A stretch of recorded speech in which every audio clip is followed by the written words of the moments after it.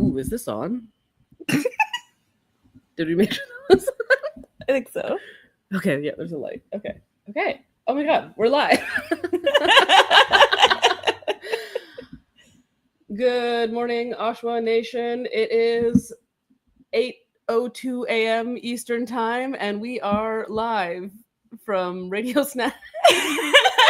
Ready for 12 hours of cool live streaming. 12 hours of hearing from really incredible makers from all over the world. They're doing some really, really cool work within the open source hardware sphere, and we can't wait to talk to them and hear all about it and get to share that with all of you.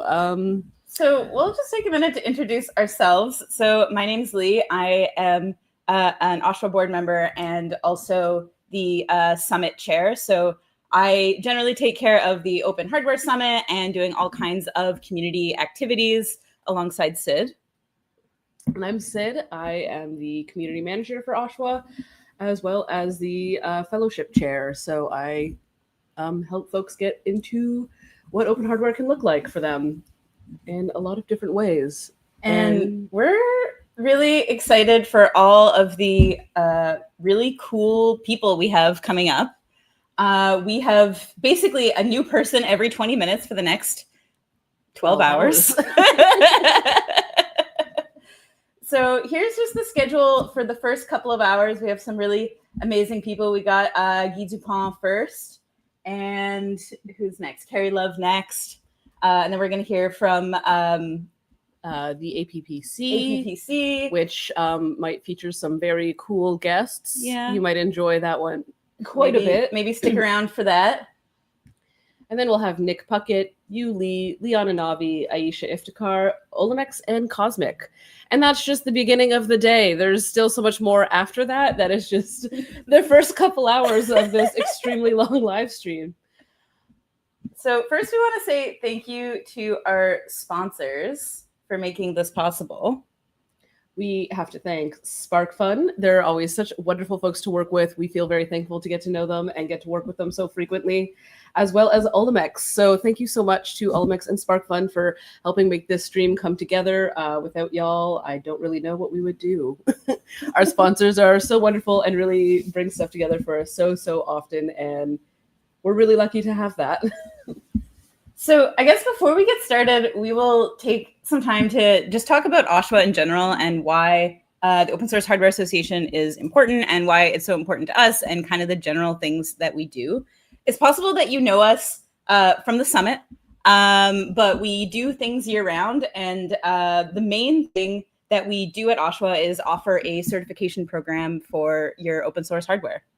It's true. The certification program is a really convenient database where you can keep all your projects. People like to do a very quick application form. It takes like 10 minutes, and then all the projects are in one convenient location where you get to go through and see what projects exist in a bunch of different categories. We have a lot of different ways that you can certify a project under different ideas of how they work, whether it's 3D printing or dev boards or perfume or a planting bench or a hammock or perhaps a flamethrower.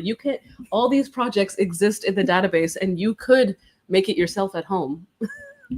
And the really useful thing about certifying your project as open source is that when other people want to build on open source technologies that you made, or you want to like reference another open source project, maybe incorporate it or build on it or iterate on it, you can be sure that anything that you find in the database is for sure open source and can definitely be used. So you can select from a bunch of different specific open source licenses. And yeah, just make sure that you're working in an open source ecosystem and that you're using other open source projects. This year, we've also been working on an initiative called Open Healthware. So we had our first Open Healthware conference in August, and it was amazing. And Open Healthware really focuses on specifically open hardware that operates in the health space. So like the specific concerns that are around that. So that can be things like how do you make sure that like a product is safe, and what other kinds of things are needed in order to make open hardware in a health context safe. So that's like an ongoing project that we have been working on. We've been working with a couple of postdocs and community members and all kinds of people to just really figure out what that means for our community. So of course, we still have our like general, like all open hardware things, but like specifically if you're interested in the healthcare space, then this is a great project for you. And right now it is October, which is Open Hardware Month. This is a time of year where we really like to celebrate all things open and all the ways that you can get involved with open hardware. And OSHWA is hugely excited about a bunch of the different ways that we are trying to approach this year. One of which being this live stream. We always like to find ways to really support and encourage our community members to share their work and just like try and give it back to the world in so many fun ways. And this live stream is a fun way to do that. And then we also have a few other events coming up throughout the month. And we also deeply encourage you to do open source things, such as hang out with your friends and make something, or certify a project, or and it's a great excuse, like in your community, if you want to get to know other cool open source people, to just like have an event, just be like, whatever city you're in, like open hardware meetup, and it's something you're doing for Open Hardware Month, so you kind of have like the motivation, and just like a great way to like meet other people who might be around you that you might not know, who are really into open hardware. And I believe we list all of these on our website. I believe so. Cool. Great. What else are we doing for Open Hardware Month? Some other things that are happening for Open Hardware Month. Well, beyond just celebrating open hardware in many ways, Open Hardware Month is one of the ways that we do some fundraising, because OSHWA is itty bitty and we survive off community support in a lot of different ways. And one of the fun ways that we are doing that this year is we have our very cool OSHWA merch back in stock. Yes. This exists in a slightly new fashion this way, where we have come up with a pocket tee design with the design on the back, pocket tee in the front. So that's a really fun new option if you are interested in supporting OSHWA in a couple different ways. We love to have folks in our tees, and it's this cool same design that we're wearing right now, right? This design by artist Jess Hannigan. Yes. Make, share, iterate. But this time it's on the back of the tee, and on the front of the tee is just OSHWA. And word on the street is that people do get compliments for this very cool t-shirt design. I've seen it. I've witnessed it, I've seen it, I've experienced it. So you too could get compliments for your great, amazing, fashionable style. And then we also, during this live stream,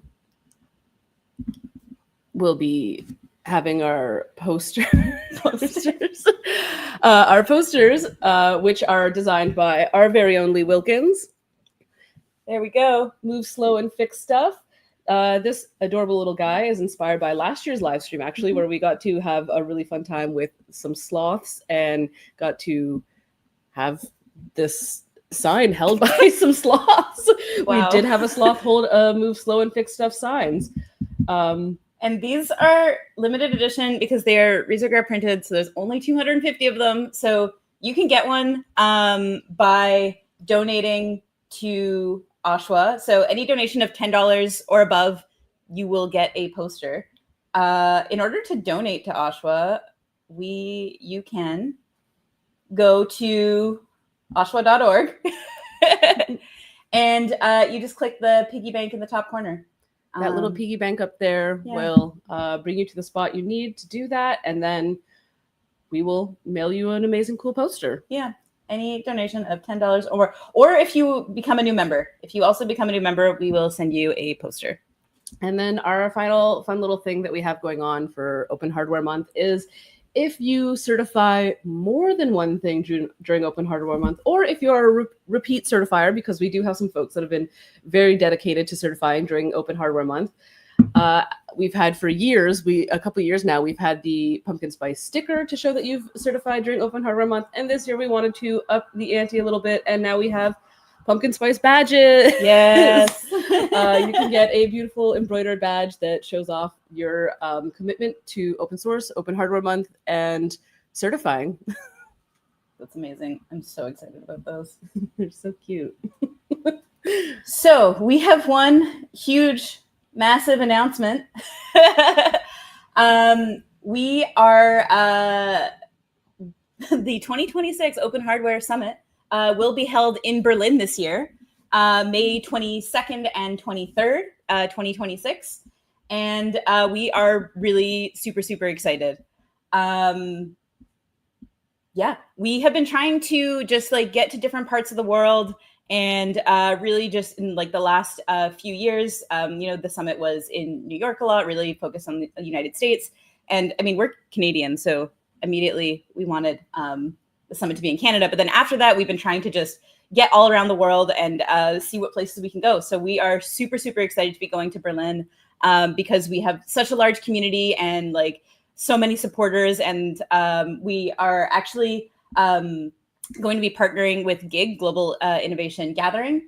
And yeah, we are super excited. So we do have some new graphics this year.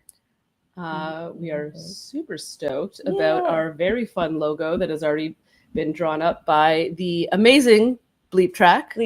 Sabina Willock, if you are familiar with her work. I mean, if you aren't, you should be. Yeah. But does some really incredible generative artwork where you can see it come together in a lot of different ways. If you go check out her work, you should really dive in on some of the things she's created. She's done some really cool stuff. And this year she's in charge of our graphics. Yeah, so this is really the cool 2026 logo. We're really excited to start spreading this and getting it out there. One of my favorite things about the logo this year is that Bleep Track does all kinds of really cool generative artwork where the patterns are kind of like repeating and they're generative. And they're made out of these different tiles. So we're hoping to have all kinds of really cool generative designs or like unique patterns with this like sort of repeating snake VGA cable USB creature that is amazing. And I love it. We love him. Yeah. So in the coming days, or perhaps later today, we will see, we will launch our call for proposals.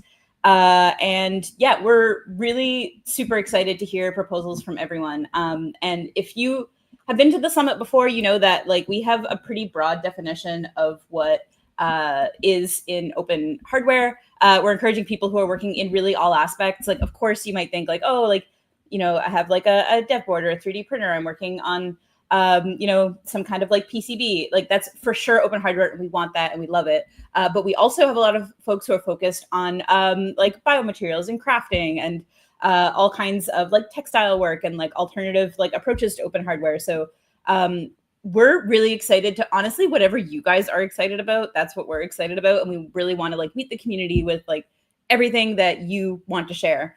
So if you're like, like, I don't know about tech conferences, I'm like really not too sure what I want to share. You can always send us an email, summit@oshwa.org, or best like reach out to one of us personally. We're happy to like chat you through writing an application.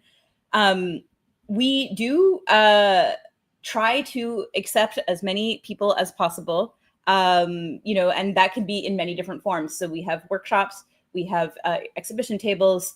Last year we had performances. We had our very first open source open mic. That was a lot of fun.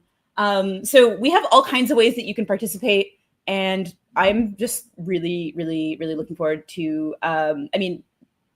the event, of course, but also going through everyone's submissions and like seeing what kinds of cool things you guys are thinking about. Yeah, it's always really cool to see the trends and what's changing and what people are really into. And it really comes together in a lot of really fun ways. And Lee plays the most amazing game of schedule Tetris to make it all fit in there so that we can have as many talks and performances and workshops and tables as physically possible in the space. Yeah, I really like to drive everyone completely bananas by doing that. So that's really fun. And also, if you're interested in, if you are in Berlin or you're in Germany or you have a big community there, please reach out to us. We are looking for a couple of things. Like we're looking for a place to have like kind of like socials and after parties, and also just like to promote any events that are happening around the summit. And also, if you're interested in helping us review papers or review submissions, we usually get a lot of submissions. So we need usually like between like 30 and 40 reviewers. So yeah, if you would like to read a few submissions, and I find it really helpful if you want to kind of get a gauge of the kinds of things people are submitting, but also if you want to help out the community. So it could be really a useful thing to do, but also really fun. All right. And finally, so we have some goals for this live stream. We have goals in life in general, but in this live stream. Yeah. So we hope that in the next 12 hours, we hope to get 50 new members. And last year we got 53 new members, and that was amazing. And we also hope to get $5,000. And to track this, we have our slothometer. Our slothometers. Slothometers. So they will help us track, and we're really excited to see how high those sloths can climb. Yeah, so help us out. You can go to OSHWA.org/membership to become a new member, and you can also go to OSHWA.org and send us a donation. You get a cool poster either way. Cool posters are cool. Yeah, and now we are coming up on 8:20 a.m., which means we are getting ready to have our first guest on. We're pretty excited about this guy. Okay, so we've had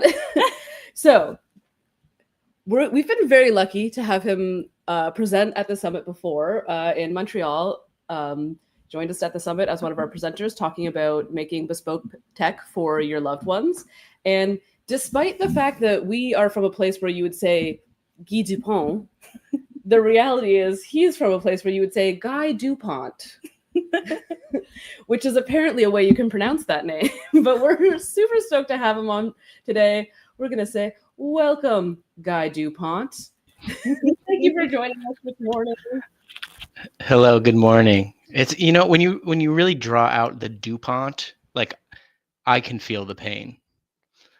You know, like I know it's wrong somewhere deep in my body. Yeah, I mean, it's just like you're almost doing it right. Well, don't blame me, blame my grandparents, I guess. We even have the lowercase p. Like someone modified that. Like someone moving in, they were like, no, bring that p down. We don't need, they're like, let's make it small. Very interesting choice. What are you working on these days, guys? What am I working on? All right, this is I'm gonna need help from you and this lovely community. I'm gonna do something I don't usually do, which is I'm gonna show a bunch of in progress stuff. I know we're all supposed to like build in public and whatnot, but like I don't know. Part of the fun for me is the kind of reveal, and I'm gonna talk about some in progress stuff because I need help getting it over the finish line. So either you can just tell me not to finish it or tell me to keep going. So okay, we'll give you our honest opinion. Yeah, we're officially the chopping. We'll let you know if it's not good. Don't finish it. And then I'll tell you before each one if I actually want you to say that, because in some cases I don't mean that. Okay, so actually, the first thing I'm going to show is something I finished recently that I'm really proud of, and I'm going to share my screen here. Share screen. We're going to do this. Cool. Can you see what I'm seeing, or can you put it in the? Got it. Hi, Andrew. Okay, so I did this thing recently. I live in an apartment building where there's like 16 units in this building. It's an old building, and so there's probably on the order of like 25 people, and we share 2 washing machines and 2 dryers, and they're very nice, but like that's not quite enough. No. especially now like there are multiple families in here with small children, which are basically just laundry producers. And so I got so sick and tired of walking all the way down to the basement just to find out that everything was already in use. So I rigged up a way to basically sense if the machines are running at any given moment. And I made this cute little website. I'll show the website after because I have to like switch tabs. But basically, anyone can scan a QR code down there, go to a website, and see the state of the laundry machines. And so what that ends up looking like. This was the first version. If I can make it bigger, if I knew how to use a computer here. That was never an expectation of this live stream. Yeah. Don't you worry. Okay. No one All right, can here's all my metadata. I'm open sourcing my my life. There's you can see what I used to take the picture. Anyway, this was the first prototype. So basically, it's a NRF 52840, whatever the most common Nordic chip is for Bluetooth stuff. A battery and some magnets. These magnets did not work, but I'll show you the later revision. But basically, this thing just sticks right to the laundry machine. It's like non-invasive. It just like literally hangs onto the laundry machine, and that little dev board, the Xiao, has a little microphone built in. And so what it does is it just records a very small snippet of like the laundry machine. It's literally pressed up against it. It records for like half a second, and then it beams that audio recording over to this particle. This is a particle tachyon, which I'm obligated to say they sent me, which shout out particle. Thank you. But so the particle is connected to the internet. It's got a cellular connection. And so the particle takes that audio file, runs it through a little classifier and determines like, oh, is that machine running or not? And then it, pushes the kind of verdict, the classification up to my little website. And so the cool thing about this is it's like not infinitely, but it's scalable. So I can make one of these little modules per laundry machine, and each one costs me about $15 total. And I wrote the software in a way. This is what the final one looks like. You can see I switched dev boards. I switched microphones. I'm using an Adafruit microphone. And yeah, so I can put, I have 4 of them down there, and all I have to do to spin up another one is literally just flash the firmware, and the tachyon, the particle tachyon software will detect them automatically as they come online. And so, not that I think like I worked really hard to make it extensible like that, but I realized I was like, nobody's adding laundry machines. Nobody's gonna do it. Like it's a little optimistic. So I think it's more for like if I need to machines. Yeah, maybe you come down there one day and you're like, wow, 5 new laundry machines. That's crazy. Yeah, no, I think the spin there is it'll be easy to replace them if they break, but then it's like, well, they're not going to break because I designed them so well. I'm just kidding. They very well might break, but they have been running down there for, I think I'm on like 2 or 3 weeks with only a couple. I had to like restart the, thanks Liz. This is another project. The phone I'm using I'm QA testing this phone for another project right now. But yeah, so so I can replace these easily. The battery lasts forever because those NRF chips are crazy power efficient. So it draws less on average. It draws like less than a milliamp. And with that beefy battery, it's like I'm hoping it'll last me like months and months. The only expensive part is when I actually have to like beam the audio to the tachyon, but it's still not too bad. So that's one thing I built that I'm really proud of. I don't usually build things that are super practical. I think you know my work. It's usually they tend to be the thing I say about my work is it's like art projects deeply disguised as real products. And so I'm usually building one of something. I'm usually posted online. And it's about the conversation more than the actual thing. But it was really nice to actually build something. Thanks, Chippy. To build something that's like useful. I know that's like a duh, but it's not something I usually do. And flexing the muscle and working the muscle of thinking about designing things to actually last. even when you're building small quantities, is like really fun. And so this was a great project for that. What else am I working on? I've got my stuff over here. Okay, so this one is very early, but I'm very excited about it. So do you all in Canada have little free libraries? Oh yeah, We sure do. We sure the do. People love a little free Yeah. library. It's little, it's They're great. free, it's a library. I do think that some people need to know that all libraries are free, not just even the big ones. Yeah. Big libraries also. What are you free, talking but, about? Still good. Libraries are free? This whole time. It's crazy. It's crazy. I'm just kidding. Libraries are free. Everyone go to your local library. Your local library probably has 3D printers now. That's true. Generally speaking, like that's has just been a thing apparently. Anyway, so little free libraries, if for folks who don't know, they're basically people build these tiny little like dollhouse sized things and put them in their front yard and fill them with books, or rely on other people in the community to fill them with books, and you can kind of leave one, take one. And it's just like a cool little, neighborhood thing. So I've been thinking a lot about community in, just keeping things local, keeping things kind of less online, and what that means in the past year and the coming years. And so I'm working on a design for a little free e-library. Oh. And so the idea is this will have its own little Wi-Fi network, and it will host a number of digital files, which will all be legally obtained and be shareable.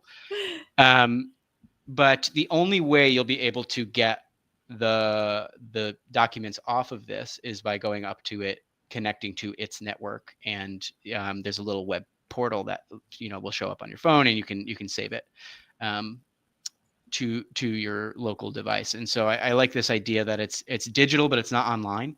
You still have to physically be there to get it. And yeah, I'm really excited about this. I think it could be cool, even for stuff like not just books, but like flyers for your local stuff, your Parks and Rec department, or voting information, stuff like that. Like, because it's digital, it's easier to keep up to date.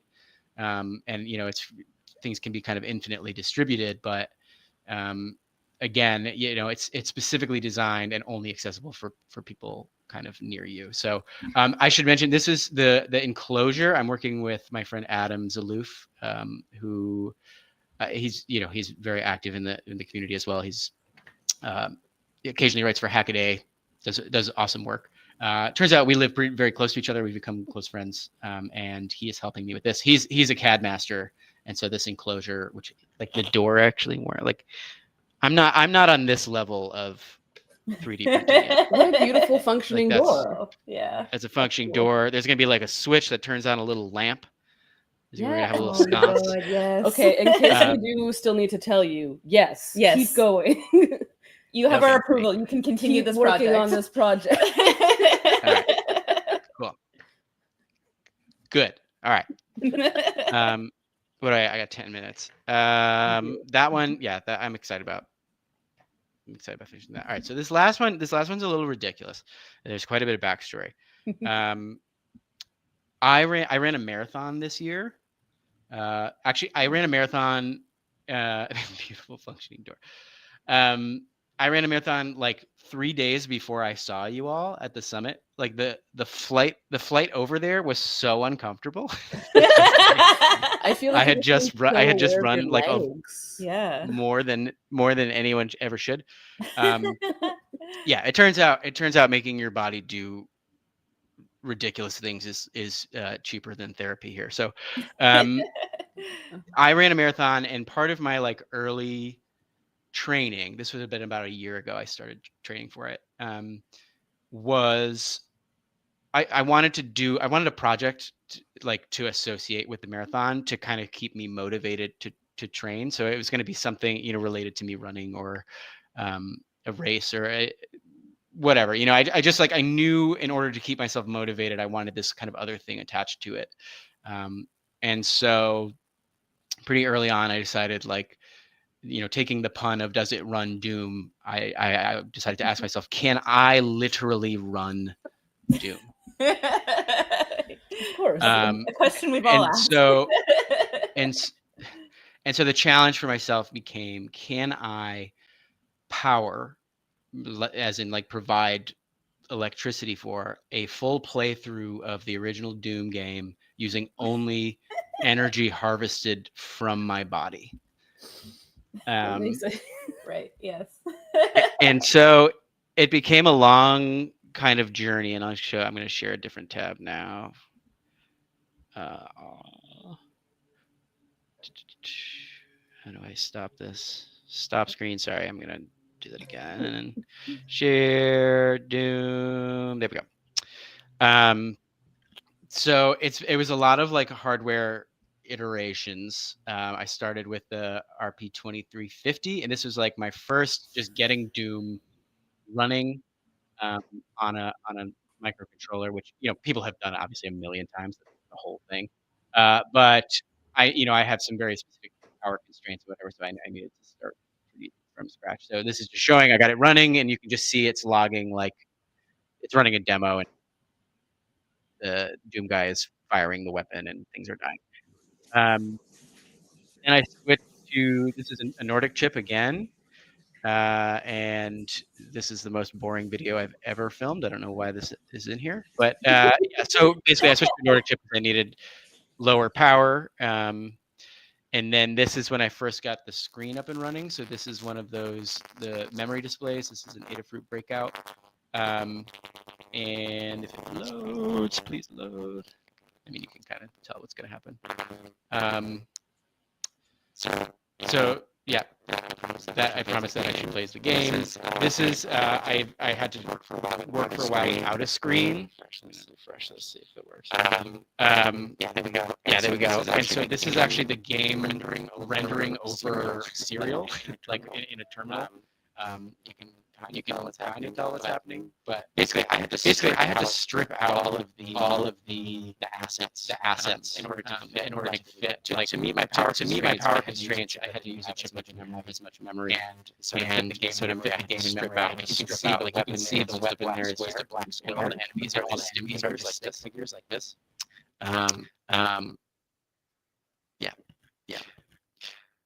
Okay, so this is that same. This is now running like full speed, small screen, and you can see I got it down to pause it there. That is less than a milliamps. It's 757 microamps. So the game is actually running like full on that power draw, which is as far as I know, and I've Googled a little bit, as far as I know, this is the lowest power Doom, I'm going to call it a console, that's ever been done. I'm like 90% sure. And we can kill the screen sharing if you don't mind, thank you. What ended up happening was my friend Kevin, who you all know. Is Kevin coming on later? Jumperless Kevin Capuccio? He was on. I don't think. Not this year. No. All right. Kevin saw me working on this project and was like, well, I'm not going to not help with that. And so he designed me this board, which is my favorite PCB in existence. Doom Guy, and I scratched this one. Sorry, Kevin. Doom Guy with running shoes on. And this is actually the entire console. So this has a power harvesting chip here. It's got the microcontroller, which is an Ambic Apollo. I forget the exact number. Which is again crazy low power. And Kevin put a D-pad on here, so you can actually play. Like if you hook up the screen, you can actually like play the game. But because I'm running, like I'll be physically moving. I'm going to be running a pre-recorded demo while this happens. And so so this board uses virtually no power. It's slightly more than what I just showed you. I think this ends up being like between 1 and 2 milliamps, but still like well within. I can power that with my body range, and the way I'm doing that. Originally, I was going to do like thermal harvesting. I bought a bunch of those like Peltier modules and like glued them to my body, thinking that would work. But then enough people said to me, is like, no, there's got to be some like mechanical way to do this that's easier. And so I designed this. This is my harness. This is my Doom harness. And it's this string. This string is attached to an old running shoe that I drilled a hole in. It's like kind of permanently in there. And then this is a 3D printer stepper motor, like a NEMA 14 motor. And this is the pull start thing from a weed whacker. I was walking down the street and I saw someone cut it like using a weed whacker, doing lawn care, and I was like, that's what I need. And so this, when you pull this, runs through this PCB, which rectifies the output of the stepper motor and turns it into a source of electricity that can be used to power this board. And do I have a video of me actually looking like an idiot using it? No, I don't. So that'll be to come. That'll be what if you all decide that I should keep doing this and I should actually do a run and power Doom, only if that's the verdict, that's what will happen, and eventually make it onto my YouTube channel. If I don't trip, which I almost certainly will trip because I am attaching a rope to my foot. Once again, we're saying yes. Yes. Project approved. You may continue development on this project. Apparently, I can make this little thumbs up happen. Oh yeah. PSA. Let's do a PSA on that. I'm so glad that happened. PSA to the people. If you have an Apple machine, and I have one too, and it's relatively new, they automatically turn on those like emote things. Oh. And if you go up into your like that little thing that highlights in your toolbar, like the top bar that shows your camera's running, you can turn them off there, but they're automatically on. So if you're in an important meeting, and certain gestures will make like balloons happen and stuff. So PSA. My important meeting. Yes. Luckily, I've never been in an important meeting, so it's fine. But I will be turning it off later. Good. Yeah. That's what I got. I'm glad the phone worked too. So this is part of a commission project I can't quite talk about. But yeah, so it turns out if you just plug an old handset into a cheap, I'm not gonna be able to show it on. No. Anyway, if you plug an old phone handset directly into like a cheap USB audio card, it turns out it actually sounds pretty good. Just like literally the wires from the microphone into the microphone jack and the speaker into the headphone jack. It works well. Cool. Love it. Honestly, Guy, you're always doing such fun, wonderful, and as Chipper said, whimsical things. It's just such a fun time to keep up with your work. So hopefully if anyone wasn't familiar with your work yet, they'll be following along now because it's just such a joy. It's like constant, like cool, whimsical, well-designed hardware. Really like high recommend for following Guy. It's true. It seems so natural too. He's just like this. Yeah. You can't. For years now, it's crazy. Turns out you can't fix it. But thank you. No, I really appreciate that. And I should mention all of this, except probably this phone thing. All of this is going to be open. Amazing. It's going to be available. Yeah. Amazing. Thank you so much for coming on today, Guy. It's always so fun. And as a fun other note, if you aren't aware, Guy's feet are open source. So if you've needed feet for anything, you can go use those.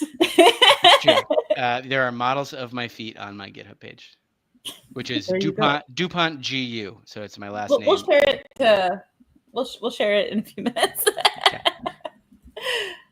Amazing. Thank you so much. It was so great to chat with you, and we will see you on the internet and maybe at the summit, hopefully. Yeah, I have in another tab. I have Berlin flights. Amazing. So hopefully. We believe. Okay, talk to you soon, guys. All right. Bye. Thanks, y'all. Just so full of whimsy and fun, and I feel very lucky to get to know Guy Dupont, who should be called Guy Dupont. Yeah. But you know what? Grandparents be doing things. Oh my God. Okay, so we do have a fax machine here, and it seems that we are getting a fax. We are getting a fax. Everyone, do not be panicked. Don't panic. It's a fax. And it's worth noting that you can fax us too. Yeah, send us a fax. We will read it. We will look at this fax after our next speaker. And we are bringing on Kari Love. Hey, Kari, how are you doing? Hi, I'm good. How are you all? We're great. It's so We're nice to great. see you. Nice to see you too. I am here in my kitchen, so you can see my art. Look, woo, see some astronauts behind me. Yeah. Decided after you put out the call that you were like, well, you should give us a project update if you did the live stream last year. And I was like, oh, perfect. Last year I was doing work in progress, and now I can show people what actually happened. So that's what we're here to talk about today. Yay. So I'm going to share slides. Let's see. My computer. Let's see. I have not done it in this. Oh, share screen. Here we're going to do share screen. Okay. Share this window. Now we're going to, boo-hoo. Here we are. So, yeah, I'm here to talk about open source hardware in Opera, which is like not a place people think about open source hardware happening very much. Like I said last time, I was working as a Impact Fellow for Vision into Art and as an associate costume designer for an opera called Primero Sueño that was in January at the Met Cloisters in New York City. So it was an opera in the round in like a beautiful setting. Here is what the Met Cloisters looks like. So you can see, and this is a shot of the finished piece. So you can see it's a very amazing place to do opera in the round. And then why would we have open hardware in an opera? Well, this is Sorwana Inez de la Cruz. She was the subject of the opera.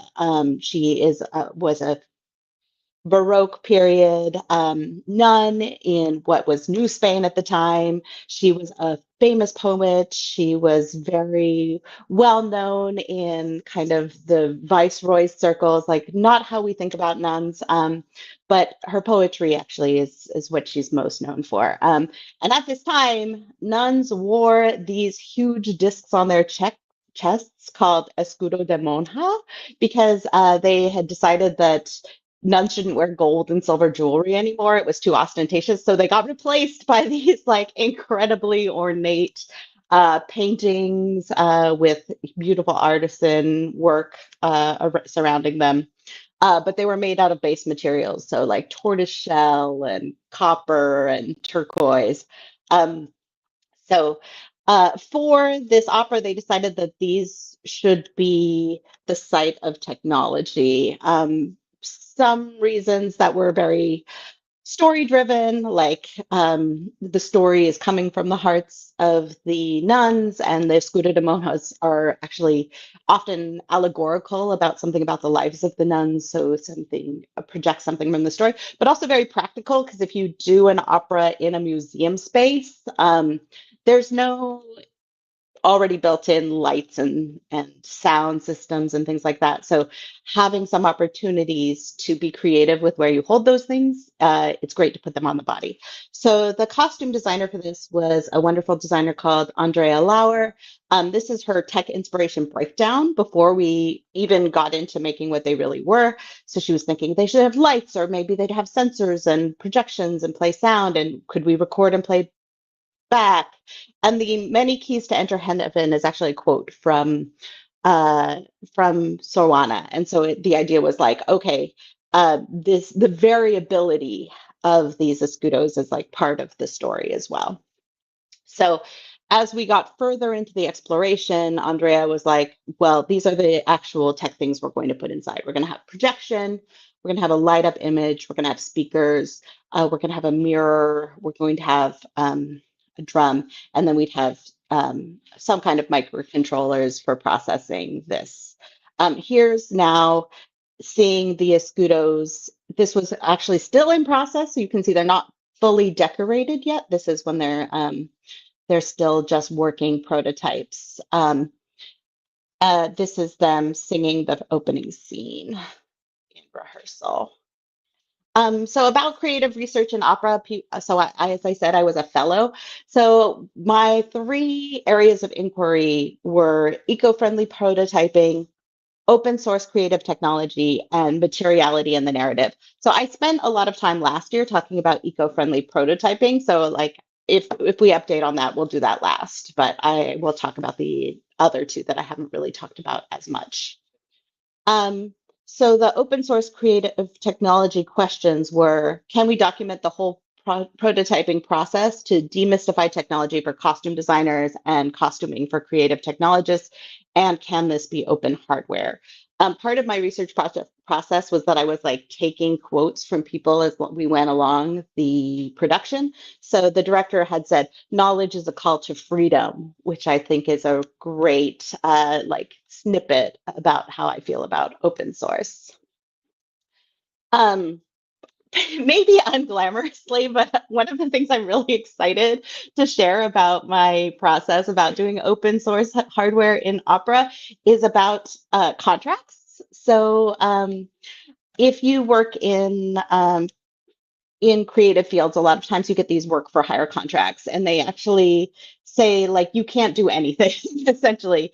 All work product belongs to the company, and you can't take any photos, you can't take any videos, you can't say anything, you can't share anything, and I waive all my moral rights. And also so especially for this, since the production company Vision into Art wants to be open source, I called them out. I was like, hey, it's one thing to say you want to do open source work, but then you're making me sign this restrictive contract that if I followed it to the letter, I wouldn't be able to do the things you want me to do. So we actually went back and we rewrote the contract with their lawyer. So now it says the contractor should be permitted to make and use independent recordings for the express purpose of furthering research objectives. And also, this is created here, I don't know if you can see my arrow, but created explicitly with the intention of sharing to the open source, and the rights and the nature of the work product belongs to the producer and the contractor in perpetuity for all purposes. And if any case it's not, I have given them the right to use it, and they have given me the right to use it. Though of course we had to protect them without any additional compensation to like clarify the legal boundaries of this agreement. So I hope people are inspired to like look at their contracts if they want to do open source, and like start a dialogue about how your contracts can support that. So part of my research in this area is that I will write free tutorials for the wearable projects that we did, and that I'll give talks about them. So like here I am partially fulfilling my fellowship obligations. So here's what the finished escudos looked like. All of them had Edison LED filaments in them. They all had like a gentle glowing kind of ethereal lighting effect. But other than that, they were all different. So going, English language reading style, we had a speaker in this one. This one had a speaker and a mirror so that the performer could show the audience their own faces. This one held the projection surface for the projectors, so it had a long piece of silk that the performer could pull out of their chest. This one was a working drum. One of the performers, while singing, was also the timekeeper for some segments, and so she would actually drum on her own chest on the escudo. Two of them were projectors of two different sizes, and the last one was a surprise stained glass lighting effect that would pulse kind of red and orangish anatomical heart. The first one, and depending on the depth of work that I identified, that I think is the one that should be in the open source, is the wearable projector. If people are familiar with people doing arts and technology, wearing a projector on the body is something that people really want. You'll go and you'll see various productions that have this, but typically the solutions are all tethered. So the kind of the innovation of this set is that they were untethered. And a lot of how that was achieved was a trick that we got from the projection designer, which is that we should be using mirrors. So we're using these special optical mirrors where the mirrored surface is on the face instead of the back. And that allows us to have the projector lie flat against the body and be able to put the beam out. It was actually wonderful. We had this like little twisty knob on the side, and with the manual manipulation of this, they could project on the floor, the ceiling, or straight ahead off of their body, which was like a great affordance of this design. In the guts of this, we also have this like Kodak Luma projector, which has its own onboard battery, which is nice. So we didn't have to find a battery solution for the projector itself. But the brains of this operation is a Pi Zero combined with a Pi Sugar, so that we were able to hardwire external buttons. So each performer had multiple videos that they could run that they needed in different parts of the performance.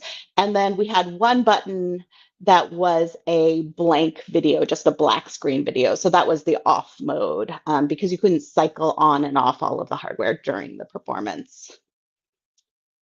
And here we have kind of the wearable projector in action. This is again like an in-process shot of what it's like when someone's wearing this.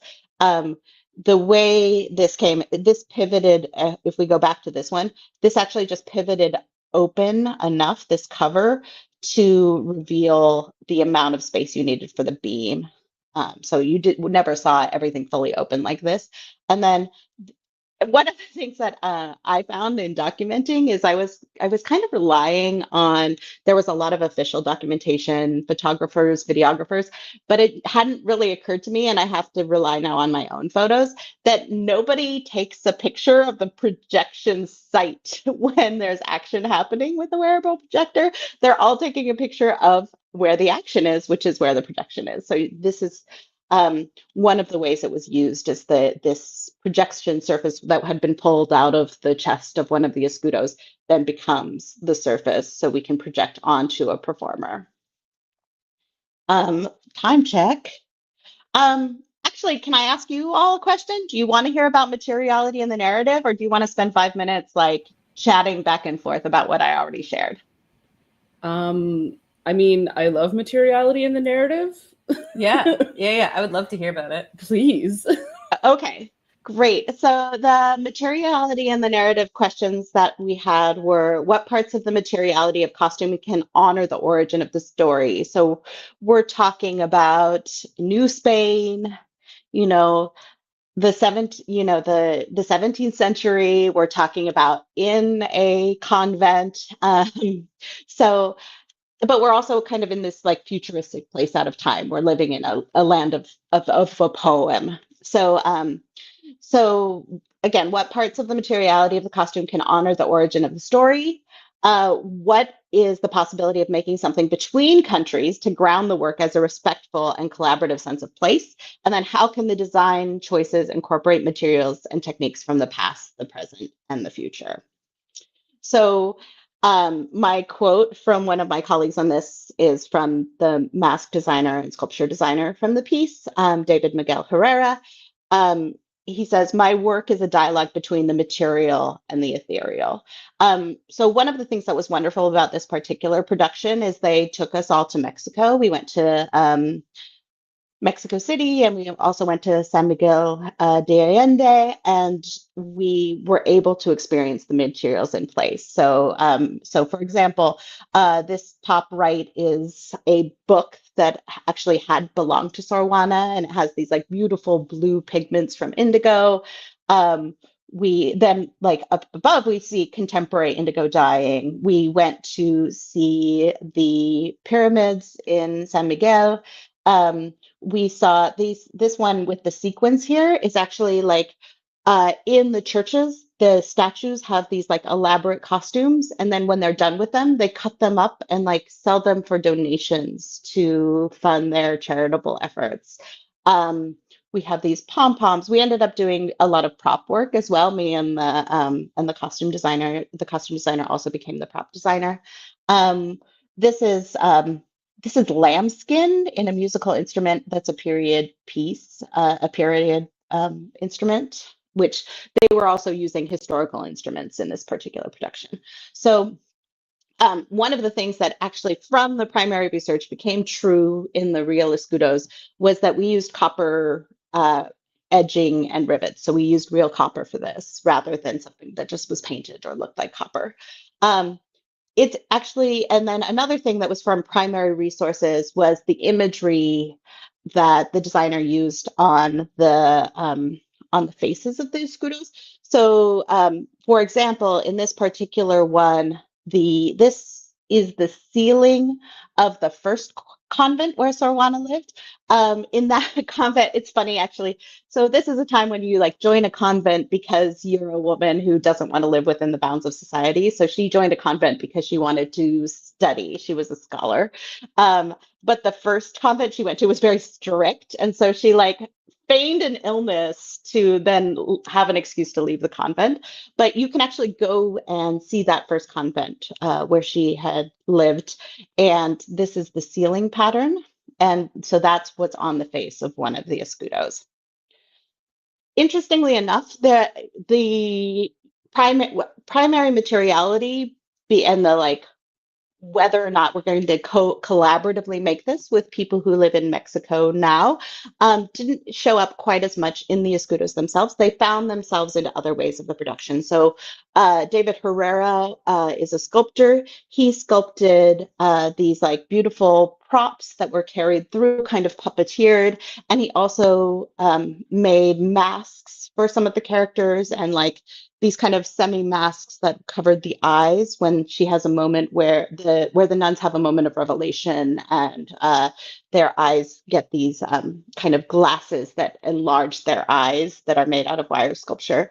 And then the costumes had these beautiful embroidery pieces made by an embroidery artist who the director and the costume designer met in San Miguel. So we reached out to her and tried to figure out like what is the ways that we can highlight you and use your work respectfully in this piece and have that be an equitable sort of relationship. So yeah, those are the ways that materiality and the narrative ended up in the final execution. Wow, that is super cool, Kari. I always love to see like the super creative things you're up to and just like the way you're applying technology in all kinds of like creative spaces. Like I've definitely like I've never seen an opera or a show with like costumes to this degree. So that's super, super cool. Yeah, it's so interesting. Especially, I do think that like the work that you have done to even change what the contract can look like to be able to have that access for open source is it's amazing. So incredible. A lot of people don't even like think about reading the contract properly, let alone figuring out how to change it to actually work with open source in mind. So thank you so much for coming on and giving us another little peek behind the screen and seeing how things came together in this opera. I really wish I could have seen it. Yeah. Well, it will be presented more places. We're hoping it will come back to the Met Cloisters again. But it's actually going to be, hilariously, it's going to be performed well, not hilarious that it will be in Puebla, Mexico. It's wonderful that it will be in Puebla, Mexico. But kind of for the context of us talking, it's going to be in Puebla, but they're not going to use any of the technology. because and it makes perfect sense actually. So what happened was we performed this at night in January in the cloisters, which is an indoor, dark and like echoey kind of mysterious space for a small audience. The next production of this opera will be outdoors in the daytime for a very large audience. Oh, so yeah. you can imagine that projectors would not be the order of the day Not in enough that lumens. scenario. The lumens aren't strong enough. Exactly. And then also, so they're going the other direction so they're going to have like a local chorus join them and like have like a go in a totally different direction to honor the new context. That's amazing. Thank you so much, Kari. This is so cool. You do such great things. Folks, keep up with what Kari's up to. Oh, yeah. Excellent. They're doing amazing. Thank you for inviting me. See you next time, Kari. And we're just going to hustle right along because this is potentially one of the most popular and interesting things that we're going to have on today. It is sloths. What's up, Andy? Howdy. Hello, this is Creed. We're here with Creed. I'm Andy. Kit's behind the camera. Okay. Hi. And we are at the Panama Nature Center. This is a little nonprofit animal rescue that takes in endangered animals that are jungle animals that get hurt or injured, and we rehabilitate them, and we orphaned, and we rehabilitate them and then release them back out into the wild. And so there's a lot of sloths. This is a two-toed sloth, and you can see they have two front toes. All sloths have three back toes, so it's their front legs that you count the number of toes. And the two-toed sloths they're not the one that you see in media as often. That's the three-toed sloth. And the three-toed sloth are actually much slower. The two-toed can be, on Wikipedia, it says that they're fast and aggressive for sloths. They have really big fangs for fighting off potential predators. They have predators like jaguars, ocelots, even harpy eagles will Show us your fangs. Can't quite see them. Kit, holding the camera, even has a pretty badass sloth scar from when a brain damaged sloth took a good chunk out of her. But anyway, why are we looking at sloths today? A, they're cool. B, I mean, they're open source. Like, open source goes deep to all life on Earth. Every single cell in this creature has all the code for creating this exact creature and creating more creatures. So it's a wonderful expression of how open source is literally rooted in the core of all life. One problem is the documentation's terrible. So we got all the code, really bad documentation. We can't get them open source certified yet, but maybe we need more scientists studying sloth genomes, and maybe then one day we can certify a sloth. It's fully open source. We get that good documentation there. But then metaphorically, they can also be a really good reminder of how to kind of resist a lot of the things that technology and capitalism and fascism try to put on us.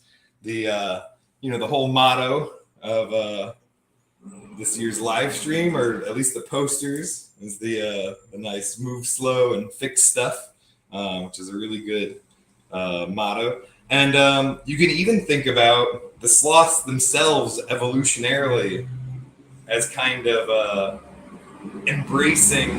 Well, this part. They can still hear us okay, right? Maybe. It's probably good now. Okay. Any just feedback considerably? I don't see no feedback. Okay. I'm asking them. but it seems to be streaming okay. Right? Yeah. It's Okay. beautiful. Yeah, it's just loud. Okay, Sure. great.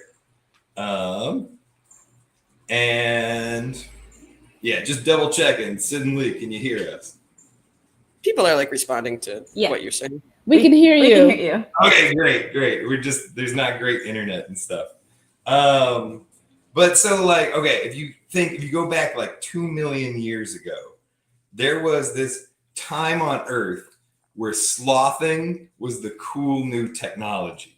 And there was all these sloth disruptors looking to get their quick riches. We had giant sloths tearing around the forest. There was medium-sized sloths. There's a hyper diversity of sloths. There was even aquatic manatee-like sloths that lived and they ate like sea scum and they spent their time in the water, which is pretty cool. But times changed and a lot of these fast-moving sloths went extinct or got locally hunted when humans came to town. But there was a couple species left who did a lot of things to just try to live as efficiently as possible, which includes reducing their body temperature. So when a sloth licks your finger, it's weird because their tongue is cold because they have a body temperature of something like 85 degrees Fahrenheit. Sorry, everyone, that my brain is on stupid units. But that also makes their brains run a little slower. A little. Yeah, sometimes a lot slower. And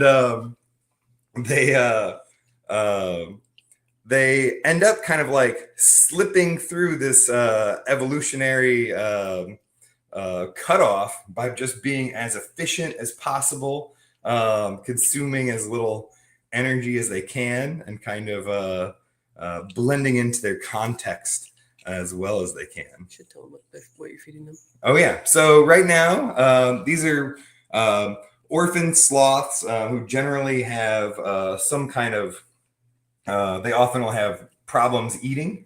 So we give them the blandest food possible. This is boiled carrots, boiled green beans, and chayote. And so this just gives them some like basic nutrients. But then we'll also have to forage for different wild plants. So we have to learn what sloths like to eat. One of their favorite things is these, they call them locally papos, but they're hibiscus flowers. And whoa, you're really freaking out there, Creed. You seen the cosmos? What's happened, dude? Sometimes they really freeze up. Some of them love the hibiscus, and maybe some are a little more uncertain. Yeah. We could try with the different sloth. If you see, they have really thick eyelids that protects them from, like anteaters, help protect them from ant attacks and other things swarming over them. Yeah, maybe we'll give a different one. Yeah, Hibiscus. that flower made it see God. People are commenting about how derpy the eyes are, which perfect word. They're really derpy, There we very go. bulgy. Okay, it likes this flower. Their eyeballs bulge out. If you see, many nocturnal creatures have a really brown eye like that. Creed, you're a goof, dude. You want a carrot again? Yeah. There we go. Just the flower is more of an ornamentation. They're really cute. I wanted to say, tossing this out there, I'm matching memberships up to $50 if you become a member of the Open Source Hardware Association today. I will do matching donations to these sloths for up to $50. So donate to OSHWA. And if you want to do some kind of double donation, if you you can get my contact or whatever if it's hard to donate to the APPC. But if you look up APPC Panama, you can actually find a PayPal link to donate money, or you can send me money. I can donate it on your behalf. There's multiple ways to get money to me. But it's a fun thing to help support these little cuties and support open. There it goes. It's like the flower now. It's kind of jumpstart a little bit sometimes. Research. Oh, but their eyeballs bulge out so much because two-toed sloths are nocturnal creatures. And so this is probably its good night meal right before it goes to sleep for the day. But then has these really bulgy eyes to try to gather as much light as possible. And then what's funny is they're so bulgy. We've seen them out in the sunlight where their eyeball has made like a magnifying glass, focus point of the sun. And like actually, like I was worried it might start catching its cheeks on fire, just shining through its big, weird, bulgy eyeball. Let's go look at the babies. We only got a couple minutes left. Sure, that sounds great. Okay, we'll do another quick little tour. So later, Creed, thanks for seeing us. This is a quick feature of some others. There's a couple cute babies over here. Oh, look at that little squonk head. Oh, geez. Hi, good morning, everybody. Hello. Would you like a flower? Let's see. Maybe. It's got a really sweet smile. Hee hee hee. Oh, yeah. I'll see if Spike wants to come out. Spike no está. Oh, Spike must have. Okay. No, Pino, no hay Pino. Oh, bien hecho, Laser. We can go look at Laser real quick. So this is a really special sloth over here. This is Linda. Hi, Linda. Hi. Hola. Laser over here suffered brain trauma, and half of Laser's body was paralyzed. But there's really nice veterinarians who helped work here and gave Laser brain therapy. And now Laser's starting to climb again, which is really impressive, considering Laser can only pretty much move half of their body. So it's pretty incredible. Good job, Laser. We can go back to the cute little babies, give them some more flowers. Are there any sloth questions or thoughts in these last couple moments we have with these cuties? Oh, geez, this one's really nice. Somebody said when they see a hibiscus, they contemplate the universe. And we always say that they're like looking at the cosmos. So Yeah. very spot on. You can see their colorations are kind of different. Like one is a little more chocolate brown, and one is more tan. Yeah. These are also the cleanest sloths you'll ever see. When we release them back out into nature, we actually have to just leave them in the forest or in like a semi-enclosed area to get rained on. So they develop a nice thick moss in their fur and start becoming like a whole ecosystem. Oh my goodness. They're really munching. Everybody's having a good time now. Oh, geez. It's a little hibiscus party. It really Yeah. is. Got some ASMR of the little chompy sounds.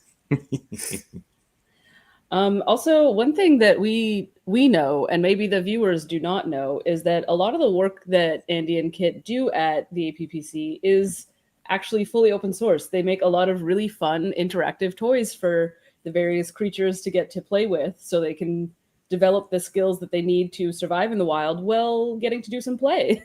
Yeah, so we'll make and document some enrichment toys, some like basic things that you can make to help the different kind of creatures that we have here. The sloths, interestingly enough, are probably the ones that need the least amount of entertainment. And so they actually, most of their enrichment toys is just like, a blanket. So maybe we'll open source certify a blanket. And we hang up the plants around their enclosures for them. How to forage. That's for true. plants. Yeah, that's true. It's a Good toy. point. It's a toy. Yeah. Oh, geez. Somebody wants more hibiscus. This one got dropped back here. But yeah, and once again, just shout out, hey, become a member of OSHWA. Donate a little money to OSHWA. It goes to really great causes. They have awesome scholarships. They help get as many people, as many voices as possible to the events they run. And we'll co-sponsor some donations to this nice animal rescue. And if you want to help donate things to the animal rescue, as well as OSHWA, that's great. Just let us know. It's a fight happening now. Oh, guys. Aw, that Take it kid's easy. All right. cool. Well, yeah. So, yeah. Any other questions? I think we're solid over here, buds. We've got plenty of sloths to kick us off. Or are we gonna... Thank you so much for showing us sloths. We love to see it. We love the sloths so much, hence why they ended up being on our poster this year, which again, you can acquire your very own beautiful Move Slow and Fix Stuff sloth poster if you become a member or do a donation of $10 or more, which you can do by going to OSHWA.org and clicking on the piggy bank. And at the same time, as Andy and Kit have said, if you donate to OSHWA, they will match the donation and help take care of these beautiful, amazing creatures. Oh my God, look at that snout. They're just so good. Ooh, So, I also forgot one more thing. So if anyone donates $100 to OSHWA today, you can request a message that I'll write onto some paper and have a sloth hold up for you later this week.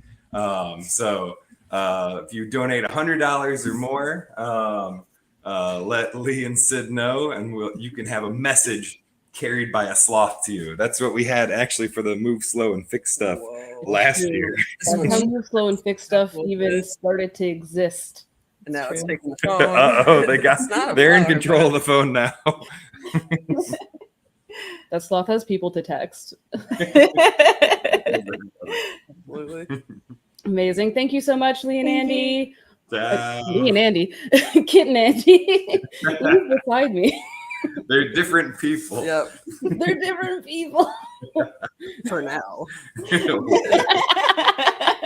Until Kit's hair's blue too. Well, See? now you're an egg. Oh.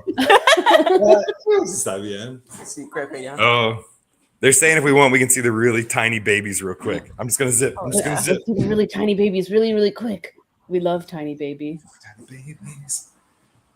They're really extra small. He's so tiny. So, you can see its weird ears. People don't usually get to see sloth ears. They're really strange. Look at that thing. I don't think it's supposed to have ears. Wow, the other sloth wanted to protect its ear. Exactly. Like, no, that's our secret. No one needs to know what's happening in there. Okay, anyway, we don't want to steal anyone's time, so. Thank you so much, y'all. Bye. Amazing. We love sloth so much. Yeah, they're amazing. They're so cute. And as some people who were here earlier know, we did in fact have a fax come in. We got a fax. We got a fax from Sod. Fax. Sod has faxed us. As much as we can tell, it says Lee and Sid, and then there's a big blur, and I don't know what it says, but there's a heart, and it says "Much love, Sod." Oh, thank you, Sod. We love you too. It's amazing. Sod. We love you. Yay. So if you want, you can send us a fax, and we will share the fax from our fax machine. Yes, this beautiful fax machine. The number's ticking away at the bottom, and faxing is the new texting. Yeah, it's very in the fast sense that and it was efficient. the old texting. We're bringing it back. Also, for the next 6 members, we have some awesome gifts and rewards for you guys. So we have a bunch of stuff from Steph Piper, Maker Queen. And for the next 6 members, we will send you one of these things at random. So there's some soldering kits. So if you aren't, if you want to practice your soldering or get your soldering up to snuff, or maybe you've never soldered before and you want to learn, these beautiful soldering kits can help you learn. And then we've also got some really fun. I just want to point out something about these amazing soldering kits because I'm obsessed with them. They have 2 different color solder masks on them, and they're super beautiful. I've honestly, there's actually 3 different solder kits here from Steph, and I've never seen more beautiful PCBs. So yes, get these. get these by becoming a member or donations. And then we also have some of the really rad glow stitch kits. So these glow stitch kits are a really great way to get into wearable tech, e-textiles. They can be sewn on a sewing machine or by hand. They're flexible circuit boards. And so they're really thin enough to sew over. They're very good for paper crafts, and they're OSHWA certified. So you can do lots of fun stuff with it. And finally, we've got these Skill Seeker Maker Edition books. So this is basically a skill tree, just like in a video game. You can follow through on a bunch of different projects and skill development by coloring the sections and seeing your skills level up real time as you work on them. There's over 60 skills covered in this book. So there's a lot of different ways that you can expand your skills, try new things, and grow your skill set. And these are really awesome because I've seen Steph work on them for years, and like sharing these different skill trees, and just like they're working on like a whole different series of these books, and they're really super useful. And you can also find them on Steph's GitHub as well. So. Yes, so there's lots of ways you can enjoy Steph's amazing work. Apparently, Thea's just going to join under 6 different fake names. So try and beat Thea. And maybe get some of these good items, except maybe Thea's going to get all of it. Yeah, maybe. We'll see. Sod wants and Sod gets, because another really fun thing is that we do, in fact, have 1 new member, which means we get to move up our Slothometer. Look at him. He's moving up. Wow. He's climbing. 1 new member. One. And you can make that sloth climb higher by becoming a member or giving us a donation. And so we are going to move to our next guest. Our next guest is the lovely Nick Puckett. Good morning, Nick. How are you doing? I'm very well. How are you all there? Not too bad. Doing We're okay. having a pretty fun morning. Yeah. I mean, I just got to look at sloths for 20 minutes, and I love that. When you were giving me potential slots, you didn't say I was post-sloth, right? Like, come on. Like, I'm like... Yeah, you kind of have a lot to look rearrange everything. Right? Yeah, we're expecting a lot from the next 20 minutes. Yeah, that's a rough one. Like, I'm just talking about, like, websites and stuff. Like, that's not... We love websites here. We love websites. Websites are like the sloths of the internet. That's literally what I was trying to rename things. I was going to type it quickly, like sloth. Yeah, but I've got stuff I'm going to show. I think. Yeah. Oh. He's going away and coming back at some point, probably. But until that, we're just going to highlight what Thea said here. Steph's kits are incredible, and they are some of the most beautiful PCBs I've ever seen. There's some really incredible work with the different silk screens, and the different colors of PCB play really intensely into these really gorgeous kits. So you can like see there's like, how can I? It's very. Oh, there's Nick. He's back. Great. Cool. Here's the thing. Computers are weird. Yeah, I was like, I'm mad. You didn't tell me about the sloths. I'm out of here. So I just wanted to protest. No. Rage quit. Okay. I'm gonna share a thing here and talk about stuff. Why not?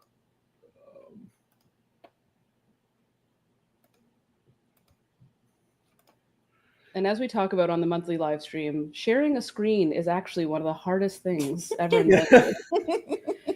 And there it is. Woo. So yeah, I think the prompt I got was like, talk about some of the stuff you've been up to lately. So I thought, like, who am I? I'll give you a little bit of who am I. And also in the spirit of doing things as sorry, I'm trying to do it here. Websites are fun because you can just send people links. I'll put the link to this. Or actually, it's not letting me do it. I'll put it on our side and you can post it in the chat. So if you want to see it. So yeah, I'm Nick. I know, I've been at work in lots of different ways. So many people know me because I'm a professor in digital futures at OCAD. I also am a co-director there of the Social Body Lab with Kate Hartman and Adam Tyndale. And then I also have my own thing where I do stuff that fits more into this side of worlds of part of my story is somebody who was supposed to be an architect, but who was smarter to do other things. So I tend to work a lot building weird stuff. Like anytime people want to do weird things that they don't know how to do, I work with them and do that across a lot of different things. So the thing because I didn't have time to rename it, like sloths or websites are the sloths of the internet, I decided to think about like some of the weird stuff I've been coming to of like how different parts of open source intersect with teaching, and especially like this teaching has gotten really weird in these past few years, if no one's noticed, and mostly because like everything's gotten gigantic or all the rules have changed, this whole post-COVID thing. So I have been like evolving myself over this. So I'm going to share a little bit of how I go back and forth between making weird stuff for weird problems in classes and how that also then becomes very public and it's all kind of open. I did think about it because I started showing students this because like I hit all of this I just went to architecture school, right? But somewhere along the way, I also started learning about websites and finding the most interesting about this relationship between like public spaces and public code. So I have managed on an old hard drive, like last month, to find the first website I ever made, which was, of course, taking my kitchen in undergrad and making it so the cabinets open. And so this is like when you start to think about like how I think about like what the internet is good for, this I think sums me up quite well of like just understanding how to do these things and the fact that like you can actually make anything. The first one I wanted to talk about though is like for me, like I got into this weird thing of like teaching things like Arduino and everything over the past few years at OCAD. But you hit this moment of like we're all used to teaching this at a certain size. But I went from doing it, to like 20 people to having to like, how do you teach intro electronics to art students when there's 60 or 70 of them in the room? And so one of the things I got really interested in was like how to like lean on the sort of existing open source hardware things around Arduino and start building projects as Arduino libraries that get hosted through the actual Arduino stuff. So I don't, if I don't have Arduino open here, so actually I'll do it. So I'll open it, but like you can see like, hey, what happens when you can start to just tell students of like Tiny Film Festival or DIGF.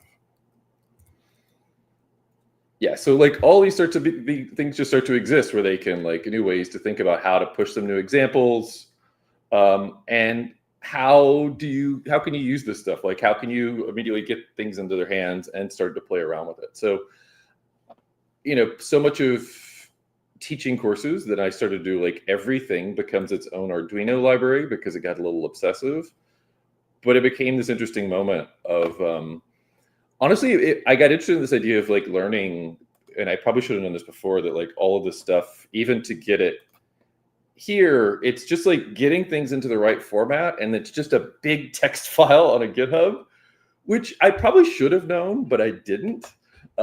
But it sort of, I found it interesting, and it sort of led me to the next thing, which was over the summer, I got really interested in this idea of how such a weird ecosystem comes together all the time.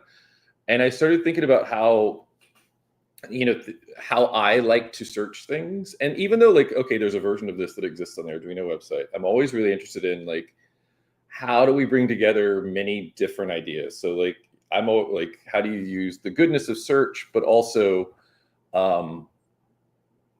bring in some of the stuff of like why it's fun to walk around a regular library, or how do you think about essentially letting people in on the way my brain tries to think through searching for stuff, which, you can do all the sort of standard things, but anytime, so you can click on one and just see like, hey, what are its neighbors, and kind of wander around and learn what's going on, because this is just the thing, just the Arduino library really struggled to whether call it the Arduino library or the Arduino library, but I learned a bit from that not to do it. And this is just, it updates every night with something new, and it's kind of an interesting way. And again, back and forth with both, it's, it's public to everyone, but this like teaching moment of how do you talk about it? And when you can't talk about it, my new default seems to be making websites about it, because I think like so many people during like all the COVID world, like I made a million videos and I now really don't enjoy it. So I'm trying to figure out like what are the other mediums that can make people a bit more active. And so I've started making weird websites for everything. The other side of it is I have this rant about if in courses about like how programming is the same as prepositions. And I've made this rant forever. But over the summer, I finally started to work the other way, which is like, hey, why not just turn it into this new site, which is like thinking about like these basic notions of what does above mean, but also like you describe above and how do you go from this like general notion of like, we all understand above, but we don't really understand how to program it. So it's this site that takes these ideas with these little examples of back and forth, or like, wait, what does toward look like? Well, it looks like this. And like all these tiny little snippets that let people explore stuff, versus like thinking through like, hey, what does that actually look through in like P5 world? So again, like hooking into all this broader stuff. And again, thinking about it where, around, where you can all describe around, but what does it mean? What to go around, that sort of thing. So, and all this is all still public. You can get to all the things here, and even through that link, you can also, if you want to see how it's made, all that stuff is on there. So I think for me, that's one of the other sides of this is like, I'm really interested in this like back and forth of, I even say like, working with students where they like become like my early beta testers for this stuff. So work with them, have people try it, and then kind of release it out into the broader public, which has been my sort of system all along with all these things. It's like, don't tell them that they're really just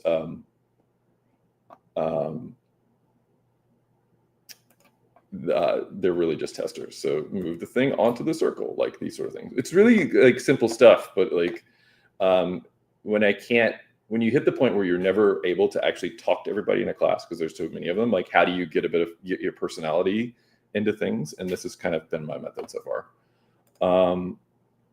The other really funny one is we've done this project forever, like Kate and I, and this is a grad project of dealing with like getting people to think about like these stupid things in like a fun way. Like how do you make these where these are actually fun and not just like random stuff that you take over our lives and aren't any and don't bring any joy to it. So like one of the things I'm working on at the moment, which also has come out of this project, which is about to become a regular P5 library through them, but it's missing the important part, which is my illustration that has to go on it. So I have to finish that part. But the I've gotten really, and this, everybody can play along with this part if you want. So actually, wait, don't look at that one. We're gonna look at a different one. So yeah, let's do this one. So I got really interested in this idea of trying to talk about like, hey, how do you think about like, so if you look at, let's do the, if you do the button one, so these QR codes should work from the screen too. So one way is it's just like, it's doing a lot of really boring stuff in the background, which is like, when you want to do weird things with a phone, like you have to just get it to turn all the stuff off. So like, this is kind of this new tool of looking through, but really what I'm interested in again, is like, how do you start to make these public ideas of, a button versus like shaking your phone around and how you can like teach that stuff that way. And, for me, I'm much more interested in like making these things, putting them out there and like making, give things to play through so you can start to think about it. And like, so like, hey, how is shaking like a button and how is it not? Or how is, you can also be rolling around the room or that sort of thing. And it's starting to be a bit playful. Look at that one too. Sorry, these are all in. And even like, I'm really interested in, how, especially the web can make phones actually fun.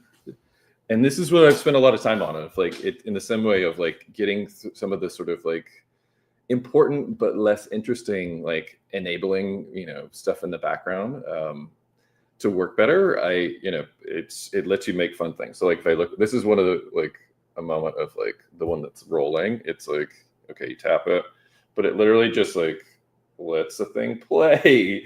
It rolls down the screen as it would. So for me, a lot of what I'm interested in is all of these different tools, and how do you actually go from like, instead of making all these fixed things, as soon as you kind of embracing the whole teaching this stuff, learning this stuff, in class, out of class, and getting things to kind of live out in the wild, and how they inform each other. And I don't know, that's my quick overview. Oh, I'll show you this one as well. So this was another one that came out of it, which is you can also get through it, which there's a ton of these sort of things that exist, especially if you're using like ESP32s, but you can't just add a really simple GUI if you're using, because we're using just the Uno Wi-Fi's, and like, oh, you can't just add little GUI things to them simply. So it's again this idea of like making a library to help shape how you teach things. And yeah, I don't know. That's kind of what I've been up to. So I'm not sure. Amazing. Other questions, but yeah, this is where I'm at the moment. Like, if hey, what are you doing? This is what I'm doing. Yeah, I mean, I saw all of these projects pop up like through various social feeds, and I really wanted you to share them because I've been thinking about a lot of the same kind of things. I really love that like website with all the programming concepts and like on top of, to the side, all these things, because like not only does it teach like people literally how to code them, but like also teaches people how to talk specifically about things, which I feel like is really something the students struggle with.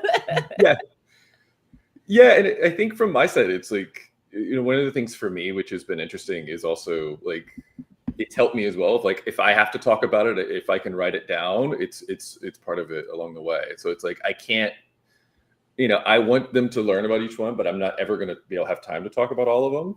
And I think for me, it's also,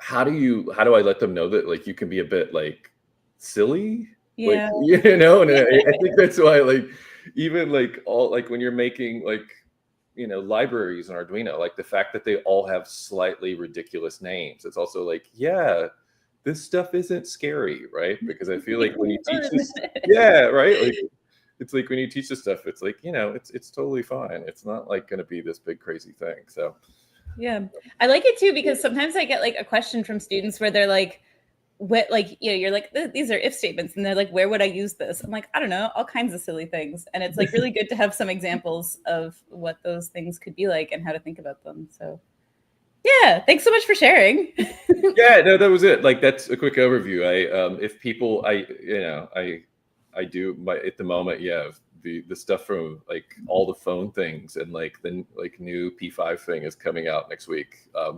After I tested it on the students, right? Like, so it's like, hey, try it out.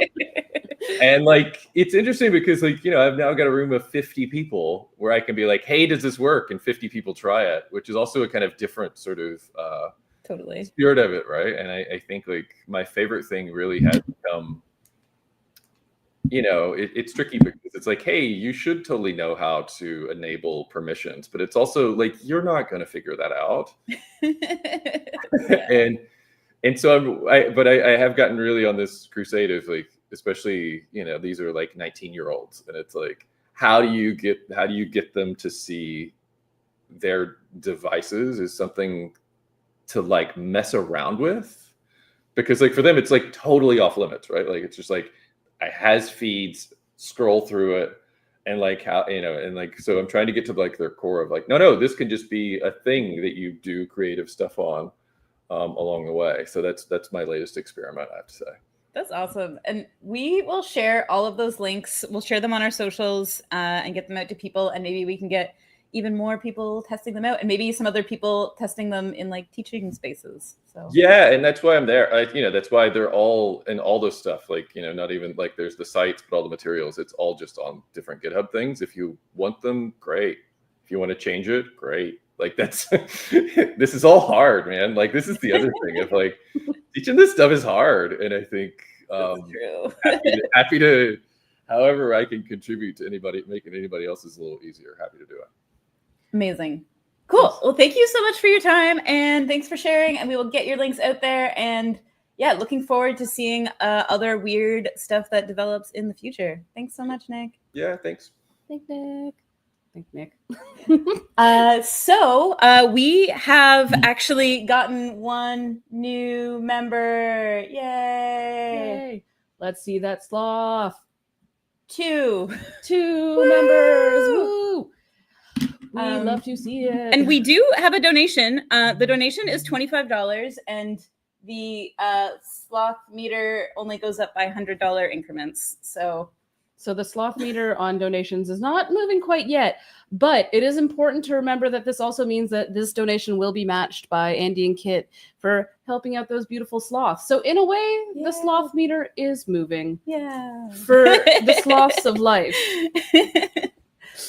Yeah, and this also means that 1 out of the 6 kits from Steph is gone, but there's still 5 more. So if you would like to donate to OSHWA or become a member, you can just go to OSHWA.org. You can either become a member and like help support all the stuff we do year round. So helping people with certifications, we have all kinds of fellowships, and we run the summit, and just like, yeah, all the community work that we do, all your membership goes to supporting that.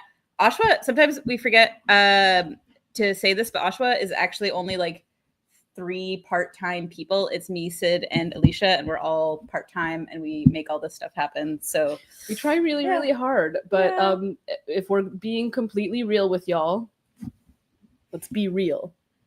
It's hard. Yeah, it's hard. And a lot of things in this world do not happen without money. And we hate living in capitalism, but we also acknowledge that we do live in capitalism. So if we have support from y'all to be able to keep making cool things like this happen, this even is something that we are doing because we love you. We love hanging out with you guys. You're all our best friend, and to be able to keep doing this is really exciting and cool. So when you support OSHWA, you help us make sure that things can happen. So thank you. Thank you for folks who have become members already and folks who have donated already, but let's keep going. Let's keep doing it. Let's keep going. And our next guest is a wonderful person, Yu Lee, joining us from New York. And Rin is unsure if they are a member. We'll get the secretary, the cat Willow, the beautiful cat Willow, to check. Willow, yes. Please, Willow, get on it. We must know. We know you live there rent free. Do your job, Willow. Do your job, Willow. But welcome you. How are you doing? Good. Hi. Thank you for having me today. Really excited to share my project. We're so excited to hear about it. So because my project is a little bit sensitive, I made a presentation to show it, and with I didn't show many image in the presentation due to the sensitivity, but I will try to present it in a good way. And yeah, I didn't want to ruin this whole live streaming. No, we're happy to have you, and super excited that people will love it. People are gonna love this. So I will share my screen then.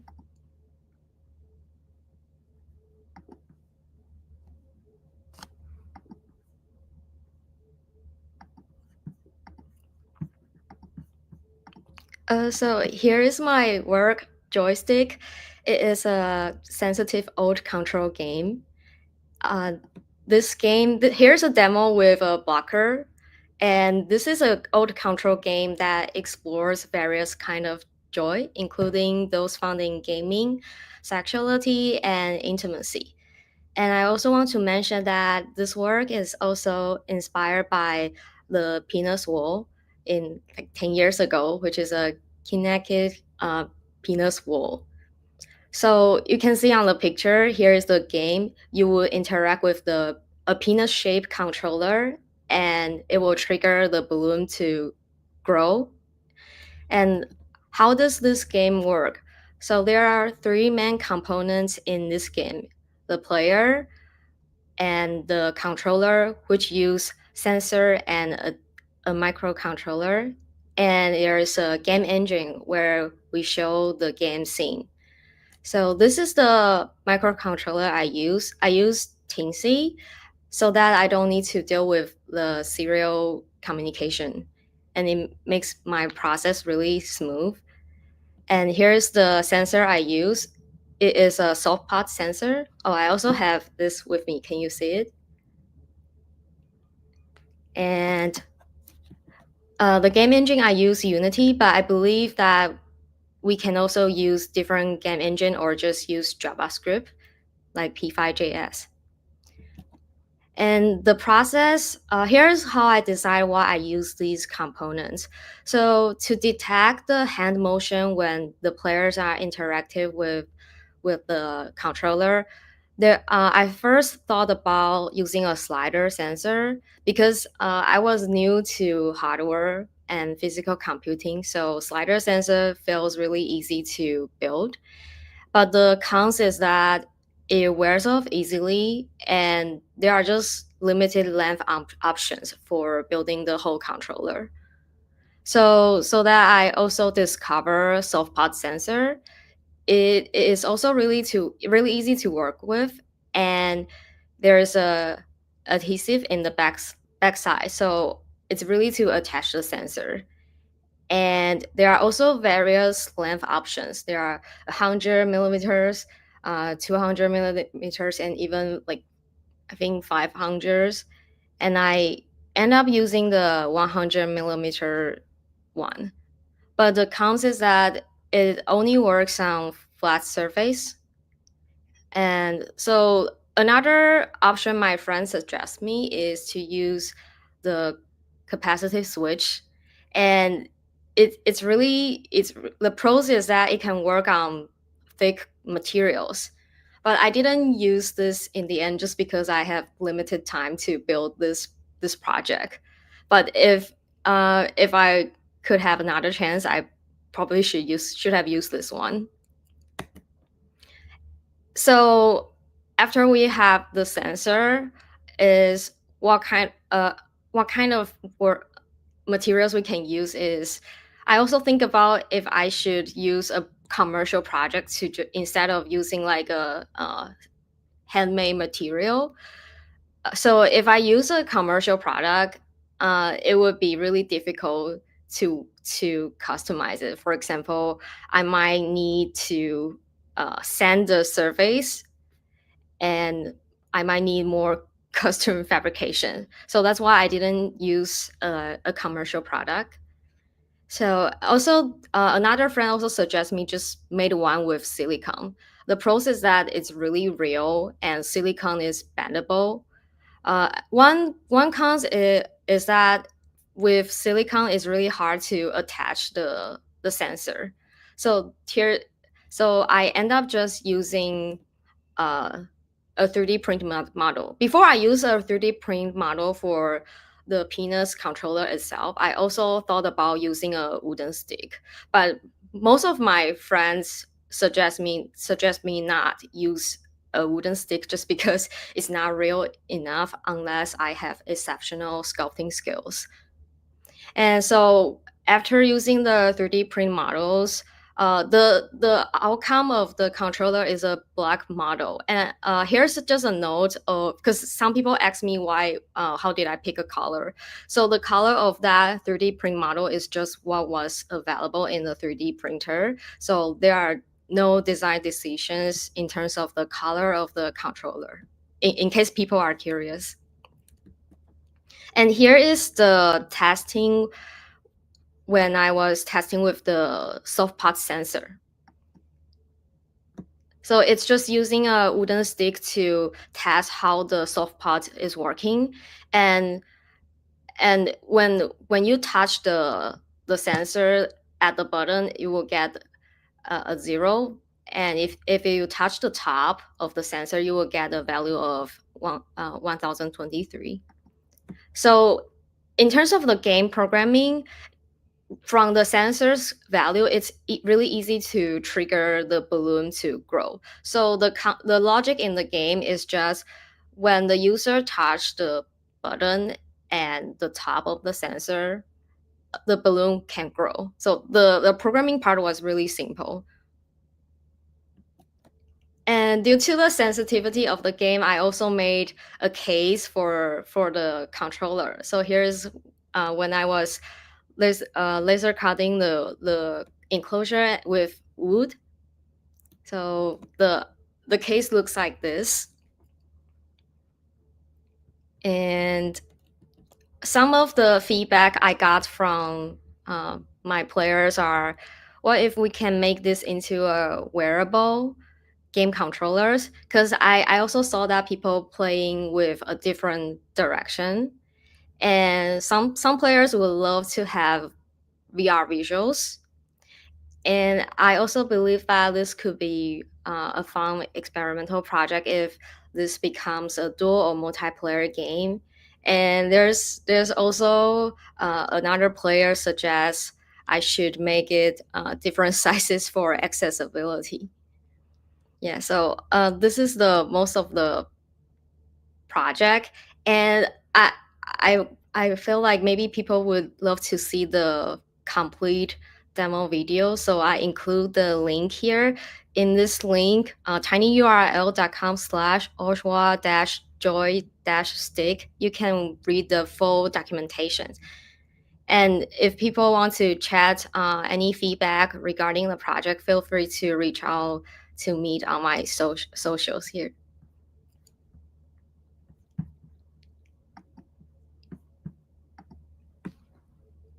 Whee!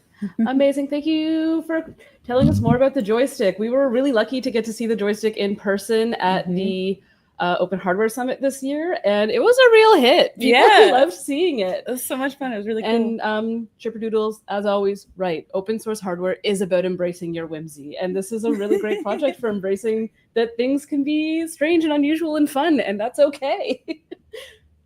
Yeah, I think the reason why I picked this project was because I was also curious about what if different kind of human body parts can become controllers. Mm-hmm. And besides exploring joys, I was also thinking about if this game can amplify human agencies. For example, if the players who controls the controllers gets the power. So sort of like a shifting of power dynamics from the penis to the players. And another feedback I got in terms of the concept is that because right now the controllers, you interact with it only mostly vertically or horizontally, and that feels like it's serving the controller instead of you are controlling it. So if I want to amplify the concept of power dynamic shifting, maybe I should enable players to bend the controllers in a 360 degrees. And to achieve that, I would definitely use silicon so that the players can control, bend, play with the controller in any ways they want. So do you have, you're talking a lot about working with silicone and electronics. Do you have any tips or suggestions for people who might be curious about doing similar things? I actually have not worked with silicone, but I would say it really, when I saw some of the artists I know working with Silicon Valley, they really take lots of time to model the case first so that the output from the silicon would be more accurate. It definitely takes many times to have the results they want. And for me, before I made joystick, I was mostly a software person. For me, I found that working with software and programming or code is really forgiving because I can always have version controls. I can always save, delete, and modify my code. But for working with hardware, I realized things just don't work as I expect. For example, I follow the instructions. I check the documentations, and sometimes there are just things not working And maybe there are bugs, or maybe like this hardware is not feeling a great move today, or sometimes it's just some stupid reason. For example, the controller is just broken and not working at all. So I think the thing I learned the most is just it takes patience, and it's okay to fail many times. Oh yeah, for sure. Sometimes with hardware, you just have to like give it, like let it take a nap and then try again later, and then it works.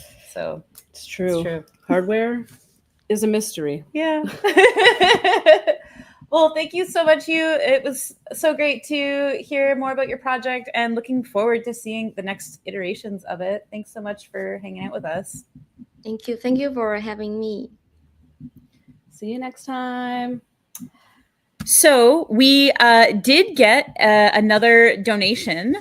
So we are up to $36 in donations, which is not yet enough to increase the Slothometer. But yeah, for every $10 or more that you donate, we will mail you one of these awesome Sloth posters.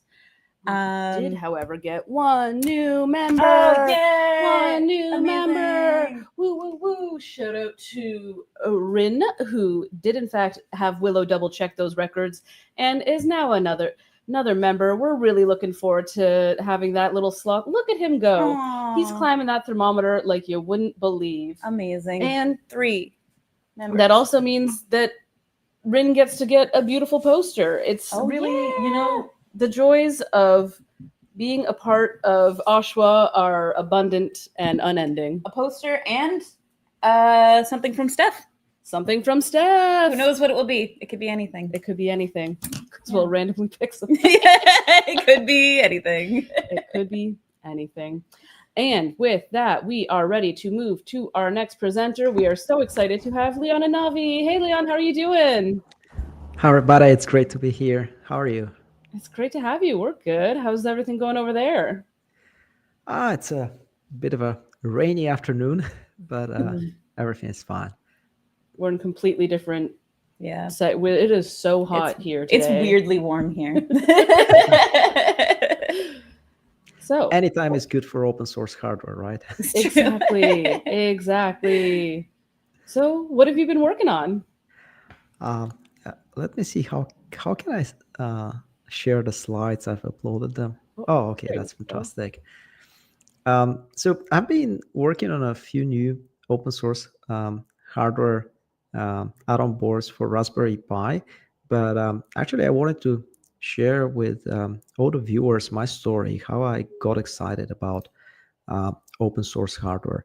I'm a software developer. I'm not a hardware engineer. I've graduated from the technical university, but all my life I have been focused on software. Even as of the moment, my full-time job is as a software engineer. However, because I'm passionate about open source software, it was a natural choice for me to give open source hardware a try. And of course, I know that for many people excited about open source, it's the same way. However, there's a lot of practical reasons why to choose open source hardware. It keeps the prices low and fair. It allows users to have a look at the schematics and repair their devices even after the warranty period. And it also enables people to share knowledge and ideas. So you can either commercially integrate open source hardware within your devices, and of course you can get feedback from the community, so other people can improve the designs and make it better. A lot of people claim to make open source hardware. This is where the Open Source Hardware Associations comes into play, and I really like the Open Source Hardware Certification Program because this way you can be sure that the device that has been certified actually complies with the community rules and expectations for what open source hardware is. And the bonus is that you get a unique ID for the certified hardware based on the country. I live in Plovdiv, Bulgaria, so all the products that I have certified through the Open Source Hardware Association certification program start with a prefix BG. Something that's really important for me is the question, does it make sense to use proprietary software for open source hardware? I know that there are a lot of great CAD tools, software tools to design multi-layer printed circuit boards with a lot of great features. But can you build a sustainable community if your contributors are supposed to pay licenses fees for the software to design the hardware? And my answer is straightforward and simple: no.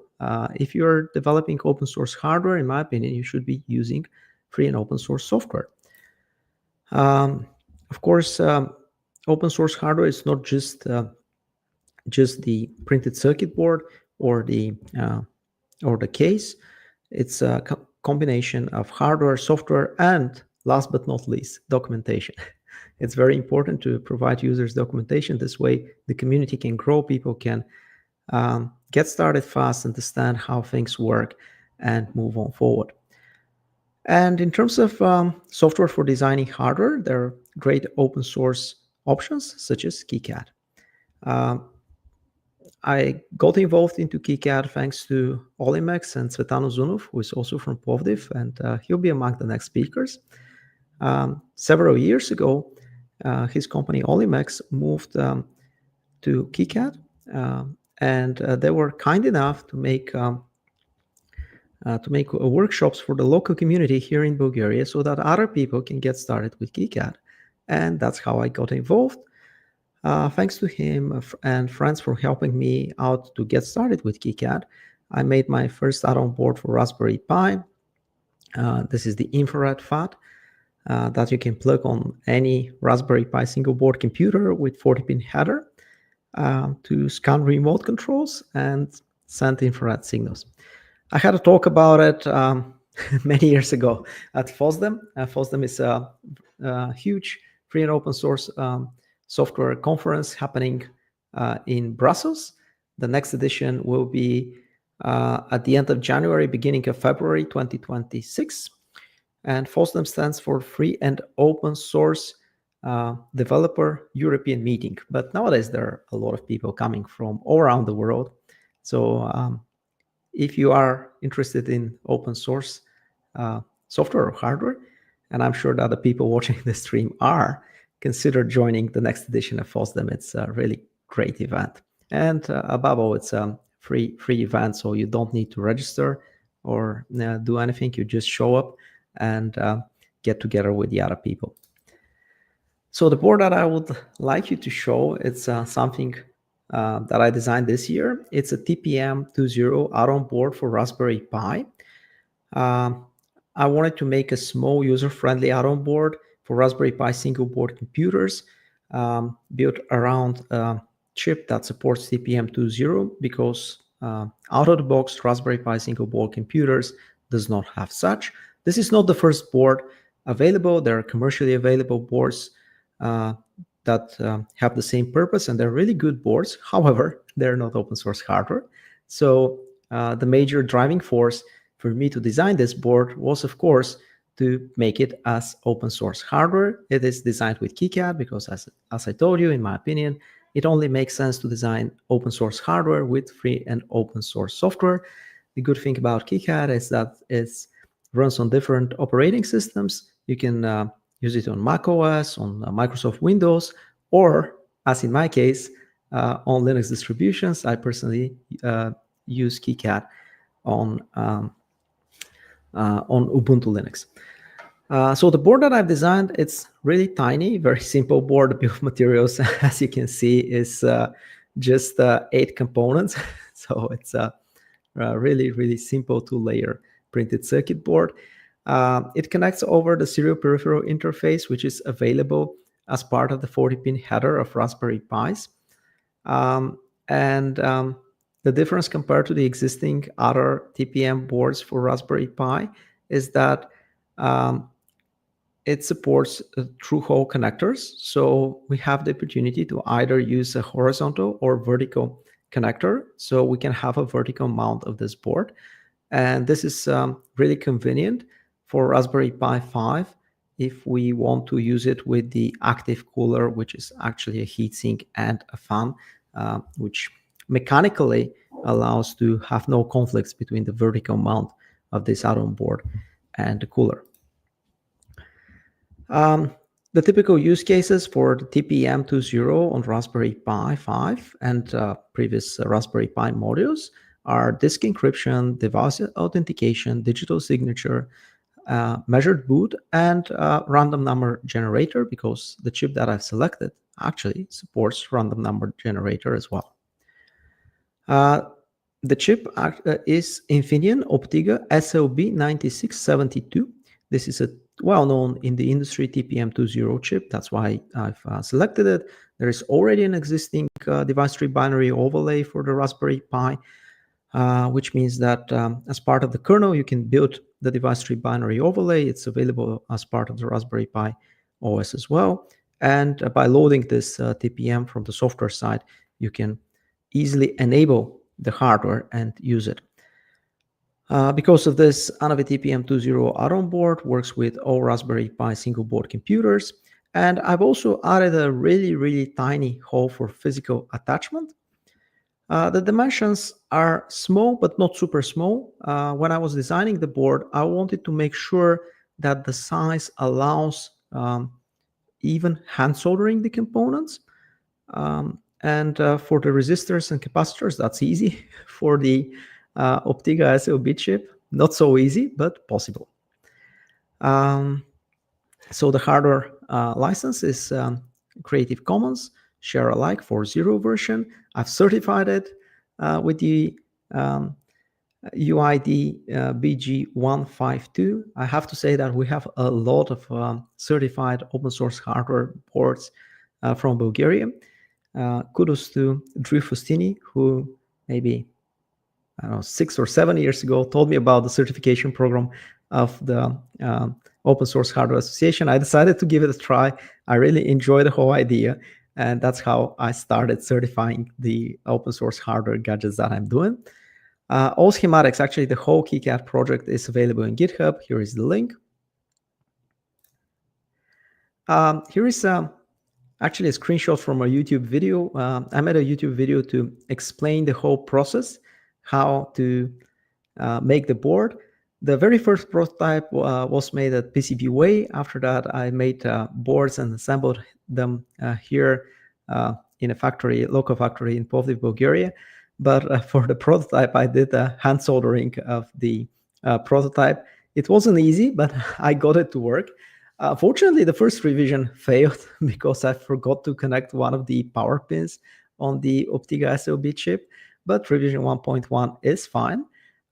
So the tricky part here is manually soldering the very small chip for the Optiga. But once the prototype was ready, the next thing was to make a panel with a stencil, and things worked out really well after that. So one of the important things that I want to mention is that with software, improvements are straightforward and easy. People open, for example, a GitHub pull request for a project that's hosted in GitHub, contribute their changes, the maintainer review them, merge them, and with the next software release, you have this change, a bug fix or a new feature part of the product. With hardware, it's not that easy. However, we can still reuse some of the knowledge that we have from the open source software workflows for contribution, even to hardware. It's a bit tricky, of course, because someone has to manufacture the new hardware, test it, and then make a release. So sometimes people, instead of opening a GitHub pull request for hardware modification, they just open an issue and provide an idea. And based on this idea, the creator or the maintainer of the open source hardware project can do a modification. When something like this happens, it's a good practice to add a note to give credit to the person or the people involved in the modification. For example, Git has this feature for trailers where you can mention suggested by and the user who mentioned it. And I always like to give real world examples.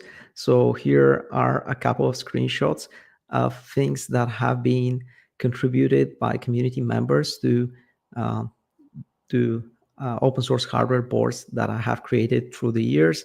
As you can see, one of these commits is 7 years old. The other one is more recent, 3 years old. But these things work. They have been tried out.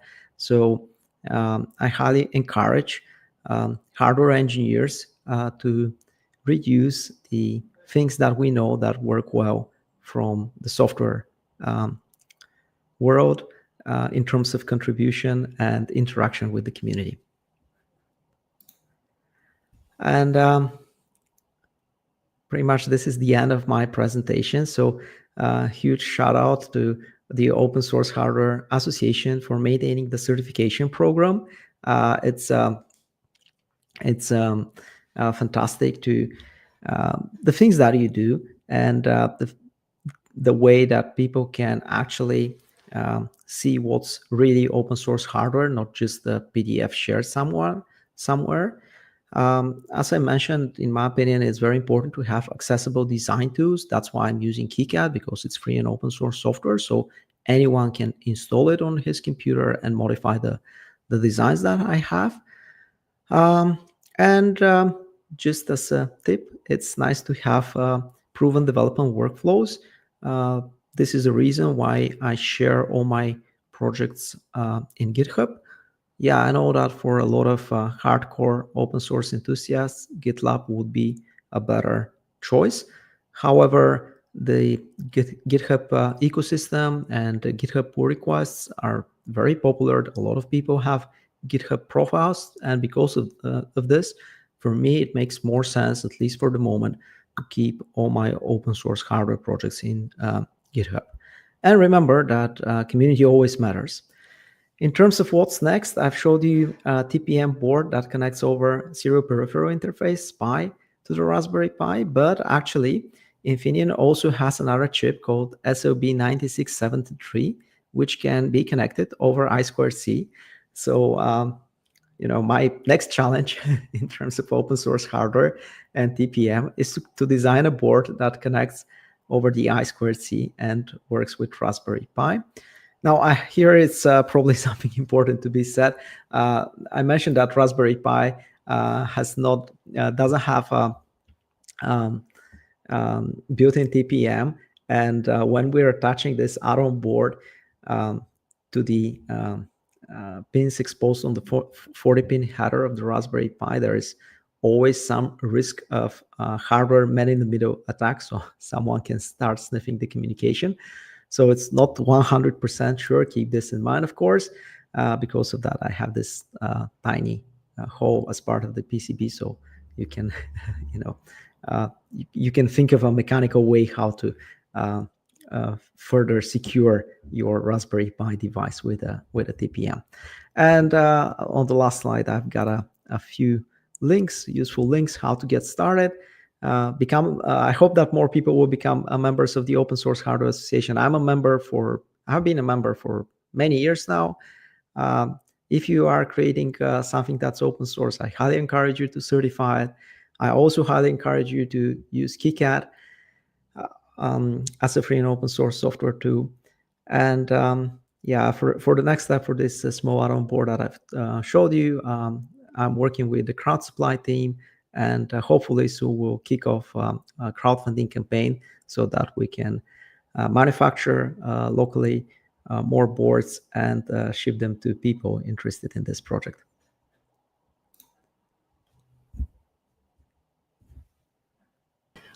Amazing. Thank you so much, Leon. It's so cool to hear what you've been up to. And I love that you're being so thorough in your documentation and being able to help folks find the tools that they need to make their own projects. And we'll definitely keep an eye out for your crowd supply campaign, and we'll be helping share that once it happens. So let us know. Thank you. Thank you.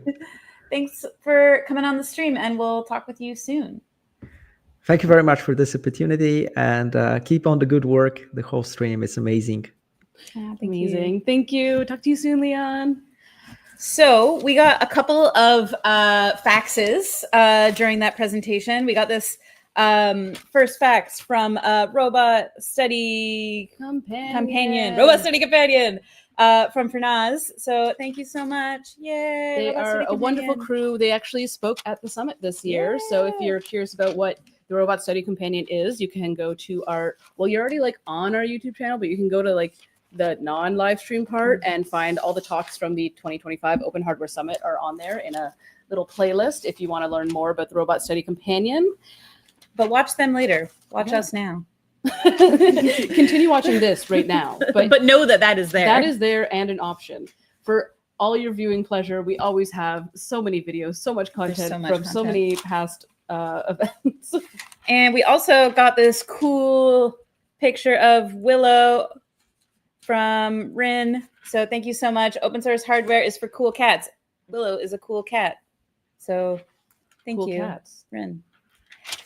You can send us a fax if you want, and we will share it. So please send us a fax. Unless it's a secret. Oh, unless it's a secret, then we won't share it. But we don't know if it's a secret unless you say it's a secret, You have to in say which it's a case we secret. will share it. Faxzero.com lets you send faxes for free. For free. So yeah, we just to take a couple of minutes in between our next speaker, we have a whole bunch of awesome stuff for people who help donate to just make everything we do at OSHWA possible. So OSHWA, super small organization, just me, Sid, and Alicia, and a handful of contractors, and everything we do it because we really love open hardware, and supporting us goes a long way. It lets us make the summit. It lets us do Open Hardware Month. It lets us run certifications. It lets us do all kinds of cool community stuff, monthly live streams, all this amazing stuff. Yeah, like this is fun and we love doing it. We love doing this long sustained method of live streaming, but we Yes. do monthly show and tells as well, where it's a little bit more condensed and we just have 3 guests a month to talk about their newly certified projects. So you can keep up to date on what is actually happening in open source hardware beyond just one really long live stream that you are forced to watch Every or else year. we will fight you. But you can also enjoy a briefer version of a live stream. That is totally allowed. And we also do still have our wonderful, cool, amazing t-shirts and hoodies on sale. There's this year we introduced a zip up hoodie. Oh my if God, you like to yes. zip. If you need to be cozy, If which you I like- do. If you like to zip, but Need to there's be a cozy. classic hoodie, there's a crew neck, and there's the good old fashioned t-shirt. So Yeah. lots of options for ways to show off your love of OSHWA and keep helping us make things happen. So when you become a member, you help us sustain us, you have a recurring membership. So that's amazing. We love to have members who support everything that we do. And every new member, first of all, you make the Slothometer go up, which is really important. And then also you'll get a cool poster. And then donations of over $10, we will also send you a poster. And if you want one of the cool open hardware patches, then if you certify more, it's more than one thing this Yeah, month. if you certify 2 or more, you or will more. get a very cool pumpkin spice badge. So cool. That you can, sew onto something or iron on. It is ironable. We know that not everyone likes to sew, Yeah. even though we made a lot of people sew this year at the summit. That's true, with our textile badge.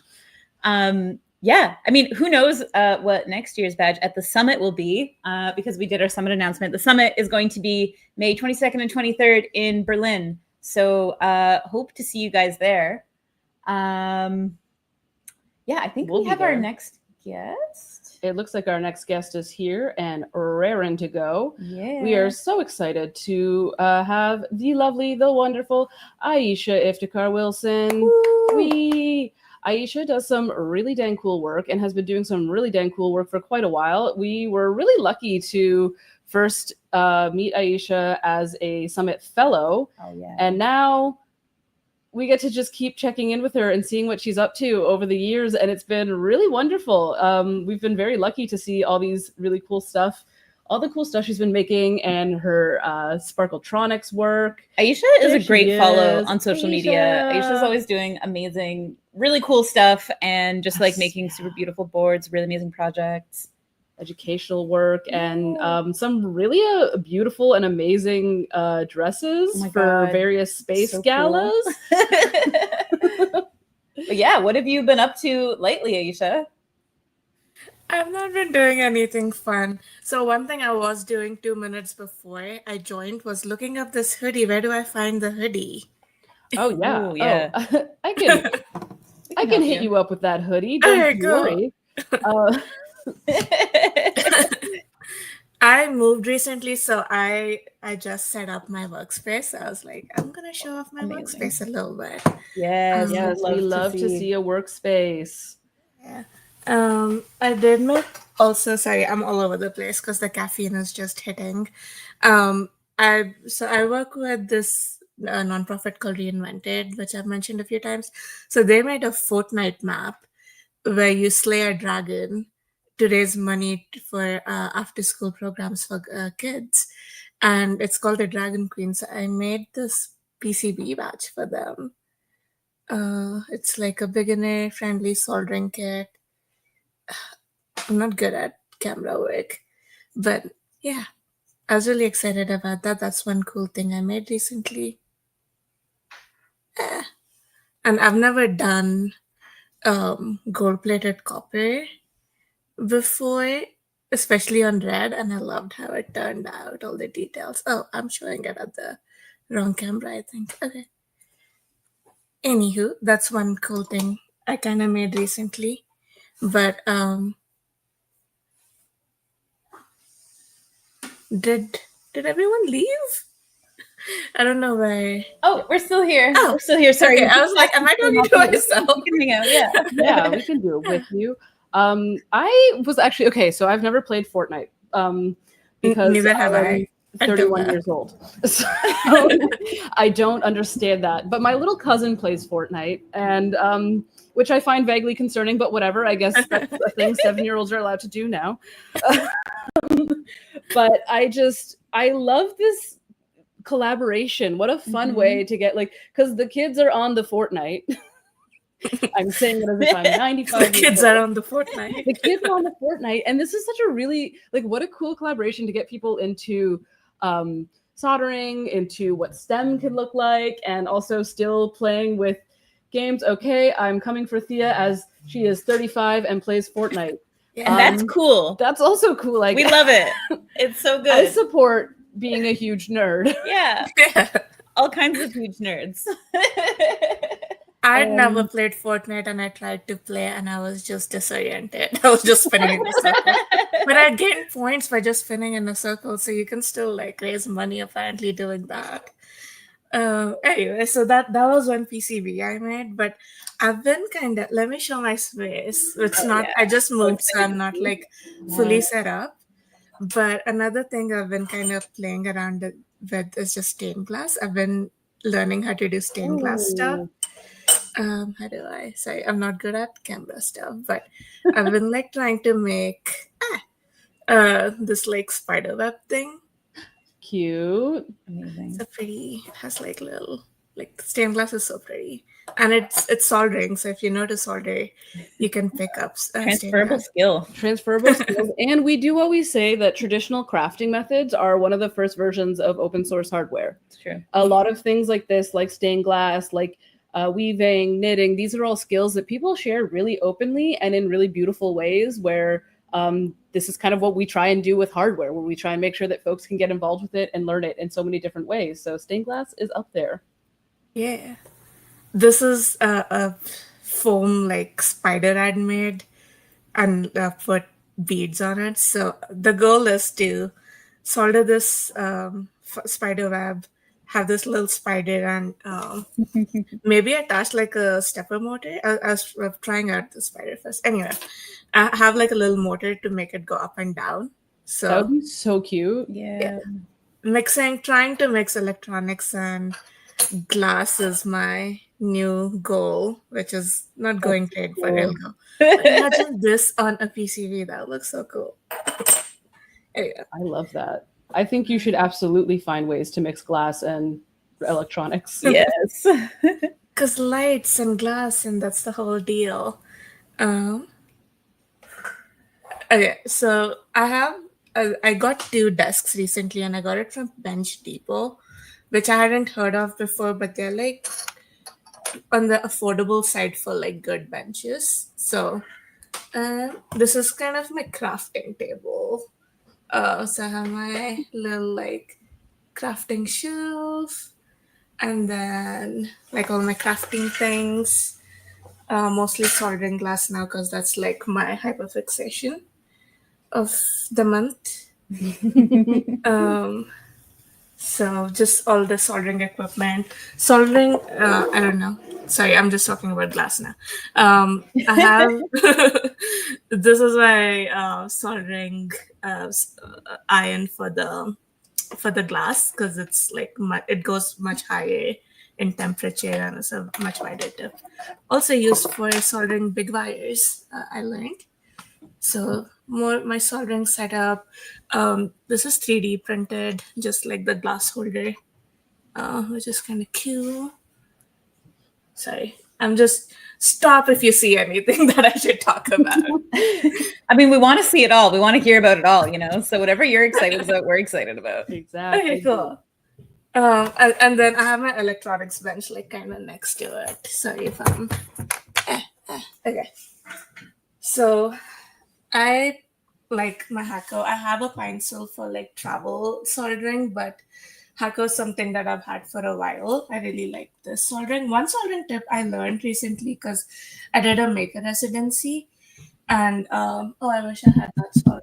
I had the soldering kit, but I found that mounting putty is like a good way to solder for beginners. I don't know that, so that's like my new. Yeah, that's a great tip. So it just like holds components really well. You just stick it in and you can solder things. So that's kind of cool. So I have my mounting putty. What else? I'll just show my little. Okay, let's go from the top. Sorry, all over the place. I have my rework station, so hot air gun. Use it a lot to like take stuff out because obviously we mess up when you're soldering. Super helpful there. It's also nice like for SMD components because you can just put a little bit of solder paste and then just heat it from the top. So that's kind of cool. This is another like random thing I found that's super helpful, which I have a microscope, but a lot of times I'm lazy to set it up. So one quick way I used to check my soldering is just a jeweler's loop because it's a nice little magnifying glass. So it's nice to just check your work. I don't know if you can see pretty well, but yeah, works pretty well. I'm not doing a good demo, but no, that's actually really that's such a smart. Yeah, that's a little great hack. tool. It's super cheap too. So Way cheaper than a microscope. What's that? Way cheaper than a microscope. Yeah, way cheaper than a microscope. Although like these USB microscopes are getting cheaper, but yeah. Right. So that's I got this recently, which I haven't used yet. I hadn't sorry. It's so I have my desoldering pump, which is just sorry, it's loud. My regular desoldering pump. Oh yeah. Which you hit your soldering iron, remove stuff. But I found this electronic one that heats up. Whoa, that's cool. I don't think I've ever seen one of those before. Yeah, and neither had I, and I haven't gotten to use it yet. But yeah, you heat it up and it works just like a desoldering pump. So that was neat. That is really cool. I am definitely gonna grab one of those. I have been doing a lot of like salvaging things, and I feel like that would be super useful. Yeah. What else? Let's see. Lots of wires because we like colorful wires. I use a lot of silicone coated wires because I can do this. can strip with my nails, which is nice. Oh yeah, that's such a good tip. Can't always find my tools, so whenever I can use myself as a tool, it's great. Alright. And obviously it's colorful, so and extra points for that. Mhm. We love color. Yeah, We're always really. We love a colorful wire we're here. pushing some colors. Speaking of, we love colorful wires. This is Lee's awesome alligator clips, which I love. They're so pretty. Oh, thanks. What else? I like my peg, the way I've set up my pegboard. Lots of color again, lots of flowers. Yeah, I really They're love all the number of like nice, bright, colorful tools is so fun. Yeah. Oh my god, it's such a job to find. Like I also go out of my way to find like colorful tools and stuff, and it's such a fun form of shopping. It is. Chippy said that it's so nice and clean. It's only because I just set it up. It's not gonna remain this way for long. I know that. Oh yeah, I mean that's why I'm not showing you my workbench right now because it is. There's some stuff on there. There's some stuff on there. A few items, one or two. I'm sure it's all cool stuff because you always work on cool things. It's Purple X-Acto knife, because why not? My screwdriver is pink. What else? Oh, these are probably my favorite safety glasses if anyone's looking for safety glasses that look cute. Oh yeah, goggles. Yeah, tell us more. Yeah, they're pretty good. Like they don't fog easily and they're not very scratchy, so that's pretty nice. And they come in fun colors and shapes. So, and they go over your glasses if you wear glasses. Oh yeah, so definitely recommend. Great for like electronic soldering and like stained glass or anything else that you might do. What else? Yeah, finding a nice, cute pair of protective eyewear, not the easiest either. Yep. Yeah. Okay. So, whoops. Sorry. Okay. I got these recently because I started working from home. So I needed a lab setup. So I upgraded my power supply. I used to have like a regular Amazon power supply for a long time. So this one's pretty nice. It has 3 channels. It goes up to like 30 volt, 3 amp, which for like higher voltage higher power electronics, it's pretty nice because you can also put things in parallel, get more current out of it, more voltage. So that's kind of cool. I have a load, which I recently needed. I don't know if a lot of people here have worked with loads, but they're nice to test power supplies.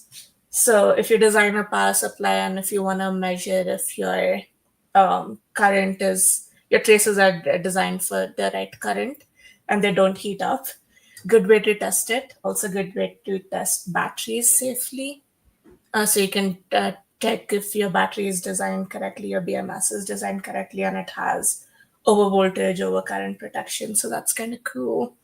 And then I have my oscilloscope, probably something I use the most. It's pretty cool. It's 4-channel. It has a logic analyzer as well. So that's nice, like for just measurement stuff. And my multimeter, which also I use a lot. And I use my pointy probes a lot, so I have these like kind of handy.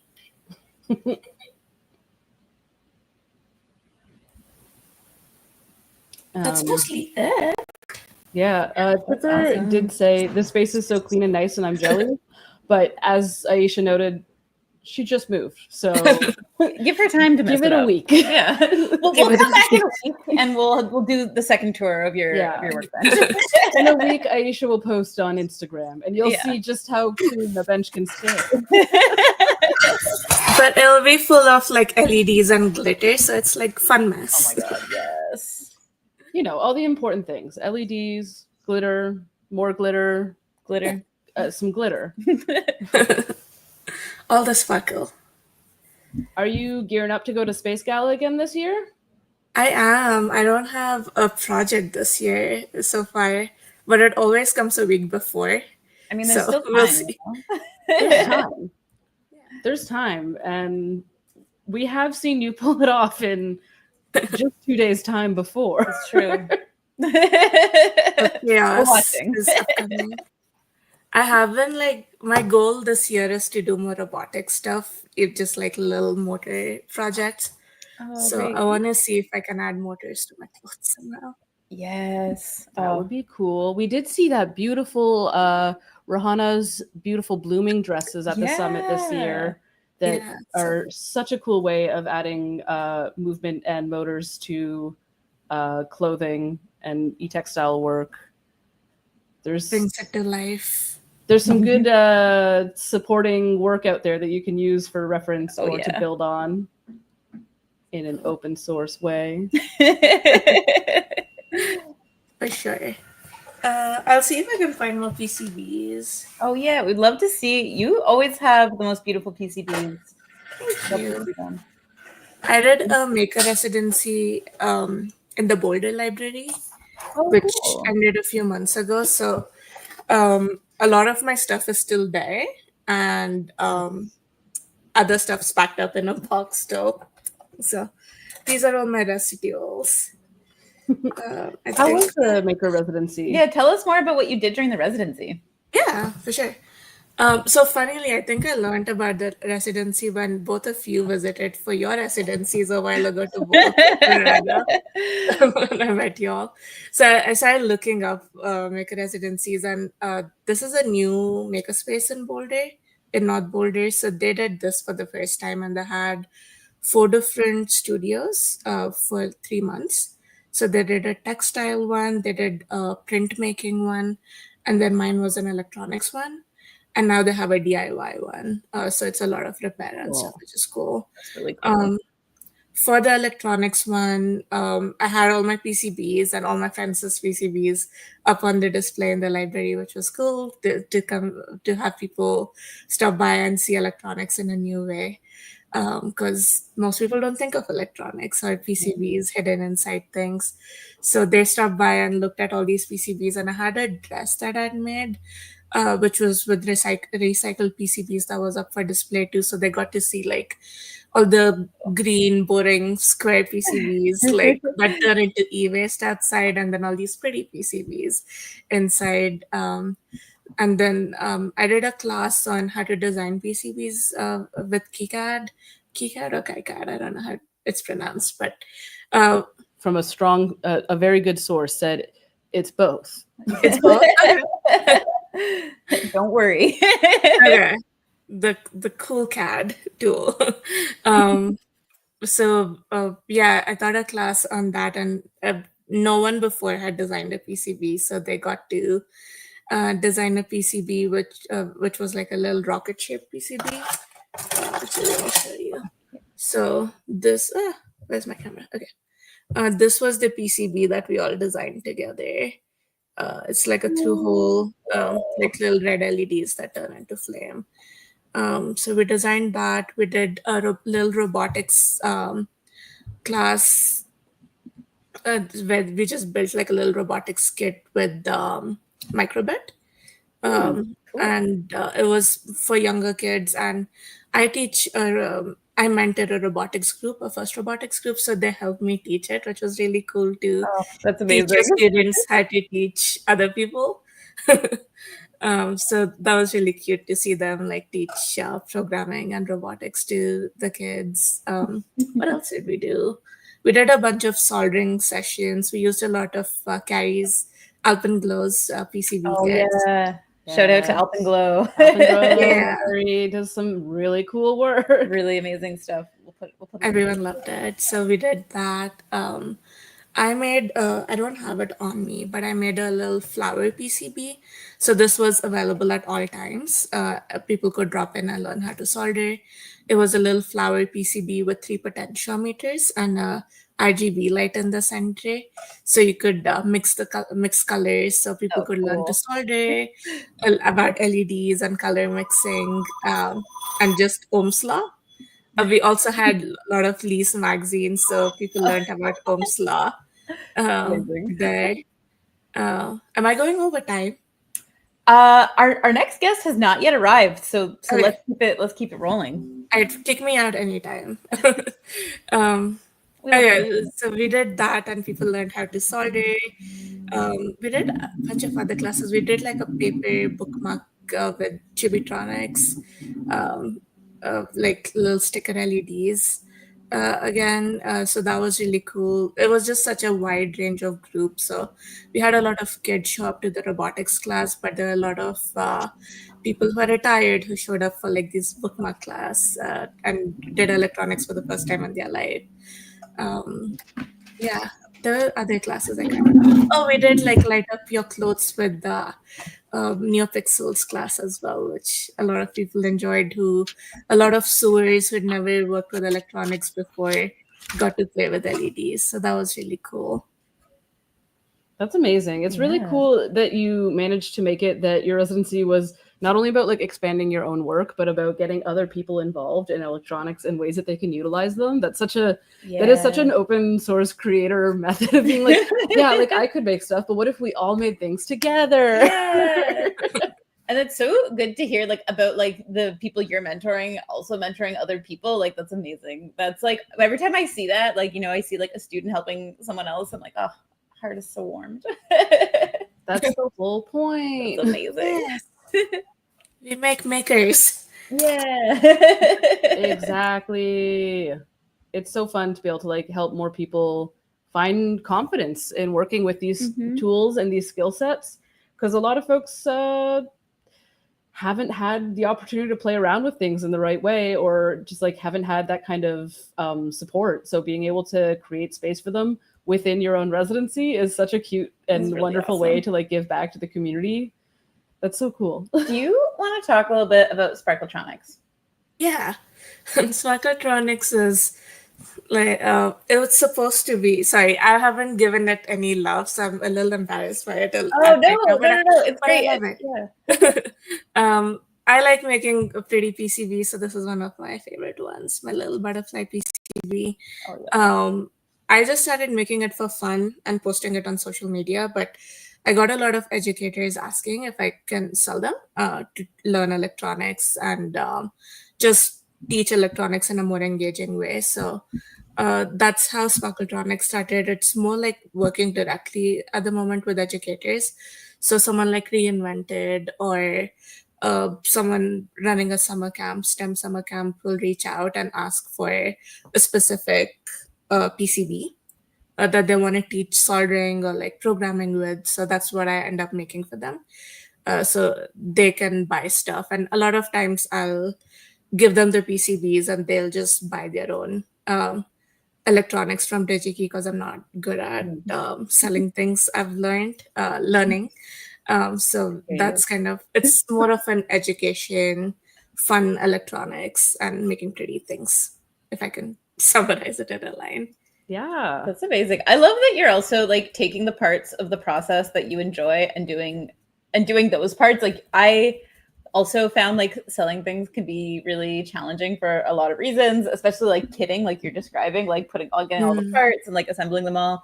And you're doing the part that like you are super good at and you really enjoy, which is like designing and making these PCBs, these super beautiful PCBs. So that's amazing. I love Sparkletronics. Sparkletronics also a great follow. Yeah, you get to see some really cool stuff. Yeah. Okay. I will be putting my flower PCB on there soon, because that's one kit I want to sell, and a lot of people have asked for it directly. So yeah, we will share it as soon as it's up. We'll be sharing it. We will be sharing. Thank you. Thank you so much, Ayesha. It's always so great to chat with you, and we will definitely be talking soon. Bye. Ayesha, bye. Oh, what cool work. It's always so wonderful to see what Ayesha's up to. And just as like a weird, like, not even weird, as a fun side note, like, as I said, Ayesha first started getting involved as a Summit Fellow. And that is something that we are able to run because of events like this, because of y'all's donations, because we are through the Summit Fellowship, we are able to provide some really fun mentorship, some really great opportunities for 10 folks to get engaged with open source hardware and then get them to the summit. We are able to provide a travel stipend, and that is because of support on programs like this and donations and memberships. That helps keep this all running. So if you want to come, if you're listening now and you want to come to the summit in Berlin and you're like, I don't know how I'd possibly get to Berlin, we will imminently be launching, Sid will be launching the call for Summit Fellows. And yeah, there's a stipend to help you get there. We want people who are like, who really need the support to be able to be a part of the community. And that is how, like, events like this, that's literally how we are able to provide the support to the Summit Fellows. Yeah, which is really cool because we've had so many amazing folks be able to get to the summit because of community support in this way. And it's really opened up some really incredible new areas of exploration and collaboration. We love to see, like, we love to have fellows that come to the summit and run workshops and do talks and get to engage with other folks in the community. And we've seen some really beautiful collaborations develop through it where folks have been interested in a lot of the same areas and get to work together and create things together.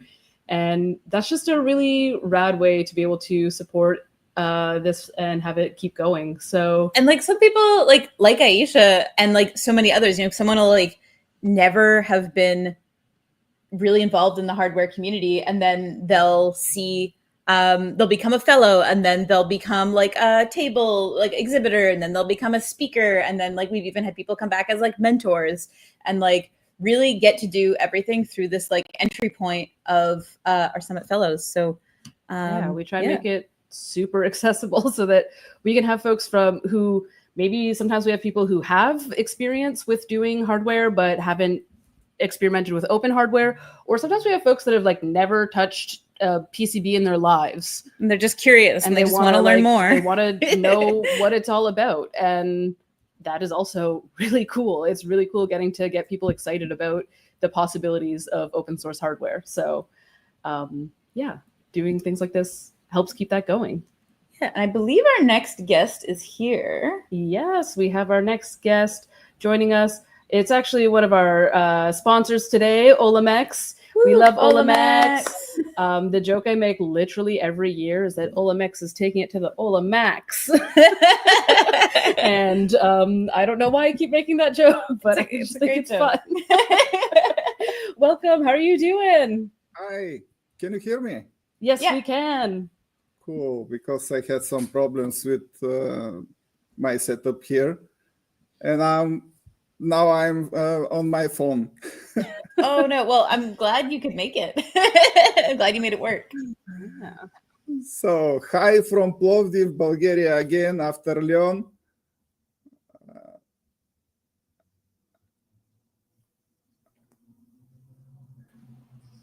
Yes, we had Leon on earlier, and now we have Stefan, and we're so excited to have you here to talk about Olimex. Yeah, tell us more about how Olimex came together and how y'all work. I wanted to show you some of our projects which we are working recently. They are all open source hardware, and one of them is smart home server, which is this small board. The idea to make it actually come on May this year on one open source conference we held here in Plovdiv, which is named TuxCon. And I had talk about IoT, and while I was presenting my talk, I actually thought that there is no open source hardware server for smart home devices. All the existing servers are either cloud-based, either made with expensive computers. So the goal was to make an open source hardware board, which is with retail price 20 euro and can manage your home smart devices. And this is our prototype.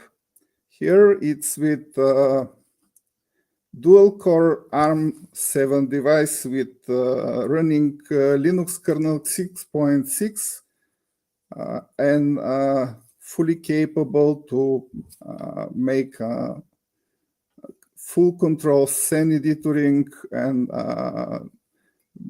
something like Home Assistant, but much lightweight version.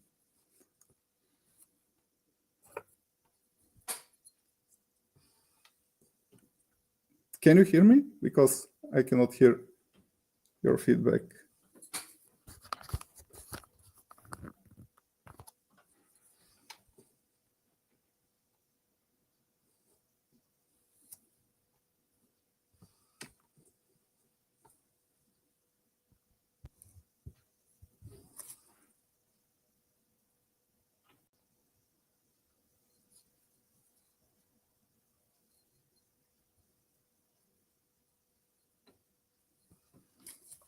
Something happened. Hello.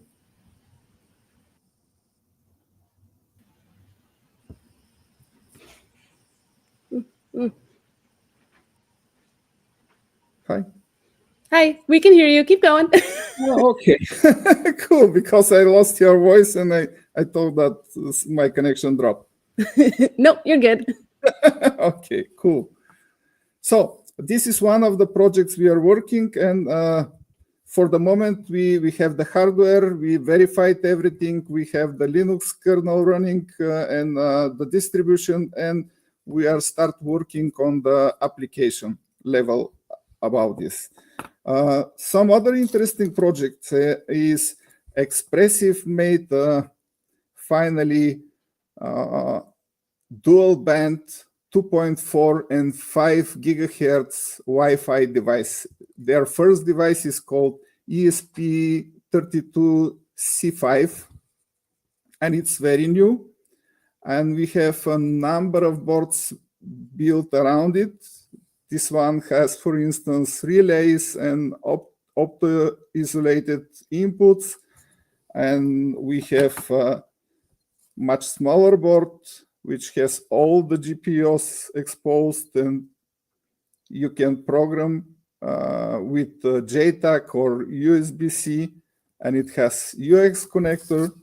And we have super small board, which you can plug in any other boards, which has UX connector and to add Wi-Fi dual band capability. So basically, this is our 5 new open source hardware devices, which we are working right now, and we are going to finish them very soon.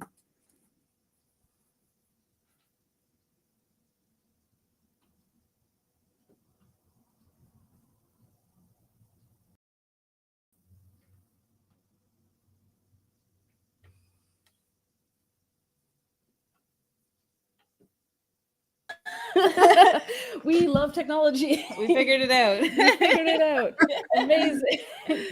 These are such amazing projects. So I am a little bit curious about the aspect of the IoT home setup. So you said that was driven by not really seeing many on the market at this point?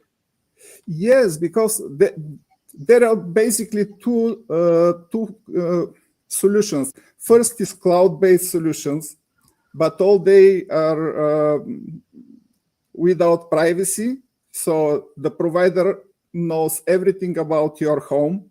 When you come in your home, when you switch on and switch off your devices, whatever you do, it's exposed. Mm-hmm. And also they don't have any interoperability. If you buy one device, it uses one cloud service. If you buy another device, it uses another cloud service. So you have to put in your phone several different apps to buy several different hardware devices, which is silly. Of course, there is a Home Assistant which can integrate all of these devices in it, but it's so huge that you cannot run on small server. You need a computer or Raspberry Pi with 4 or 8 gigabytes of RAM, and it's around 200 euro to set it up.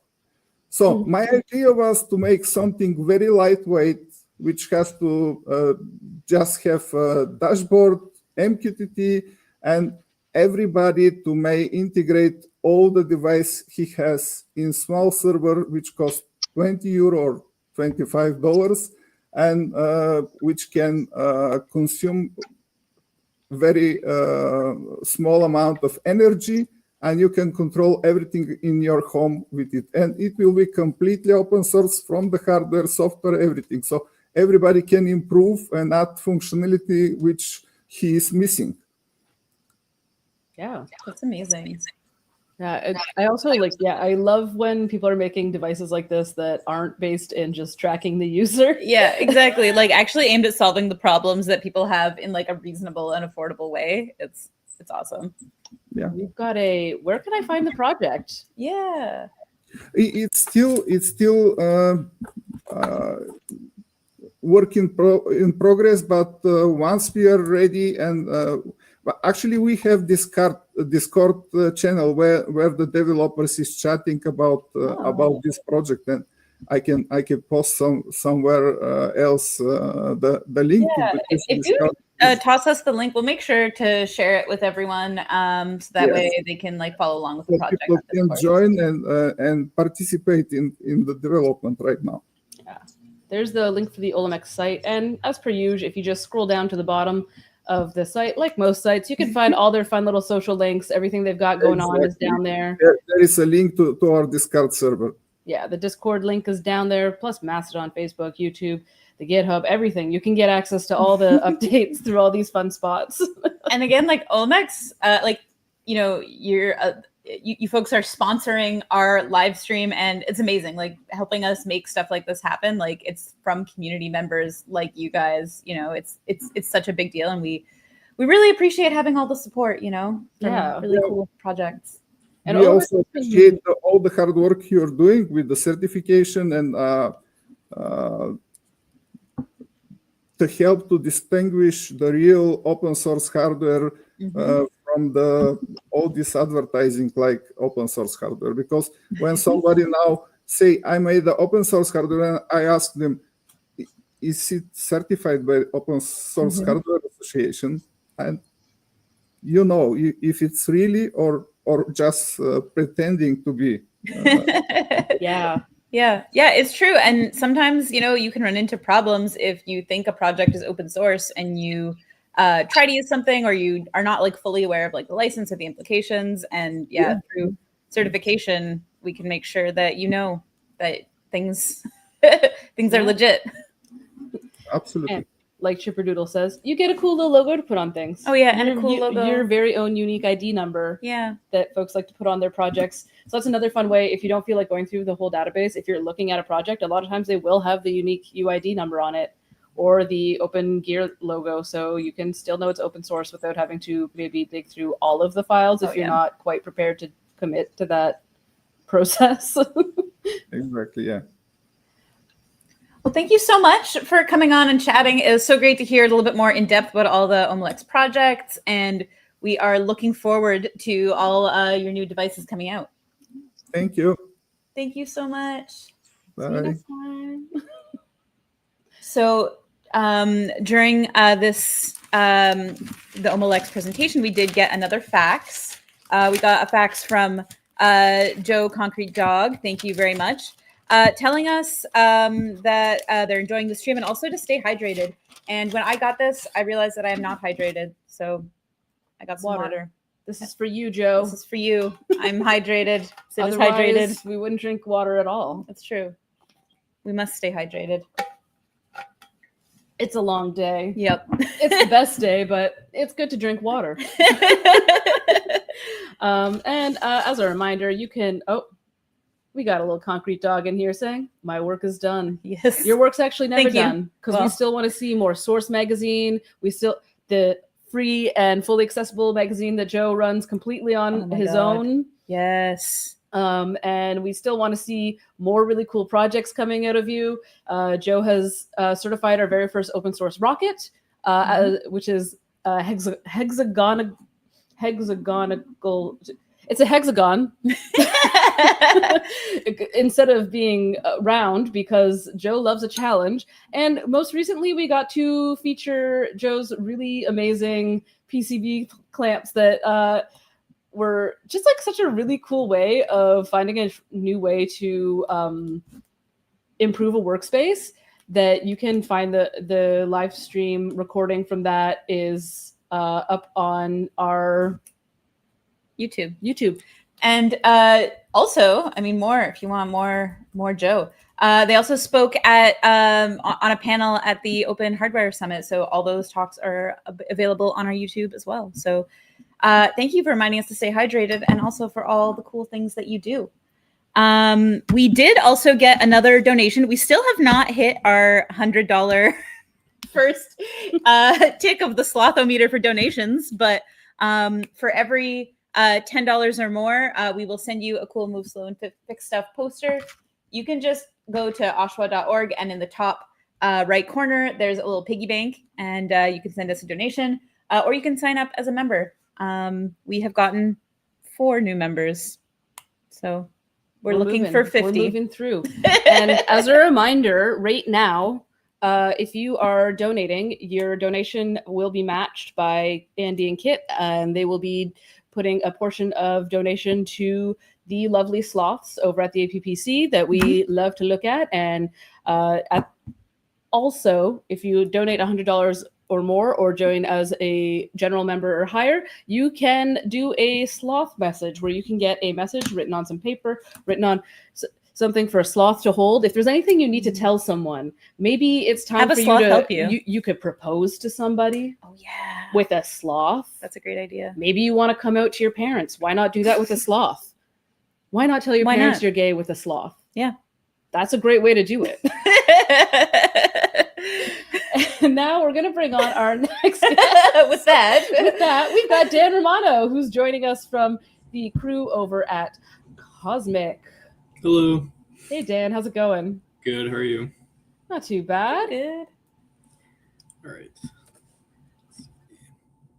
We've been really lucky to work with the Cosmic crew on quite a few things in the last year on our healthware initiative. So we're pretty jazzed on everything they do. We've I think y'all have been basically involved from the start of the healthcare campaign. Yeah, no, it's been great. I think my colleague Chris has kind of taken the lead on all of the open source stuff, especially with OSHWA. So I'm excited to kind of do my part and share a little bit about what we've been doing recently. Amazing. Excited to hear. Okay.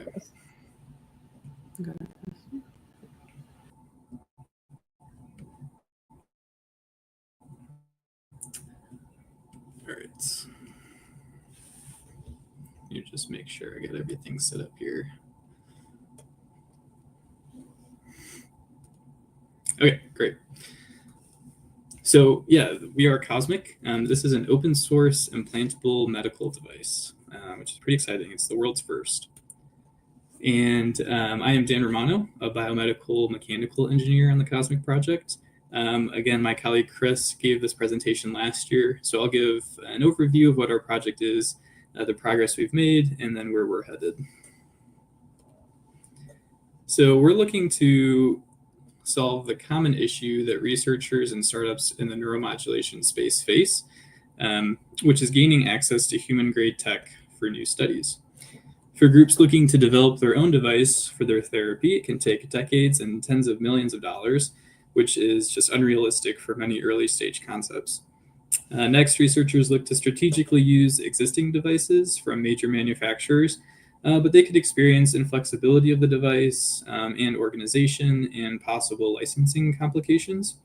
So across all of this, there's a massive suite of documentation and validation testing required for regulatory submissions. These factors combine to stifle the ability of academic researchers and early stage startups to advance their science towards human use with implants. So we need to instead allow developers access to implantable technology and supply resources for the complex regulatory stage. So what is Cosmic? Cosmic is an NIH-funded project through the Spark program. The Hornet grant allowed our group to take a previously closed source device and make it an open source device. For the past 3 years, not only have we been taking something that was closed and making it open, but we've continued implanting this device through our early feasibility clinical study, as well as adding new features to it. So the Cosmic system is a fully implantable modular device with stimulation and recording capabilities. It was formerly known as the networked neural prosthesis. And one of the more important features of this device is its acceptance as an investigational device for human use, which has been implanted in 10 people over the last 6 years. So we chose an open source approach because it lowers the barriers to device development and ultimately to clinical adoption. By making the system modular and openly available, researchers and clinicians can customize and adapt components to their specific needs. And then this just accelerates innovation and collaboration. Open source design also promotes equity and transparency in human health, ensuring that knowledge and tools are accessible rather than proprietary. Finally, fostering a community literacy around device design and use helps combat device abandonment by empowering users and institutions to understand, maintain, and improve their technologies over time. So here's our current use for spinal cord. So our current use for the device is for spinal cord injury, specifically for hand function. So our patient population is cervical spinal cord injury. And many able-bodied people are under the assumption that walking would be the most preferred function to regain. However, research shows that people with spinal cord injury place emphasis on finer activities related to hand and also bladder bowel function. So we're really looking to improve activities of daily living, such as eating, holding and drinking a cup, brushing hair, and then also like grasping a tennis racket. And our participants are parents, siblings, employees, pet owners who need these functions to take care of themselves and others. So here's a diagram showing how our device is currently implanted for hand and trunk use. So our modules, or these gray rectangles that you see throughout the body, they are implanted throughout the abdomen, the chest, and the arm. These are all physically connected by a network cable. And then we have electrodes that come out of these modules and get implanted in the belly of a muscle. And then those electrodes are going throughout like the forearm and hand. So in this configuration, we can stimulate 12 different muscles in the arm and hand to generate grasp patterns. So different grasp patterns could be like a key grip, where it's just like flexing the thumb, or it could be like holding a cup, different grasp patterns like that. And we can program that after we've implanted these electrodes. So our base Cosmic system components are a power module, which controls all of the power communication of the system. It has 3 batteries in it, and it can be wirelessly charged. This is what is implanted in the abdomen and is like the largest module. We have an IPG, or an implantable pulse generator, that delivers the stimulation to the muscles. And then we have a biopotential recording module that can read MES signals or muscle activity to help control the device. So our network cables connect all of the modules physically, and then we have a few different types of electrodes for stimulating or recording. And then we also have a few external components. We give participants a smartphone with an app that allows them to choose like which grasp pattern they want to use. And then we also give them a water-cooled like wireless charger. A great benefit to being open source and having a modular system is our ability to add modules that can have new features. So we're currently developing 3 new modules that can target new areas of the body and return more functionality to daily living. So we can improve mobility or pain management or brain-computer interface, or like BCI. We're also developing adapter cables so we can connect with other implantable devices or implement new types of electrodes into our system. So another benefit of this system is how it's translational from benchtop to animal to human use. We have a software development kit and a MATLAB interface that allows researchers to test and prototype their therapies on the bench. It's a simple introduction into the system, and they can verify the software and firmware can meet their needs.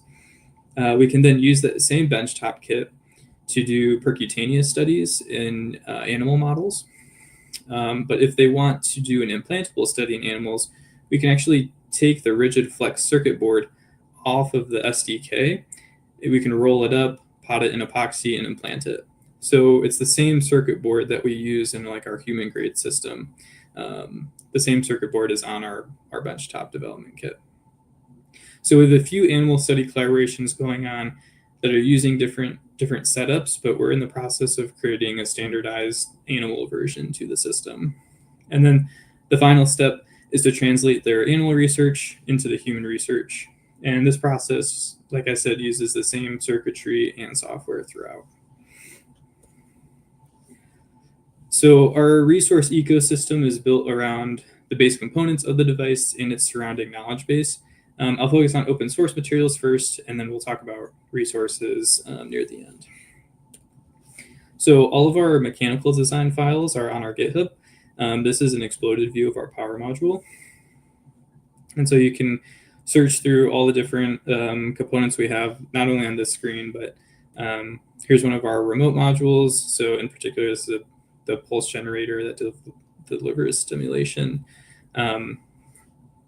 And then here's an example of some of our cables that we have. So all of this is on GitHub. I can access it through our website. And yeah, it's been up there for a while, and we're continuing to add to it as well.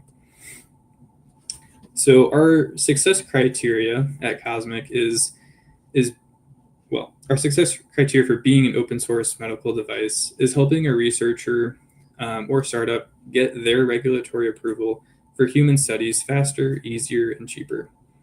Our documentation enables someone to make the device and figure out how to use it, but to achieve regulatory approval requires a lot of assistance because this is a complicated task to accomplish. The medical device product lifecycle is inherently complex, requiring significant resources to demonstrate design verification and ensure compliance with rigorous regulatory standards. Each device must undergo extensive testing for biocompatibility and sterilization. You need comprehensive risk analysis, and clinical validation provides the evidence needed to support safety and effectiveness. Beyond development and testing, successful adoption also depends on establishing standardized surgical techniques, refining clinical programming, and developing methods for accurately measuring patient outcomes. So how does open source apply to medical devices? So in the medical device development, the valley of death, you see there refers to a critical gap between early stage research and successful commercialization. It occurs after promising academic or prototype work has been completed, but before sufficient funding, regulatory approval, and clinical validation have been achieved. So bridging the valley of death requires not only technical and regulatory expertise, but also clear evidence of clinical value, market need, and a feasible pathway to manufacturing and reimbursement. So that's where Cosmic comes in. Cosmic is built to help bridge the gap over the valley of death by offering an investigational device exemption and biocompatible foundation. The Cosmic system reduces the time, cost, and expertise needed to develop new neuromodulation therapy. Researchers can rapidly iterate and test new therapeutic ideas using standardized components, which lowers technical and financial barriers that often stall innovation. In doing so, Cosmic enables academic and startup teams to advance promising concepts past the high-risk development phase and toward clinical and commercial readiness. So we are trying to meet researcher and community needs by sharing. We are sharing our design history and design files, biocompatibility testing, sterilization, validation, and our regulatory approvals and communications. This information is already on our website, and we're continuing to add to it. My colleague, Chris Rexroth, and myself have started Open Neurotech to be the supply chain management of the Cosmic system and future iterations. So we will work with the nonprofit to be the maintainer of the open source resources, but Open Neurotech will supply the physical hardware for the device, as well as providing consulting services for help with regulatory process and for general use and alterations of the device. We're actively writing letters of support to researchers wanting to use the system, as well as to make quotes for them. This technology is available for purchase, so if you're interested, please check out both the Cosmic website and Open Neurotech's website, and don't hesitate to reach out. So it might be a little confusing of all these different entities going on, but Cosmic is just the community, it's the project, it's the device, and Open Neurotech is the entity in which you can actually purchase the device and seek consulting or help for it. So the Cosmic system is more of a platform technology at this point. We have the SDK available. We have a low-cost animal system in development and the human-grade system that's continuing to be implanted in people today. We're continually adding to and improving our documentation that's online, and we'll be adding our new modules to our GitHub and Cosmic website soon. So our ideal future for this project is having a collaborative ecosystem. We want researchers and startups not only using our device for their new therapies, but we want them to contribute back to the community too. We want new collaborations to form that develop new modules for the system. We want to highlight the successes of researchers that get awarded regulatory approval. We're slowly building up this community, and it's exciting to see the growth we've already achieved. So this is the end of the presentation, but please go to cosmic.org to learn more about just the device in general and all the different projects that are going on. And then you can check out openneuro.tech also to see how you can buy the device. So thank you very much. Thank you so much. That was so great to hear you just really get in depth about the project and explain everything to us. You guys have also been really involved with the healthware project initiative since the beginning. Do you want to talk a little bit about your involvement with the project? Sure. Chris and I went to a couple of the open healthware progress meetings this past summer, and so we've been seeing what was required out of a open healthware certification, or if that was necessary. We talked about again an open healthware certification, what is open healthware, how it relates, and if something is considered open healthware, what does that mean? And so we've kind of been just a part of those conversations, and we're excited to see how open healthware and open hardware will go in the future. Amazing. And then we did also get a question in from the lovely Concrete Dog, and he's wondering, super cool stuff, which we agree. And he's wondering, can it interface with Octave rather than MATLAB to keep the tool chain open? Yeah, that's a good question. Question probably not for me, but right now it's just we just have a MATLAB interface. But I'm sure I can take this back to one of our software developers and get back to you. Amazing. Awesome. Okay. Thank you so much for coming on and giving us an update on where Cosmic's at. It's always really great to see how these things are progressing. And I feel like we've been very lucky because of the healthware initiative. We've gotten a much closer view than a lot of other folks do get. Yeah. And it's just great to be able to have other people see what y'all are up to. Yeah, that's awesome. Well, thank you so much. Thanks. See you next time, Dan. Amazing group. I actually, during our series of healthware highlights, which are still running, we were able to do some work where we were focusing a bit in on Cosmic itself and what they've been working on. And these healthware highlights are our way of being able to kind of show what different groups are doing, how they're approaching healthware. And you can see the Cosmic Healthware highlight on our website. which I will link right there. And you can get a little bit of an overview of what they're working on and kind of understand their approach a little bit better that way, as well as going to their website and getting nice and deep there. And next up, we have the wonderful Michael Weinberg, who will never be free from OSHWA no matter what he does. What's up? How's the live stream? Michael has been a board member for ever. For 1,000 years. It's time before time. Time before time. And he is our #1 certification database manager. So when you send in your certs, Michael's he's looking the at guy. them. He's the guy. He's looking at him going, that's a certification for sure. Certified, certified, not certified. No. But usually certified.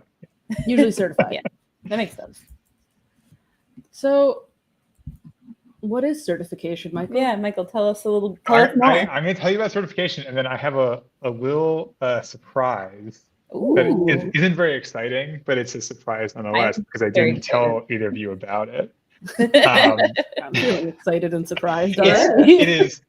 It's good you're sitting down because it's certification related, so that'll be a surprise. But that'll be shocking news. So, but what is certification? So certification, OSHWA certification, is all about being able to tell people that your open hardware is open hardware like the OSHWA definition of open hardware. Because the problem before the certification was you had people saying this is open hardware and people expecting something to be open hardware, but their definitions may not have been the same.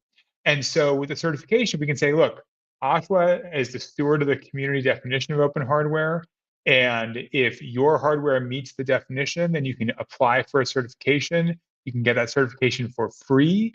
And then you get to use the logo and you get a unique identifier. And the unique identifier will help people find your documentation in the certification directory. So it's a great system. Also, if you're new to OSHWA, you're new to open hardware, and you're like, I think this is open hardware, but I'm not sure, send it in. Try and certify it. And if you haven't done all the things right, we don't just say, no, you can't do this. But we start a conversation with you and we help you walk through all of the steps that you might need to take. So I can, let's see how fluent I'm feeling about sharing screens and clicking various things.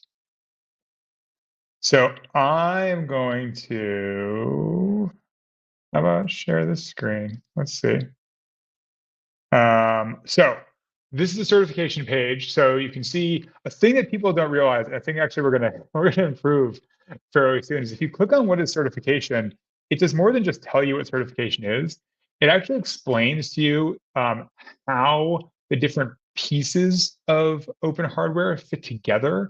So you can learn about hardware. If you have questions about like what licensing you should be using, there's a bunch of information about licenses for all the different kinds of all the pieces, so the hardware, the software, the documentation. So there's branding. There's a bunch of information here it's a little bit hidden, and we're working on that, but you should check out the what is certification page. But the main thing you probably care about, well, the two main things you probably care about are certifying a project, and then also who else is certified. So this is the certification application. It takes maybe like 5 minutes to fill out. And it goes through, that's a bunch of questions about who is certifying it, what the deal with the hardware is. If you're doing a new piece of hardware or an update to an existing certified piece of hardware, you can fill in your existing UID, so we can kind of link everything. We can talk about what the project is, what the website is, all the different kinds of project types. This makes it easier for people to find your hardware in the directory. Give it some keywords. If you're building off other certified hardware, you can kind of click through and say like, this is what I built on. So give people some credit and kind of build out this web of certification. And then you can talk about what licenses you're using. Well, I mean, 5 to 40 minutes. Maybe it takes 40 minutes. Maybe it takes an hour. I mean, I don't know. Like, it depends how much you want to marinate in the process. So I don't want to say that you have to go through quickly, but you can go through quickly. If you're not sure about hardware, you can look and see there's some example licenses that people have used. Also, if you're not sure about the licensing, one kind of like easy fix is if you go to the directory and you find somebody who you kind of trust, you can see what they chose and you can just copy them. That's also totally fine. And then some like last kind of mop-up questions to make sure that you did everything right. The answer to all these questions should be yes. If the answer is no, it's an opportunity to pause and reflect. Be like, maybe I should change what I'm doing so the answer to that question is yes. And then you click, yes, I agree to all these terms. I understand that I am doing this. And the reason that actually we have all these kind of agreements is because when you get certified, you get a license from OSHWA to use the certification logo. And so the reason this is like an actual agreement is because it gives you the power to be able to use the certification logo and to be able to use the use your UID. So that's why there are these checkboxes that go through. You hit submit, and then our goal is to get you a response within 14 days. It's often faster than that, but usually we can get initial responses within 14 days. If everything is good, you'll get your UID and you'll be on your way. If there are questions that we have, we'll send you an email with questions and we'll go back and forth as many times as you want to try and get stuff worked out. And then once you are certified, you end up in the certification directory. And so this is a directory of all the things that are certified, 3,154 as of this moment, from I think we're over maybe even like 70 different countries. We're at the point, this doesn't show up in the live stream when if you click here, you can see the list of all the countries. We're actually at the point now where when we're certifying something new, sometimes we're like, oh, bet that's the first thing from this country. And it's like, oh no, wait, there's already like 5 things from that country.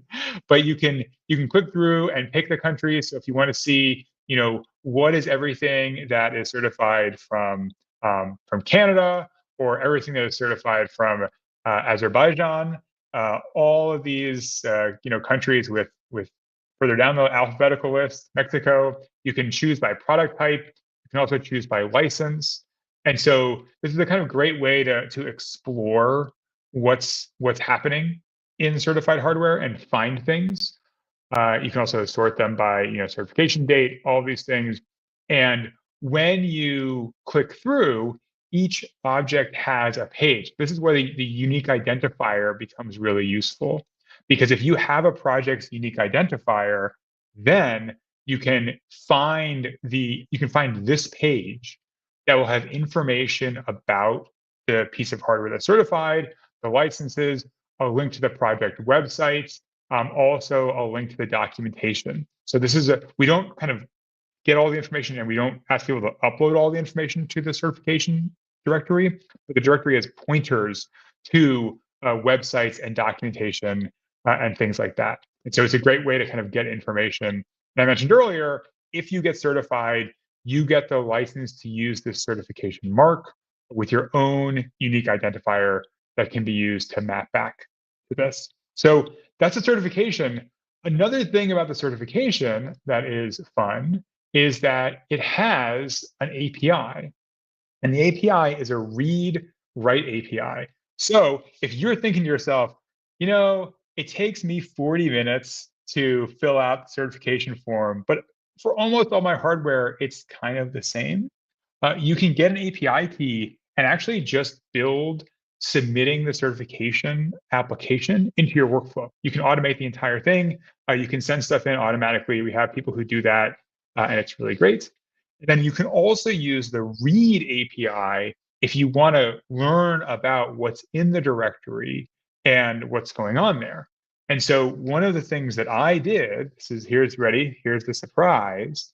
One of the things that I did is I said, okay, well, I wonder how people, because like this is who I am, how people's use of licenses have changed since 2016 when we first had the certification. And so I used the API to pull down all of the data for all of the pieces of certified hardware and explore all of the different kinds of licenses people have used. Now, because I'm a lawyer and I'm not a like data visualization person, I did the boring thing and I just made a bunch of like leader boards. So I just posted this actually just on my website because that's the place to post it. That is all of the licenses for each year back to 2016. And so you can see which licenses have gone up, which licenses have gone down, which are most popular, which tend to be less popular, kind of where they were before. So API, okay, so the API, there's a banner at the top of the certification page. It's just right there. So, you know, like it's a little bit not on me, I will say. But so you can find out, and like I went through it and say, like, okay, so in 2025, obviously this is the numbers. Go back for these are all the licenses used for hardware, software, and documentation, all the way through. And you can kind of see the evolution over time. And one of the things you can see is when new licenses, there's sort of two big changes in this data set. One is when some new licenses were introduced, especially the CERN version 2 licenses were introduced. And the other thing that happened is, I think in 2021, we really started to use standardized terms for the licenses. There's these SPDX identifiers for different like open source software licenses and open source hardware licenses. And so I think over time, our data is going to get better because we moved towards these standardized licenses. So you can see the leaderboard for all licenses. And then you can also, there are kind of links at the top, so you have to scroll down. You can see kind of just in hardware. So what licenses do people use for their hardware? And this is I think this is good, right? The CERN licenses, which are licenses written specifically for hardware, those tend to be at the top. I think this other is actually just MIT licenses that people applied to everything. And so one thing that I did after I started pulling this data was I added MIT as a more explicit option. And so you can actually see it's like already starting to populate down here. But you can see that kind of the CERN licenses, the CC licenses, and then other that probably represent well-known, very open source software licenses tend to be pretty popular and tend to be clustered towards the top. Although there are oldies but goodies, like the taper licenses, those are still being used, solder pads still being used. And you can kind of see over time, someone who's better at data visualization may almost certainly can do something more interesting with this data, make a bunch of leaderboards. But you can see back in 2016, we basically had 3 options, right? Because we were just like other or CERN or taper. You can also see how many fewer certifications we did in 2016. For software, same thing. These are licenses that, you know, if you're in this world, you probably will recognize. It won't be a surprise that, or at least, I mean, it wasn't a surprise to me that MIT was the most popular. People are just kind of like, do whatever you want. All I want is credit. Do it, go crazy. And then the GPL is also kind of right behind it, which is a much more kind of copyleft kind of license. There are a couple other distortions in the data. Right around 2020, 2021, with the pandemic, we saw a kind of surge of people certifying, and Adafruit especially made a really concerted effort to certify a bunch of their hardware. And so their choices about licenses, I think, probably distort the numbers in 2021. You can see Adafruit does a lot of MIT. And so you can see that it just like really clusters those 2 years because they were going through and certifying kind of everything. And then for documentation, also not surprisingly, Creative Commons, these are licenses that people are really familiar with. This is a world that people are familiar with. Those tend to be at the top. And then once you get below the Creative Commons licenses, you either have people who are applying a CERN license, right? The CERN licenses are designed to cover the hardware, the software, the documentation, everything. So that makes sense as a license that you would use, or a well-known open source software license, and people just kind of apply it once and throw it to the repo. So if you are curious about all of this, you know, kind of what licenses people have used, you can go to michaelweinberg.org and check out the blog post that I did. You can also just use the API yourself. If you think to yourself, okay, I don't want to deal with the API, but also I'm unimpressed with Michael's visualizations, there's also a link to a repo that has some tools for using the API to be able to get the data yourself, and all of the various kinds of outputs that the tools create. And so if you want to do your own visualization, but you don't want to use the API, then you can find kind of up-to-date, or up-to-date as of the last time I ran the scripts and updated the repo, up-to-date kind of snapshots in a couple different formats of the different kinds of hardware that people have used. And so these are all things that you can check out. And if you want to go deeper into what's happening in the directory, this is a great way to do it. Obviously, there are depending on who you are, there are potentially more interesting things to explore in the data about the directory than just the licensing information, depending on like who you are and what you're into. And so you can also use the API to pull all sorts of other data and think of other ways to visualize it. I know for a while there was some people who had they were just monitoring the API constantly, and they would have like a ping or a counter for different countries for when new things got certified, or just to kind of have like a little world map that you could have your own world map to see what is certified. The API is actually also what we use to on the OSHWA website. This map is also drawing from the API, and so you can see this heat map to see where we have certified things. And then if you want to know more, that's when you go to the directory and you can dig down into the list. But you can see, the OSHWA certification continues to grow, and we continue to see people from all over the world. And the distribution isn't necessarily what you would think, right? I mean, it may not be a surprise that the United States has the most, but people who are in the know that Bulgaria has a huge number of certifications, especially I think per capita. My guess would be that Bulgaria has the most certifications. There's a couple maker spaces in India that are constantly certifying interesting things that people who are, especially the younger students who are part of that makerspace, are up to. So that's really cool to see them and see what they're up to. You can really explore. You can you can find your country and you can see if you have anything, if your country is represented, or you can be number one, or you can kind of travel the world and see oh, I wonder what's happening in Slovenia, right? What's happening in Norway? What's happening in Indonesia, and just see what's going on in the open hardware culture. If you're traveling to one of these places and you want to find some people who are doing open hardware, the directory and the map are just great places to go to see those things. So this is the exciting world right now of OSHWA certification. If you want to be in this directory, you can just go and apply for free. It should be super straightforward. And yeah, I don't know. That's kind of what's happening in the world of certification. And we love that. I actually loved that data so much. Yeah, that was a great surprise. I feel like there's some data freaks in the chat. Data freaks, the people rise love up. Yeah, don't be afraid. Yeah, we'll drop a link to your website in there, and people can dig through and have a look. And also get to enjoy the data to its fullest. Yeah, let us know if you do a cool visualization. I originally downloaded hoping to do a cool visualization, and then I was defeated trying to set up Jupyter notebooks, and I was like, okay, this is what we got. Pulling the data and then making a visualization are two very completely different things. Skill sets. Yeah. And to know me is to know I'm not a visual person. So I just kind of I enjoy people. Oh, there's Leon representing Bulgaria. There we go. Yeah, exactly. Leon representing Bulgaria.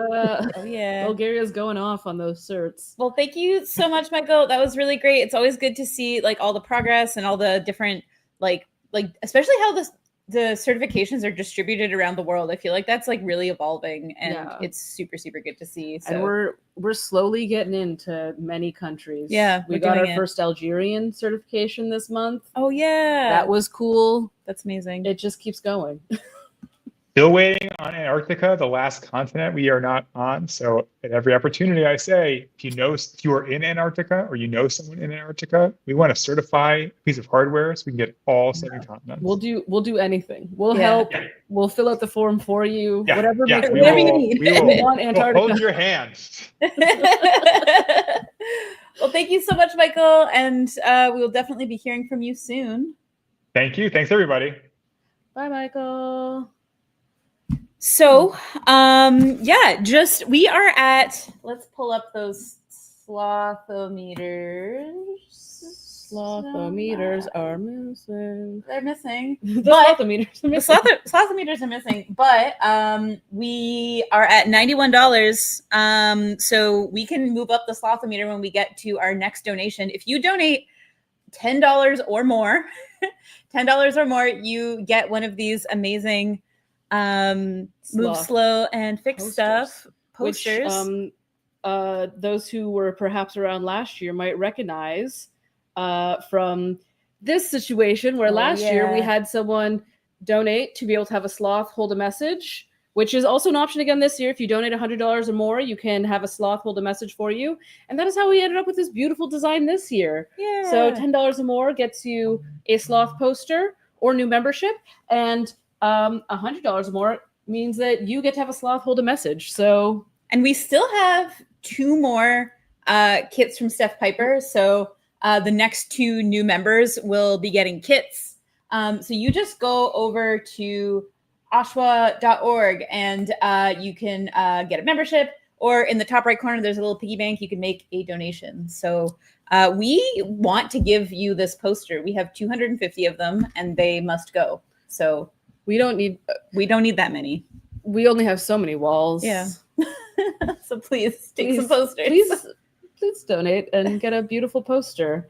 And we are moving on to our next guest. We have that's a sloth. We have I Can't Make Things. Because I can't make things. Seems like a misnomer. Or am I not hearable? Yeah, we can hear you. Okay, great. Hello, I Can't Make Things. SN60PB40 on YouTube. And I am very nervous. First time public speaking. Sorry. Thanks for inviting me, by the way. How are you doing today? We're doing pretty doing good. great. Yeah, Yeah. this is one of the best days of the year. We get to hear Yeah. about all kinds of cool new projects. Yeah, okay. So I don't know where to start. I don't know. Short intro about me. I like electronics. And yeah. Yeah, that's great. Okay. Yeah. You can just start. Why don't you start by telling us what you made and how you first came up with the idea. Sure thing. Okay, one sec. Let me do this. Nope, this. Okay, great. So you can see my screen, right? Is my screen mirrored? I don't think so. Okay. Yeah, we can So, see your screen. Right. First thing I started with, I made bike lights open source. I actually have them physically with me. One sec. I have like a box of like stuff, and like here's the PCB. This was one of my first projects open sourcing. So, I mean, first projects, they don't go so well. We got like we got like the backlights and so on, and you can see right here. I don't know. I'm so sorry.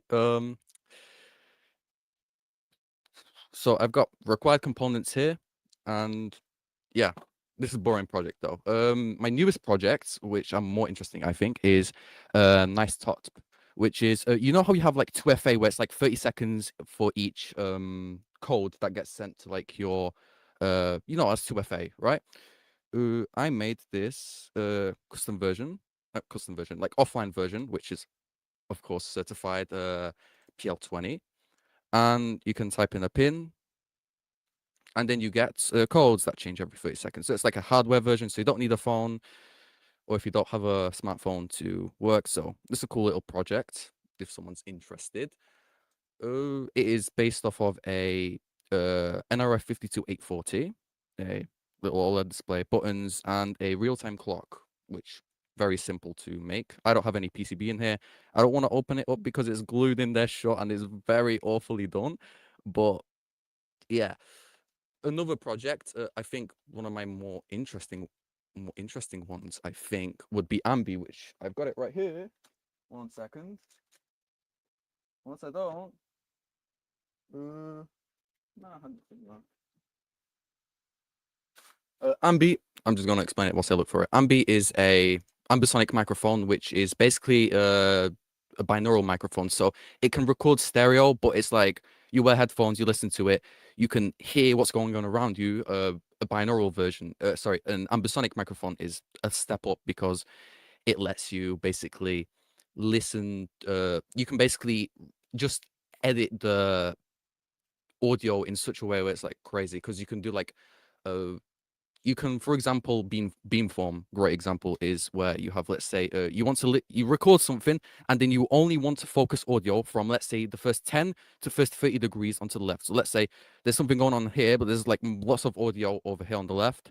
You can do it so you can only focus on specifically on this area. And yeah, that's really cool stuff. And it's open source, all the hardware, firmware, though it is work in progress right now, but hardware is fully done, works good. I seriously cannot find. I have such a mess in here, but yeah, I cannot find it. It's probably somewhere on the floor. Anyway, I don't know what other projects. Pixel Pin is a newest project that I made. You can go over here, and it is basically a little e-paper display. This is not it, but it looks similar to it.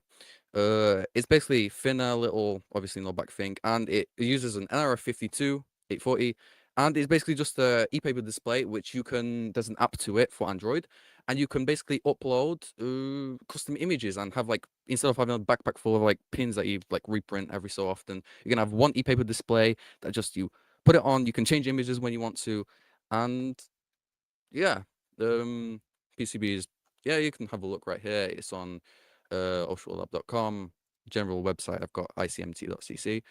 And yeah, I don't know what else to say. Any other projects? I don't think so. I don't know what else to say. I saw in the email that people like to see like desk setups, right? Yes. Oh, yeah, People love to absolutely. see what spaces look like. I feel like makers are always like, what's going on over there? You How can do show set us up? your favorite tools. Another thing that you can share with us is if you had like any particular challenges you overcame or something in the designs you're really excited about. Yes, challenges with the ambisonic microphone for sure. I seriously cannot find it. I would love to show, but one sec. Maybe it is here, Selena. Maybe, but design challenges. Worst one was probably trying to 3D model a tetrahedral. It was painful to do.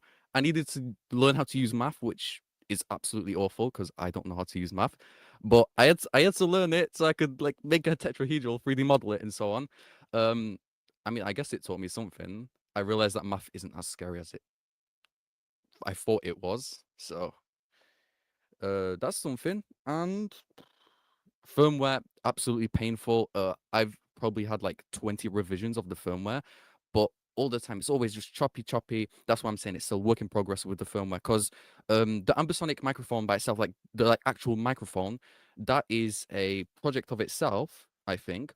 But I wanted to make a step further, because if you look at 4-channel recorders, because you need 4 channels recorded simultaneously to get it to, you know, do stuff, right? But the sad thing is that the cheapest one is like what, £300 or something like that, or even more, which is absurd. If you're like making the DIY microphone that costs, let's say, at most what, £20 to make, then you're not gonna spend literally 30 times the amount for a recorder for it. So I wanted to also make a recorder. Right. So yeah. Okay. I don't know. I'm gonna traumatize everyone with my setup. I've got 2 setups. One which is this right here. I don't know. I've got mess on the left. mess on the right here. Down here, right? So we got soldering iron, desoldering pump iron thing. I'm not gonna show more of the floor because it's such a mess. It's not even funny. Unless you want to see, but yeah, I mean, whatever you wanna show us. Maybe you could show us like your favorite tools, the tools you use most often. Tools I use more often. Well, first thing, of course, calipers. It has to be calipers. 3D modeling. Yeah. Next thing, which I don't know why I use a lot, but I do. Wire strippers.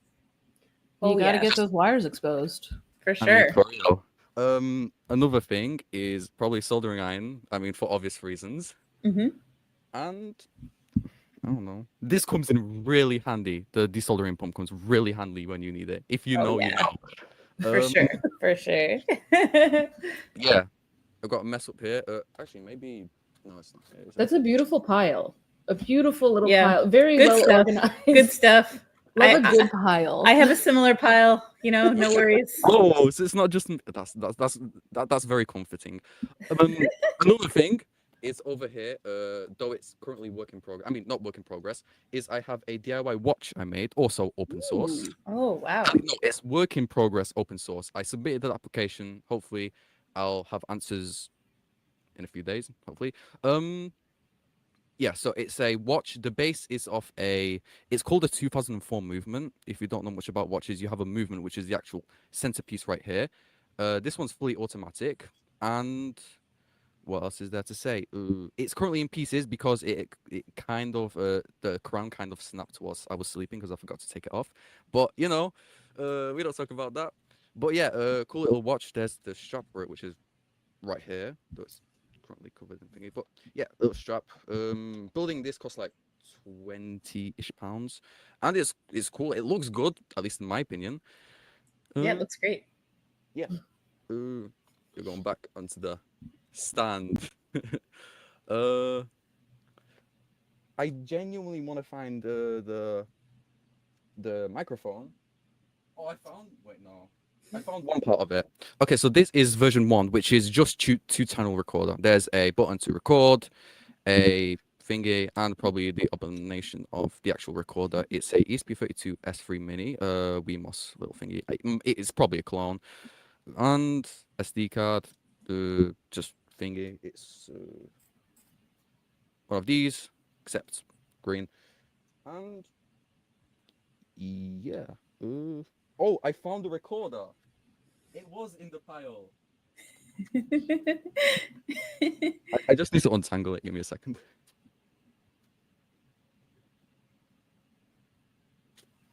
I'm gonna fill the silence whilst I untangle this with talking. So, what else is there to say? Oh, I have a question. If you don't mind asking. Yeah, absolutely. Why me? Like, was I? Why pick me?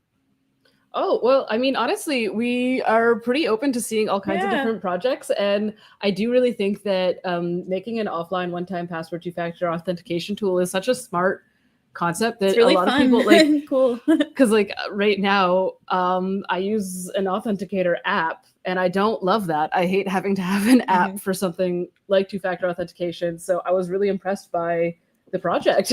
And we're always trying to get people who, you know, like, are like part of the community in some way. You know, sometimes it's people we have had on the stream before, sometimes it's people we haven't, sometimes it's people we've seen like around on the internet. So, you know, like we're open to anyone who wants to share, and you wanted to share and we wanted to hear. Great. Okay, so you've got a phone. Great for you. This is my phone, so I can't exactly have a two-factor. Yeah, not many apps for that guy. Yeah, like, no, the App Store straight up doesn't work. Anyway, another project very similar to this is a GPS. It's open source GPS. I'm not gonna show it too long because I don't want it to hook on and expose my location. But yeah, GPS, same thing as before. It's just like longer. Actually, I can just do that. Right. Yeah, GPS antenna as well. As you may have started to guess, NRF 52840. I use the NRF when I can and where I can, even if it's not fit for the job. Okay, so here it is. This is the 4-channel recorder. I can plug it in and show the interface. There's literally a interface, SD card, and then 2 wires for thingy. So turn it on, and it's like this. And it's very simple for now. If I can't press the button because it synced in too far, but there's a button. You usually press it. I can press it with this wire, and you can see recording, blah blah blah, and it's recording 2-3 seconds and so on. And the microphone itself, the thing I struggled with the most. Here it is. It is very simple, very basic. Here's the front of the microphone, so you face it like that when you're recording. And yeah, mathematically challenging, but I mean, it's interesting, I think, right? Yeah. So long to find this just for like 3 seconds to show, but yeah, I don't really know like what else to show. I can show my basement. The thing is, my basement is really far below, and it doesn't have Wi-Fi, so I pre-made the recording for it, assuming I could like show, but I realized audio probably won't go through with OBS. So all I can do is play it. Here's my thingy. I'm just gonna voice over to what I said. Here's my basement. Actually, no audio is even coming through. That is fine. I'm just gonna guess. So yeah, we got sewing machine on the left, sewing machine on the right. We got laptop. Yeah, and we got workspace. That's a very snug little workspace. Yeah. This has been my main workspace till I don't know. I just started cramming everything in here, and now I've got 3 basements filled with stuff, which I'll show you the third one in a second as well. So, indeed. Don't mind that. The jokes sewn in the middle with you. Yeah, that's pretty much all. I've got like random stuff in here. I don't know what I said, so that's why it's so long on me showing who knows what. Oh yeah, we got dog balls, but they're for cats. Of course. Yeah, of course. Yeah, that's about it. Second basement, which is very far away. So can I skip this? Can I skip over to where I'm just showing stuff? No, I can't. Okay, great. So we got pile of stuff. Yes, pile of stuff. We got 3D printer AIMNet A8, I believe, if I recall. Yeah, nice. A8. I'm gonna go further. Yeah, I got stuff. We got cameras. We got more cameras. Got more cameras. Just beautiful piles. I'm a huge fan of piles of items. Yeah. Same, like piles are just amazing. We got wires. Who needs shelves when you can have piles with wires? That's what I say to my family. So yeah, thank you for sharing these beautiful piles with us. Yeah, I just realized this is probably so boring to see like a pile. I'm so sorry. That is probably so boring. We love it. We love piles. There's many piles. You're speaking to like a direction where you can't see the piles, but I promise you, there's piles just beyond the camera on the other side. Trust me, there's piles. There's piles. I don't believe you. Another thing to show is DIY microphone. I kind of can't show it because can I? Wait. Yeah. So DIY microphone. I mean, it's kind of DIY. There's like these preset BM800 microphones you can buy, but I modified them with a JLI 255 capsule. So I don't know how it sounds. I think it sounds all right, but £20 to make, and it uses USB-C. So, that's something. If anyone's wondering, I got a bunch of projects on my website, but on my GitHub, YouTube as well. Oh, I need to. Yeah, we'll share out all your links to everyone so we can all keep up with all the things you're doing. Yeah, thank you so much for sharing this stuff with us, and it's really awesome to have like someone. If it's your first, you said it was your first time public speaking, so super happy to have you. And this was great. This is really fun. Really love seeing people's workspaces and just getting to know people's vibes. So it was so great. Yeah. Thanks for sharing your projects with us. Thanks for joining today. Can I show one last thing just before? Sure. Yeah. real quick. Oh, okay. Real quick then. I also have Oh, sorry. I also made, I mean, kind of hardware, more software, but we know what a slime VR is, right? There's some more slimes which are like alternatives, and I'm not bothered. I made an app which you can configure slimes really easily. Everyone says it's very useful, and not a lot of people know about it. I just wanted to point that out. Anyway, I'm sorry. Sorry for delaying it longer, but I mean. Oh no, this is great. Definitely, we'll share out all your links and make sure everyone has access to it. And yeah, thank you so much. Okay. Thanks. Bye. Bye. Like I said, definitely a misnomer. It looks like they're making plenty of things out there. Yeah, There's I many don't believe things that for being a made. second they're making so much stuff. We have some big news. Huge news. Some huge- Slothometer news. Huge Slothometer news. We got another member. One other member. One new member. Yay! And beyond that, I can't believe we're saying this, but we had a few donations come in, and these donations came in rapid succession. So that's very cool. And we quickly went from 91 to now we are at $1,141. So, oh my God. Thank you so much. That's from Jay and Todd. And we're just so stoked. Yeah. Thank you for supporting this and helping make these things happen. It really means a lot. We didn't expect the sloth to climb so high so suddenly. I know, but it's great. It's great news. He was a little behind, and now look at him. Now he's up there. go. He's climbing. Yeah. So that's amazing. The sloth will climb for every $100 that we receive. So yeah, I mean, help that sloth climb. Sloth climb. Need more sloth meters, according to Jay, and we agree, Jay. Sloth meter should be the new base method of everything. This is how we should track all things in life. Yeah. And we have our next guest here. We've got Joshua Deming. Hello, Joshua. How are you doing today? Hello, doing well. I Welcome. believe Venkat is going to join very shortly. Perfect. Amazing. Yes, I believe y'all are part of the little greenhouse. Tiny Vision. Oh, maybe that's. Tiny Vision. Next one. Maybe we're missing Michael. Yeah, maybe that's. I'm next, then I think. Oh, you're. So sorry. Okay. We'll pop you off for a moment while we give problem. Michael a moment to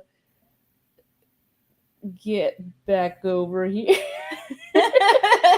Which gives us a few moments to do a couple reminders that you can fax us at any point in time. Yeah. Send us a fax. At the bottom of the ticker at the bottom of the show, that shows you how you can fax us. You can use faxzero.com for free faxing. And we'll read your fax. We'll read your fax. And it's a really fun way to participate in the live stream. Yeah. We love faxing. Please fax us. It's not antiquated, and it is a fresh new technology, and all the kids are faxing these days. Yeah. Exactly. This is what we hear on Fortnite. They're always talking about faxing. Yeah. They're faxing each other all over on Fortnite. So if you want to catch up with the kiddos. And if you are just tuning in, maybe you missed our earlier announcement that we just announced the next dates and location of the 2026 Open Hardware Summit. So in Berlin, May 22nd and 23rd. We are super, super excited. The call for proposals is going to go out probably in a couple of hours, so stay tuned. And yeah, we're just like so excited to be in Berlin and like engage with our community because we have so many amazing open hardware makers out there.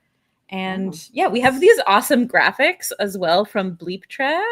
Yes, Bleep Track. Sabina is a wonderful creator who does these really cool generative AI tiling works that we are so obsessed with.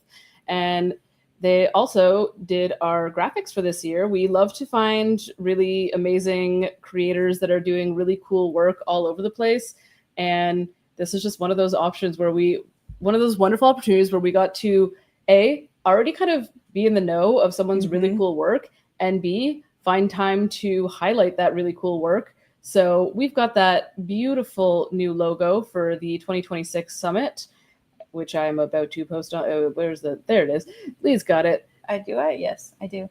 Yeah, it looks so good. And what I really, really love about this design is that it features these generative tiles that can go together in all kinds of different ways. So we're super excited about having some really cool swag with some generative artwork on it. And yeah, it's super beautiful. And if you don't know Bleep Track or Sabina's work, definitely check it out. They do all kinds of really cool stuff. They make stickers and PCBs and fabrics. I have like a really cool pencil case that they made with this like really cool generative pattern. So just so excited to highlight artists every year as well, along with the summit. So yeah.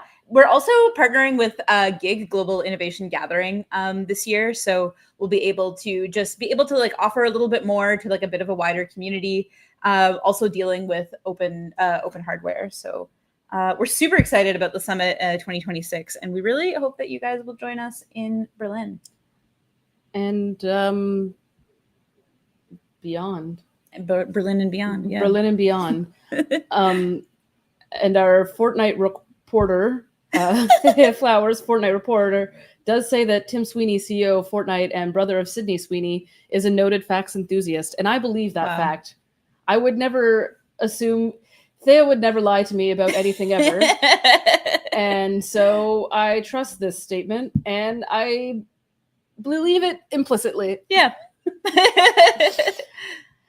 And I also think it's important to note that we cannot ban Maggie because we love Maggie. So Thea is here talking about Fortnite, and Maggie is allowed to stay forever. Thea, you will get kicked before Maggie does. Sorry. Those are the rules. Chipper Doodle has a question about the summit. Do we have dates for the summit yet? We do have dates for the summit. So May 22nd and 23rd. So it's going to be another Friday, Saturday. And yeah. So GIG is happening just before, and so is the Republica conference. It's happening about a week before. Yeah. So maybe you want to have like a big old Berlin adventure this year and go to many really cool conferences all in a row. That'd be amazing. That would be super rad of you, and I would be very impressed. And we're also looking, if anyone is listening from Germany or Berlin or knows someone or knows lots of people, we are looking for just a couple of community partners to help us with events, just kind of surrounding it. So maybe some socials, maybe you have another event. We want to have some like satellite events that are happening around for people who've like traveled really far to get there, or really anything. If you like know of open source communities or communities that are interested, definitely hook us up. And we, again, like if you've never been to a summit before, we try to make it pretty broad definition of hardware. It can mean a lot of different things. And it doesn't have to be just PCBs and computers. It can, and that's great, and we love it. But it could also be textile work. It could be craft work. It could be just like, you know, like conceptual work about law, intellectual property, really any way of thinking about open source hardware. As we always say here at OSHWA, which does not have a physical location. As we always say here at OSHWA, anything made of atoms rather than bits, which literally means anything any physical thing of atoms, any physical matter. And we pretty actively try to find people who have different kinds of perspectives about this. And we want to hear from you. Yeah, we want to hear your specific perspective. You, the person watching this right now. What do you love? What do you love about making things openly with the world? We want to know. And Thea's working on the site right now. You'll get to see that summit site real soon. You'll get to see it and get all this information in a place that isn't just our mouths saying it on a live We'll write stream. it down for you on the internet. We'll write it down for you on the internet, and then you can like go look at it multiple times and it'll all be there. And we will also repeat it 1,000 times. That too. We will keep saying it on the internet. So OSHWA is in the heart. Yeah. It is in the heart. OSHWA, as some of you may know, is actually just run by a very small number of people. Most of the work gets done by us and Alicia and a very small handful of contractors. And when you support OSHWA, you support all the little things that we do. You support the Summit, you support the Summit Fellowship, you support Open Hardware Month, the certification process, all of these things that we do because we really love hardware, but also we live in a society and things cost money. It's so true. Yeah. But yeah, there's so many ways that we have been supported by y'all lovely humans in life. And we are really excited that we get to keep being supported by such lovely humans. I'm also going to remind y'all that we are working hard to get our membership numbers up. Mm-hmm. We are hard at work in the minds of membership. We are chiseling away. We would love 50 new members. That would be really awesome. That would be so cool. We're at 5. 5 is which is also good. 10%. I don't know Which is how some of it. percentages work. Some of the way. But some part of 5% of 50, I think. And if that's wrong, don't tell me. And when you're a member, you give your ongoing support, and that's really great because you keep giving us money, and we use that money to make things happen. So help these sloths climb. Help the these top. sloths climb. Very if slowly. These sloths can't climb, they'll be so sad. Yeah. Actually, a really important part of sloth is sloths are really well known for moving quite slowly. You might have heard of this. And a problem that sloths frequently have is that because it takes them so long to get down and then perhaps crawl to another section of forest, it can be dangerous for them.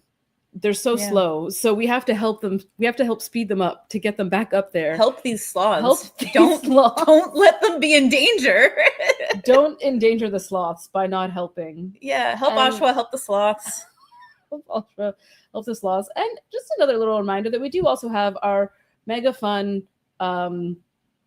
Open Hardware Month merch going on, our merch fundraiser. We love our merch so much, designed by the lovely Jess Hannigan. Yeah. You can get this as, okay, let's just remember, zip up hoodie. Mhm. Front, you got that cute little OSHWA logo. Back, you got that make sure iterate design. Oh my God. You can also get it as a hoodie that doesn't zip up. I hit the wrong button. You can get it as a normal style hoodie that just goes over the head. You can get it as a t-shirt. We love a good t-shirt. Oh, we're getting a fax. We're getting a fax. You can also get it as a crew neck if you're a fan of crew necks, or it's just, there's so many ways to wear a sweater and also love OSHWA. And you get really fun interactions with human beings in the rest of the world. People love see saying this- nice things yeah, about the people will shirt. see the shirt and go, hey, nice shirt. It's happened to me so many times, and it could happen to you. It could happen to you if you got a beautiful OSHWA shirt. You could also get one of these posters. You can also get a OSHWA. Maggie just became a member because that sales pitch Oh was my so God, dang yes, good. that's yes, amazing. it was. We are basically the best at selling Wow. things forever. Here we go. Here we go. Look at that sloth 6 climb. new members. Whoa, Woo! 6 new members. Yeah. We're gonna put that sloth up. Sloth, sloth, sloth. We love sloths. Yeah. And we've got a fax coming in. We are Yep. about to quality t-shirt can attest from the lovely Jay. Mm-hmm. Please provide open source snacks. Oh. And actually, you know what? We talk about this in a lot of different contexts about how open source can exist in so many different ways. And one of the things that I would actually like to note is that in a really weird and kind of strange way, recipes are open source snacks. You might think, okay, sure, you're kind of stretching the meaning of open source, No, but no, not at when all. your grandma gives you the recipe for her delicious cookies, that is her open sourcing those snacks. She's be giving like, you what you need to make the cookies. You too can have snack. You can make those cookies at home. I don't know what license she's releasing the cookies under, though. I guess We should ask. It's strongly reciprocal, I'd say, because she wants to have those cookies too. You got to share the snacks back and forth, you know. Oh, we almost have this something. new fax. It's coming in. Another fun thing about fax machines is that they move so quickly, and they can really, Like the sloth. They display the sloth and the speed of the movement in exceptional Oh my God. ways. It's gonna happen. We're gonna get this picture. It's happening. It does seem like our lovely guest, Michael DeRocco, is not able to make it right now, which is not we're sad not to have him. So I'm just going to give you a little look at what he potentially would have spoken about. I think this would have been his talk, probably would have been focusing on his certification. His certification is for the Little Greenhouse, which was actually our very first very first certification from Luxembourg, which is pretty dang cool. And this is an open source indoor greenhouse controller. So this is a way that you can control your space for your plants and have a little greenhouse within your own home. And that's pretty dang cool. I love really that. cool. I'm a huge fan of seeing ways that people are doing environmental management using open source, especially as someone who kills my plants for fun because I'm really good at plants. But this is a great way to automate your plant care and kind of get away from the crimes of murdering many, many plants in a row. We have received this sloth. That because of the nature of faxing and thermal paper, looks like he's ready for This is Halloween. pretty Kind of a scary. goth sloth. Goth sloth. Goth sloth is partying. Thanks, Jay. Thanks, Jay, for goth sloth. For this goth sloth. We love So, him. If you fax us something, we will get it. We will get it. We will get it. And if you want to be able to show your love of sloth all the time, you do have the ability to donate $10 or more to OSHWA, and you will get a very cool open source And sloth poster. There is a limited number of these. They are risograph printed. So there is one run, and then when they are gone, that's it. So when they're gone, they're gone. They're gone. So you got to get one now while slow, they're not gone. Fix stuff. And that's a really good, a lot of times when you're working in these spaces, you hear the other version of this. We don't speak that here. And what we like to think about is, wouldn't it be cooler if we were fixing things? Yeah. We can all fix things together instead of breaking things. There's many fun ways that you can break things, but there's also ways that you can fix things. And sometimes breaking them is fixing them. If it's one step of the process, then that's a great thing to do. Yeah. Oh, Michael is here. So I guess we're going to bring Michael on right now. And Michael, you can have the next 3 minutes. as there was a bit of a timing confusion. Hello. Hi, Michael. Hi. So yeah, I don't know why, because my schedule was for 6, but okay, it's okay. Just 3 minutes, 2 minutes. 2 minutes. Just a couple minutes. Yeah. Okay. It's very challenging. Let me to share my screen because I prepare.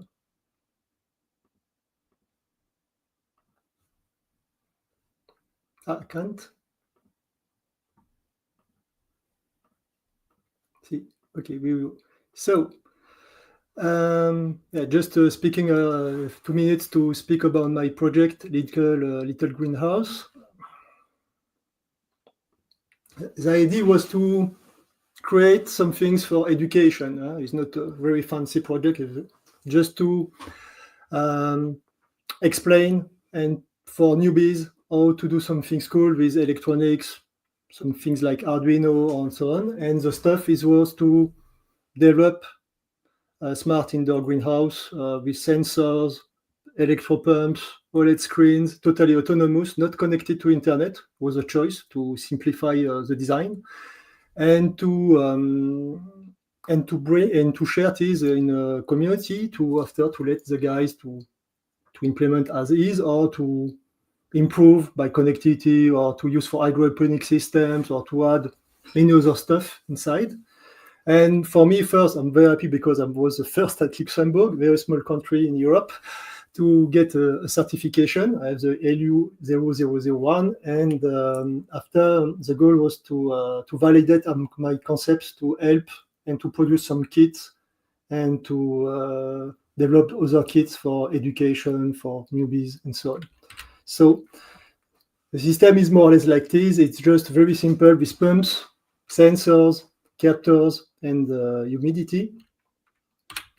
Also, there is a lot of systems, and the key is to have a setup control of when you want to water your plants and so on. All the code are shared in GitHub. And you have also real-time clock, because you can also set up how much time you want to light your plant to grow more, to grow faster, for example, for basil or for other herbs and so on, or for some plants like tomatoes. It worked very well for this summer. I prepared the plants. It was very good. Yes, and I provide also all the schema and so on. This all explanation. And this is one of my favorite tools, my CNC laser, when I'm building my own PCBs.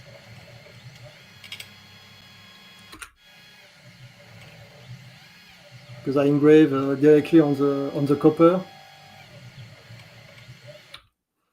And yes, and the result is here with a piece of my labs. And yes, and the result when I make quick prototyping, because I don't want to order to another provider, because I don't want to wait 3 weeks, 2 weeks.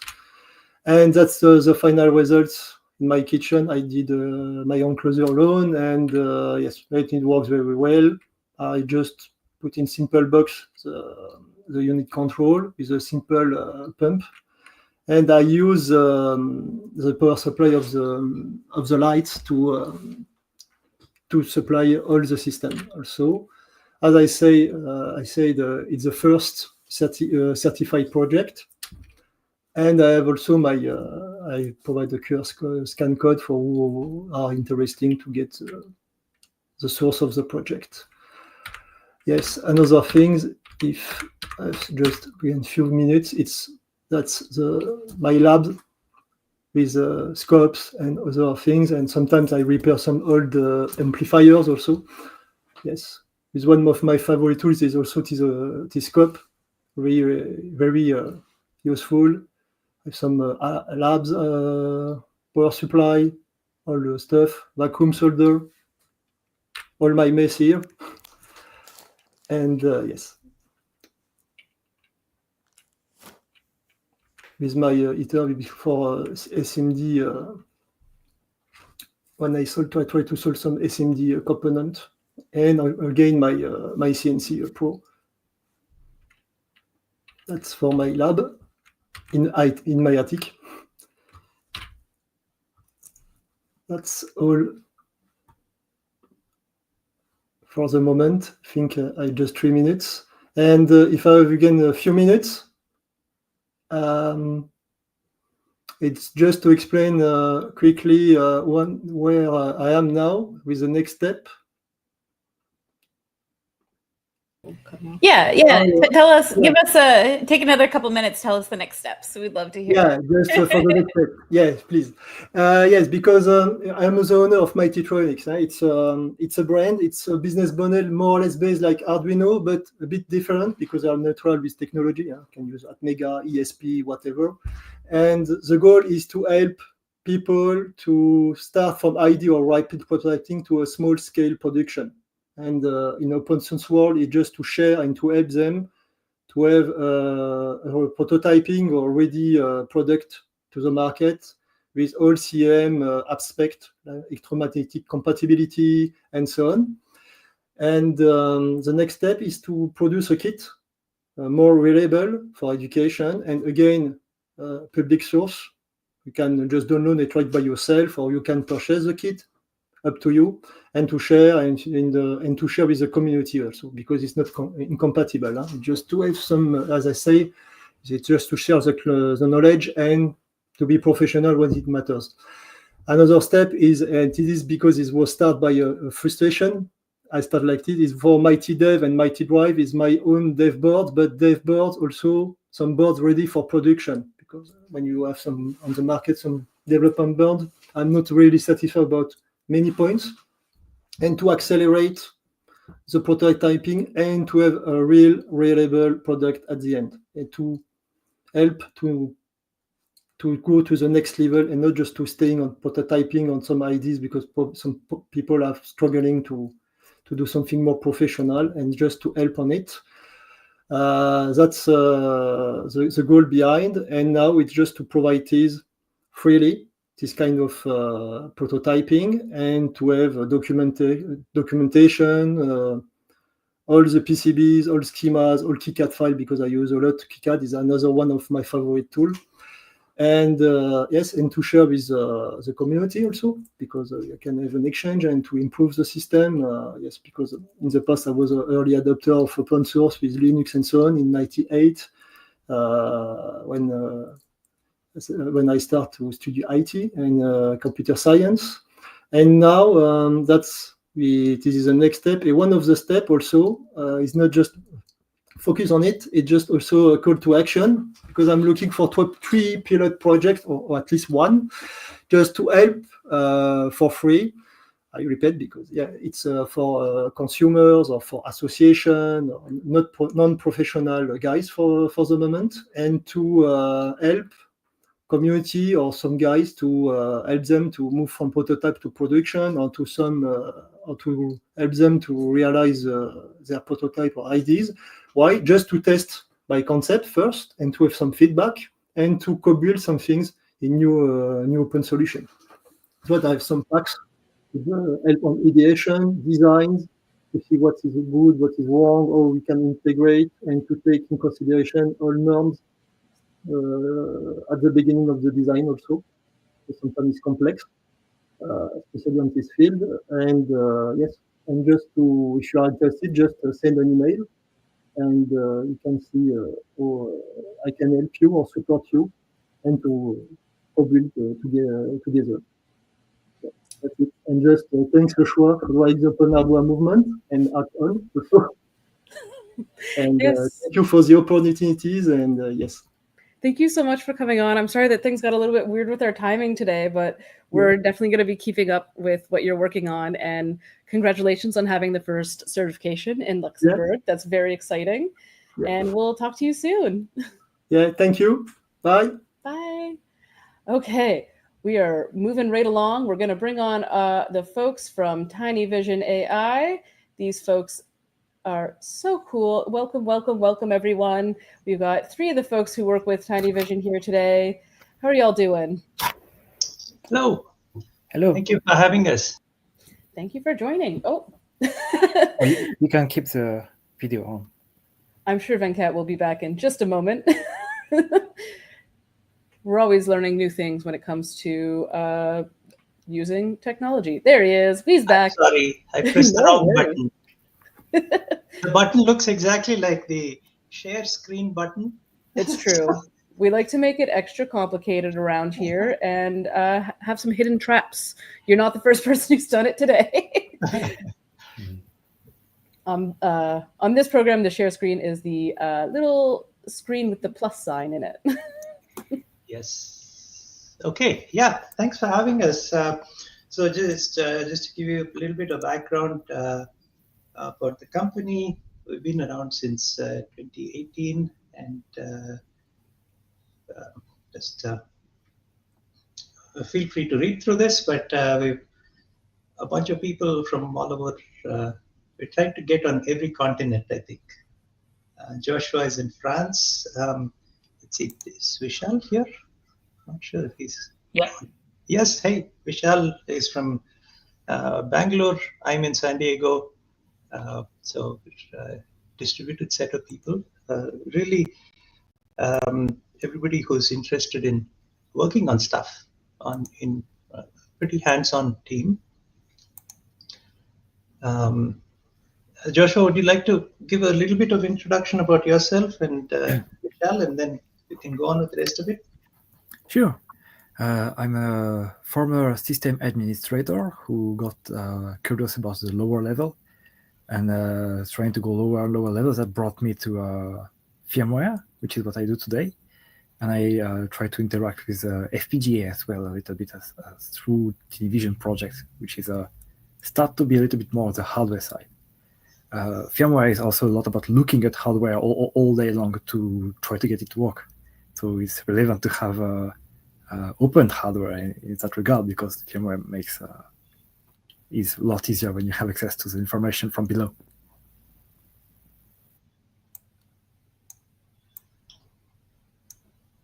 Vishal, a little bit about yourself. Sure. Hello, everyone. My name is Vishal, and I look after sales and marketing at Tinyvision. And I'm very happy to be joining this call. And little background about myself. So Vishal and I were classmates back in engineering, and we got together and started working on this since last year, I think. And really, at the end of the day, we want to build stuff, right? So we've been participating in the open source hardware ecosystem for a while. These are some of the not necessarily open source hardware certified, but they are open source. The UPDino is something that we've been working on. It's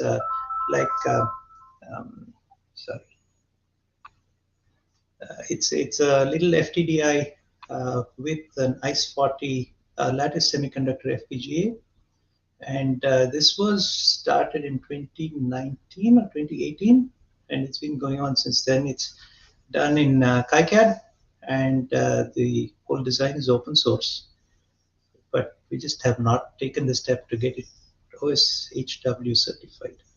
There's quite a reasonable community around this board. The really nice thing is the tools are all open source, even for the FPGA programming. And it just downloads very quickly. You don't have to deal with all these licenses and to just start coding and learning about hardware. The Pico ICE and Pico 2 ICE are OSHW certified. So the new one is the Pico 2, which is based on the RP2350. These two boards are used at many universities for learning. A lot of makers seem to be interested in them. Really, these are, think of them as a Swiss Army knife, right? Because we bring all the pins out, and it's in reasonably low cost. There was the other one, which was the first project that we worked on when I started the company in 2018, which is the Vision FPGA SOM. That is not done in, that's done in Altium, but the files are available, so you're welcome to go look at it. This was crowdfunded through Crowd Supply. And we're working on other open source hardware as well, which is follow on to the Pico ICE, which is the Pico 2 NX, which is based on a larger FPGA, much more capable FPGA. Also, SysG is an open standard. We're trying to build an open source board for that, which can support multiple cameras. So this is kind of the open source side of the company. There is also the closed source side, which is really where we work on contracts and stuff. I don't want to talk too much about our products, but I wanted to show you take you through a tour of the place that we build all this, and also to the goal of this talk is really not to sell stuff. It is really to my hope is that you will take some of the information here and be able to start something on your own, and to really talk about the things that we've learned over time on how to build stuff and how to sell it, and what are all the different tools that we use. So I want to go through some of that and field questions along the way. Okay, so let's start off with, oh, I forgot about this completely. So sorry. Hardware is not complete without software. And so been working on Zephyr. Joshua really started this off. And Joshua, would you like to say a few words about Zephyr and the libmpics? Yes, sure. There's a lot of open hardware and sometimes just commercial boards without the schematics, but almost always the schematics, and sometimes there's OSHWA certification that makes a very great start. And then as soon as you get some complicated hardware in your hand, I think most of the project here also says all the software is on GitHub. That's the second step after you have the hardware is the hardware supported, because otherwise you won't be able to do something out of it. So both of these projects are basically hardware support. Zephyr is RTOS to support the chips, And LibMPix is very specialized for camera image processing, but for tuning the colors. For chips that don't have hardware to process the image, this is a replacement library that does the same thing that the hardware will do, but in software. So it's also a little bit about hardware support in a way, how to enable the chips with software at different level, at the level of the platform for Zephyr, or at the level of the data. So how to make use of the data you receive for the LibMPix. I think Venkat, will you have a more general presentation of that, or do you want me to present more of it? No, feel free to talk a little bit about the motivations for Zephyr and as well as the LibMPix that you created. Okay, so in the context of Television, bringing Zephyr is really enabling the developer to use the hardware. Once you have the hardware, you will hope to not have to dive into something too specific to this hardware, but instead find your software ecosystem that enables the hardware, but not discover a new software for every hardware. So that brings the need for some kind of universal API that adapts to every hardware. So if you are doing open hardware, you might be interested in looking up, it can be Zephyr for RTOS, it can be all the ecosystem for all the kind of hardware. So looking up what kind of software can I plug my hardware to so that I can make use of it, integrate it into something bigger, so that you do not have to redo all the stack, software stack yourself. So that's what we have been doing also with Television projects, is for USB connectivity of camera. And this was connecting the hardware FPGA, right drivers, and then everything else use the existing API of the Zephyr RTOS. And on the side of LibMPix, it's a little bit different. The goal is that if you want to receive camera signal images, the camera signal might be already prepared and look good, like a video call like right now. The colors looks okay, the contrast looks fine, there is no, the image is not too much noise. But in some case, you will get raw sensor data, like people working with telescopes. They always talk about raw Bayer image data. I want to get the raw image from my camera. That is something the camera is expected to be processing to turn it into good-looking images. If you look at the raw images, they will look, oh, that's all green, that's weird contrast. So you have to process this data. And often we think of it as part of the hardware, because it's always part of the camera, you forget about it. And it's true, if you get a commercial camera, there will be some hardware doing that, as well as some software.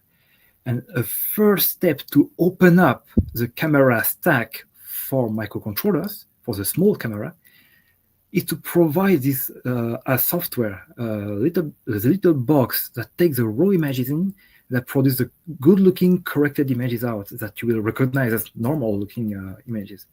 And that was one attempt to avoid repeating the same work for every closed or client-specific project, was to do an open source library that brings this missing block of every camera hardware, so that it can be used for every project, as well as someone else who wants to play with camera raws, that images that come from the sensor.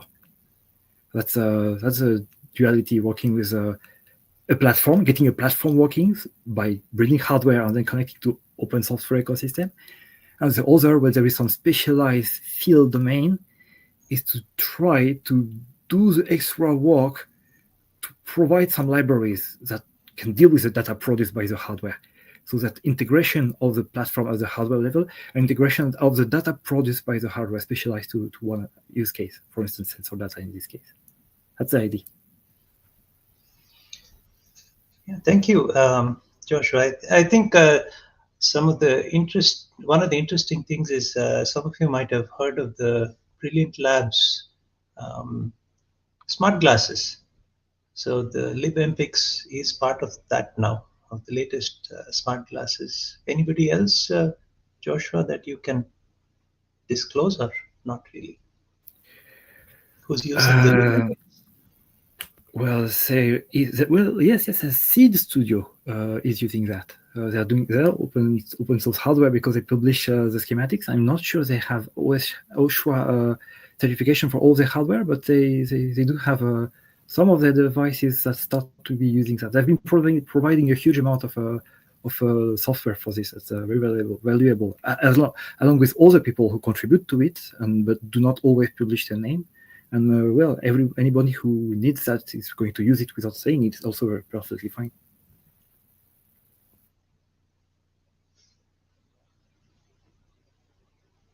Okay, thank you.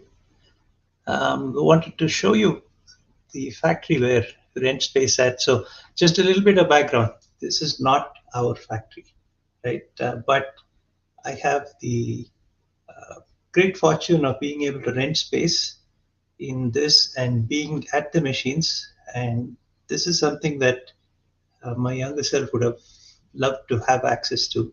Now I do have access, and wanted to show you guys some of the machines there and how we build our stuff. So take a look at the video. Please put down your questions. Happy to answer them after that. Here's the SMP factory. Put the parts on the wall. So let's start at the beginning of all this.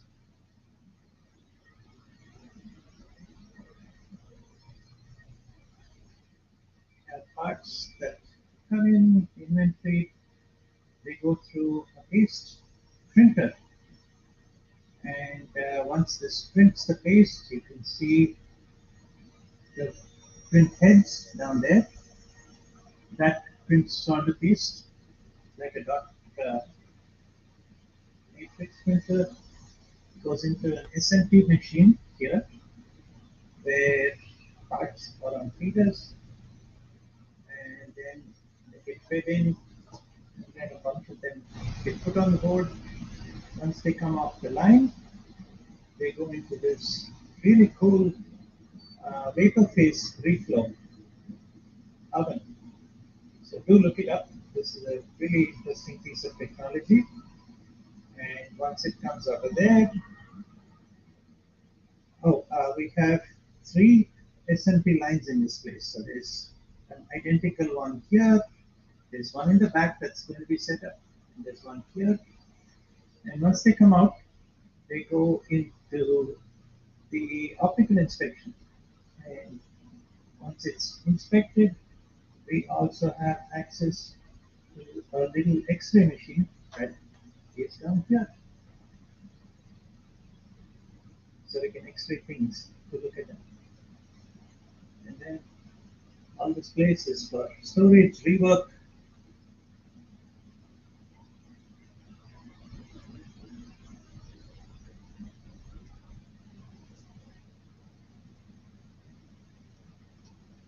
Oh, and way back, that tower is full of parts. There's a little robot in there that pulls out reels when we want them. Everything is barcoded. So carriers here have little barcodes on them. Every carrier has a barcode on it. Right? And those barcodes go into our scan, and there are barcodes for everything. This factory runs on barcodes. So that was a little bit of background of the factory. I find the optical inspection machines also absolutely fascinating. So I've made a short video about that.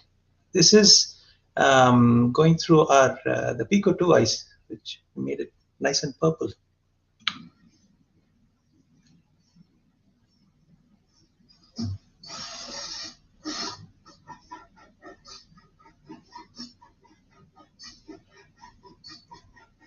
So the background of this is that when you're in production, you need to be able to tell when parts are either tombstoned or just wrong parts or whatever it is, right? So this thing uses image processing to find parts, and this is what you find in a commercial factory, so that you can build things at scale.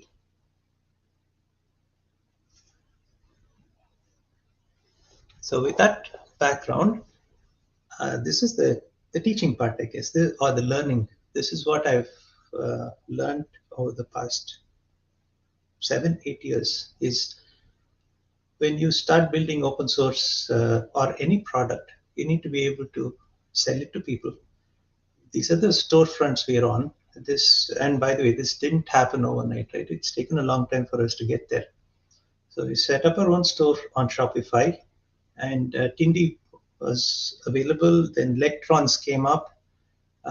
Electro have a partnership with them, and most recently with Vishal's help, we've been able to get into DigiKey. That's not yet fully there, but we're getting there. In terms of payment gateways, we signed up for both PayPal and Stripe. And the reason is simply because Shopify forces you into one, and then you're all using,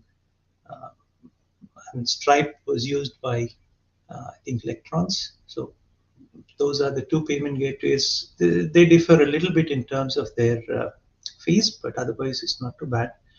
For shipping and labels, because these are shipped from the US, we use this service called ShipStation.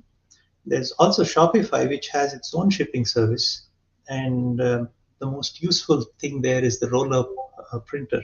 So printing labels rather than writing out addresses. I mean, this is like, it's really worth getting one of these printers. It costs about $70, $80 or something, but totally worth getting a printer once you start building more than 10 per month or so. In terms of board assembly, of course, JLC PCB, many of you will be aware of it, as well as a few other manufacturers. I didn't list them, but Electro also helps build some of our boards. And of course, the SMP line, where we rent some space. The huge advantage of being able to rent space at an SMP line is that you really learn how boards are put together. So if you want to make your boards manufacturable, then that is the place. You'll see the pain that operators go through. It's like you need to minimize the number of line items. So making a board manufacturable, the best way is to go find a place that you can see what these operators are going through. Okay? Testing is super important, because once these boards are built, you can have optical inspection, but at the same time, you really need to test them. We do a very simple connectivity check. Right? We're not trying to test for functionality. That's a very different thing. So when you do the design, there's design verification and test. And then what we're doing here is production testing. What we settled on is a very simple daisy chain. If you have like a Pico Ice, for example, you just connect all the pins together in a huge daisy chain and drive a square wave through it. And at the end, hook it up to an LED. So once you push it down on a pogo fixture, and the fixture has the part of the daisy chain, and the rest of the daisy chain goes through the part itself, you can detect shorted pins as well as open pins. Those are the only two things you're checking for. Is the part soldered down properly or not? And with this, we've been able to get very fast testing. We use MicroPython running on these devices, and it's really easy to do that. Happy to take questions on this. And yeah, we have a Discord. Feel free to join. And all our work is on GitHub as well.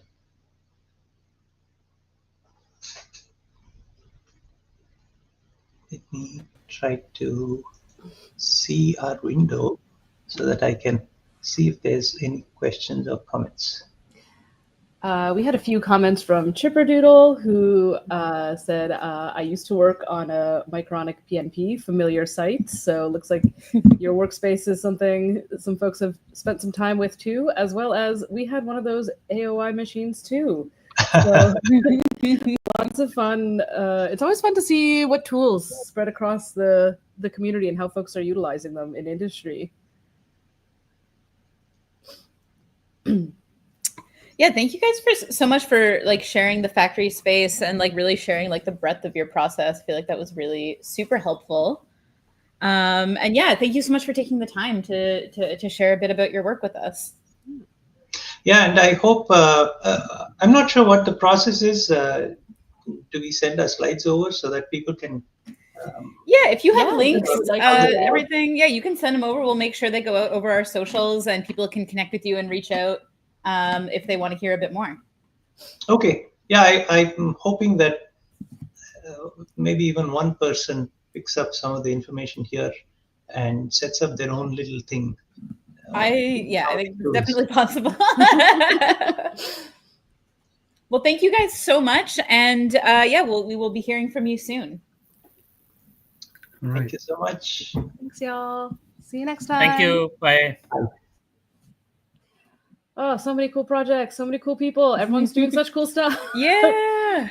It's really live stream day is so fun for us because we do spend a lot of time hearing about cool projects and meeting cool people, and that's really fun. But live stream day, we get to do it like back to back to back. And sometimes it's just an email and you don't really get to like see what people are doing, or like, you know, just in like a tweet or something, you don't get to like see the full breadth of everything. But giving people opportunity to like really chat and share their projects, it's really special and fun, and I really love doing it. It's true. And we are now moving into the afternoon portion of our programming, in case you are unaware, which means that we are after 12 p.m. It is afternoon for us. Which means we have been going for 4 hours now, a little bit over 4 hours. Over 4 hours. Over 4 hours. I'm realizing we're hitting 1 p.m. our time, which is actually almost 5 hours. Yeah. So piece of cake, no Honestly, big deal. Easy peasy. Like, who even cares? Yeah, no big deal. We'll just do it for another some hours, 3 hours. No, that's not how 12 7 hours. works. I'm doing great, so everything's fine. So if you want, you can send us a fax. We will read the fax here out loud from the fax machine. And you know, maybe if it's in between streams, you'll get to hear the cool old school phone ring. And yeah, so we are looking at our goals. We can share the Slothometer again. We are hoping to hit 50 new members. Last year we had 53 new members, and it'd be great if we hit 50 members again this year. We are at 6. 6 is also good, and we appreciate every single one of our members. But you want to help the sloth climb to the top. The higher the sloth gets, the happier it is. Exactly. It's safe up there. It's safe. It's safe. If you want to keep the sloth safe, become a member. And we're also, if you're already a member and you want to support OSHWA, all the things that we do, you know, we're a really, really small team, and we do a lot, and we do this live stream because we love it, and we want to help send people to the summit, and we want to help promote open hardware projects, and we want to like help certify things. So yeah, we need your support to do that. We're hoping to raise $5,000. We are at $1,141, and the sloth climbs in increments of $100. So as Chipper says here, get the sloth to the top so we can gaze at the cosmos properly. Oh yes, so true. The sloths want to gaze upon the moon, the beautiful moon. We love the moon. We love the moon. Help that sloth get to look at the moon too. And for every donation over $10, you get one of these cool posters. Cool poster. Wow. Sloth poster. We love posters. Move slow, fix things. We love to move slow and fix things. Sorry, I am feeling super normal. In case you missed any earlier announcements, we are also really excited that the 2026 Open Hardware Summit will be taking place in Berlin. Yeah. Berlin, Germany. I don't think there's another Berlin, but just in case, there could be a Berlin, Ontario. You know? There's a lot of things in Ontario, such as a London and a Paris, but we will not be there. We will be in Berlin, Germany. And it'll be May 22nd and 23rd, so another Friday, Saturday event.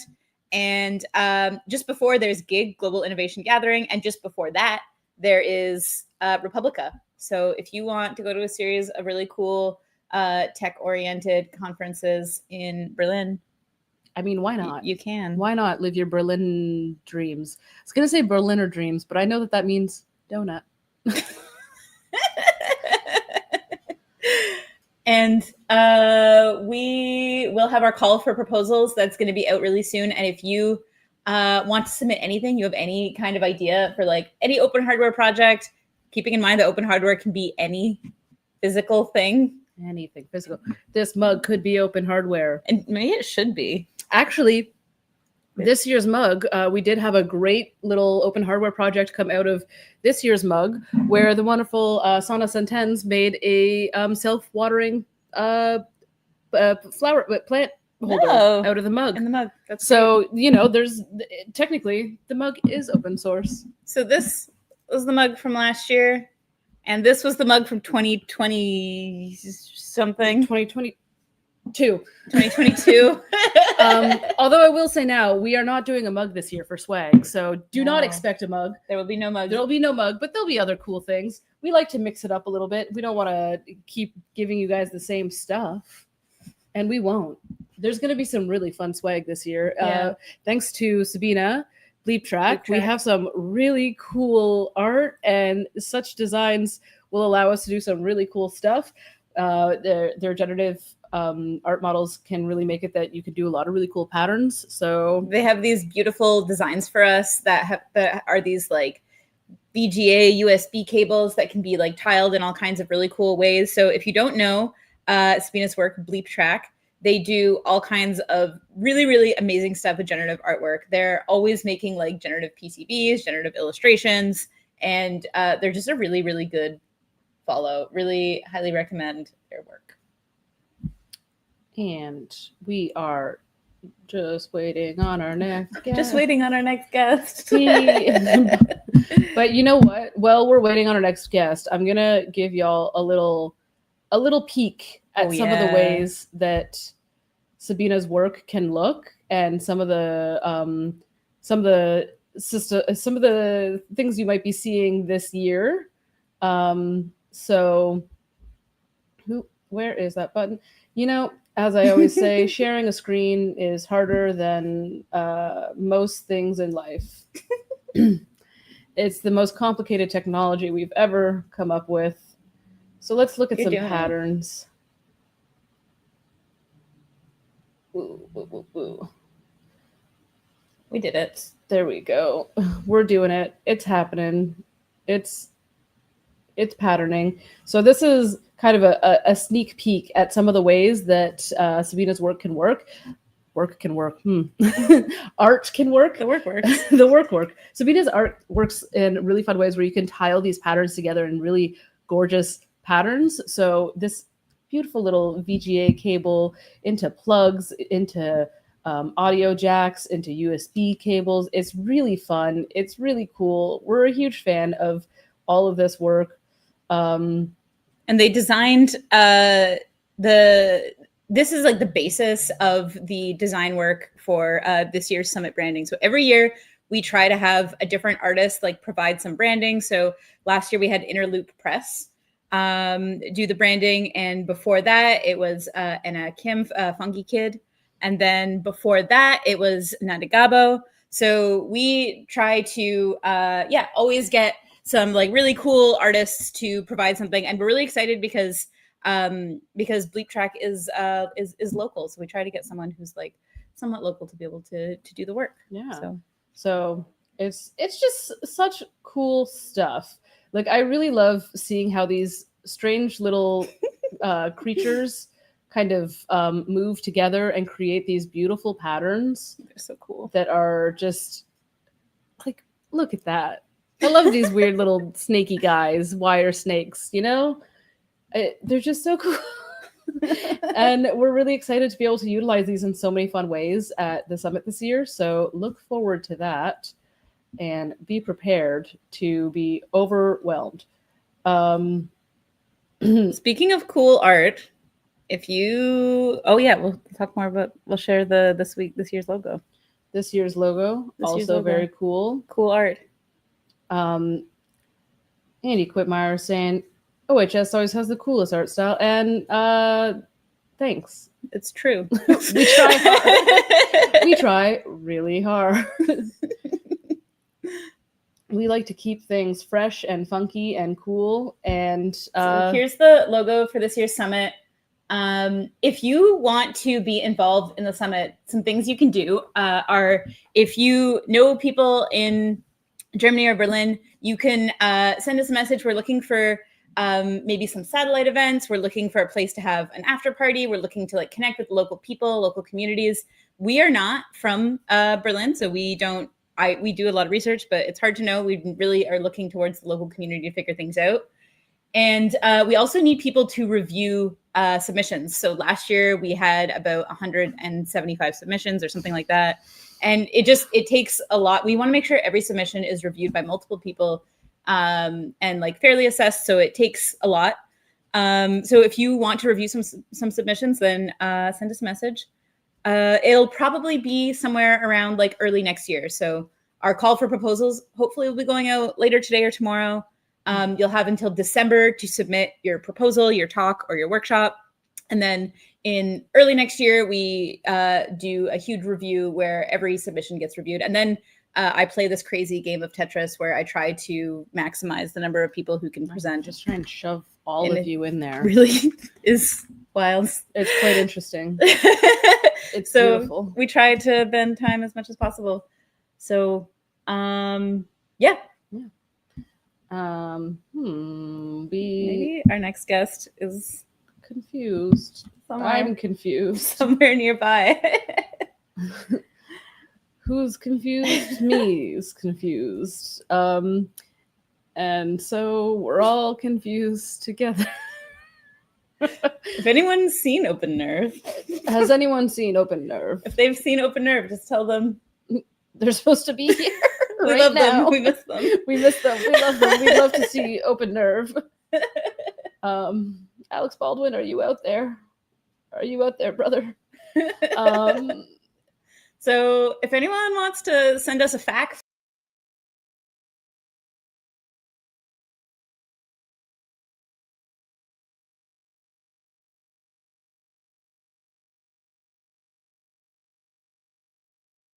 Nope, I did something wrong. He.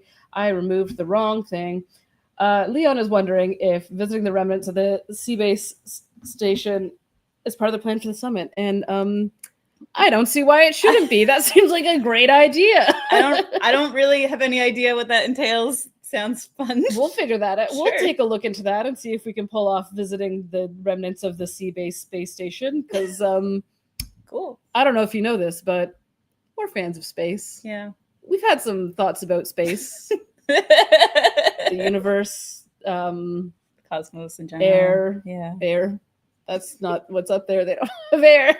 They don't have air. They don't have that. Ooh. Any other questions? Drew Fustini saying that he's very exciting that it'll be in Berlin. And I agree. We're really excited to go to Berlin for so many reasons. Mostly because there's such a great community of folks that are making really cool stuff in Berlin. Oh, yeah. And the surrounding areas. Europe in general has a lot of really cool creators that can't always get over to the North America for the summit. So we're really excited to be over on that side of the pond for the second year in a row. And we've trying to we've engage kind of folks. soft launched, like maybe you've heard rumors / me and Sid have been telling everyone that it's going to be in Berlin. And we've already gotten so much support and everyone's really excited too. So, I feel like it's going to be a good year. I think so. I think we're going to have a pretty incredible summit. And Drew just moved back. Has only been back once since moving. So really looking forward to it. Oh yeah. I've never even been. I've never even been to this place. I've always wanted to be, and it was great. I've always been very interested in the concept of Berlin. I have some dear friends who live there or have moved there, and I've been jealous for years, and so I'm very excited. And Leon is noting that Seabase is a huge hackerspace in Berlin. A bit hard to get in though, but they have organized tours for non-members. Cool. So that is pretty dang cool. We love organizing tours for non-members, and Andy's making fun of us because Andy's just watching Lee and Sid stall for time and just talk about the air. Anyone is worth viewing the live stream. Does anyone know where Alex Baldwin is? Or does anyone have any questions, thoughts, or feelings at all? Questions, thoughts, feelings, opinions. Oh, maybe maybe we have a friend who is confused about where he is supposed to be.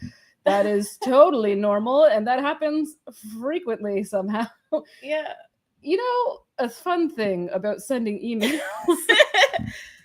This has happened a couple of times, and that's okay. It's all good. But at least we have found them. At least we know. So everything's all where good. Alex Baldwin is. While we wait for them to get here, just to remind you guys, Slothometer. Slothometer is slothing. We still have about 230 posters for you people. You. $10 gets you a poster, and our eternal gratitude, and fills up the sloth meter. We also have this question from Andy. What's the smallest certified open hardware project? And actually, that is a really good question. And I'm 95% sure that I can answer this. Whoa.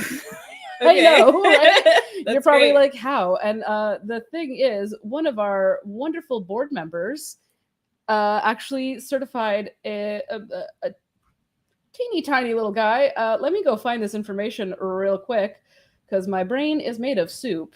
And so I can't just spout it off like I should be able to. I mean, I love the fact that you know where to find it at all is pretty amazing. You know what? It is, isn't it? Yeah, I'm very impressed. What can I say? I'm a pretty amazing guy. And you're so close, probably. I'm probably close. Maybe I put it on a different.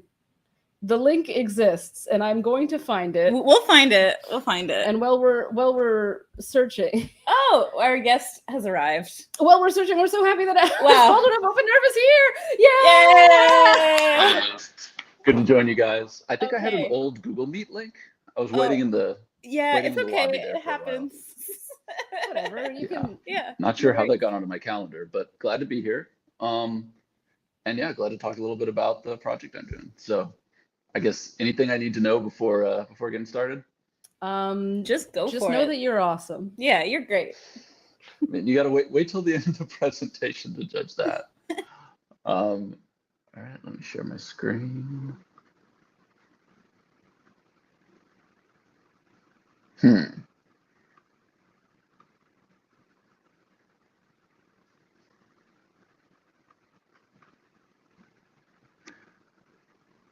All right, this might be tough. I'm getting the browser can't access your screen error when I try to share screen. Oh. Ooh, that's So, fun. Maybe Firefox and whatever this StreamYard is don't work well together. There's a chance that you need to enable permissions. Yeah. To share screen, which would be through your settings. And everyone loves to get tech support over a live stream, right?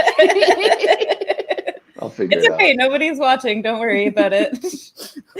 How many people are There's online right definitely now? enough people currently watching. Nobody's paying attention. It's been just able to us. It's just just us. you and Lee and me, and we're just chilling, enjoying the process of hanging out, enjoying the vibes. Why can't I find this post? Yeah, how is everybody doing online? How have been the open source project so far? It's been really great. I feel like we've had like a huge range of different kinds of projects and a huge range of different kinds of people. And yeah, it's been 5 amazing hours. Well, thank you guys so much for doing all My this. life? Maybe. Yeah, we're happy to. I mean, it's great. We get to eat snacks, talk about hardware, and receive faxes. So I really What more could you ask for in life? literally can't imagine a better afternoon and morning and evening And night. and night. Jay says, we're real humans heavily invested in your tech support struggles. And that's so true. Yeah, everyone's here for you, or nobody's watching, whichever one helps. All right. I wish I could share screen to show what I'm going through right now. That would be useful. If we could all watch you try and figure out how to Yeah. share screen while sharing screen, it would be quite beautiful.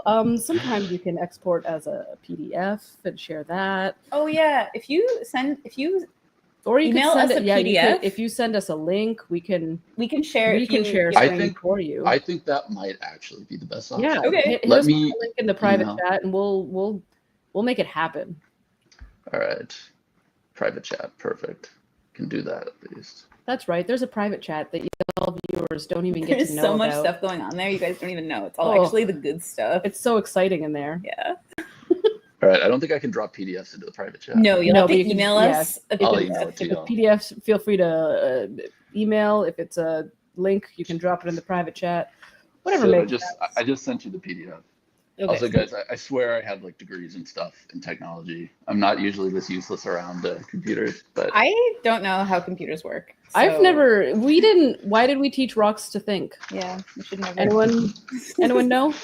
I love it. I'm reading, I'm starting to slowly get into sci-fi because in my job, everybody's into, or not sci-fi, like fantasy, like Brandon Sanderson type stuff, because in my field, everybody's into it and keeps saying I should read this. And it's like, What hasn't that man written? it's almost frustrating because it's like I deal with hard magic systems every day. That's my job. I don't really want to read about stuff. You don't want to do it recreationally. That's all the electrical engineering is. Yeah, I guess I emailed that. So while it's trickling through the system, to give an overview. So I work actually at the University of Southern California. I am on a project called, we've sort of renamed a couple times, but right now we're going with OpenNerve because it's the sort of the simplest and most direct that we can find. And our mission is to develop an open source system for implantable autonomic neuromodulation. So that's a device that actually goes inside the human body that is connected to different organs, different nerves that like are outside of the brain that go to the different organs. And the idea is that we could hopefully allow doctors and allow researchers to record and then apply electrical stimulation in order to fix different diseases. So some examples might, there it is.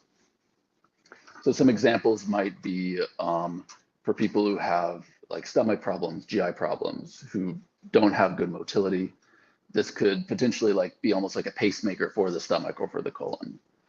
If you guys were online and you saw Cosmic's presentation earlier in the day, Cosmic is actually sort of our sister project.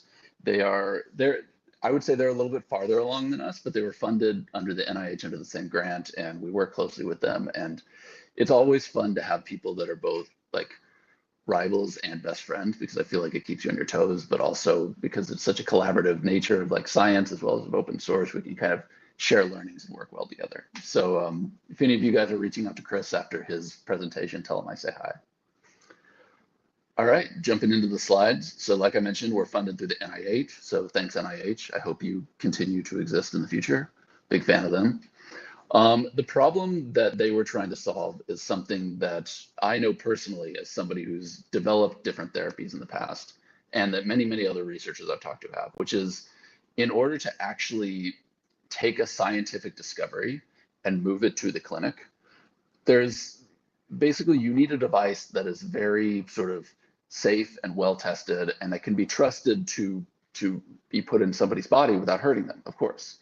But the process to go through that, usually when a company takes a device through that process, the company wants to keep everything they do a secret. They want to lock down all the regulatory testing that's done, all of the sort of the results of the testing. So like the actual data that shows the device is safe, that is very valuable proprietary data. They want to lock down, of course, the design of the device, the mechanical, how to build it, the electronic schematic. And so if a researcher has a brilliant new idea, they'll have to just either beg a large company to work with them, which comes with all sorts of restrictions, and usually the researcher can't modify anything, let's say software, in order to like try something new, or they'll have to develop a device themselves, which, let's be honest, funding is tough. Like these devices can cost millions and millions of dollars to make and to test and to prove that they're safe. So the NIH wanted to create a sort of a third option, an open source system where they would sponsor the development and then the early testing, and then anybody could access it and use it to sort of either use as is to test a new therapy if what we're building already works for it, or to make modifications easily because it's open source, and then have a maybe not a super easy regulatory path, but at least a shorter path. So anyway, that's the goal. Next slide. So in response to that, my boss, Dr. Ellis Meng here at USC, wrote a grant and got funding to develop this OpenNerve platform. So OpenNerve is, the idea is it kind of looks like a traditional implant, like a pacemaker, but it has a lot of new and interesting, both like new capabilities, as well as it being open and flexible enough to try many different things. So the core of it is this implantable pulse generator, this IPG, which we'll talk more about later. There's also a number of different like leads or sort of cables with electrodes or with sensors on them that plug into the IPG. And then the IPG has Bluetooth as well as inductive like wireless charging. So it can be charged in the body and it can communicate with devices outside the body. All of this is being released under the Creative Commons CC BY 4.0 license. And don't worry, I'll show many times the link to our GitHub so you guys can go check that out. Next slide. So like any sort of collaboration or basically any sort of large government grant, there's many different people involved that are all doing various different components of the system. I just want to highlight this. This isn't just our group. There's actually two private companies involved that have thankfully agreed to open source what they're doing. MedAlly, which is a contract manufacturer, they're developing a number of the leads, which I'll show in the next slide. Stay on this slide for now. As well as, no, stay on this slide. No. Yes, sorry. Thank you for bearing with me. Anyway, MedAlly is designing, leads, and then the case, sort of the hermetically sealed enclosure for the IPG, which you might think, oh, you just slap a case around it, but it's actually it takes a lot of really good precision machining and a lot of sort of careful design to make something that is made out of materials that are safe in the human body, such as titanium, can actually charge something wirelessly through this metal enclosure, and most importantly is sealed in an incredibly robust way, right? These things need to stay in people's bodies for hopefully their entire lives working properly. And so there has to be basically a 0% chance of any water getting in and causing failure. There's also 3 groups at USC. Ellis Meng, who's leading the project, her group is also developing a tiny little, basically saran wrap style nerve cuff. Think of it as like that very thin saran wrap type material, but also with little metal on it that can go on teeny tiny nerves that are all throughout the body. So very precise targeting. And then there's 2 other professors, Hongbo Zhao, who's developing some mechanical sensors such as strain sensor, and Maral Musabe, who is developing some chemical sensors, pH, and then to detect different neurotransmitters, all of which plug into that IPG. Yes, next slide. Thank you. Like I mentioned, our IPG is kind of the, no pun intended, the heart of the system. And this is what it looks like. It has all the electronics inside of it, as well as a battery. It has multiple channels in it for stimulating, so applying electricity to the body, as well as for recording from the body. And it also has one of those ports up at the top is also I2C. So for you electrical engineers out there, that means that we can actually have digital devices on the ends of these lead cables that plug directly into our open nerve. Theoretically, we could chain multiple of our IPGs together. We haven't done too much of it yet, but like, for example, we have for the capacitive strain sensor, we're going to put a digitizer, basically a capacitance sensor, on the end where the sensor is, where the actually sensing element is. And then we don't need to worry about parasitic capacitance in the cable leading back to that open nerve IPG. But this is something I'm excited about because I think there's all sorts of things you could do with an in-body communication network. And again, for anybody who's involved in medical devices, you'll appreciate this. We actually, instead of powering the I2C lines over DC, it's actually powered with AC pulses. So there's square pulses that I can't remember the duty cycle, but basically we prevent any sort of DC charge happening in a cable in the body for just additional safety. In case the worst happens and that cable breaks, it won't, you won't hurt anybody by having a broken cable in the body. It'll be non-functional, but we meet those high safety standards that are required by the FDA. All right, so next slide. Next slide, these are just to highlight some more of the leads that MedAlly is doing. So these leads kind of they mimic things that are, well, except for the accelerometer sensor, they mimic things that already exist in the world. So for people familiar with a nerve cuff, doctors who use nerve cuffs already, or for doctors who use linear arrays, linear electrodes, we have versions of those that plug into our IPG. And I'll show a couple little examples here. I don't know if you'll be able to see them, but this is one of our nerve cuffs. You can see this is one of the larger ones actually. And there's 2 little platinum electrodes on the inside. And then you wrap this around a nerve in the body and close it using these sutures. And then over here, this is actually for measuring EMG. So measuring the electrical signal given off by muscles when they contract. And so the idea is there's a suture at the end like it's a small suture, it just looks big on camera. And so you push this through the muscle, and then this little trumpet anchor here sort of hits the muscle on the other side. And then this metal part here, that's the part that actually picks up the electrical signals, and that's securely embedded in the muscle, and you can secure the suture on the other end. All right, next slide. So I'll go into some more details of all of this in a second, but before I do, I want to just talk a little bit more about, I guess, the motivation. So why does what we're doing matter? Why can't the traditional method of a company developing one of these medical devices, where are the gaps and where are the ways that it's failing? So in any product, whether it's consumer electronics or aerospace defense, or in our case, medical devices, between when sort of a scientific discovery happens and when that is turned into something that people can use, that is commercialized, there's this valley of death that's always talked about. For medical devices, that valley of death is basically the cost and the time necessary to create a device that will pass all of these regulatory standards that can be proven to be safe, which is of course the most important thing, and then the cost and the time to actually do the clinical trials, right? I'll be honest, the part that we're trying to fix or trying to improve, the actual design of the device, is not the most expensive part of that valley of death. That would be the pivotal trial, which can cost up to $50 million for a class 3 PMA implant. But there are a number of groups that don't even get to that stage.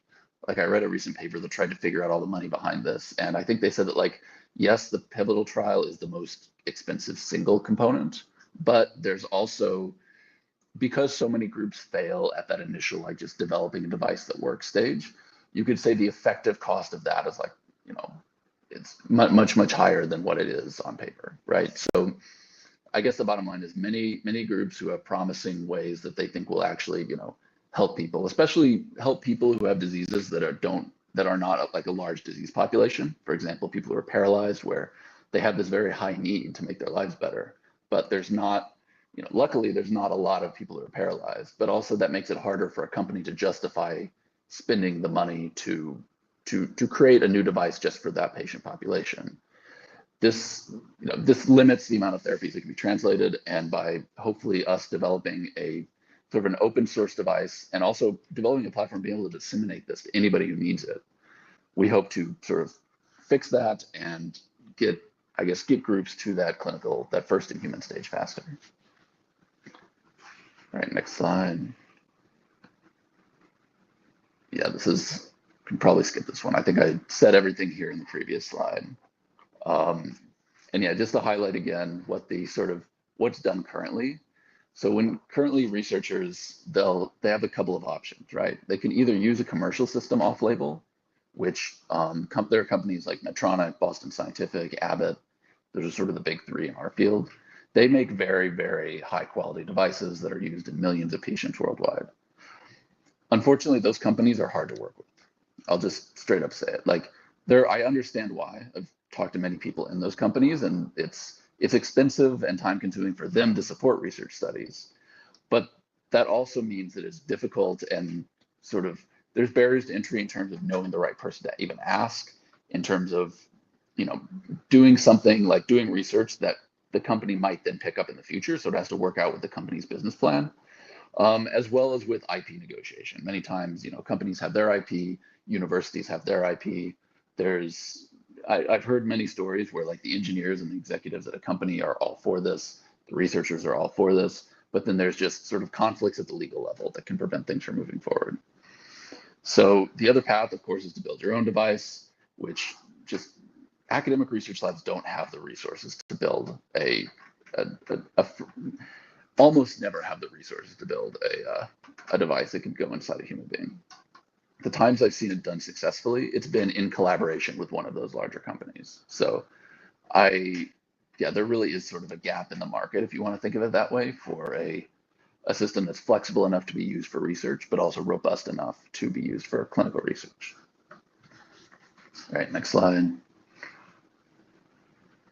So yeah, there's background. I'll get into some of the studies we're doing and kind of what stage we're at now.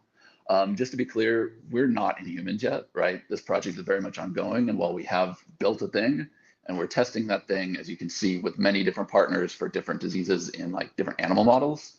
We're still trying to figure out our path to that first in human. So we're hopefully one of these different studies that I'm highlighting here with one of our partners, those will be promising enough that they'll, you know, go forward and make a therapy and help lots of people. But this is still a work in progress. I don't want to oversell what we're doing. However, I am very proud that the technology that we're working on is being used, not just by us internally, but by people at different universities and at different companies, different startup companies, in order to try to actually develop new therapies. And I'll just highlight some in the next slides here. So this is a study, I won't go too deep into this. We're doing some studies that just kind of validate, make sure that our leads are safe in animals. So for example, we did a study with some of the more, you know, our IPG and then some of those standard leads I showed, where we basically tested if we could modulate the gastrointestinal motility of some pigs. The study went, I would say it went okay. We showed that our devices, or at least the leads, are safe. But we're actually going to do a follow-on study to look more into like, can the sort of the procedures we develop be used for an actual therapy? So stay tuned for that. That'll be in January 2026. Another study we're doing, and that we actually, if you want to, you can go and like look up and see the data that we've all released as open source, is for those very thin cuffs I mentioned earlier. So those cuffs, we did a study recently where we put those on rat sciatic nerves, and we tested both stimulating the sciatic nerve as well as recording it to make sure that the cuffs could apply electricity safely without them breaking or without damaging the nerve. So I won't go too into detail about this, but if you want, you can look on the Spark portal, the Spark portal is sort of the same NIH program put together an open source database of a bunch of like basically really robust animal and clinical data, so that any researcher can go on and download the raw data as well as the analysis, all the code that was being used. And yeah, it's a very small data set we have up there, just 2 animals, but we have it up there as well as the protocol that we use to do the research. So feel free to go to those, go to those links and check it out if you'd like. And I guess it should be worth saying that as those studies I mentioned earlier move forward, all of that data will be released on the Spark portal in the same way, right? Like it might be a bigger discussion of what does open source mean for medical devices, but what we're trying to do is be as open as possible, meaning not just source files, but also the documentation around those files, the testing protocols, the fabrication protocols, and in this case, the raw data as well as the analyzed data from the animal tests we do. So hopefully that'll help somebody out in the field, especially if they want to like use our devices in the future or if they're interested in replicating the study. Moving on, we're doing some studies right now of some of the other sensors. For example, we're putting some of the electrochemical sensors on a rat brain and actually measuring the changes in neurotransmitter levels in a rat brain. Go to the next one. We're also doing several studies of our strain sensor, right? We have to validate this would work. The strain sensor is actually gone through a decent amount of development, and there have been some really interesting kind of discoveries made along the way, more on the engineering side of like, how can we make something that's both stable in the body, but also has a very high sensitivity. So if you go to the next slide, I think I highlight one of the new papers that came out of that group. Yeah, you can see there, if you just search for that name on Google Scholar, you'll find one of the papers that came out. They actually did they invented a brand new fabrication method where they stretched the sensor and then they coated it with this biocompatible like plastic.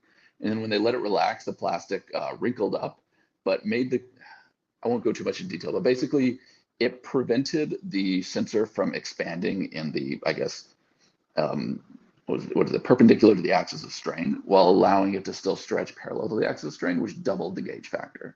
So just not by accident, but like as an unexpected benefit of this project, they figured out how to make stretch sensors that were twice as sensitive as before.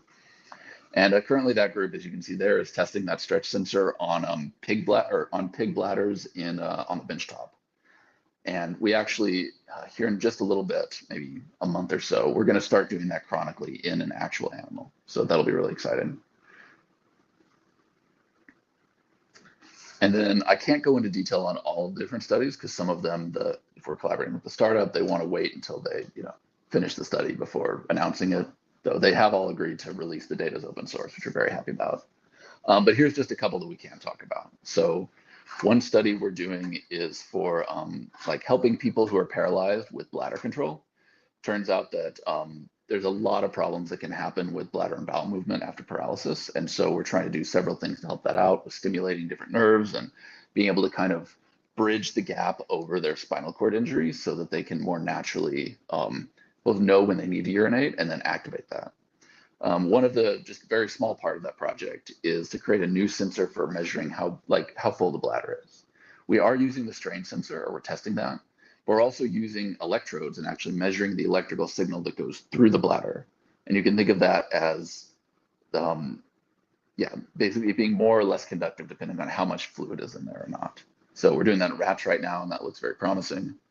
We're also doing a study where we're using different electrical signals in order to block signals through nerves. So instead of just applying electricity that sort of activates a nerve, we also want to prevent signals from going in one direction.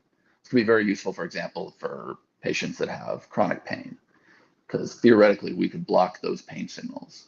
And potentially, we haven't gotten into this yet, but one idea is that we could block pain signals from going in one direction, while also stimulating and having that stimulation go the other direction. So to do both therapeutic stimulation and block at the same time. Should be very exciting. All right. I think for time, let's just skip all of these IPG development updates. This kind of gets into the weeds on some of the updates that we've been doing. We're releasing a new version of our IPG soon. We just finished manufacturing the PCBs for that. Oh yes, let's pause here. So development boards, I have one here. One of the things that we realized going through this project is that it's a very high bar to use like the actual implant device, right?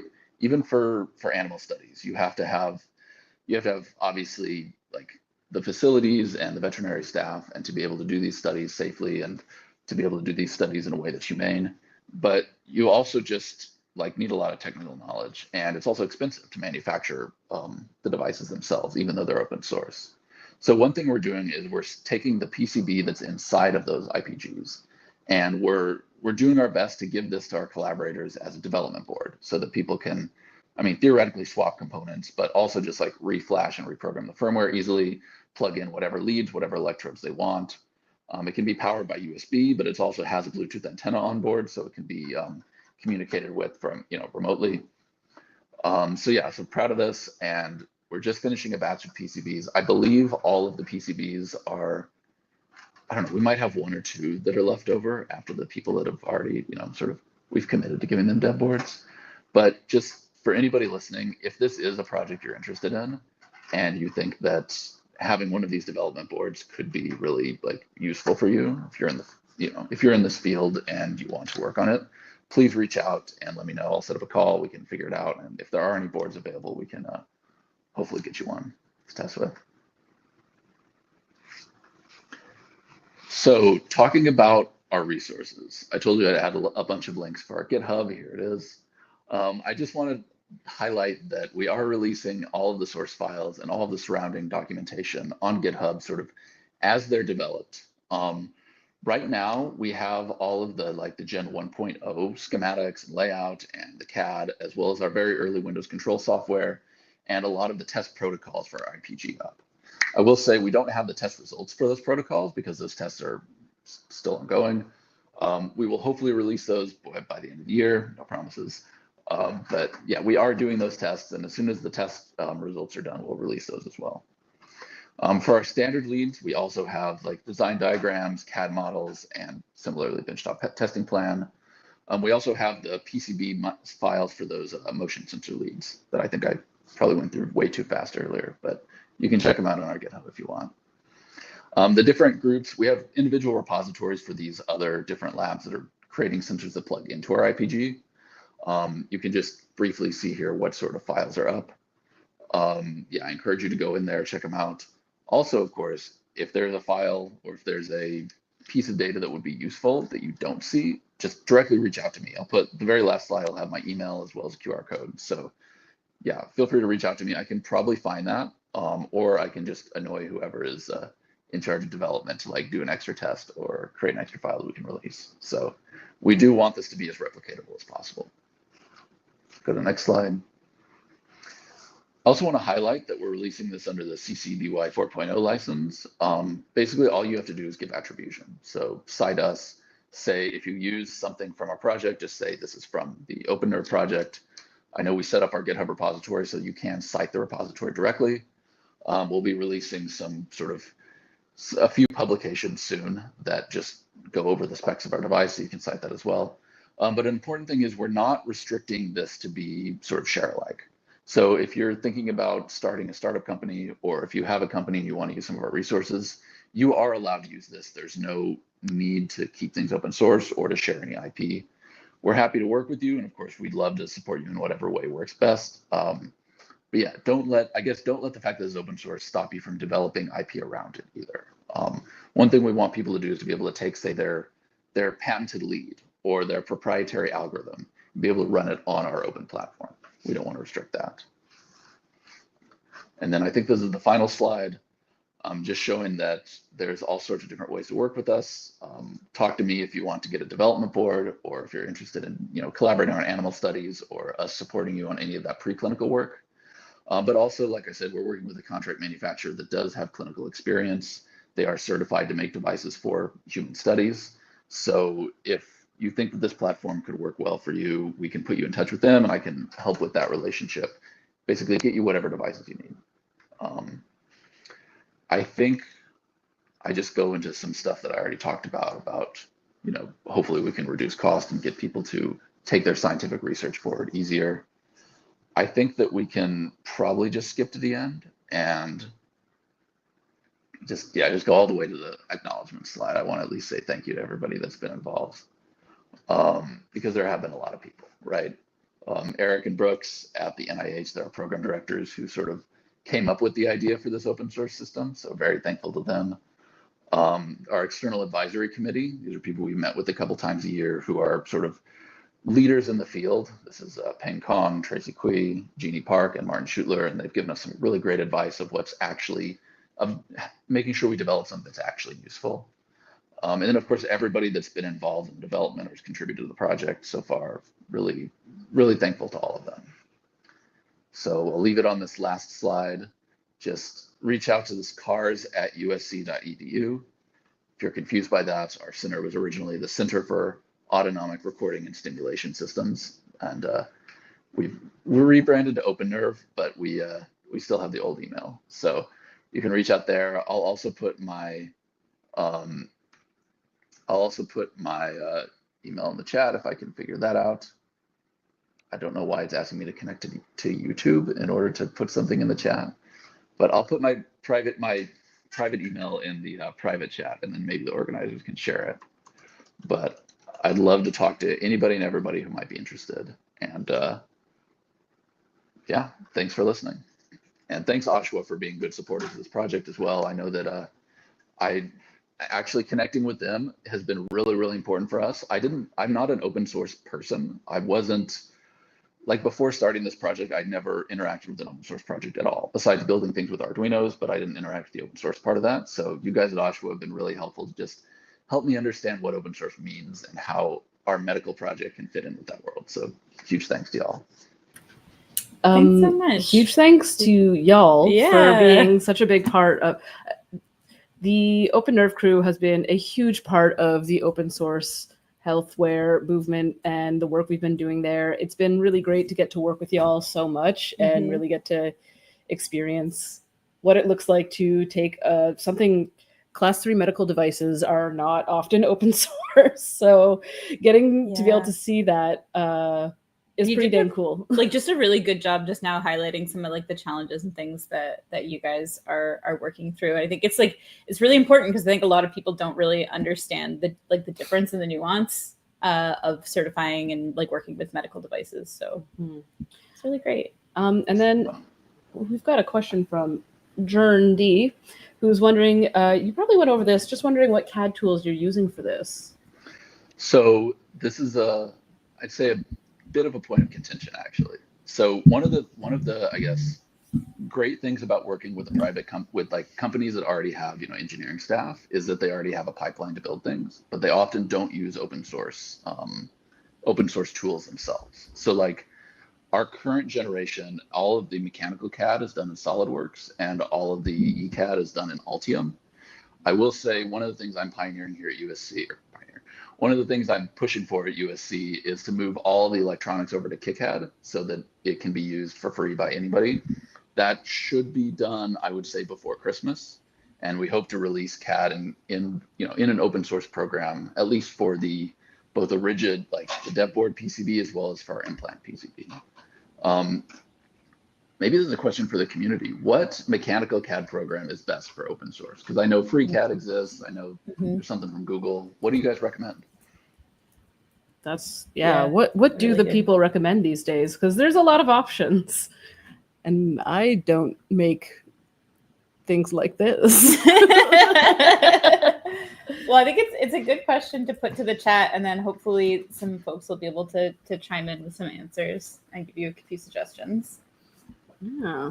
And then just to be a bit of a guy who has a job and loves it, I will also note that OpenNerve is also one of the groups that we did a highlight on. So you can see that on our website and also get to read a little bit about it, and all the links that you could possibly need to get a hold of them are all in there. And surprisingly, it was Alex that was interviewed for this, so you can read his words as he talks about his project. And also at the healthware conference as well. There all of the recordings from Alex's talk about OpenNerve are available on our YouTube as well. So if you want to hear more. And Jordy also chimed in and says they're quite biased because they helped to build 123D, but FreeCAD is the most accessible probably. And I would believe it. Well, thanks, Jen. I'm the electrical engineer by training, so I've actually never. I think in college I made the worst ever airplane model in like SolidWorks, and that's the extent of my CAD knowledge. But I'll tell the people working in CAD to try to switch it over to FreeCAD. I got to run, but thanks you guys, and best of luck with all of these presentations. Thank you. Thanks, Alex. See you later. Always great to hear from them. Yeah, just before we kind of get to our next presentation, which I'm really excited about, I just want to remind you guys why we are here, and it's just to be able to get some support to run all the programming that we run, and be able to provide it to you at like free or low cost and support the community. So we are trying to hit 50 new members. We are at 6. So we would love 44 new members. And you can become a member of OSHWA and support us all year in doing the stuff that we're doing by going to OSHWA.org. And you can also, we're also trying to raise $5,000. We are at $1,141. Actually, we got a donation during that last presentation. So we're at 1,100 and math $66. Oh, okay, well, we can't increase the Slothometer because it only goes up by increments of $100. And just a reminder, you can also get the really beautiful, lovely, wonderful Move Slow and Fix Stuff poster featuring this beautiful sloth for donations of $10 or more, or new memberships. So that's cool. And let's get our next guest on here. Oh, we're getting a fax. We're getting a fax. Right as had Stefan join us. We'll read the facts on the next break. Yeah, we're gonna talk to Stefan now. How's it going, Stefan? Hello, Oli. Hello, Sid. Hello, everyone. I'm here to talk about the Brier project, which is an open source Braille embosser, and maybe we can introduce what is Braille. Braille was imagined in 1825 by a French guy, Louis Braille. What is important is that it's an alphabet. You are just coding later in tactile manner that you can sense with the finger. And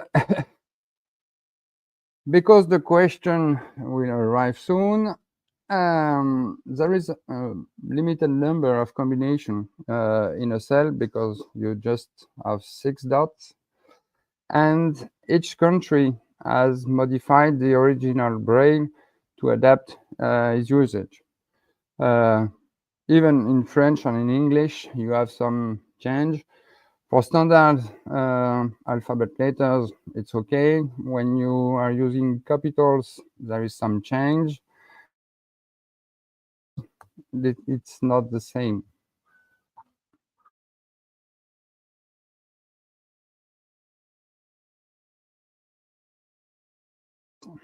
Oh, making Braille documents for unsighted people.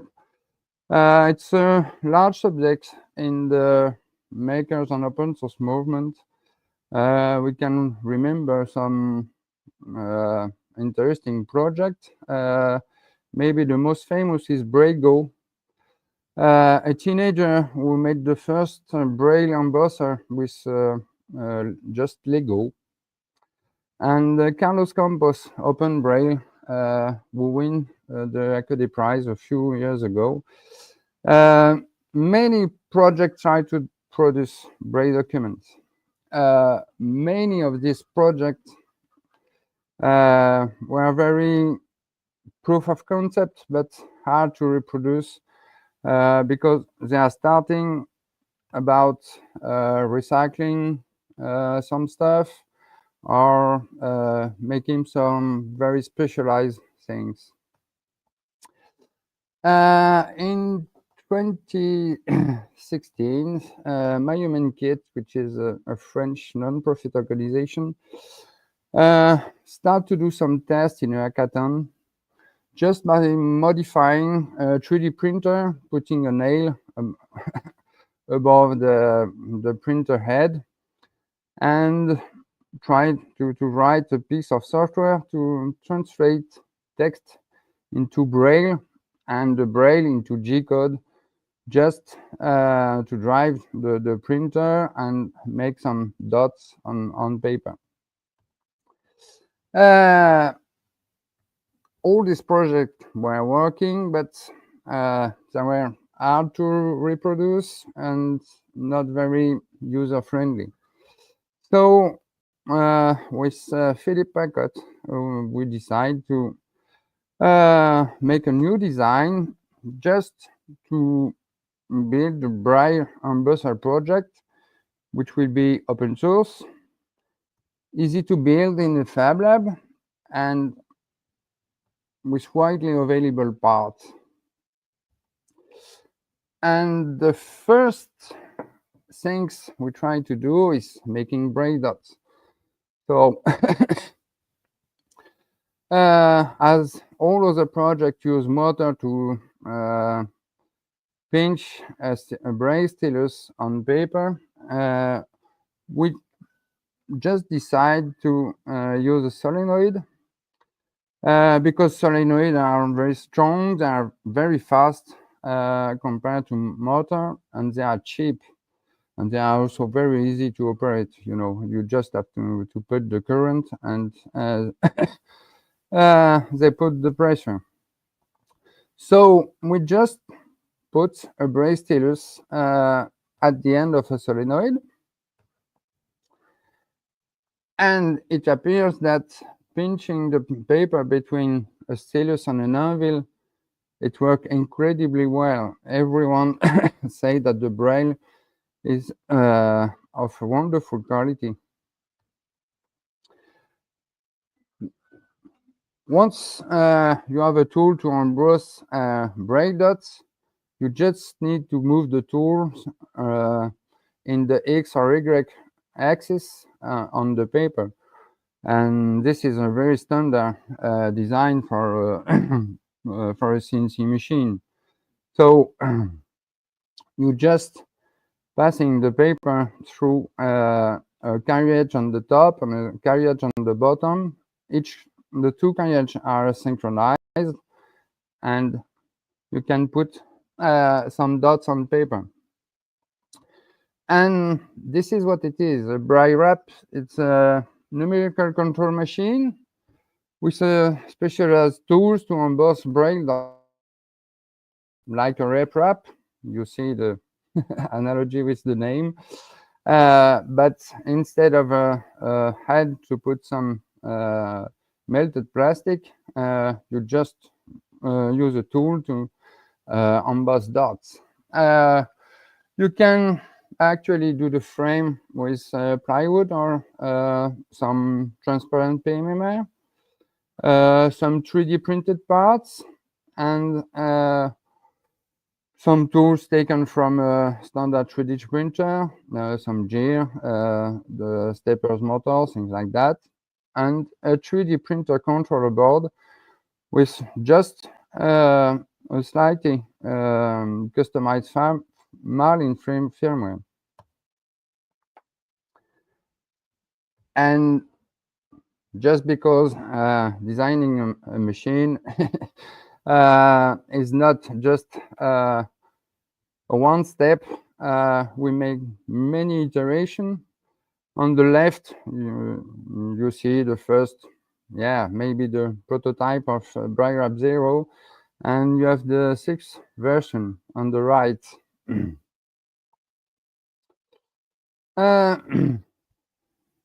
The main problem we address is to handling the paper on the machine, because it seems very easy, but paper is very strange.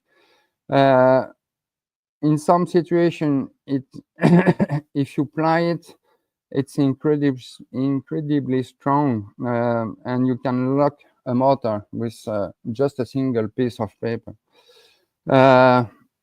What we conclude is that you don't have to force a paper. You just try to let him go where he wants to go, and everything will be fine. And maybe it's time to show you what is a Brier wrap.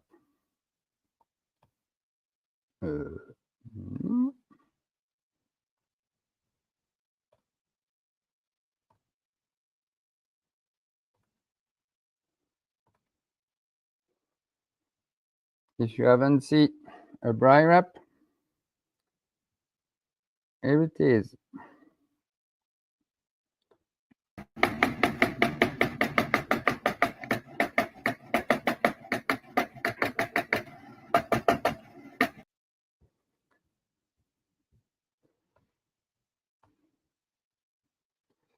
So maybe we can go back to the presentation.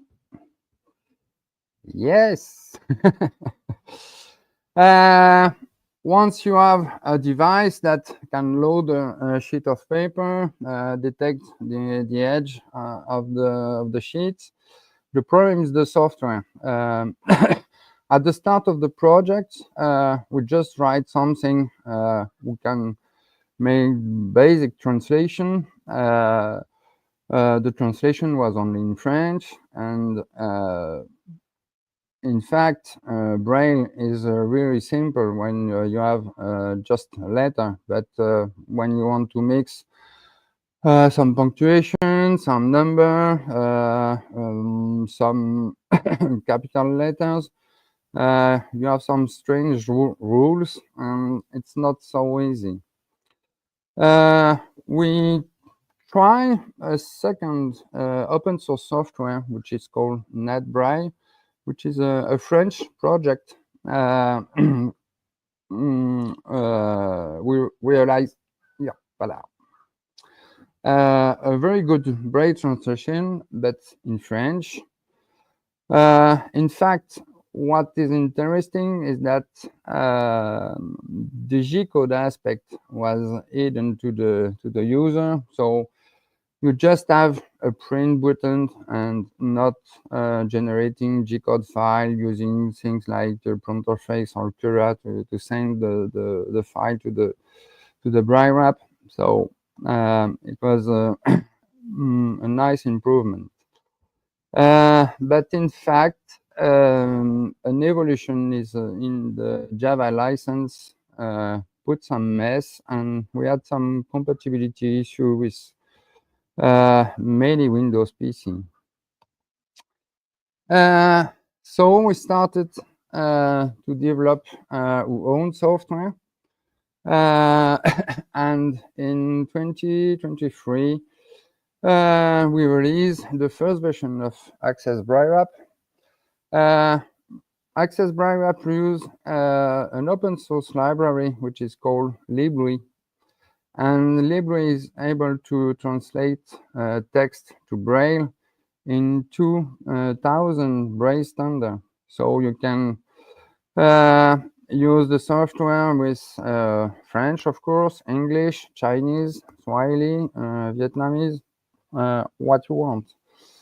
And the most important aspect is that Access Braille Wrap is accessible with NVDA screen readers, which is the kind of tools that unsighted people use to use a PC.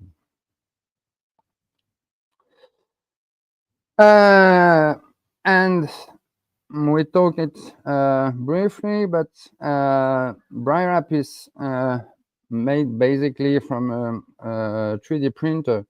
So we can make dots on the paper where we want. So in 2024, we release desktop Braille Wrap. And with desktop Braille Wrap, you can mix some SVG graphics. You can see the Eiffel Towers. And mix it with some text, which is translated automatically into Braille. So you can produce some title document that showing some drawings, as you can see on the right. And actually, since 2018 and nearly the first version were just put on GitHub just to see what happened. And maybe a month later, a guy from India sent us an email and said, hey, I've started to make a Braille Wrap. How do you do that things? And things like that, there is more than 50 Braille Wrap all over the world. We made some action in some country, Braille Wrap Cameroon in 2023. A guy, Sachinoy, made one in Fab 23 in Bhutan. Braille Wrap also win a prize in the last Academy Prize in 2023. We made some operation in Republic Democratic of Congo. And what is interesting is that where we made some workshop building Braille Wrap, FabLab start to reproduce the workshop and build their own Braille Wrap. We came in Cameroon in 2023, and they made 5 Braille Wrap this summer. So it's a good solution. And the main reason is that the documentation and the assembly guide is publicly available with an open source license. It's a never-ending story, you know. We just have to work on it after each workshop to correct what you imagine and what people in workshop imagine. It sometimes a little step. And we ended with 160 pages of step-by-step assembly. Because there is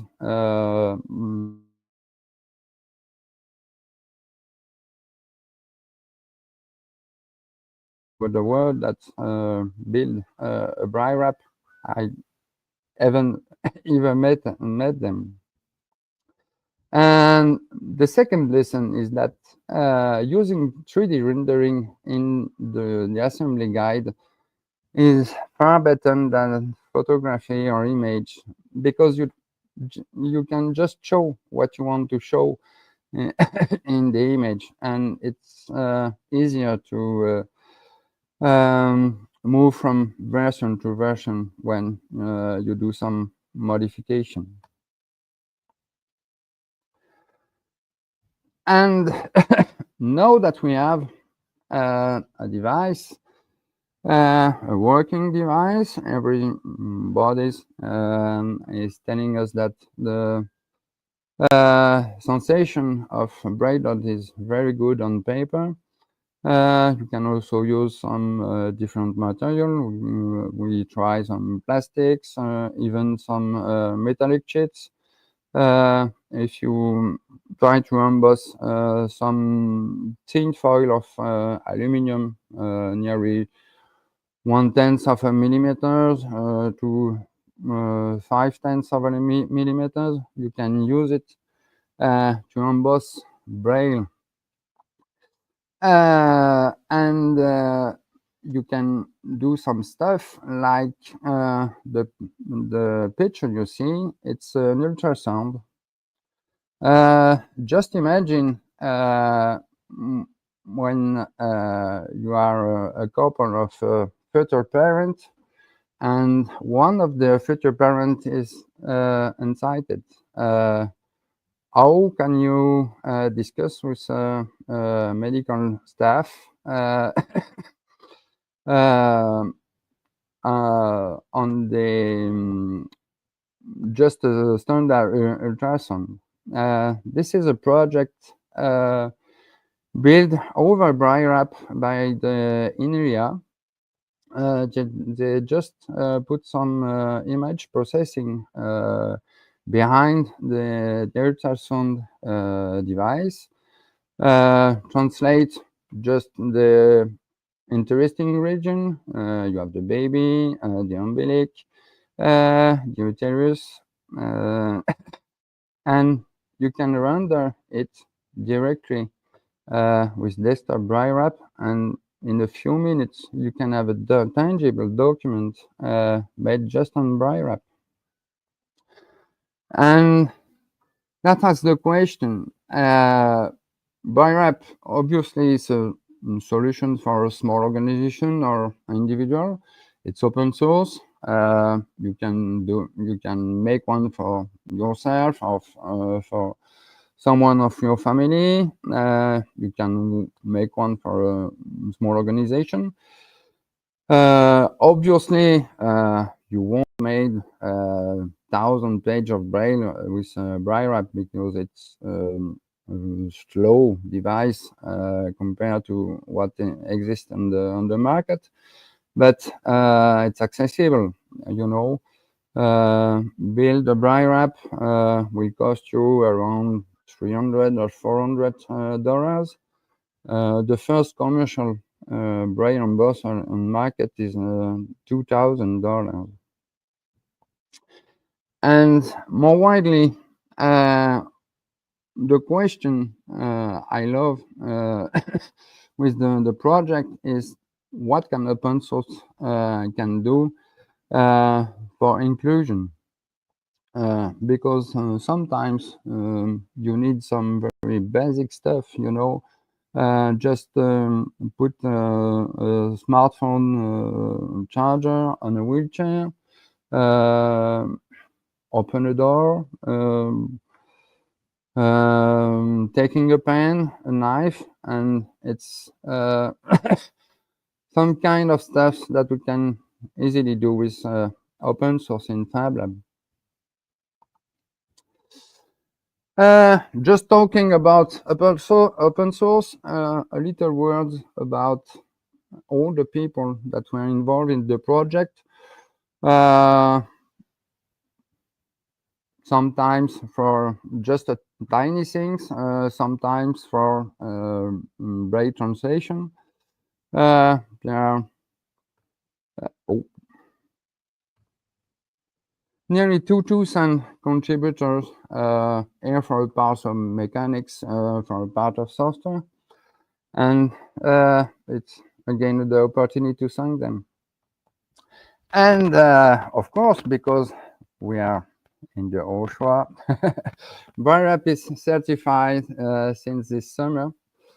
So it's good things to have a list, catalog of open source device available around the stuff. And the presentation has go very fast. Thank you for your attention. I have some information if you want to go further on the device. The website himself, where you will find the documentation, all the software, and the GitHub link, and even the link to Instagram, and some video on YouTube. Thank you so much, Stefan. It was so great to get a little update on the Braille wrap. We got to play with it a lot this summer. We were very lucky, and it's such a great device. It's really cool to see accessibility becoming such a priority within the open source community, especially. It's something we're both very passionate about. So thank you for all the work you do and for coming on today to talk to us about it. And we'll make sure those links get into the chat and onto the socials so everyone else can check out the project too. Thank you. Talk to you soon, Stefan. What about? Okay. So a few quick Sloth thermometer updates. Sloth thermometer. So we have 1 new membership. Thank you, Jern. Yay, 7 new members. And we got $500. Whoa, that's amazing. The sloth is climbing. The sloth is climbing, and we are loving it. The more the sloth climbs, the better. And Jern did also note that Braille Wrap has some awesome example photos on the repo. It's true. The Braille Wrap repo is really, really excellent example of how to document well. And during our last presentation, we did get this fax from Timo. And it's a great picture, but I hate that I have been perceived in order to take it. But I do love that you're wearing the exact same I'm wearing, shirt. it's me right now. It's like it's Lee right now. But it was me at Edinburgh. So it was actually at the summit. That's what you believe. It's very nice. But I'm very self-conscious about it. Thank you. Okay, and now we are going to bring on our next guest. It is Jan Martin. Nope, that's Stefan. Now it's Jan Martin. Hello, Jan. How you doing? Jean Martin, right here. I'm good. I'm good. It's so good to see you. It's so good to see you.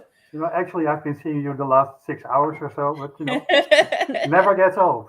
It's true. We're halfway through 6 hours in. Hell yeah! Yeah, high five. Yeah. You're at the halfway mark. We're feeling great. You're a halfway mark celebratory participant. Yeah. You look like you're going strong. Oh yeah.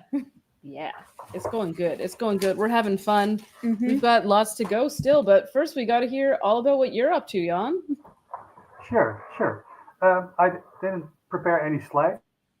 That's okay. That's okay. You don't have to have slides. Yeah, whatever you want. In a bit in my workshop where I am, and I would like to start talking about dust a little bit. I really like dust, kind of like this everywhere thing. But there's so many cool stories in dust. It's kind of like you get sand in dust from another continent on your car or what have you. There's also micro meteorites in dust, like your next roof probably has a couple of those in it. So the dust has lots of interesting stories. And one of the stories that captures me most is that there's actually a lot of DNA in dust as well. Like everything that's alive sheds a little bit, and these particles contain DNA often. And you can capture that, analyze it, and then you have a good sense of biodiversity, for instance, in your environment. Or you can learn about protected species, endangered species, maybe invasive species. health-related issues. DNA in the airborne environmental DNA contains a lot of interesting and relevant information. But you can capture it, or the way it is captured, because has not been an interest in it. It's fairly recently that people got interested in that specific type of eDNA. And people use like big devices that need to be powered by big batteries or directly from the net to function. So they're unwieldy, bulky, you cannot take them out in the field. So I designed and built a device to passively sample eDNA. And that's what I wanted to show first. I've got it right here. It's a core. In the core goes a filter, whatever kind of filter you like. Then the core goes into the turbine.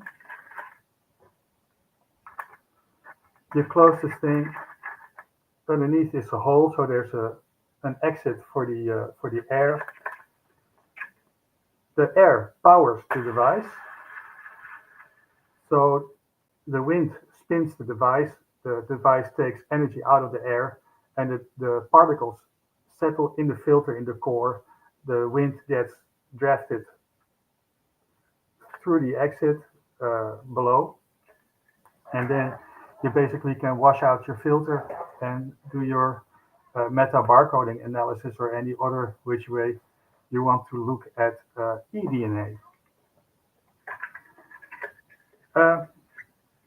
Turns out it works pretty well. I've done some research in collaboration with the biology department at the University of Leiden. We looked at Blight Oaks Zoo, and we hung this sampler and a couple of standard active samplers to compare them. And my design actually outperformed the battery-powered ones, so that was pretty cool. I open source it, thinking that this is something that everybody can print easily and put it on a GitHub, and then also suggested that, if it turns out people actually mostly don't want to print them themselves, and they contact me to print them for them, which I'm happy to do. And that's starting out to be a little bit of a business. So I actually have, to the right, I will show you in a bit, like 5 3D printers to actually be able to keep up with the demand of the thing, which is not something I expected to have to.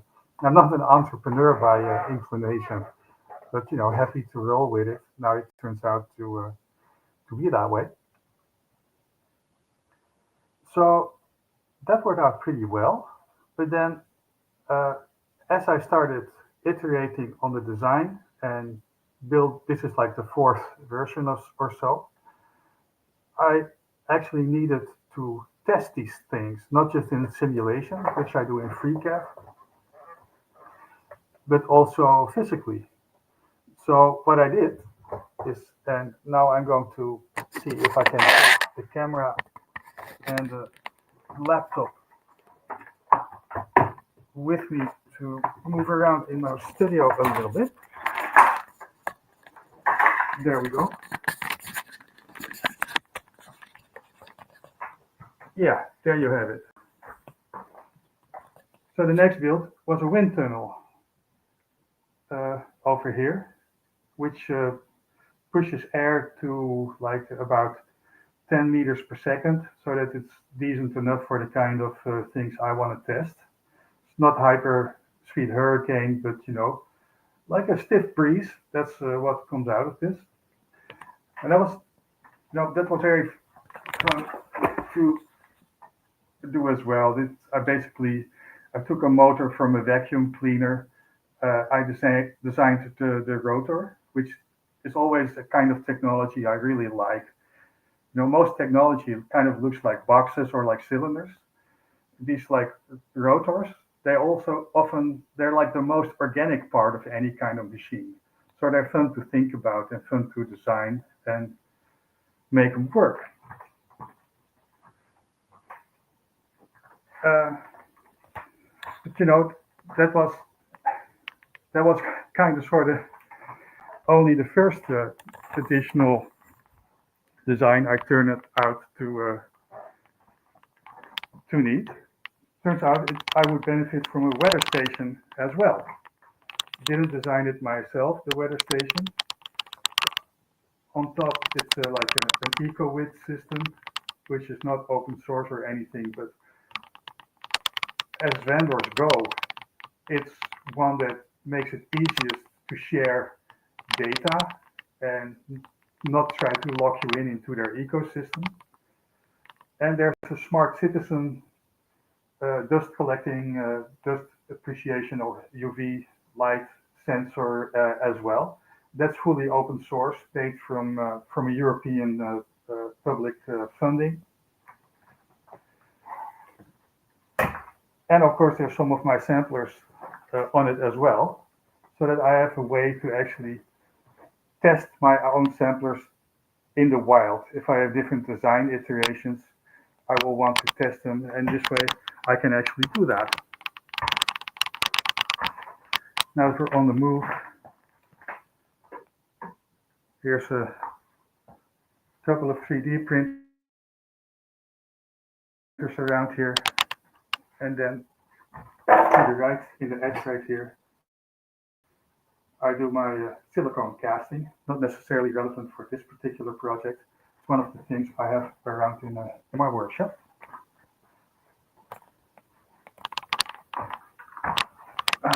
Moving back to my desk. There we go. Now, after collecting, I figured I needed to transport samples as well. This is something I've been trialing at the Dynacon in Bali, which was such an amazing time. So most biologists feel kind of feel only secure if they can put their samples in a freezer. But I figured maybe you can pack your samples actually in clay. It's like archaeologists, paleontologists, they find that clay contains DNA that's like sometimes even millions of years old. It makes sense, right? Clay kind of like shelters your sample from UV, from water as well, and it deactivates maybe also the enzymes that would attack your DNA. So I'm now in the process of working my way through the whole chain up to the analysis of the material. So not just capturing it, but transporting it as well. And the most recent bit that I've been designing is like a way to filter particles to size. This is like a little basket with rings. It has agar in it. Later, I will add like an electrode to the bottom, to the floor. Then like this part goes on top. And then I can, this is actually the first time I'm trialing it. I just finished this last weekend, so I haven't had to try to experiment with it. And I'm going to put it in a plate because this potentially could be messy. There we go. If you have electrodes on the top and the floor of this, and you in a very controlled way with maybe a stepper motor or so, push a sample containing liquid out over the thing, you could in theory draw the particles to size, because heavier particles will fall first and smaller particles to the outer rim, and then push them through the agar in a gel electrophoresis kind of way almost. I actually think I have a better design than this one, because basically it seems I'm reinventing gel electrophoresis, which why would you if it's already already there. Yeah, so that's some. Oh, here's another thing as well. The people in Leiden actually wanted me to add a counter to the turbine so that so we have an idea how much air has passed through the device, which is in itself easy enough with like a Hall sensor and like a little board to do the math on the number of rotations and such. But I was like, I don't want a battery. The whole point of this was to have like a no battery kind of prototype. So I actually designed this, where the turbine drives a motor in reverse, which generates electricity, which is then goes through like a diode and is captured by the capacitors. So at the end of your sampling period, you can basically measure how much charge you have in your capacitors, and then you also have like an idea of a proxy for how many rotations the device made over time. This probably is going to take a lot of testing before it works, if at all, because if a turbine moves very slowly, will it generate the same amount of energy compared to when it's turning very fast? Probably, but maybe not. In theory, it probably does. And that's why we need testing.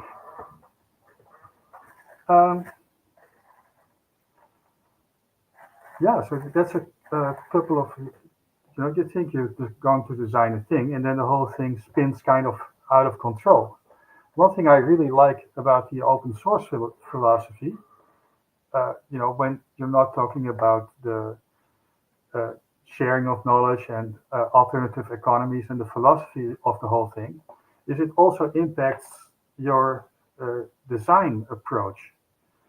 It's like you design things in such a way that they actually are easier to adapt or to work with for other people. But it's not just you design a thing and then you decide which way you go. It's actually you design a thing to go that specific direction. And I think I see you again, so I'm probably have just about reached the limit of my presentation. We're coming up on the end. Yeah, thank you so much. Yeah, Martin, it's so cool to see like how this all comes together, because when we talked about the eDNA sampler in Indonesia this year, because we were very lucky to hang out in Indonesia this year, I will admit that I didn't fully understand how it all came together, but getting to see this process really clarified a lot. Oh, thank you. So thank you so much for joining us today and giving us a little insight on how you've been making this all come together in your project. Sure, my pleasure. This was lovely. Looking forward to the second half. All right, we'll talk soon. Bye. Yeah, talk soon. So we have received another fax that is maybe many pages from Jay, and it appears to be the origami steps to making an origami sloth. Whoa, it's really quite advanced. Oh, it hangs off a pencil. It hangs off a pencil. This so is a very complex fax, and there's diagrams and instructions. Did you draw this, Jay? Was this all hand drawn, Jay? It's drawn by a human. It's drawn by a human, probably. And during Jan Martin's presentation, we had a few little thoughts. Joel had some thoughts about open source hardware for bioenergy. Will be great at that. People could build decentralized bioenergy sources and improve in open source. Yeah, that's a great way to think about open source. Lots of people can try it, build it, and make it themselves. Page 3 of this fax it says Tuesday, April 29th, and then it's instructions for a frog. You can also make an origami frog. Only on Tuesday, April 29th. Yes. You Only cannot day. make it any other day. So please continue to fax us things. Thank you. And Sana also noted that making it an open design decision that affects the product itself is really, that's the way to go. We love it. We love open source. And now we are going to bring on our next guest. We've got Andy and Kit Quitmire of Dina Labs. Woo! Yay! We on? Yep. Wonderful. Hey, buds. We're here. You saw us earlier hanging with the sloths. And now we're in our laboratory, also hanging out some more. So welcome. This is Panama. We're in a weird little silly town called Gamboa that for the past 100 years has been filled with scientists from around the world studying the tropics. And so we set up our own little funky half-house solar-powered makerspace here so that we can build open source tools for scientists who work in the field and run around in the jungle and play with sloths or frogs or whatever. Today we'll give you a little tour of our laboratory that we've set up here. We've run many different events, like the Digital Naturalism Conference. For instance, if you were at the second Digital Naturalism Conference, DynaCon, you probably have seen this space, and it might not be too terribly different. But if not, welcome to it. It's a big hot mess right now because we're coming off of different projects, and you just kind of see the state of my brain throughout. But this right here is kind of our, what we call the gallery room. And it has a bunch of different projects and art, and it's also just kind of the big workplace that gets real messy when we're in big time production mode.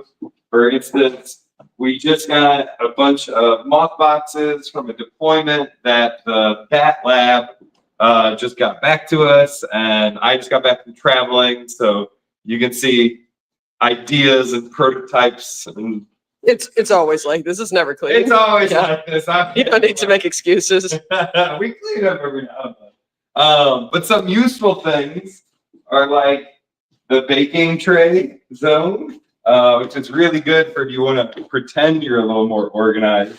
You can sort different projects that you're working on, take out a whole shelf of things to work on it, and actually put it back, which is wild. So that's been pretty cool.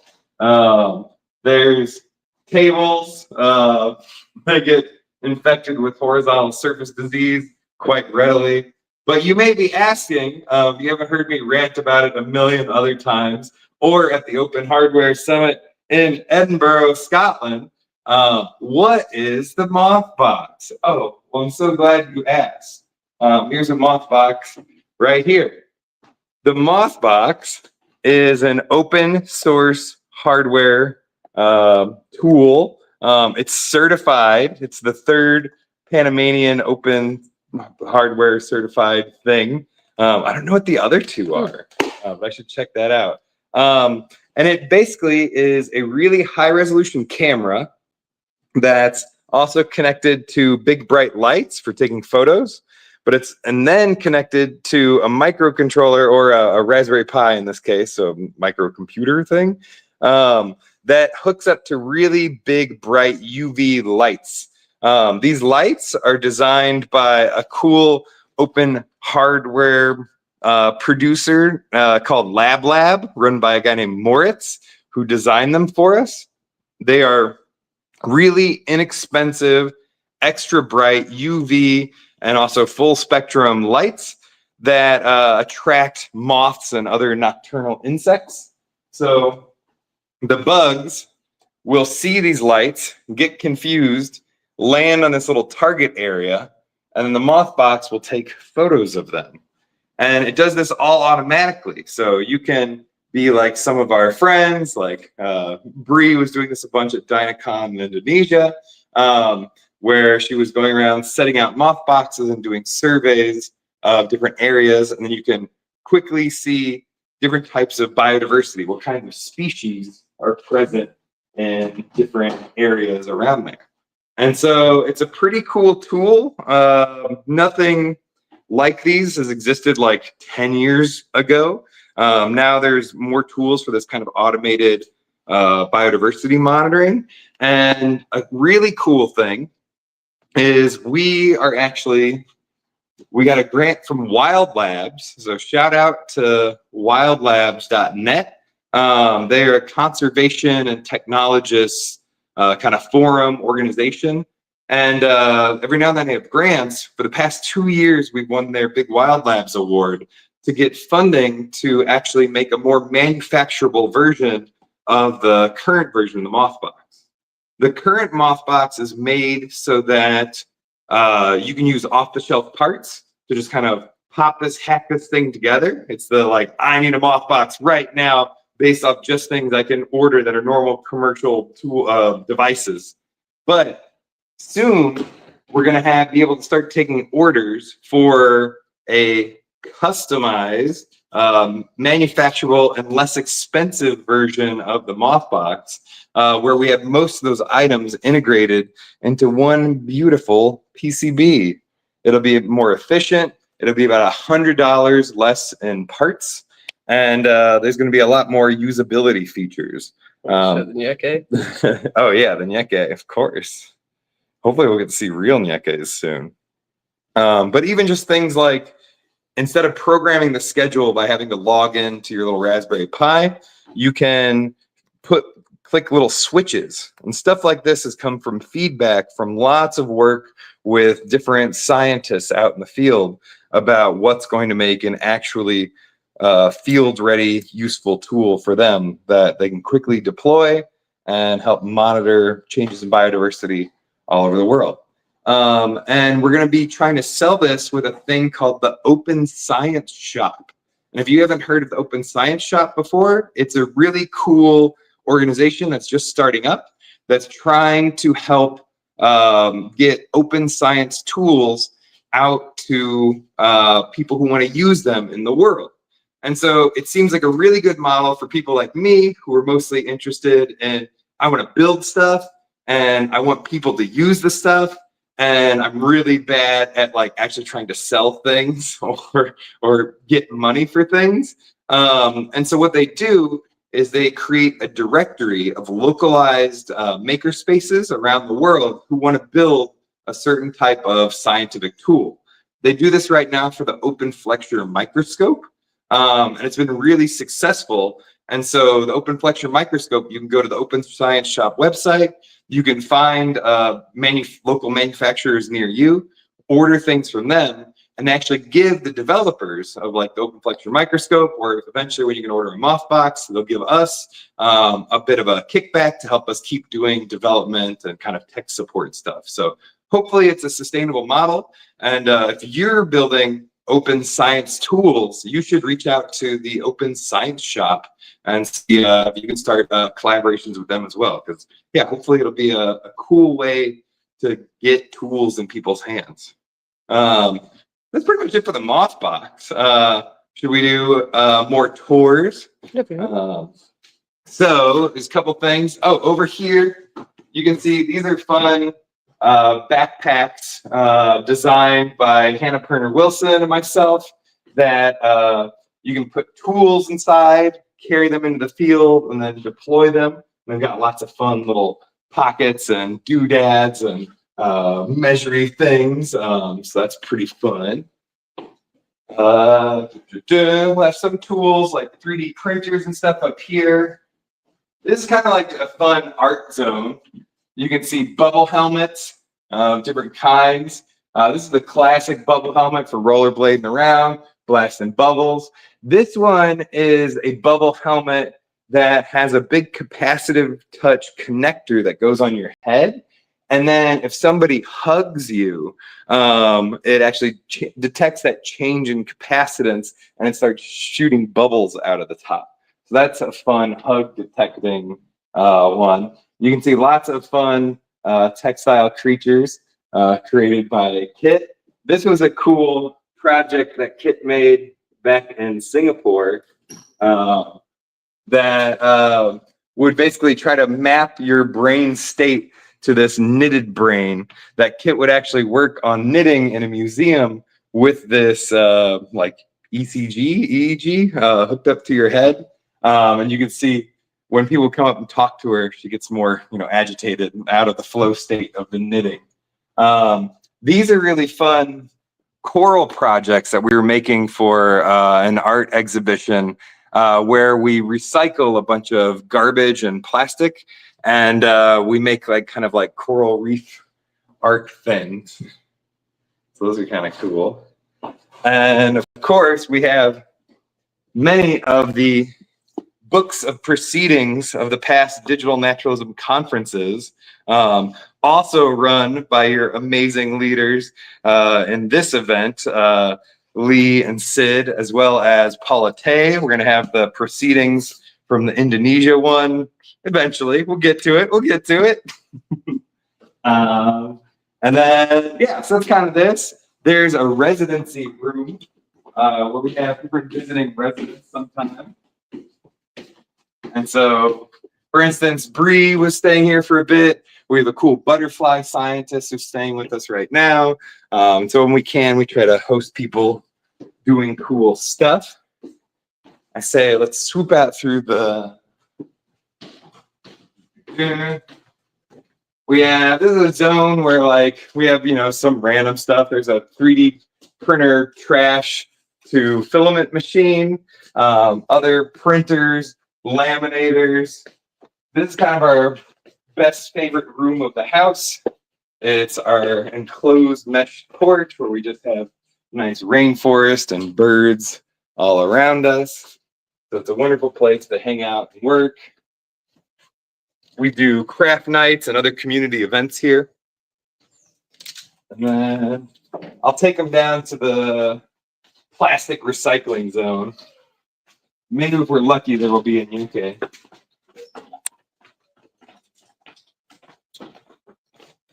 This is down the backyard. This is usually where our little friends, the Yekes, come out and say hi to us. But they might be a little shy right now. Yekes. We design toys and stuff that we test with them. We had one of our guest residents, Hillary and her partner, come and make a cute little Nyeke bus stop here a while ago, which is very cute. And it's all out of upcycled material.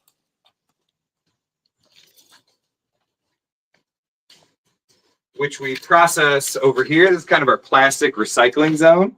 We'll show you in a bit the other part of the workshop where we shred the plastic. But after we shred it, we can either squish it into flat sheets using, this is a t-shirt press. We also have a panini press down there. And so you can take plastic, melt it, put it into sheets like this. Or we have an extruding machine that we built where you put that plastic shred in there, heats it up, coops it out into different molds or bars and stuff like that. So you can see this is one of our bars of plastic. This is an experiment. It went kind of weird. I got this metal pole stuck in it. So now I have a strange plastic scepter. And then here, we'll go check out the main workshop. This is the kitchen down here. Do kitchen-y stuff. There's a craft area back there with a lot of sewing machines, textiles, stuff like that. We have solar power, so most of the kitchen stuff is electric. Yeah, a lot of electric. Yeah, we got rid of any gas stuff, so that's been kind of cool. This can be tricky if the internet will stay on, but we'll see. This is kind of the main workshop area. We got our big laser cutter. Kit does a lot of our manufacturing right there. And then we have hand tools, stuff like that. And then this is our pal, Terry, La Trituradora. Terry the Shredder. And so Terry's got fun little eyeballs, loves to eat plastic. Right now, Terry's eating number 5, polypropylene. That one's number 2? I'm not sure, but usually these are number 2. Anyway. Yeah, I thought it was number 5. You know better than I do. You know better than I do. But anyway, so you shred that up, and then you get a bunch of this beautiful microplastics. You make sure to eat a couple spoonfuls of this a day. You got to make sure to get enough microplastics. Yeah, about a credit card. Exactly. Yeah. Keeps you healthy. And then, yeah, we build and make all kinds of different stuff. These are some experiments with pressing some of the plastic and different molds, making different shapes. These ones are really fun. This is shredded acrylic that you have to melt it with acetone instead of heat because it's not really a good thermoplastic. And but this is type 4 plastic. You make beautiful, cool designs. But yeah, this acrylic's been really fun to kind of make fun sheets with. It's got a cool texture as well. Yeah. And then, yeah, we just got lots of materials. And then here's a giant goodie head we had for a local Yankee event.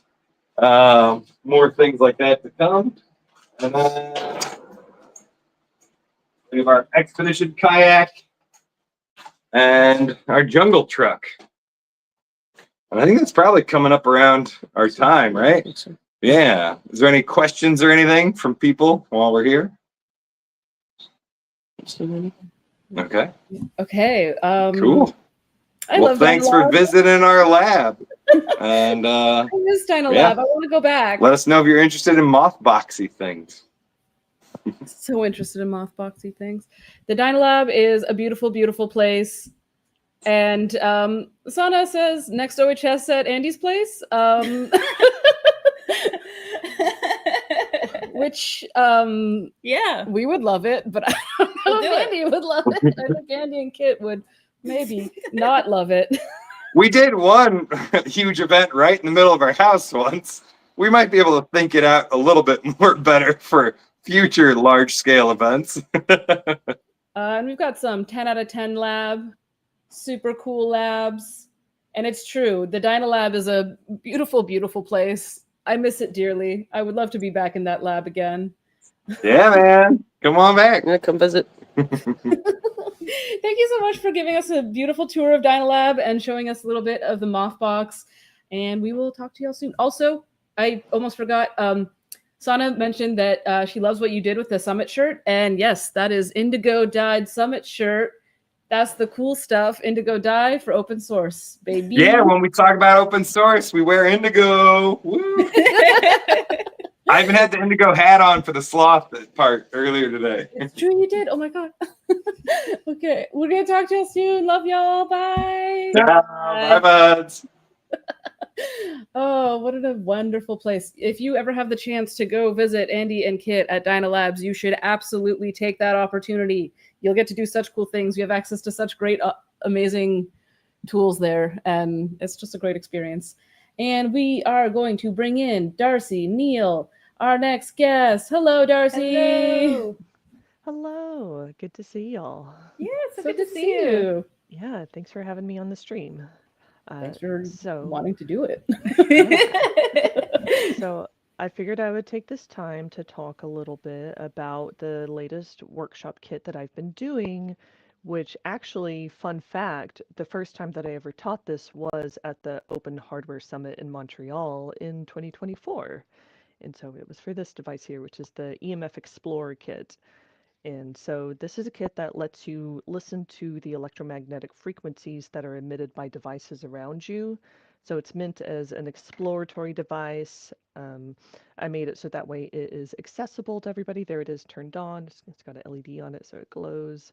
But I made it specifically to be a kit that was accessible to most ages, anybody who can safely hold a soldering iron, and wanted it to be fun. I specifically designed it after going to CCC in Germany in 2023 and was really inspired by the large outdoor hacker events there. And so I designed this kit specifically to be used at events like that.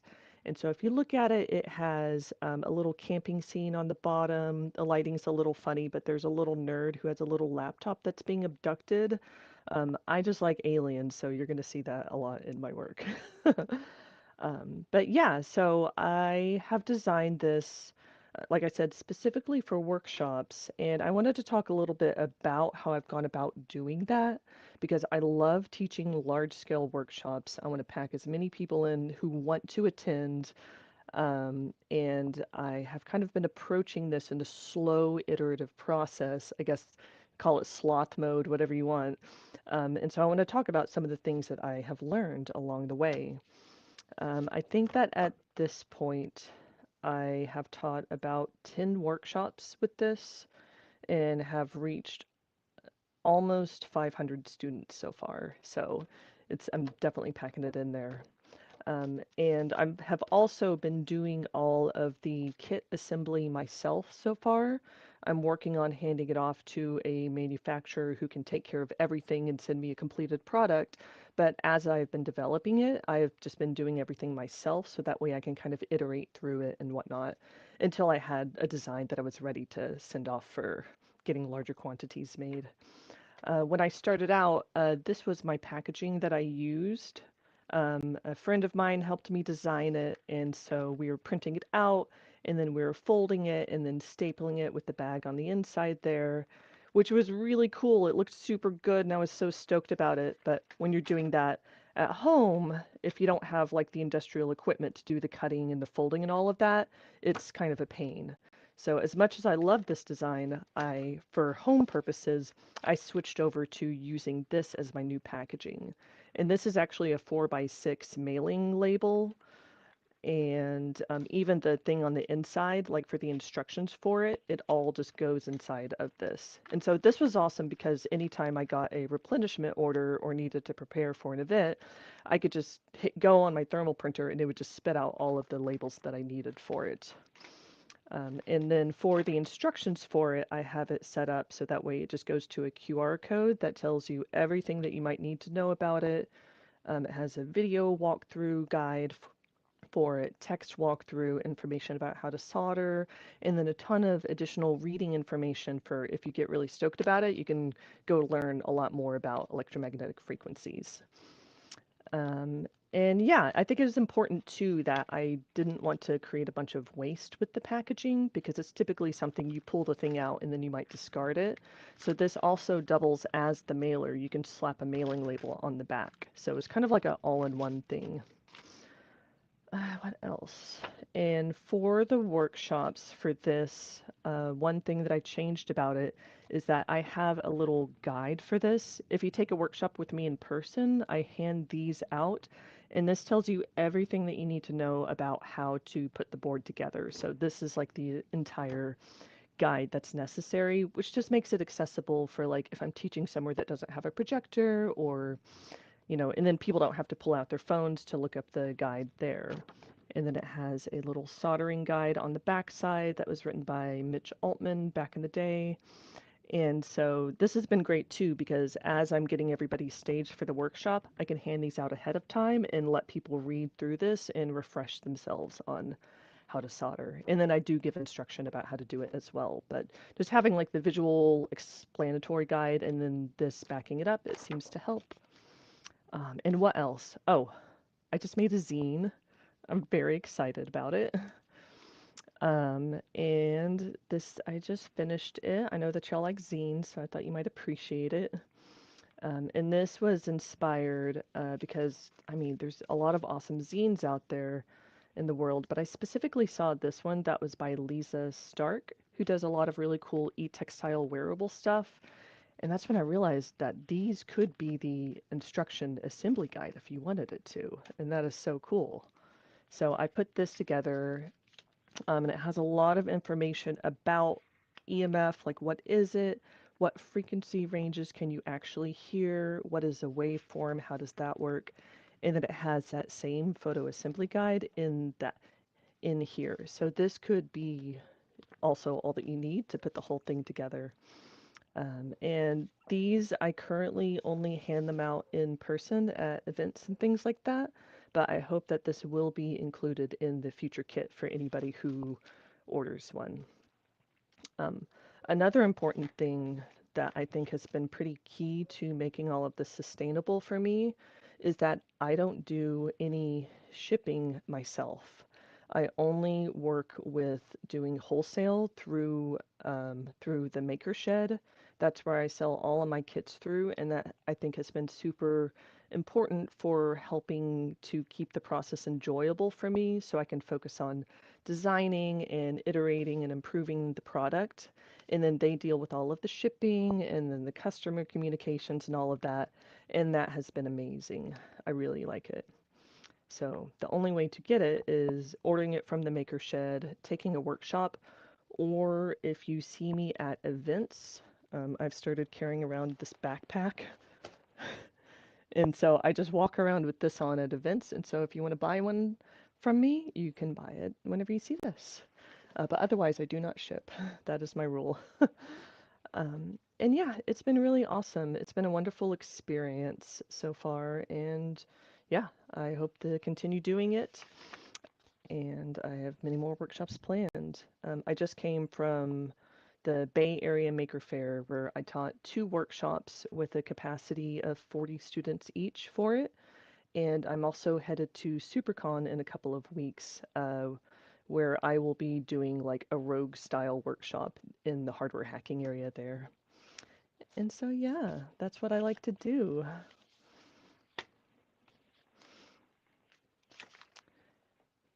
And I don't have it set up.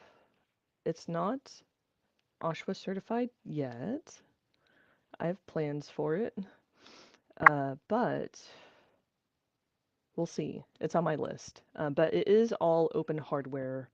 And I have the schematic and the board designs listed on my GitHub, so you can pull it up if you want to and check it out.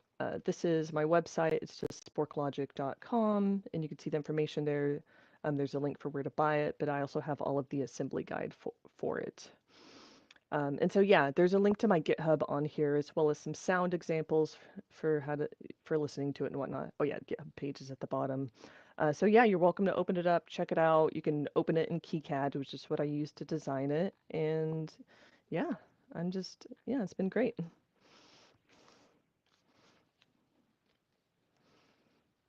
And so yeah, that's what I've got.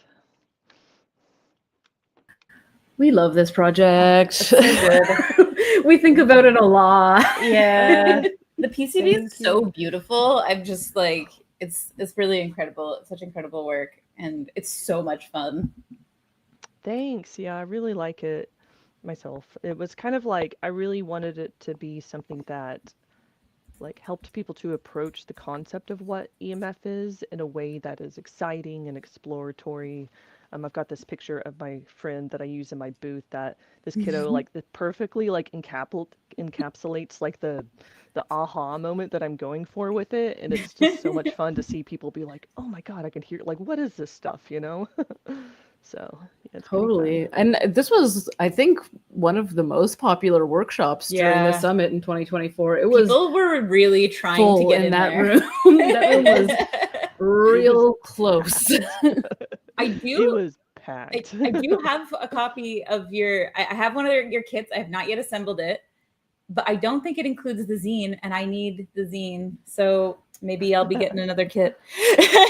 Yes, yeah, I will mail you a zine. I would be willing to mail that. We need, both me and Sid need every zine. It's just Every the law. zine in the world needs to exist in my home just in case.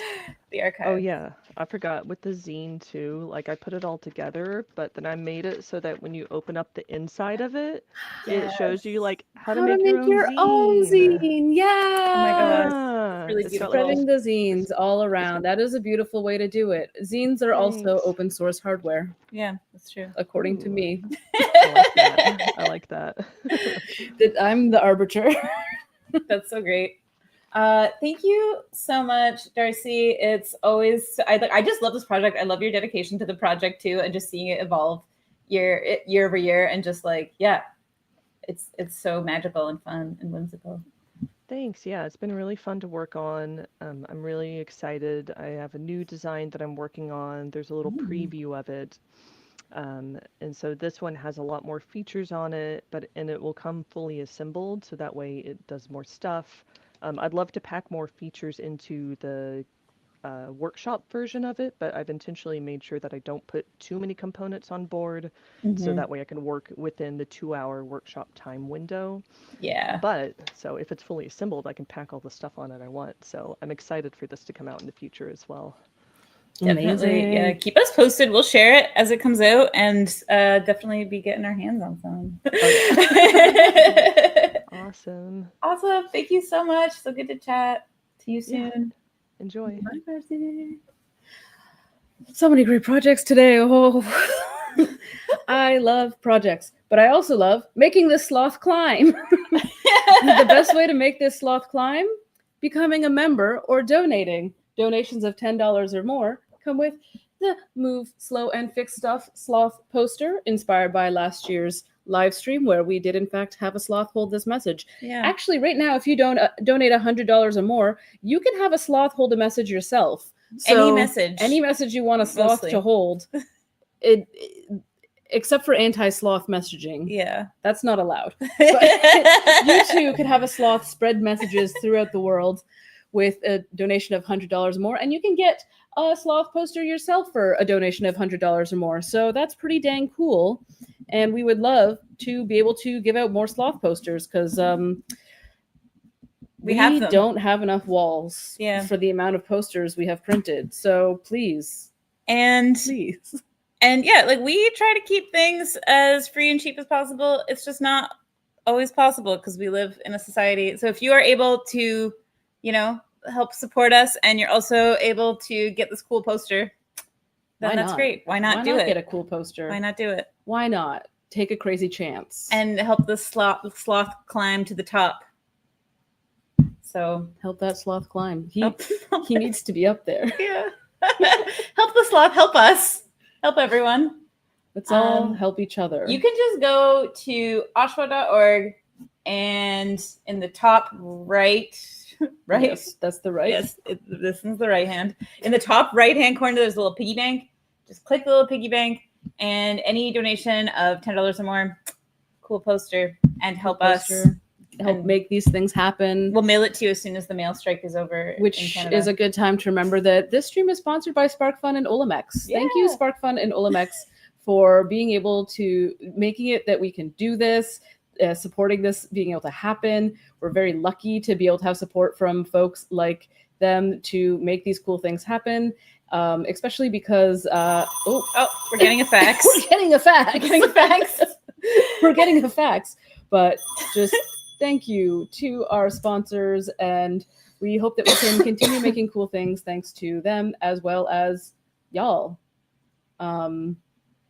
Okay. The fax machine is doing its thing. So intensely. Okay. We got so surprised by that fax. They choked on their spit a little bit. You know how it is. I couldn't handle it. But while this fax is coming through, we're going to move on to our next guest. Next up, we have the lovely, the wonderful Dr. Carla Barry, who has been a wonderful community member who is currently muted and will probably demute herself in just a moment. And while she's working on that, I'm going to say some fun things about her. Like, for example, she was one of our inaugural OCA fellows. She was a keynote speaker in New York, and she makes the most incredible robots. And Hi. we can hear her. Sorry, can you hear me now? We sure can. I'm sorry. I was trying not to be too noisy. So I didn't know. I interrupted your intro. I didn't know if you wanted to continue or is it my turn? Is it my turn? It's your turn. Okay. So my name is Carla Barry, and I'm a professor of electrical and computer engineering at Rose-Hulman Institute of Technology, which is in Terre Haute, Indiana. And I want to thank OSHWA for inviting me to do 30 minutes today in your 24-hour marathon as part of Open Hardware Month. We are here in my lab at Rose-Hulman, the Multidisciplinary Educational Robotics Lab, or the MERL as we call it. I am here with one of my research students, Yu Chow, and we wanted to try to show you a little bit of the lab as well as our robots. This is going to be interesting. I have 2 cameras, so at some point to show you the lab, I'm going to have to figure out how to switch over to the other camera. But before I do that, I was going to tell you a little bit about our robots. So as I believe it was Sid mentioned, I hope that was Sid talking, I was an open source hardware trailblazer fellow. That's your child behind me. And in 2022, and when I spoke at New York, I spoke about my flower bots, and they're so named because I wanted my robots to grow with the user. So we make 3D printed, low cost modular robots because my theme is that my STEM is for the streets, and I want everyone to have access to STEM. And so by doing that, we wanted to have robots that start at the very lowest level to the highest level. So I'm going to try to show you a little bit of that today. We do a lot of robotics outreach and education. We're actually getting ready for an event this Saturday called Celebrate Science here in Indiana at the Indianapolis State Fair. 2 weeks ago, we did Tinkerfest, which was at the Indiana State Museum. I do events at the Griffin Museum of Science and Industry in Chicago. I've done events at the Children's Museum of Indianapolis. We go to schools, Girl Scouts, Boy Scouts. I do Black and Robotics online workshops. All of these are done with the same base robot. All we do is change the robot by who we're teaching. So the same robot could have a microbit on it, or a Circuit Playground Express, or a Raspberry Pi Pico W, or a Raspberry Pi. So I'm going to show you a little bit of the lab today. And then I want to also show you some robot demos. But I will tell you, it is called the demo factor, or Murphy's Law. So although we plan for these things, just because we are now live and online, chances of it not working are pretty high. It's kind of like the copy machine. It only breaks when you absolutely need it. But before I do that, I know one of the requirements was to show you a little bit about, I also want to mention that all of our stuff is open hardware certified. The flower bots have been certified. I'm going to show you some of the base models of the robots, then some of the ones that we're preparing to show to the kiddos this weekend.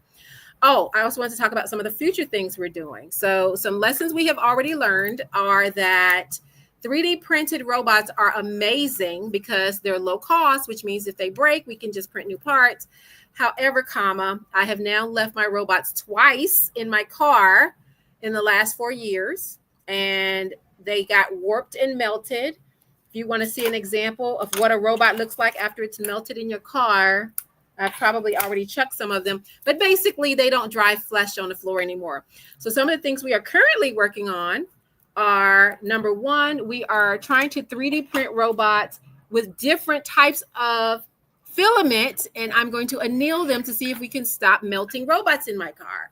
So we now have robot chassis that have PETG filament. Here's one with HTPLA filament, and here's one with ABS. So I am going to be annealing all of these in my oven at home, then sticking them out in my car and see if they continue to warp. Another thing we're trying to do is we 3D print and we ship out so many robots all over the world. I've sent robots to Niger, Costa Rica, Nigeria, Uganda. I know I'm missing some other places.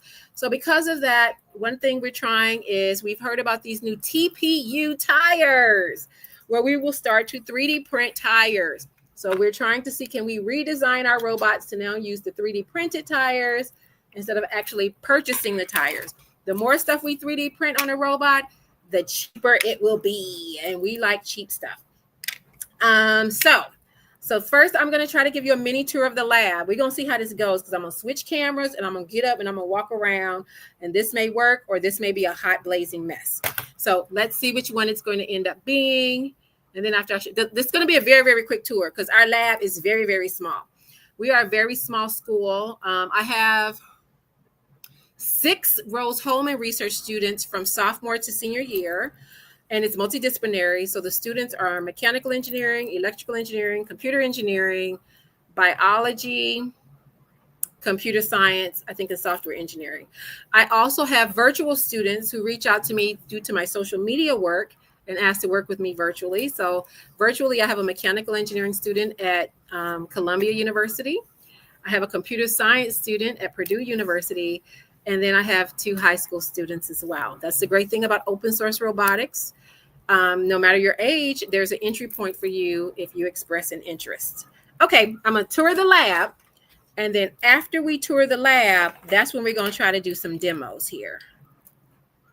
So, nope, I said I was going to show you a robot first. Sorry, this hasn't been planned out well. I've also been teaching for 3 hours today, so that makes me a little fried. Okay, so this is a robot with the actual lid on it. That's because when I do events for kids and they see a lot of wires, they sometimes go, and they rip them all off. So we learned a while ago that when I'm going out to do events, we add a flower bot lid to it so that it actually stays together. This sticker is from my children's books. I also write children's books about kids and robots. So I like to make the robots look fun. So we use a lot of pretty colors because one of my missions is not only to bring my STEM to the streets, but to diversify STEM by using robotics, by getting more girls and kids of color. So like when I go to robots, we bring pink screwdrivers and things like that because we want people to be able to see themselves in STEM. Here's another one with another one of my kiddos from one of my children's books. So here's what the lid looks like. So then if I take the lid off to open up the rat's nest, here's one I was working on, so it's not actually functional. Here is one of our robots that has an Arduino Uno on it. This is actually a remote control robot. And I learned quickly that the small keys and Elegoo remotes were very, very difficult for small children. Their gross motor skills could not press those buttons. They were so difficult. So I actually use DirecTV remotes from my home to drive these robots because the keys are easy, the buttons are easy for the kiddos to press. So this is an Arduino Uno. And like I said, this one, when it's completely working, has an infrared receiver. The kiddos can drive it around. They can race with it. They can make it sing and play music, etc. A big part of what I'm trying to teach when I do STEM for lower kiddos is the basics of artificial intelligence with robotics. Example, sense, plan, and act. Is to teach the kids about cause and effect. So each robot will have some kind of sensor on it. And then their job is to understand what's the sensor, what does the sensor do, what did the code plan out, and then what kind of action did you actually see? Okay, I am now going to switch over to my other camera to give you a baby tour of my lab, show you some more of my open source robots, and then we're going to start the demos. So you Chow, I'm going to have you do your demo first. Not yet. I'm going to do the tour first, but get your Raspberry Pi. So the Raspberry Pi is our most recent robot that we've gotten working. And so I'm so proud of that one. So I want you Chow to go first. That is our most advanced robot as of now. And I will have him do a demo on it and explain it. But while he gets that ready, I'm switching cameras so that I can show you our humble abode here. So just 1 second. I'm changing over to the other camera. Hi, this is now me on the other camera. Okay, so I'm gonna unplug this. Uh-oh, I think you're still okay. And I'm gonna unplug this. Okay, so I had mentioned that I do a lot of work with AI as well. I do AI robotics avatars on my social media, all social media. And when I write my children's books, I don't use AI for that. I don't do AI images, or I actually write the books, but I like to use AI a lot because it allows kiddos to see themselves in STEM in ways they may not otherwise because they don't actually exist. So if you look around the walls of my lab, one thing you'll see is I have a lot of AI art. So I have AI art of girls and boys doing robotics. So that's what the AI art images are. And then we talked about already, it's a workshop, so it is messy. So here are all of our robots and all of our robot parts. I also teach human-robot interaction. So teaching human-robot interaction, we use an open source robot for that. I'm actually writing a paper for the Journal of Open Hardware for this robot. These are Blossom robots. They are open source, but they're not my design. They were designed by some researchers at Cornell and I believe USC, University of Southern California. So we use the Blossom robots when I teach human-robot interaction. And these robots will be programmed with the students to do facial recognition, gesture recognition. And so they program and then they use AI. And so based upon hand gestures as well as faces they make, we integrate ChatGPT with the robot and the students design a interaction or conversation with the robot. For example, last year, one student had the robot be like a counselor that they would talk to about my anxiety studying for a test, or the robot could be a fortune teller, or you could program the robot to tell jokes, etc. So this is what the robot looks like when it's all in its little outfit. Most of our robots are either elephants because our mascot is the elephant, or this one was my black girl unicorn, but she doesn't have her ears on right now because I'm a black girl unicorn. I'm a rare professor in STEM. And then if you open the robot up, this is what it looks like when she's all stripped apart. She has servo motors and springs and ears, and then we dress it up. So the great thing about this being an open source, open hardware project is, although we got the design from someone else, it did not really suit my needs for my class. So we've made lots of modifications to this to get it to work with my course. And that's what we're writing the paper about for the Journal of Open Hardware. So I'm going to show you another open source robot we have. And this one is also not our design, but we're going to use this for that HRI class as well. This is Sammy. And Sammy is an open source humanoid robot. So one of my students is building Sammy. Sammy was designed by a graduate student in Oregon State. So after Sammy is fully designed, we're going to also try to have some interactions and conversations with Sammy. And then because it's also open source, possibly even modify this to see how to get it to work with the class. Okay, almost done. Remember, I told you the lab's not that big. And then once again, more AI art because kids seeing themselves in STEM is important. Probably the most important part of our lab and what most people come to see are our 3D printers. We have to have lots of 3D printers because we do lots of 3D printing. So we have 1, 2, 3, 4, 5 bamboo printers.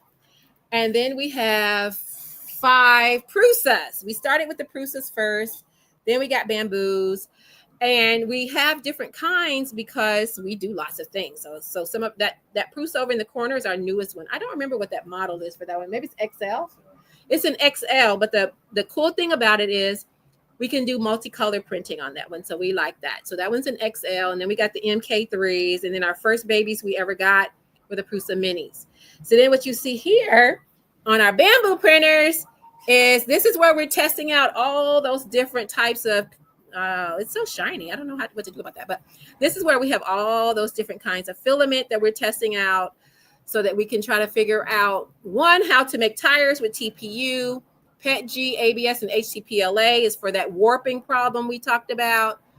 And then over here, what was this third one? Why did we change the third one out? I don't remember. We're trying out to dry out more of the filament because that actually helps. I was going to show them one of our warped. So this is all of our failed prints, but hopefully you can see this one to see an example of what it looks like when you melt a robot in your car. It's kind of hard to tell, but this little buddy is all warped up. So the good thing also is we go through a lot of filament, but here in Terre Haute, there's a company that takes this discarded filament and recycles it. So they actually turn all of our discarded filament into things like ashtrays and other things that people can purchase. Okay, we are now ready for our demo. So the first demo is going to be Yu Chow, and Yu Chow is going to show you a Raspberry Pi Lilybot. These are all Lilybots with different controllers. So Yu Chow, the camera is on you now. If you want to talk a little bit and put it on the floor, I will point the camera down at the floor. Okay, so let me figure out how to put it down at the floor. And if you want, I think they can hear us talking. I think they would have told me by now if they can't. All right, there we go. Camera pointing at Raspberry Pi robot on the floor. And I'm going to plug this back in so you can see. So that, yeah, that's what they can see right now. Okay. Hello. Hi. So this is our Raspberry Pi Lily robots. We got the lower chassis, the upper chassis. The lower chassis gives a space for our lovely power banks, and then the upper chassis gives a space for our controller. You can see the main controller is the Raspberry Pi, and on the top we added the groove system head. The reason we are using the groove system is it makes sure the wiring gonna be much easier than using the breadboard. So, for example, like before we introduce a groove system into our robots, the sonar sensor actually needs 4 wires and connect them to a breadboard and connect it to a microcontroller. But with the group system, we can easily just plug them into the group head, which is then connected to the microcontroller through the GPIO pins of the Raspberry Pi, and it just makes life much easier when you are teaching the young children about like robots. And then we right now have implemented the driver for the sonar and the motor controller. And I also host a local website on this Raspberry Pi. And since it's connected to our lab Wi-Fi, I can easily visit. Well, I can easily control the robot through that website. So, for example, I'm going to turn this down. All right, let me point this at the robot. There we go. If we look at the website, you can, oh my gosh, this is a control panel we have, and you can literally just press the button on the website to let it run backward, which it's supposed to. Is it connected? I told you it's called the demo factory, you child. Things always work until it's, oh, there you go. All right, so this is the robot driving around. He's wirelessly controlling it from the website he created.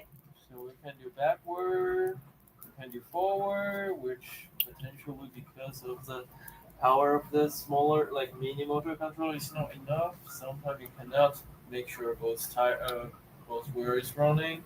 So does that mean we need to get a bigger motor controller for that robot then? Yeah, we do have it. We do. It's not connected yet. Yeah, it's just don't have enough space on this robot. Okay. So one thing Yuchao has said is that this Lilybot is too small for the Raspberry Pi. And we were planning for that. So one of our future steps is going to be to change over to the Daisy bot or the Rosie bot, which is a bigger diameter robot. Then we can add a bigger breadboard, a bigger motor controller as well. And we can let it pivot right actually. Pivot left. Then we can let it turn right, turn left. And let's go backward and start obstacle avoidance demo. So obstacle avoidance now with the sonar sensor should make the robot move back from my hand or turn. And so that's great because this is probably the most advanced Lilybot that we have here in our lab. But what you will notice is that it actually looks just like all the other Lilybots.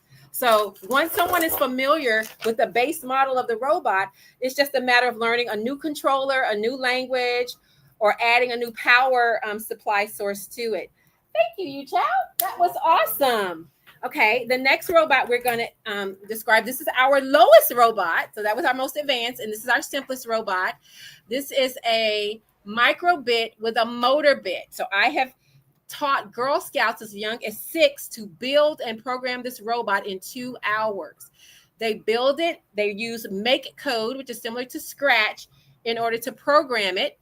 And then we have them doing obstacle avoidance on the floor. I'm not going to do obstacle avoidance today because I wanted every robot to do something different. And I knew that Yuchao's robot was doing obstacle avoidance.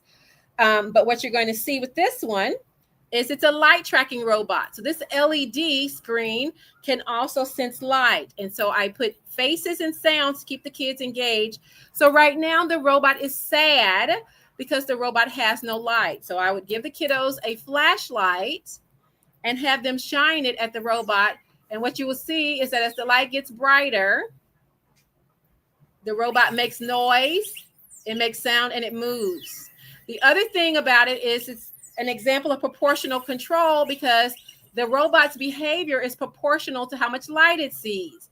So if the robot's really, really close to the light, it smiles and it moves one direction.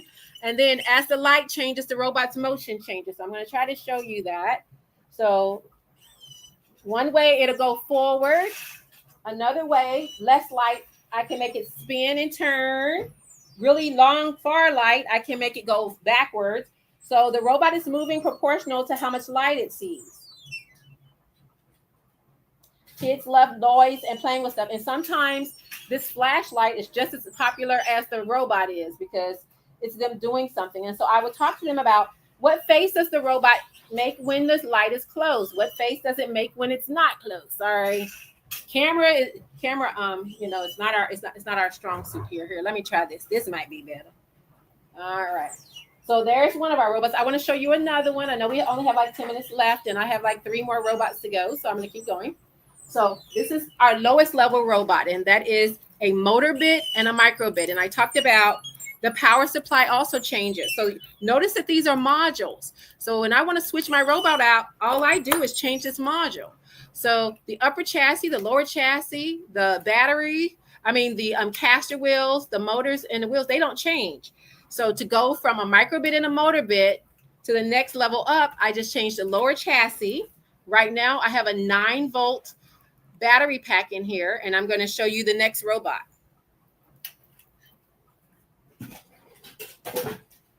So here's our next robot. This robot is a Circuit Playground Express. Circuit Playground Express does have a breadboard on it, but it's the exact same robot. Cool thing about that. So here's a new module for the power. And instead of a 9-volt battery, this one actually has a power bank. When I take the robots out and do one of our robot road shows, I typically will put a power bank on it because obviously these are going to last longer and I don't have to keep changing out batteries. We do use rechargeable batteries sometimes as well, but they just don't work as well as traditional batteries. So we just put power banks. These are like hand warmer power banks, so they work out really well. And the great thing about our GitHub is all of these designs are on our GitHub, the 3D printer files as well as code. It's also on Instructables and Hackster.io. And we are constantly putting up new things. And we love to see what people are able to do with our robots. I've seen some amazing things people have done as well. So this one has a sonar on it. And this is a Cricket. You can put a Cricket on top of the Circuit Playground Express to make it a little bit more advanced. So I had some elementary school teachers ask me for this because I also do K-12 teacher professional development because their kiddos had outgrown the microbit. And so the next level up is the Circuit Playground Express. This one actually does obstacle avoidance. So what happens is it has red lights unless the robot sees something. Similar to proportional control, the robot moves based upon how much of an obstacle it sees. So once again, it may go backwards if something's really close. It may turn if it's kind of close, and it may not if it's a little bit further out. So once again, if I show the kiddos both robots, I can ask them, what was similar to the way this behaved compared to the light tracking robot? So then if we put this one on the floor, so we see when I'm at that distance, the robot turns. And if I get really close, I can make the robot back up. Or if I'm kind of far out, the robot's going to want to get closer to me, so it'll move towards me. And I actually programmed this in Make code as well. But as the kids get more advanced, you don't necessarily have to change the robot because there is a Python or JavaScript underbelly code for Make code. So you can just have them go from graphical based to text-based programming. So this is our Circuit Playground Express Cricket with the sonar sensor. So I think I have 1 or 2 more robots to show you. 1 second. All right.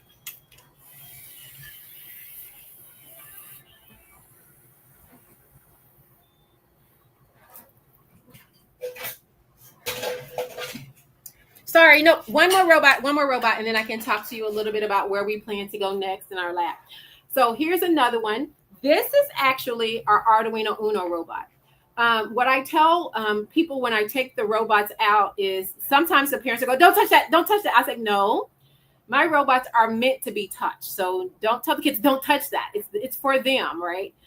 But I will tell the parents, the more the robot is covered, that represents the amount of work I had to do to put it together.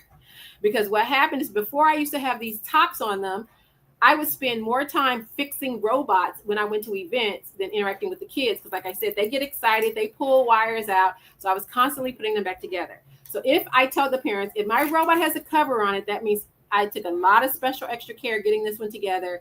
So please, please, please be careful. I have had kids drop robots, you name it. So this one, actually, because it does so much, it requires supplemental power. So this one not only has a power bank in the back, but it also has a 9-volt battery pack in the front because this robot has to move. It has to read buttons. This is the one that plays music and it sings. So I'm going to try to get this one turned on for you. And then we'll put it on the floor. And I am very proud of us so far because so far our demo has not been a complete nightmare. Yay for us. Okay, so here's our button robot. So once again, cause and effect. I will tell the kiddos that a button is like a touch sensor. People have 5 senses. So robots also have sensors, and some of them are like ours. So a button is like a touch sensor. A sonar is like our sight. Light is like our sight. I tell them taste is kind of hard and smell is kind of hard, but you can do touch, seeing, as well as I'm missing one. What sense am I missing? Touch, seeing, taste, smell, hearing. So I tell them that the hearing is like a microphone. The other thing I talk to the kiddos about is echolocation. So this robot goes forward if they press one button. It spins if you press a button. And then there's a button so that it sings. And so that is never going to give you up. We do a lot of Rick rolling because I like that. I got this actually from Spark Fun. I heard Spark Fun is your sponsor. Spark Fun has a robot, and some years ago they had Rick rolled on that one. So we use this Rick roll song every time because it works well. And I've actually had kids recognize it because there's actually commercials now that use this song, believe it or not. And so it plays a little bit of Never Gonna Give You Up. All right, so that is our last robot. I'm gonna bring the camera back up to me to wrap up. So give me 1 second. So this is giving you just a little bit of taste of our lab. And some of the things we're working on next is we want to do robot teaming. I want to see if we can get some heterogeneous as well as some homogeneous robots to team together, maybe to do mapping or swarming. I have a student using a Raspberry Pi. I did not expect to get rickrolled. I have a student. My student at Columbia is doing mapping with a robot that has a Raspberry Pi Pico W on it. We have so much going on. We're trying to get SLAM working on the robot. Like I said, we're trying to scale the robots up to do more with that Raspberry Pi. We just got a lot happening around here.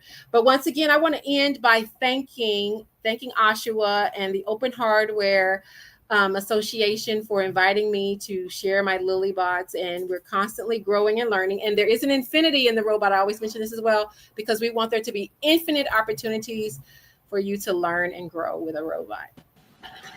Amazing. Thank you so much. That was an incredible speed run of a demo. We got to see so many robots so fast. And it's always lovely to see what you're up to, Carlota. Thank you so much for coming on. And we'll talk to you soon. Bye-bye. Okay. We're going to keep moving nice and quick. We have our next guest already ready to go, Anna Sophia Pulis, who is actually has been working on a Seek Commons grant on figuring out ways to develop open hardware documentation. How are you doing, Anna Sophia? Good. How are you? So thank you so much for inviting me. And we've seen such amazing projects. Now we're gonna talk some more about these projects, and I would actually like to share a presentation to show you what we have done with Seek Commons. So let's see. It doesn't seem that it's working. I don't know why. There's always a fun little moment. Yeah. For a new system. So it should be the little screen with the plus sign in the middle. Yeah, I saw that, but it says that the browser doesn't have access to my screen. Sometimes that happens. Another option you can do is you could send me the link in the private chat, and I can. I have it right here. Yeah, I can scroll through the slides for you. Yeah, let me do that right now. So here it is. So what the purpose of this project, I can start talking about it. But as I said, it's in conjunction with OSHWA and Seek Commons. And if we go to the next slide, so we can see the slide. So that's amazing. Thank you. I just wanted to talk a little bit more about this certification because everything starts with the project, as we saw. We saw some amazing projects, and in the OSHWA website, it's also possible to see certified projects, and it's possible to search for them. It's possible to filter them. So there is a list of these projects, and we can also search by keyword or category. The important point is that these projects are organized, and we can make them more available by disseminating them and creating a data model for them. So if we go over to the next slide, thanks. We can also see that when we click on a project, we have information about it. For example, we have, of course, the title. We can click and see the project website, which can be everything. It can be a scientific article. It can be a proper website. It can be GitHub. And we have the ID and we have the project type. So we have a lot of information for each project. And if we go over to the next slides, I can explain the goals of my project were to create a data model for OSHWA on Wikidata so that these projects could be queryable, but in general so that people could add their own projects there, also in the future maybe, to assess the state of the OSHWA projects, so where are we at, and to create a validator that automatically checks projects basing on the data model. So I'm gonna start with the first one. If you go to the next one, so it's this one. So why a data model? What is a data model? The idea is that when we search something on Google, for example, a person, a composer, songwriter, we have some information about them. For example, it can be the birth and the death date. It can be a website where we can see their music. It can be some like Wikipedia notes.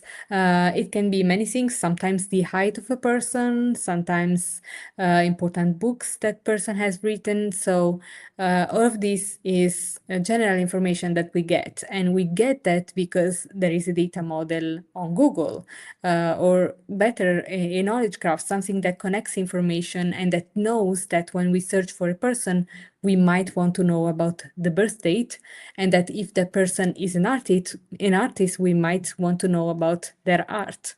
So this is pretty important for many kinds of reasons, especially when we search.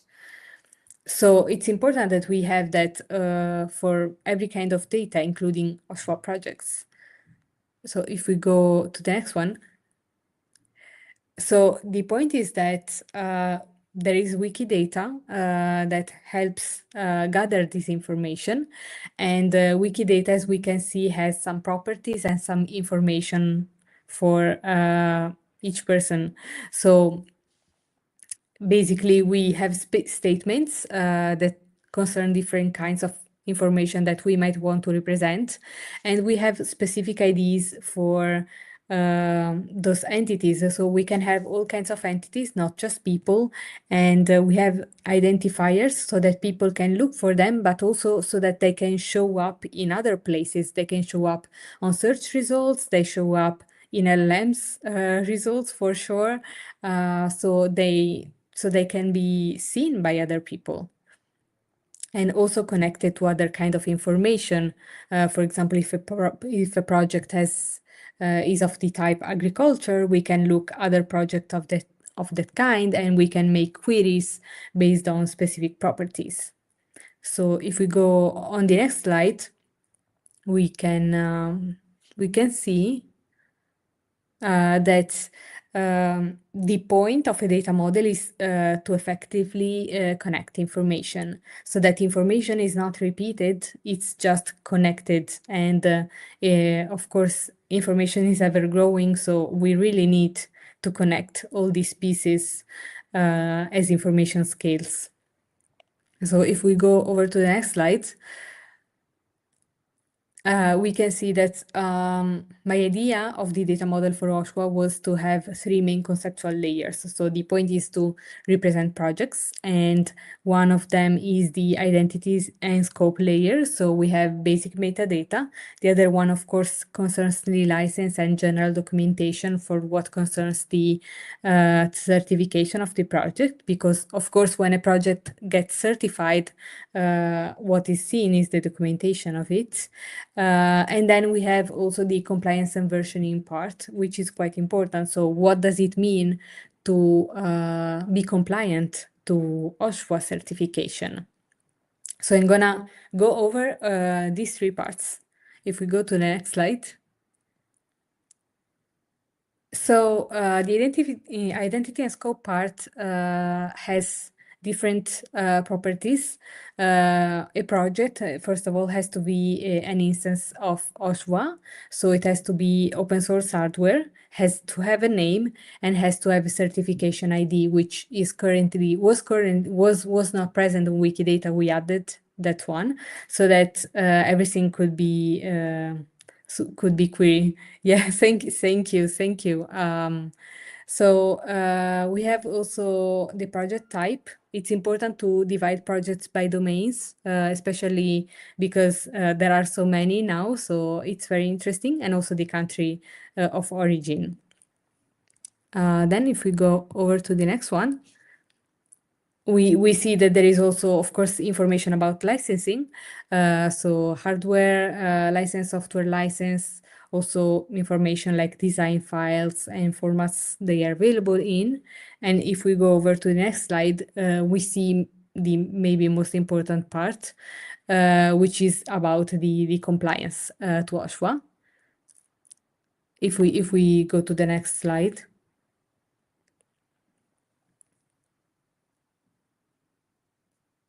Thank you. Sometimes it lags a little bit.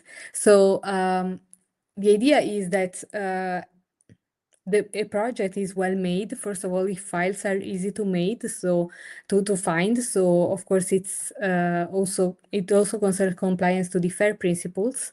If the open parts, for example, are clearly indicated, or if the OSHWA mark is applied correctly. Other things are, for example, that we know we have the release label and the version on software. If we have the license on the documentation, if we have a design file, for example, that has editable format. Sometimes we don't have to have the design files, but these are general guidelines, of course. Other information is, for example, the documentation replication quality, if the documentation is free of charge, if it contains images. Of course, basing on the specific project, this compliance varies, but just so we know that people manually verify these projects. So, of course, this information may vary, but it's important to have some general guidelines, something to start from. So if we go to the next slide, we see that, first of all, as I said, the OSHWA identifier has been proposed as a property and has been accepted. So now we can finally add the information. And what I did was to start adding and connecting information on OSHWA projects that especially concerns scholarly articles. There are about 60 of them, and I'm gonna talk a little bit more about that. But before doing that, I want to show a specific thing. If we go to the next slide, which is that basically when we create a data model, this forces us to ask what exists. So in this case, what exists in OSHWA certified projects. And if we go to the next slide, we see that one thing that I mentioned was these scholarly articles. Now I'm going to talk about the state of the OSHWA projects. So if we go to the next one, what I mean is that sometimes there are projects that either as a project website or on GitHub have references with DOIs to scientific articles that use actually hardware. So that's very useful. That's very interesting. It also allows us to track information about project development and usage across and dissemination on the web. So it's very interesting. And what we did was to add this information on OSHWA entities. Another thing that is important that we're gonna see in the next slide is that sometimes, because some projects have been created some time ago, some project links are dead. So there is this 404 error sometimes pages require to sign up. Sometimes the page could exist, but the URI is just wrong. So in this case, for example, of the SparkFun website, the product did exist, but because they changed the URLs, then everything was broken and was not linked again. So what we did was also to look at this information. This is very important for you. So of course we wanted to make sure that everything was linked, and so every link had to be proper, had to be reachable. So if we go to the next slide, we have some examples as I shown, and there are more than 200 projects that were unreachable. Some other pages were reachable but still problematic. For example, Google Docs were used. This is not problematic per se, but it also prevents a little bit of archival versions. Another example was to use Facebook and social media in general as the main page. Of course, it's very good to promote projects on social media, but this should be not the place where you put documentation in general, because social media is susceptible to all kinds of changes, and you don't even know if the page is gonna be there after 1 year or 6 months for any reason. So in the next page, we have a solution. So we contacted people that had broken links, and some of them were already solved really quickly. So SparkFun pages, for example, now are all functioning, and this took really little from them. So if we go to the next page, we can see that we have now the third goal was to create a validator. So basically an algorithm that automatically checks projects basing on the data model. This is not going to be perfect, of course, because every project is different, but it's still something that can be supportive of some kind of things. For example, these broken links. So if we go to the next page, I can show the design the principles, and the idea is that we don't want to use AI or LLMs for that. Probably they could be successful, but we're not going to do that. It's a simple algorithm that checks documentation quality, license compliance, as I said, academic research objects, that pages, also contact and social media information, visual assets, and general metadata, for example, uptake. This is important. So some projects might have many stars, so we could keep track of them. So to the next page, we also want to say that the outputs are just documents. So we have analysis data, we have a human readable report, and a table of academic references. We did not create a scoring system, so like ranges of software, of hardware quality on purpose. We believe that this should be a helpful tool, but of course it's not perfect, and also its usage is not meant to provide a score. So to the next page, I can just talk about the usage. So basically, what are the uses of this validator? If a new project needs to be certified and has a link, which probably does, it's possible to use the validator to have an idea on how compliant the project is with respect to certain indicators maybe. But also if people would like to submit to OSHWA, they could use the validator themselves to see if there is something that they could improve. Maybe they didn't notice that the documentation was was poor in some parts or maybe not. And also with the validator, it's possible to assess all projects for different metrics. So it's possible to go back and see how many stars did the project have, if the link is broken, if some more, for example, DOIs or research objects have been uploaded that weren't tracked off before. So these are the main usages. We're still working on this, but the idea is to provide something that, of course, can be used in the community and to make everything reachable, basically. So if we go to the next slide, I just want to thank you so much. And this is my email, but I also want to thank OSHWA and the SIG Commons projects for every support that I got.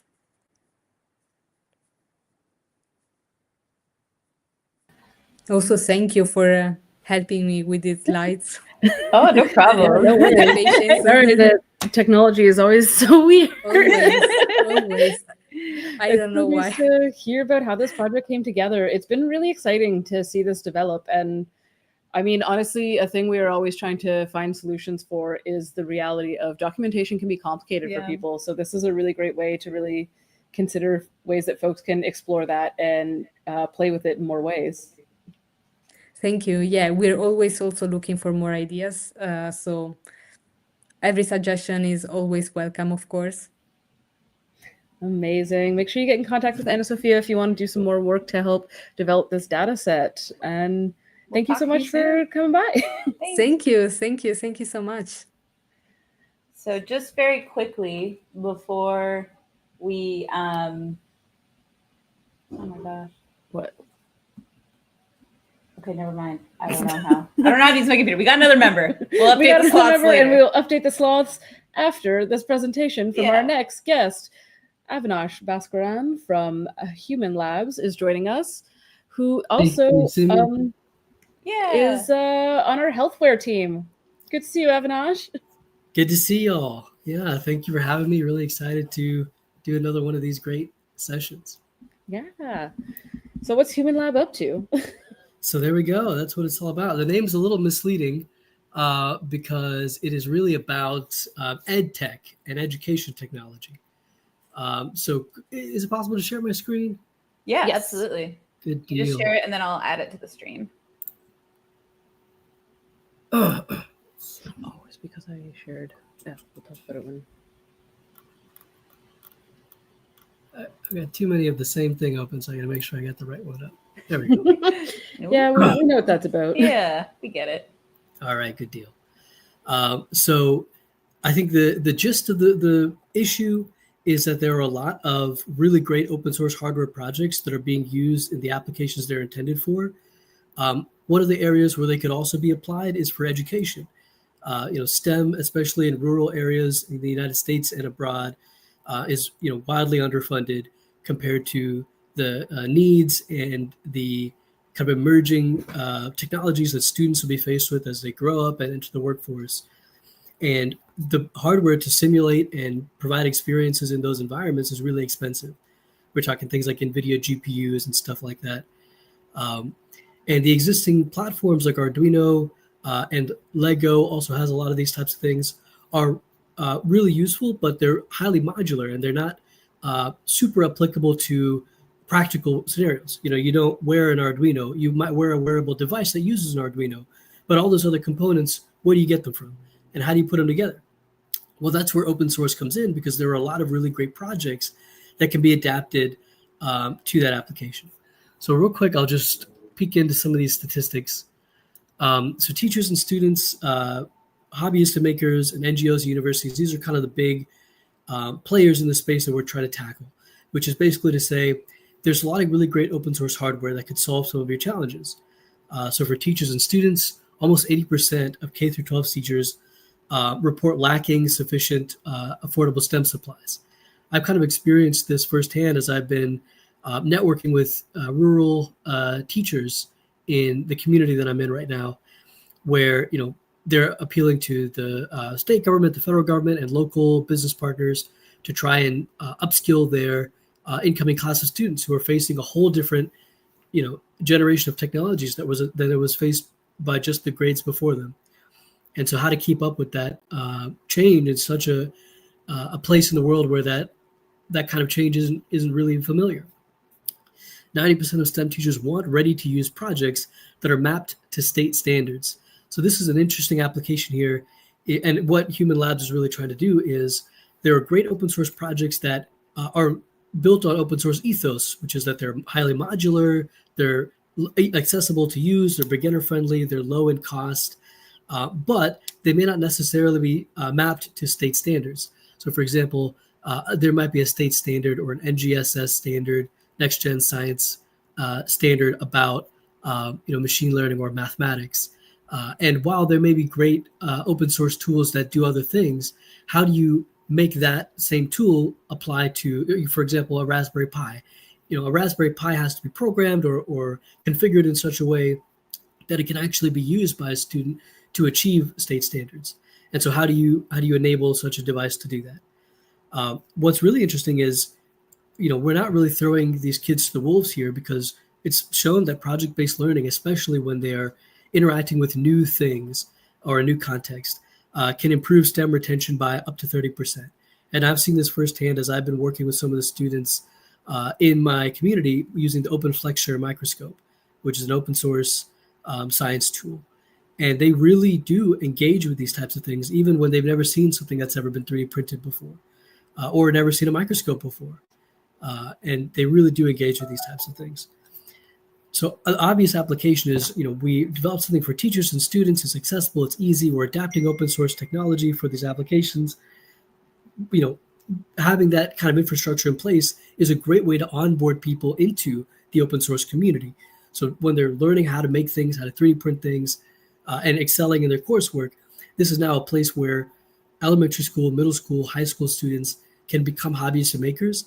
And existing hobbyists and makers can not only benefit from these tools, but also contribute to them.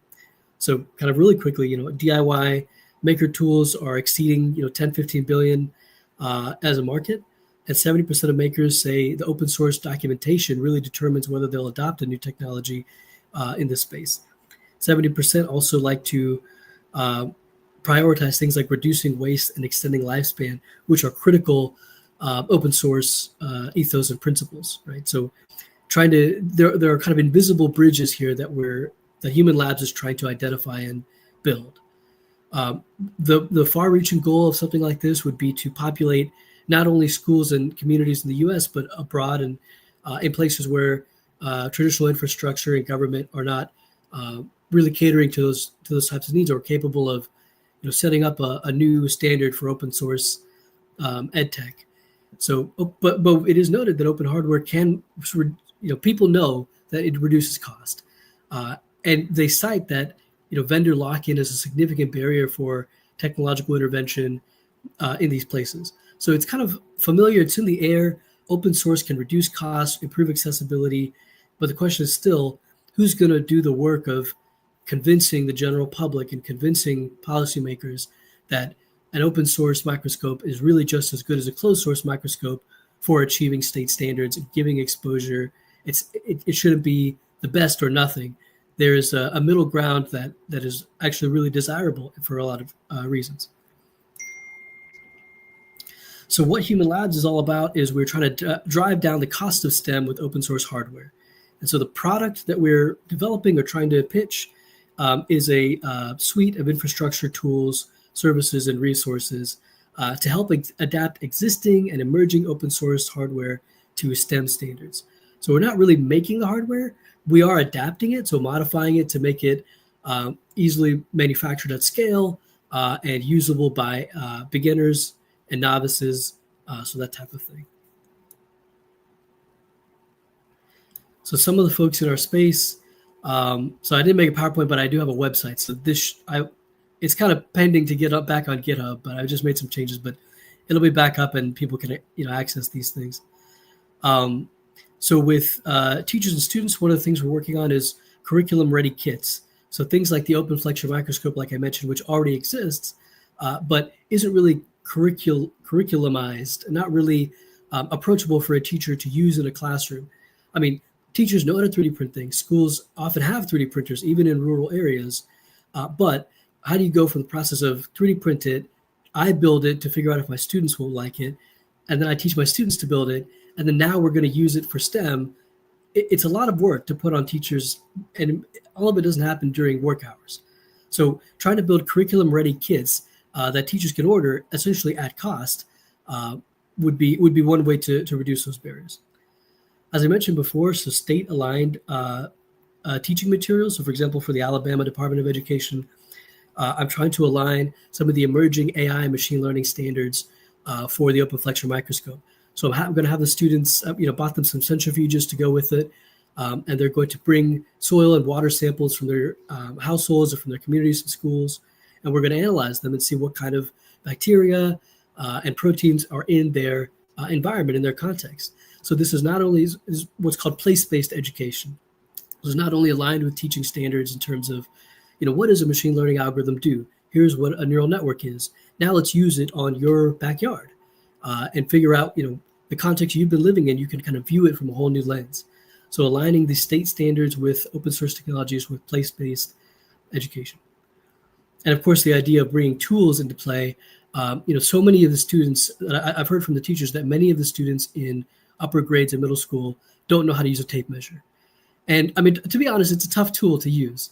But bringing it into a fun and engaging environment where you're building the tool, and it really matters if you get it right.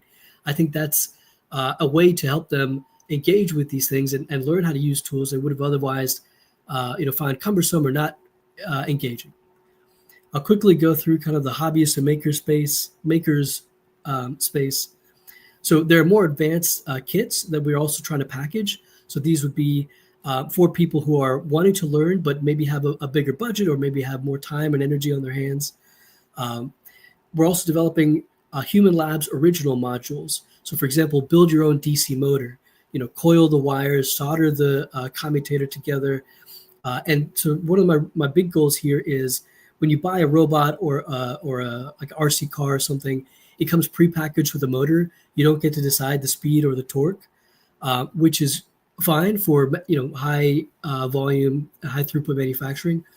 But when you want to build high torque robot arm, short of buying that whole apparatus, you're not able to have a bespoke custom DC motor.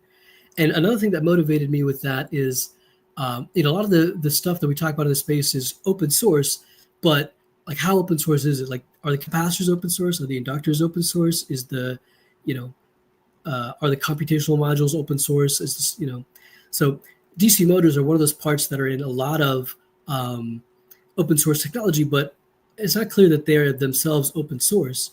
What I'd really love to do, and obviously making your own DC motor would be, it's sometimes on the order of difficulty of making your own capacitor or resistor. Like, why would you do that? You should just buy the closed source and put it in your open source version, because that's about as open source as you can get, right? But actually, you can make DC motors. It is possible, and it's the function of your car and your generator and your, list so many different ways DC motors interact on a day-to-day basis.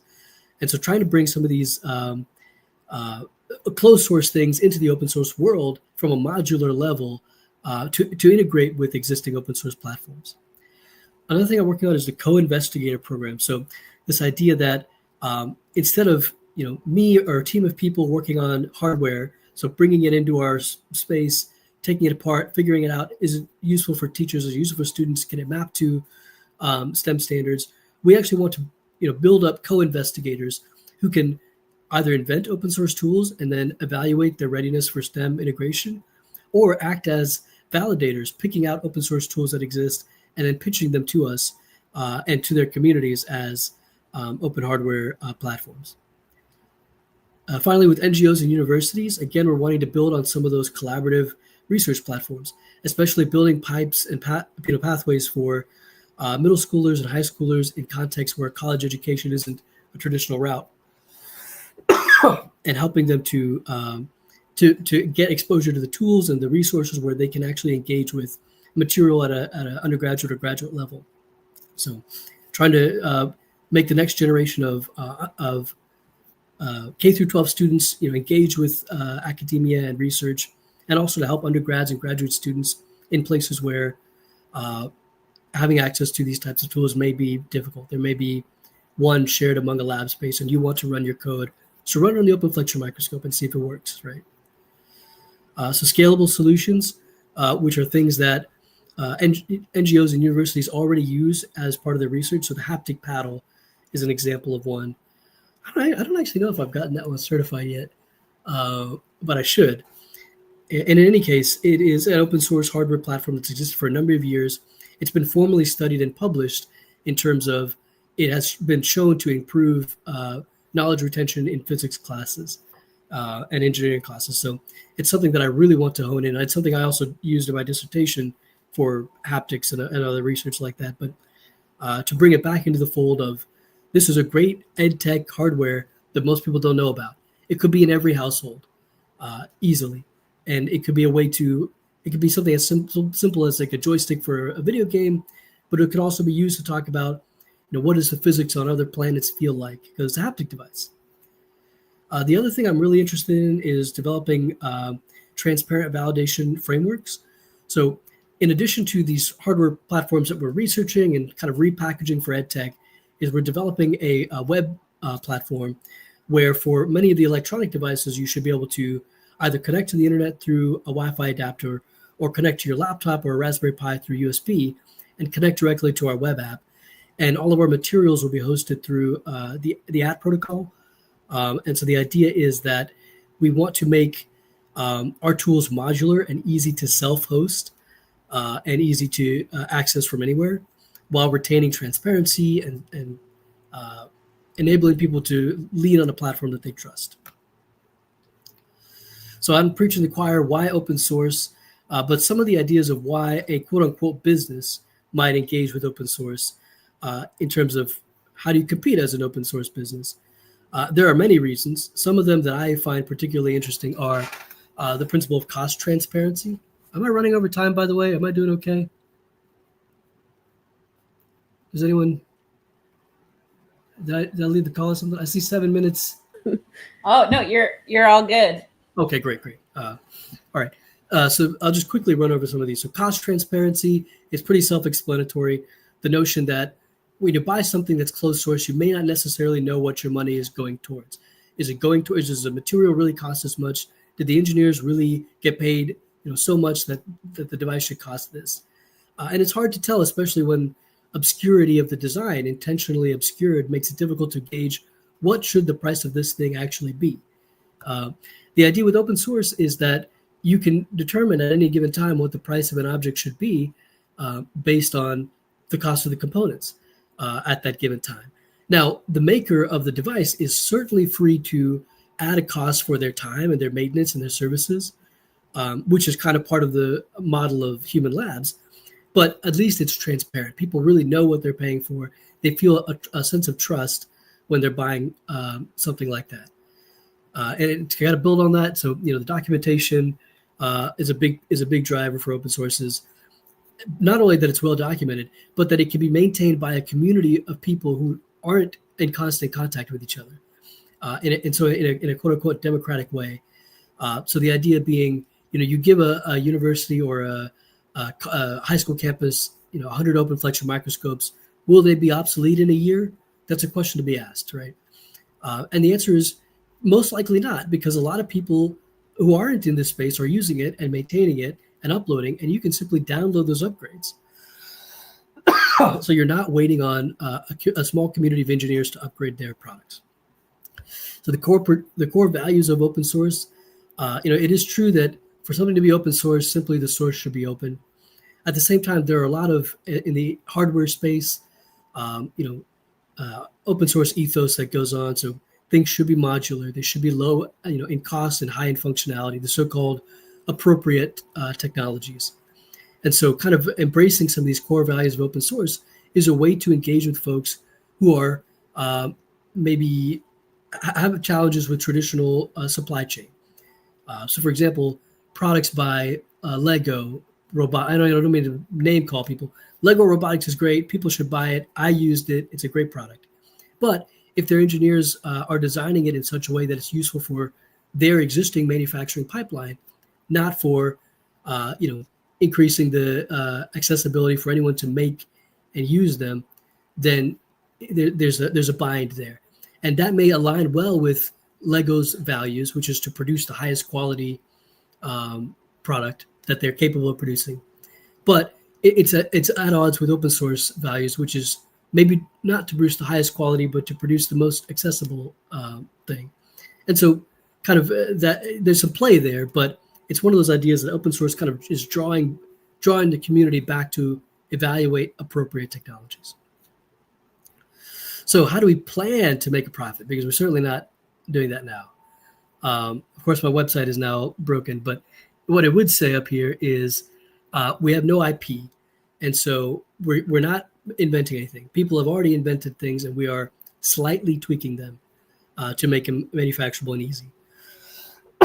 Our web app would be one of those big costs that we have actually hosting something like that on a web server and maintaining tools like storage and messaging, maintenance and support for a web server to host a pretty significant platform that might be, you could connect an open flexure microscope to it. You could connect, any kind of open source tool to it, and it should provide you with options, curriculum, a forum, and other things like that. So that would be an expensive thing to host.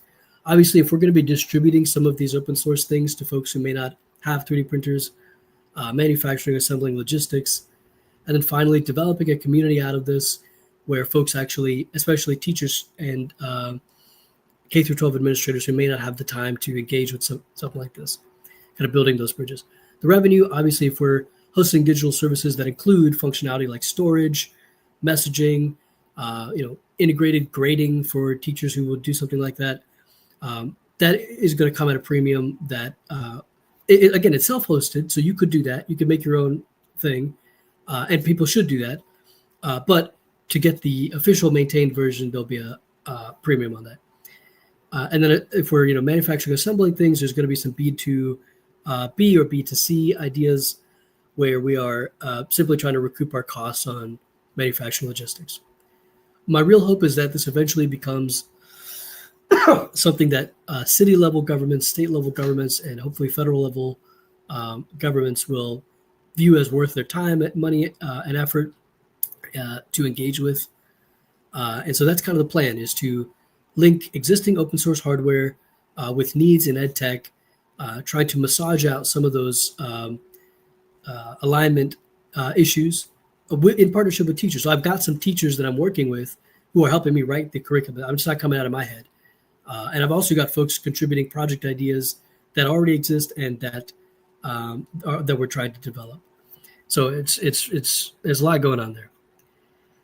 And I think that's just about it. That's it. What I wanted to present today was a model and kind of see how the community is thinking about this topic. But do y'all have any questions? Yeah, I'm ready to wrap up. That is really rad, and it's so great to hear so much about what you're up to. We do have a friend saying that it's a great cause, and I agree.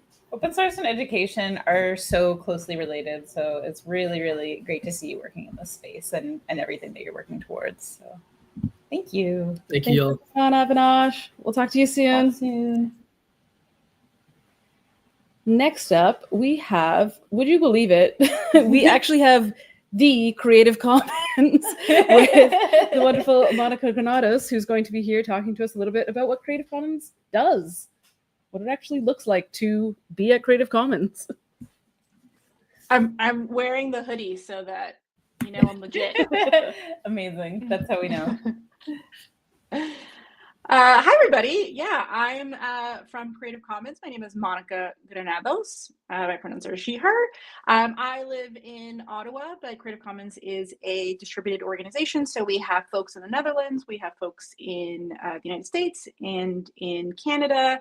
We have someone in Malta as well. And yeah, you might have heard of us as our licenses are in probably a lot of the hardware and documentation that you use. And I wanted to give you an overview of who Creative Commons is, an overview of the licenses and like why the CC BY Share Alike license is what is recommended in open hardware, and just give you an opportunity to ask any questions. So what's been my journey to open?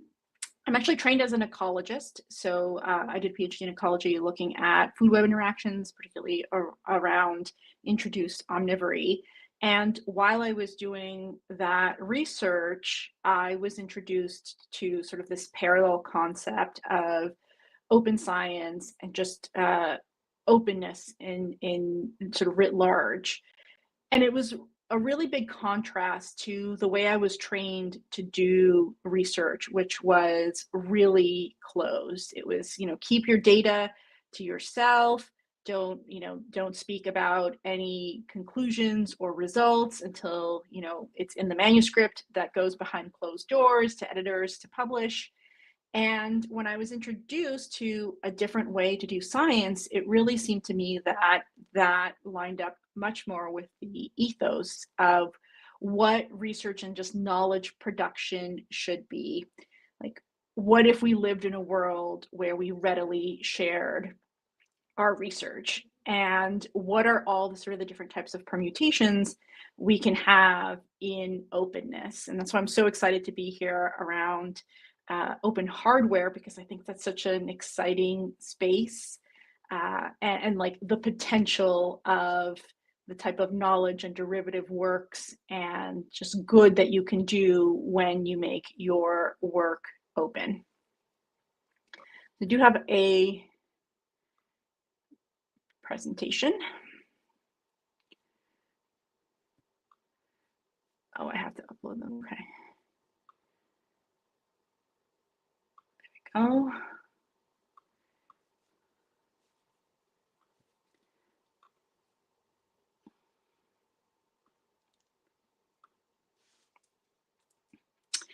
So what is Creative Commons? Again, probably a lot of you folks are already familiar with Creative Commons, but we are a nonprofit organization that empowers communities like the community here today and around the world through technical, legal, and policy solutions that enable the sharing of education, culture, and science in the public interest.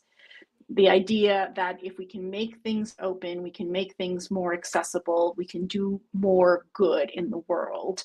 Openness as a means to a better world, whether that is through art or culture or science or hardware. And it really has been a licensing scheme that has been readily adopted across so many different types of disciplines and sectors. Probably an example that I give in many of my talks, but you'd be most familiar with is, of course, the Arduino, the sort of microcomputer where all the documentation and like CAD files associated with Arduino are licensed with a CC license. It's because it is recognizable, it's a bit of a community standard, but it's not just on sort of physical media. This is a picture of the girl with the pearl earring from Wikipedia. Everything on Wikipedia is CC licensed. It's either CC BY or CC BY SA. We'll talk about sort of the differences between those two on the next slide. But by making something like Wikipedia openly licensed, it takes it beyond just being physically accessible. So anyone who has access to a computer can read the content that is on Wikipedia. That's that physical access. But the licenses that are on top of Wikipedia allow folks to take that material and mobilize that, because the licenses give you explicit permission to remix, reuse, share, transform the content on Wikipedia. There's also some other like really fun examples of the CC licenses being used on content that you wouldn't expect, like Cards Against Humanity, which probably a lot of you have played. It's the same concept as Apples to Apples with more mature themes.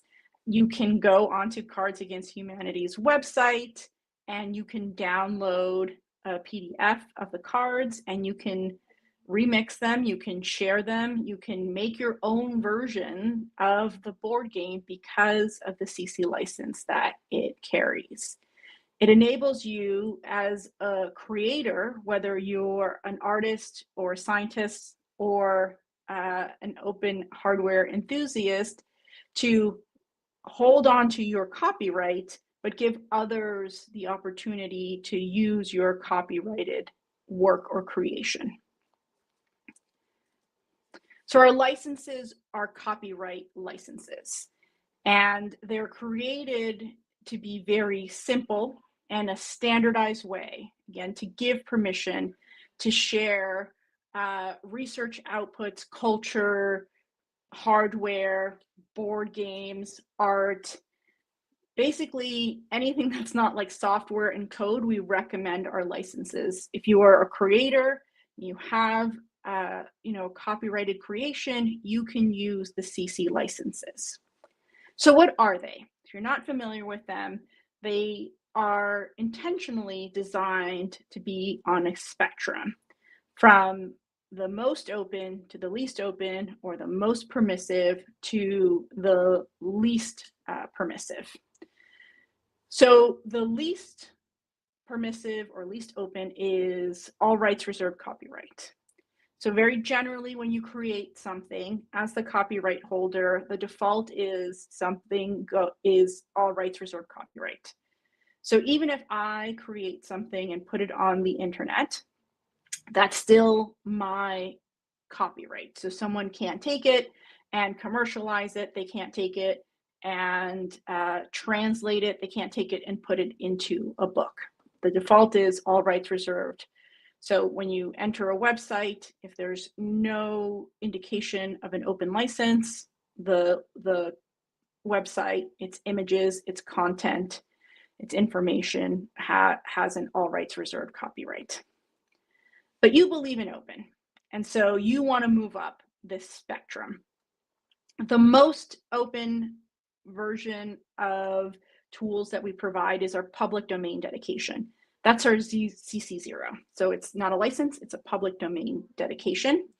With a CC license, you're basically gifting the creation to the public domain. So anyone who wants to use your creation, your output, can remix it, they can share it, so they could put it on their website, and they could commercialize it. They also don't necessarily have to give you attribution. When we teach about this public domain dedication, we, for provenance reasons, do recommend that you give an attribution, but the public domain dedication does not require it. The CC BY license takes the attribution component and allows users of your content to remix it, to commercialize it, to share it, but requires attribution. So if I enter a website that has a CC BY license on it, I can take the images that are on the website, but I have to attribute it back to the original website. The license that you're probably most familiar with in open hardware is the CC BY share alike license. So that requires users to give attribution as to where your derivative work is coming from, and requires the same license be applied. It's effectively the analog to a copyleft, so that license continues to sort of propagate as new creations get developed from an original work. We have options to put more restrictions with the original idea to give creators the ability to share their work, but to control how they want their work to be used. And so the other conditions that we have are a non-commercial condition, so that you could attach that to a attribution condition or to the share alike condition. So if you were to create a license, to create an output, a piece of hardware, and you wanted to put a CC BY and C license, folks could they could use that and share it on their website. They could remix it, but they could not use it for commercial purposes. ACC BY and CSA license means that whatever derivative work gets made that is non-commercial has to have, again, the same license. And then our most restrictive condition is a no derivative. Really, this is just a way for others then to, for you to share your work as is. So if I were to create a, take a photograph of the trees outside and post it on my website, if I had a CC BY and D, both of those conditions, you could use it on your website. You'd have to give the attribution, but you couldn't make any derivatives. So if you wanted to edit out the dog in the picture, you couldn't do that and then post it on your website. You couldn't change the colors from to monochrome for your website. You couldn't make any derivatives of that original work.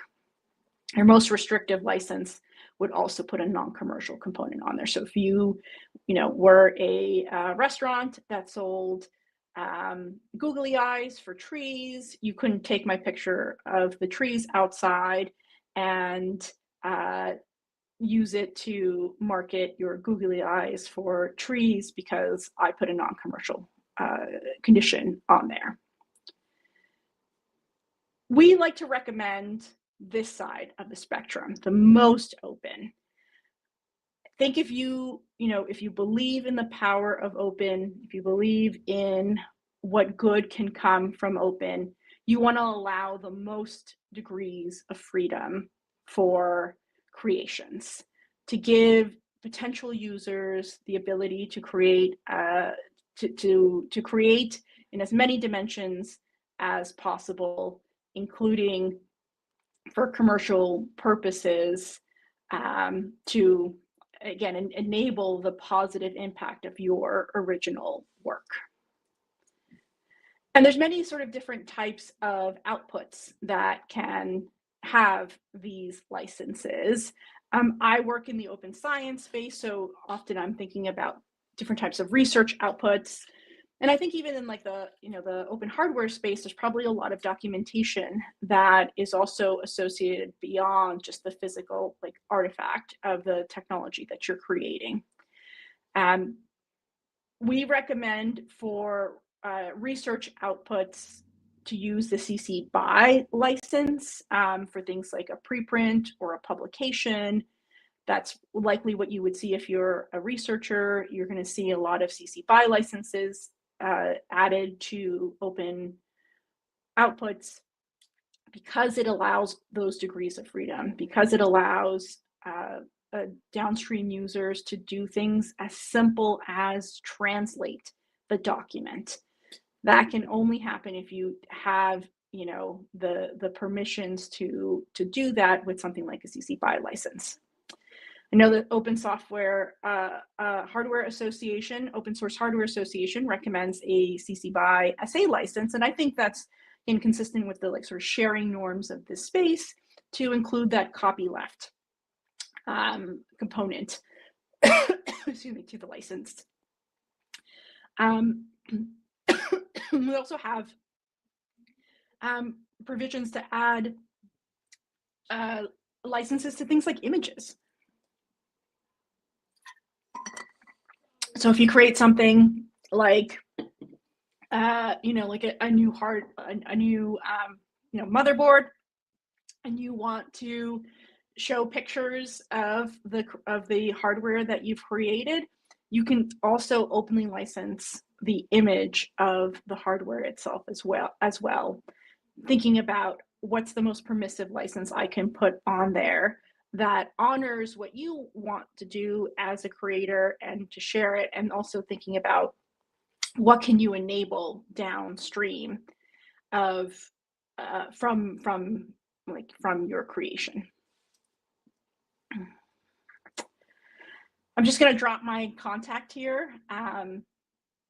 At Creative Commons, we have a ton of different ways to get involved and to learn more about Creative Commons, and specifically how the licenses can enable and enable like your creations to fulfill their greatest potential by allowing others to take what you've created and build on top of it. We have offerings for training. We have legal office hours. So maybe you have like a very specific question that interfaces with like trademark or some kind of IP. You can come to our legal office hours. There's more information on our website and ask those types of questions. Our remit is to have our licenses be adopted in as many types of creations as possible and to give you the tools and resources to do that. Amazing. Thank you so much, Monica. It's so cool to actually like get a bit of a behind the scenes on Creative Commons and how y'all are making this work keep going. And I think folks should definitely make sure to utilize those office hours because I know I get a lot of questions about licenses and I do my darndest, but it was really helpful to have such like a detailed breakdown and just to like understand, like, especially seeing them all like, on the spectrum of openness and just like, hearing your perspective on that was super, super helpful. So thank you so much for your time. Thanks for joining Awesome. Thanks us. for having me here. Bye. See you later. So just very quickly before we run to our next guest, we have another donation for the Sloth-O-meter. We are now at, not members, donations. We are now at $1,721. Just a reminder that you can donate $10 or more to get an open source Move Slow and Fix Stuff Sloth poster for your own home. And then you would do that by going to OSHWA.org and clicking on the little piggy bank in the upper right corner or becoming a new member. So please do those things. So really support. They make everything that we do happen and possible, and it really matters. So we appreciate all you guys. And now we're going to move on to our next guest. We have Addie here from Varro Life Sciences, who is another one of our wonderful groups doing a bunch of really rad open healthware work. Hi, Addie. How you doing? I'm doing pretty good. How are you guys? We're doing not too bad. We're having a great time. It looks like it. It looks like it. Looks like a lot of fun. It is. Well, I'm excited to join you guys today and to talk about hidden threats. So without further ado, let me dive right in. All right, let's see if I can maneuver this because I have not maneuvered this in this way before. I am having difficulties with controls over here. Let me shift if I could really quickly. Apologies for this last minute challenge. Got to appreciate it. All right, everybody see my screen? I'm going to assume yes. We're going to go with that. All right, so I'm Addie with Varro, and I want to talk to you about hidden threats today and how Varro is making the invisible visible. To start, I want to talk through going to the grocery store. So let's picture that you have a list of things that you need to go pick up, and you enter your grocery store, you walk through the produce section, pick out a couple of fruits and vegetables, head over to grab a loaf of bread, move on to get a chocolate bar because it's Monday and it's definitely Monday and you need that chocolate bar. You forgot the laundry detergent, go grab that. Say hi to a neighbor you bump into as you're rushing up to the clerk. You go to check out, you make small talk. She asks if you have coupons. Do you want to buy stamps? The person who's bagging the groceries is smiling at you, and you leave. In this encounter, do you think anything concerning happened? You were in there for 10 minutes. I would imagine that most people think, no, seemed pretty standard. Weren't any threats to be seen. And so I want to bring up an experiment that was done. I'm sure a lot of you are familiar with it, called the Invisible Gorilla Experiment.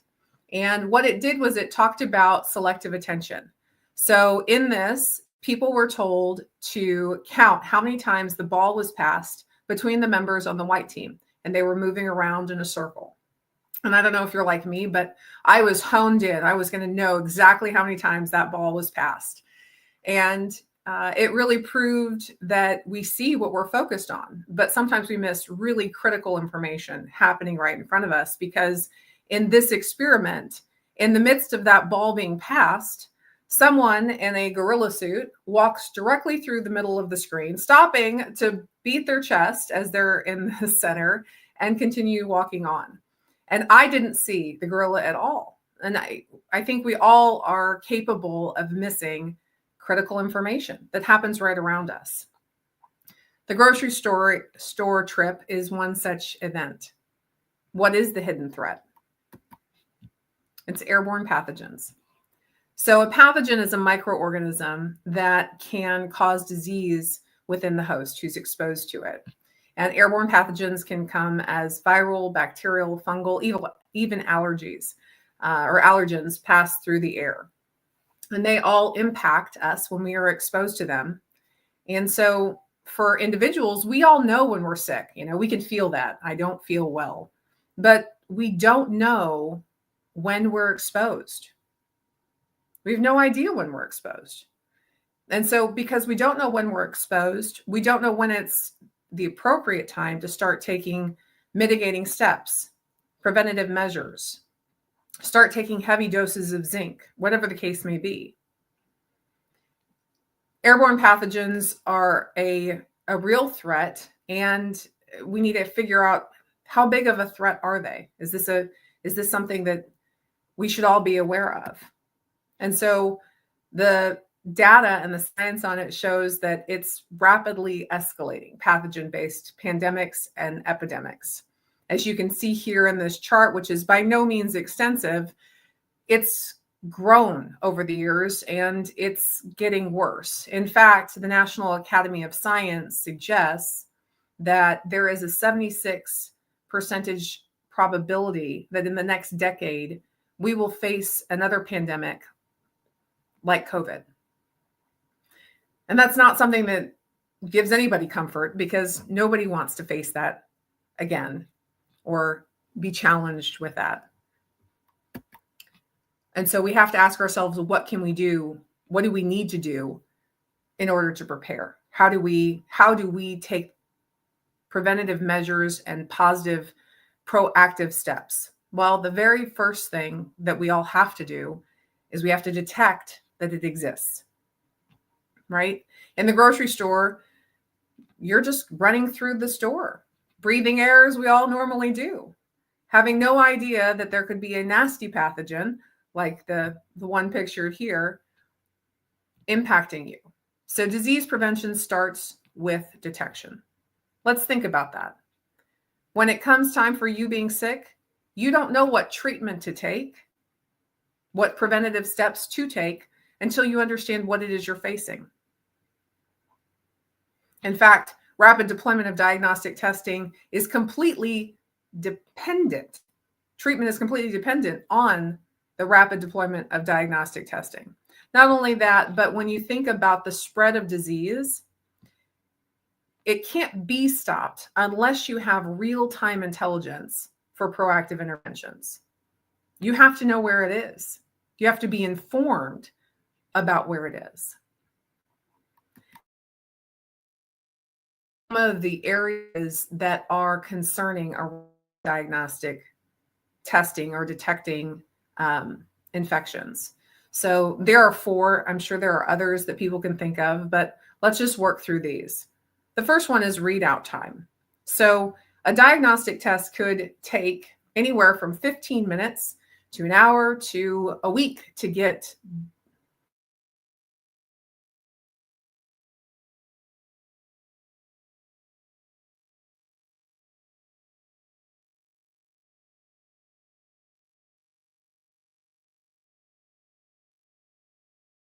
that is interesting, and a weakness in diagnostic testing is the invasiveness of these tests. I'm sure we all remember during COVID that very pleasant Q-tip up the nose for a prolonged period of time in order to get to complete the test. That's really not comfortable. Nobody enjoys that. Tests are typically invasive. Another thing is they can be quite expensive. You know, to know what your health status is with regard to one pathogen with any kind of regularity is expensive. And last, and not to be diminished in any way, is the adaptability to new pathogens. Often, when you have a diagnostic test, it's for a specific pathogen. That's it, one pathogen, and that's all it can do. But as we looked at in the chart earlier, we're seeing an escalation in pandemics and epidemics as time goes on. And so it's really important that we don't lose any time when something emerges that could be a threat, similar to like what COVID was for all of us. And that's where Varro Life Science kind of enters the picture. We are an organization that is passionate about transforming the way the world detects and responds to airborne pathogens. We're committed to open source as a member of the Open Source Hardware Association, and we are actively pursuing our certification, which we hope to accomplish very soon for all of our technology. We also were able to engage in the open healthware conversations that have happened throughout the year, which are really exciting as the healthware world is in need of open source practices. We spoke at the conference that was hosted in New York in August, and we're very much looking forward to continuing our relationship with both, because we think it's vital to build community around solutions and continue the innovation so that we can always be ready to address whatever new challenges we face. So let's talk about our technology. The first thing that we have created is a microimmunoelectrode, which is a biosensor, and it is the key technology that makes the invisible visible. So what makes it so special? Well, this particular design is adaptable to various different pathogens. Right now, our capabilities are influenza A, influenza B, and COVID-19, but it can be changed to any emerging pathogen. Right now, we're looking at about a 4-week time from the identification of an emerging pathogen to being able to create an MIE that houses that pathogen and can be tested across the world. So it's truly a platform technology where one technology offers multiple applications. And we're really excited to be able to build it. And we are constantly working on making it as efficiently and dispersed around the world, as well as cost efficient so that people can use it everywhere. The next thing that we have is a breath-based diagnostic. Now the MIE goes into the breath-based diagnostic, and this is a simple 60-second solution. You breathe into the tube on the device, and it will give you a readout as to whether or not you have the pathogen in your breath. And that detection is under 60 seconds. So you can know your status before any kind of symptoms appear, which is an incredibly empowering thing for an individual to know as you go about your life. It can be the difference between going out to a restaurant or ordering in, because you know. The other device that we have is the air biodetector, which is a continuous environmental monitor or air quality monitoring system. So it is a standalone device, or could be in the HAVAC system, and it will run and monitor what kind of pathogens are in that indoor closed space. So imagine an early warning system where you can have an alert before people start to be symptomatic, right? Because oftentimes you don't know where you were exposed. Was it the concert last week or lunch yesterday? When did that happen? And so with an air biodetector, an indoor monitoring unit for shared spaces, you can build out not just a warning system that'll tell you the pathogen is here. It equips those businesses and individuals to then decide what kind of preventative measures or mitigating steps they can take for the inhabitants of that shared space, which is a really powerful thing. So let's take a minute and think about where these technologies kind of change everything. for the way that we operate currently. When you think about being in a healthcare setting, right? If you're in a hospital or a clinic, having a early advanced warning when something is spreading protects the patients. It also protects the employees. When you talk about workplace environments, if you are able to detect pathogens in a workplace environment, you probably are going to have an action plan that can mitigate those risks, which would diminish sick time, right? It would increase productivity and help business continuity as a whole. In public spaces, whether you're in daycare as an infant or all the way through university, you have the capacity to go into your classroom or your auditorium and know what kind of pathogens are in there, as well as entertainment venues or something as simple as buying shoes or a book or going and picking up your prescription. You now would know that that environment is safe. Of course, transportation is a huge one, whether you're in a car or on a train, in a boat, maybe even an airplane someday, as well as just the physical structures and smart infrastructure in the world around us. You could put it in HVAC systems, and there's all kinds of ways to inform about the air that is in your environment. We know that this is cutting edge, right? For all of time that human have existed, we have not known what is in the air around us. We walk through our lives without that information, and it's critical information, very critical for our health, for the health of the people around us, for our families, for our communities. And so in order to advance this and build this and create a healthier environment for all of us, we really want to invite innovators to help build this future together, because this is a new space. This is critical information that had been hiding, but doesn't need to be anymore. And as you go through any endeavor, it's important to think about questions that you should ask and how this could apply and why this might be impactful or important in your environment. So I've written down a couple of questions that I think are good to consider, like, what existing infrastructure could be enhanced with pathogen detection? Imagine if you had that, and what would be the impact of it? When I think about real-time pathogen monitoring transforming my life, I think about allergens, what that would mean to me to know what allergen and how it could impact my life changes the way that I go through my day, and maybe makes my life a little bit more pleasant because I don't have a runny nose for the rest of that day. There's all kinds of applications, and we really would love to have as many people as possible build out and consider for their environment how they could help reveal this hidden threat. So I want to take us back to the grocery store really quickly and think through what going in the grocery store would be like if these things were available, or if you brought them to your local grocer. First and foremost, before you even went to the grocery store, you could take a breath-based diagnostic and know whether or not you were healthy before you went to the store. So you could make different choices if need be to protect yourselves and those around you. Also, when you got to the store, they could have an air biodetector that would alert them for pathogens that are there.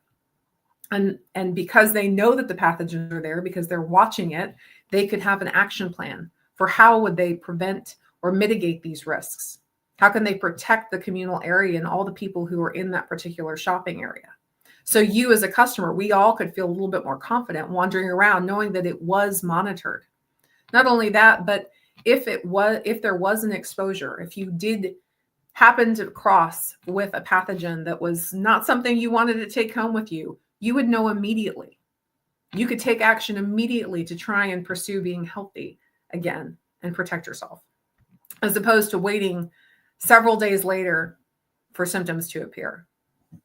The invisible threats don't have to remain invisible. And at Varro Life Sciences, we're hoping that many people join us in helping to make them visible and manageable and preventable. So I thank you for letting me be here. And it's been a pleasure. My QR code on the screen will link to our website where you can join up with our community as we start to build it out. And again, thanks for letting me come. Thank you so much for being here today, Addie. It was so great to hear a little bit about what Varro's been up to and how y'all are approaching the very complicated nature of healthware and air quality, air safety. Yeah, I feel like in the last few years, definitely it's been a conversation that people have been having more. So it's really cool to see all this work that that you guys are putting into tackling this problem. Yeah, thank you. We'll talk to you soon. Just a quick reminder here. I'm just going to reshare our slothometer. Our slothometer is, he hasn't moved in a little bit. Yeah, we need you. We need you to help the sloth climb that slothometer one little bit at a time. We're still looking for new members. We're still looking for donations to be able to keep making cool programming happen. If you're already a member, you can just send us a donation and you get this cool poster. We'll mail it to you. Cool poster. $10. $10. And then also, me and Sid are out here, for 12 hours for you. For you. We did also receive a lovely fax from Jern. The lovely Jern sent us an OSHWA logo in open source CAD. Yay! It's beautiful. I mean, it's hard for you to see it because it's thermal paper and you're over there and we're over here.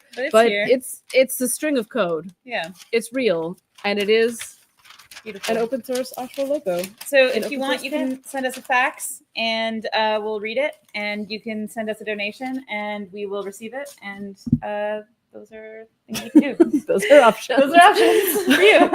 And next up, we're going to bring on the wonderful Chipper Doodles. Wee. Hi. Hey, Chipper. Hang on. Yeah. Can you hear me okay? We can hear you. Hi. Thank you for having me. Sorry. I've been trying to stay up with you too. And I'm like, oh God, I want to take a nap, but I can't because then I'll miss my time slot. We're glad you made it. So you're allowed to nap in about 20 minutes? Yeah, 20 minutes, then you can nap. Okay.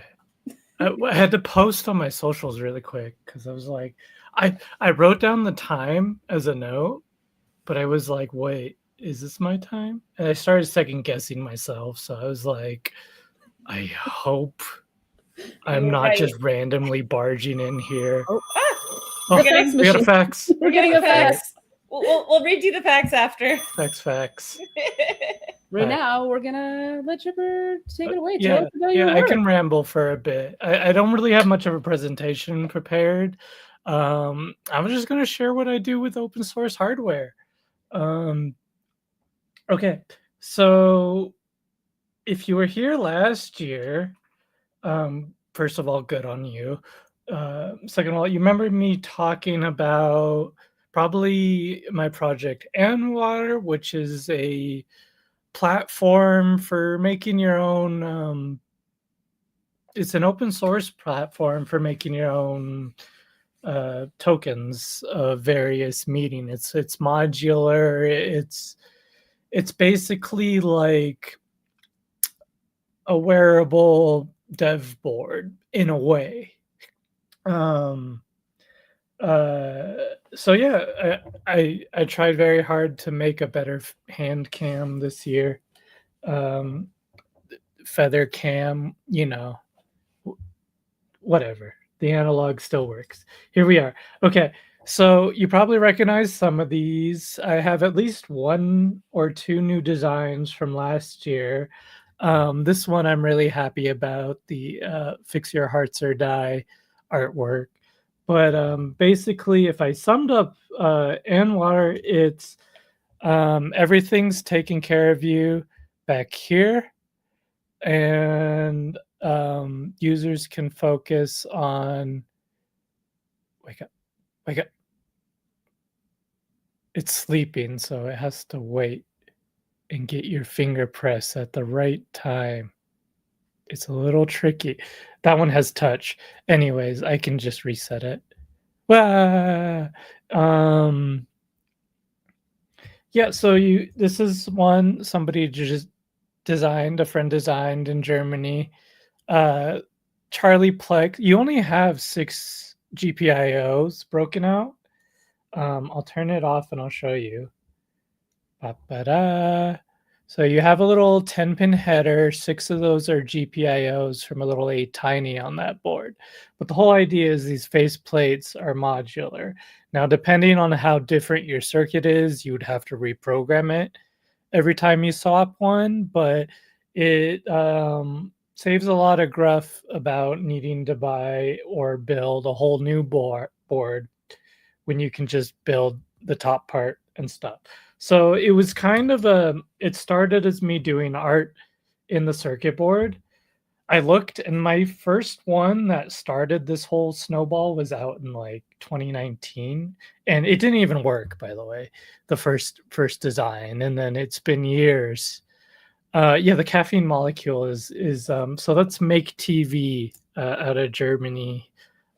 He's been really nice to me and really excited about this project. So awesome stuff. Thank you. Yeah, we just hit the target goal on my crowd supply campaign. Thanks for posting that. But that doesn't mean you shouldn't pick one up if you want one, because after the campaign, I don't think I'm going to have the money to make additional ones. So we'll get there when we get there. Okay, PCB art and stuff. I wanted to focus less on Anwar this year and bring up a little bit of what I did. I did a talk at Teardown this past year about doing raster art for circuit art / circuits. And so I get really excited about sharing my latest design, which was this little guy right here. Let's see, let's turn you on. Boop. So basically, I was trying to figure out to make one that wasn't. So Anwar itself is more focused on makers and people who want to get into electronics, both using it as art / programming, the curious kind. So this one I designed more with the idea of it being a gift for people that who don't want to worry about programming or something, just a nice blinky. Each rose bud and these big rose leaves are capacitive touch pads. There's a lot of extraneous ornamentation and artwork with functional circuits hidden within. But I was really stoked about this one because it's a single-sided, or it's a two-sided board, but just a single board design. So I did my first hand draw the complete circuit. And I don't know if we'll get it to focus. I have really bad lighting in here. But if you can't see, I hand drew the entire circuit. So front and back, not just the artistic, but using those traces as functional traces as well. So I'm really proud of this design. You can say, I hope that's open source. No, it's not. It's secret. Actually, I do have the schematics up and stuff, but I felt a little weird about open sourcing my personal art as well for this design, since it was personally meaningful. But I hope you forgive me for that. But speaking of open source artwork, this design, which I made for my crowd supply design. Oh, we got a helicopter landing next door. I hope it's not coming in too loud. Thank you, Jern. This one, I did open source the whole project, including the art. Because you can see there it has the open source hardware gear. And I used the modern standard Arabic wiki for open source hardware equivalent in Arabic, because I mean there's a lot of dialectical differences, so I just went to the wiki that's in MSA. But basically it says open source hardware with the gear in there. But I open sourced all of that. And that, so I thought it would be a nice little thing for the campaign to do. But yeah, like open source tools, programs, and softwares. Like I'm actually running Linux, and a lot of the tools I use are free and open source. Like KiCad enabled my descent into electronics. Krita is free and open source. It gave me a place to run after Adobe increased being Adobe back in the day. Krita is a wonderful digital painting program that's free and open source. And that's how I actually do my raster artwork. You can see here, I turned a couple of boards that weren't populated into earrings. My friend gave me some clip-ons. Shout out to Claire. And I'm, oh, looks like I got a camera freeze. Hello. We'll be right back with the camera, and we're back. Okay. I just turned them into the earrings and stuff. But I've been making some keychains as well, like my Habibi keychain out of PCBs as a little more affordable alternative. But all this would not have been possible without the plethora of documentation, tools, and things just being readily available for me to teach myself with on my journey. So yeah, I just wanted to gush about how important open source hardware and open source ethos has been in my journey of learning and building, and hoping with my projects we get to see some more creative, beautiful artwork from other people out there. Yeah, it's cool. Also, the keyboard I have up here, I made myself. I'm going to open source it, but I preemptively slapped, the OSHWA on there as well. It's amazing. It's amazing what you can do, what you can learn these days. It's wonderful. Yeah. So with that, maybe I'll open up to questions for last bit of time we have. If anybody wants to say or ask anything. Yeah, we got a couple minutes. Yeah. That's super cool. I love your PCB art. It's so much fun, and it's also so nice to just to hear you gush about the beauty of open source. The beauty of open source. The beauty of open source. It's really like the knowledge sharing is so important. It's huge. It's given me tools that I didn't know I had. Oh, so Anwar itself started as a gift for my partner. I was like, hey, let me throw this cool sigil on a circuit board and see how it turns out. That started in 2019. And I went from non-functional to slowly refining the design over the years till I got happy with it. And then I'm like, I want to see other people make stuff with this. And it became a crowd supply thing. And here we are. But yeah. Yeah. And I started learning with KiCad probably in like 2017, 2016. So I got started via keyboards, and somehow this happened. Things just happen. The classic open hardware story. And fall, and then suddenly you're making PCB art. Yeah, it's like years later. I can't do a Jeff Goldblum impersonation, but PCBs find a way. PCBs. They find a way. Maybe that's the poster for next year. It's very true. Having spent a little bit of time in KiCad in the last little bit, it's a really fun tool and also extremely intimidating. Yeah, it can be. And if it wasn't for the people writing about how to use it, it would have been a lot harder to figure out. Like, thankfully, I have a lot of software usage background. I actually come from a print background. I was a pre-press worker back in the day. And yeah, keyboard to wearable dupe pipeline. Would make that she's the partner in question that got said gift. Thanks for coming by. But yeah, I'm trying to think like I could kind of, with my knowledge of print production software was very transferable to PCB production software. It was just a matter of learning the industry jargon and the building process. In that, and also spent time working production in PCBA after I did print.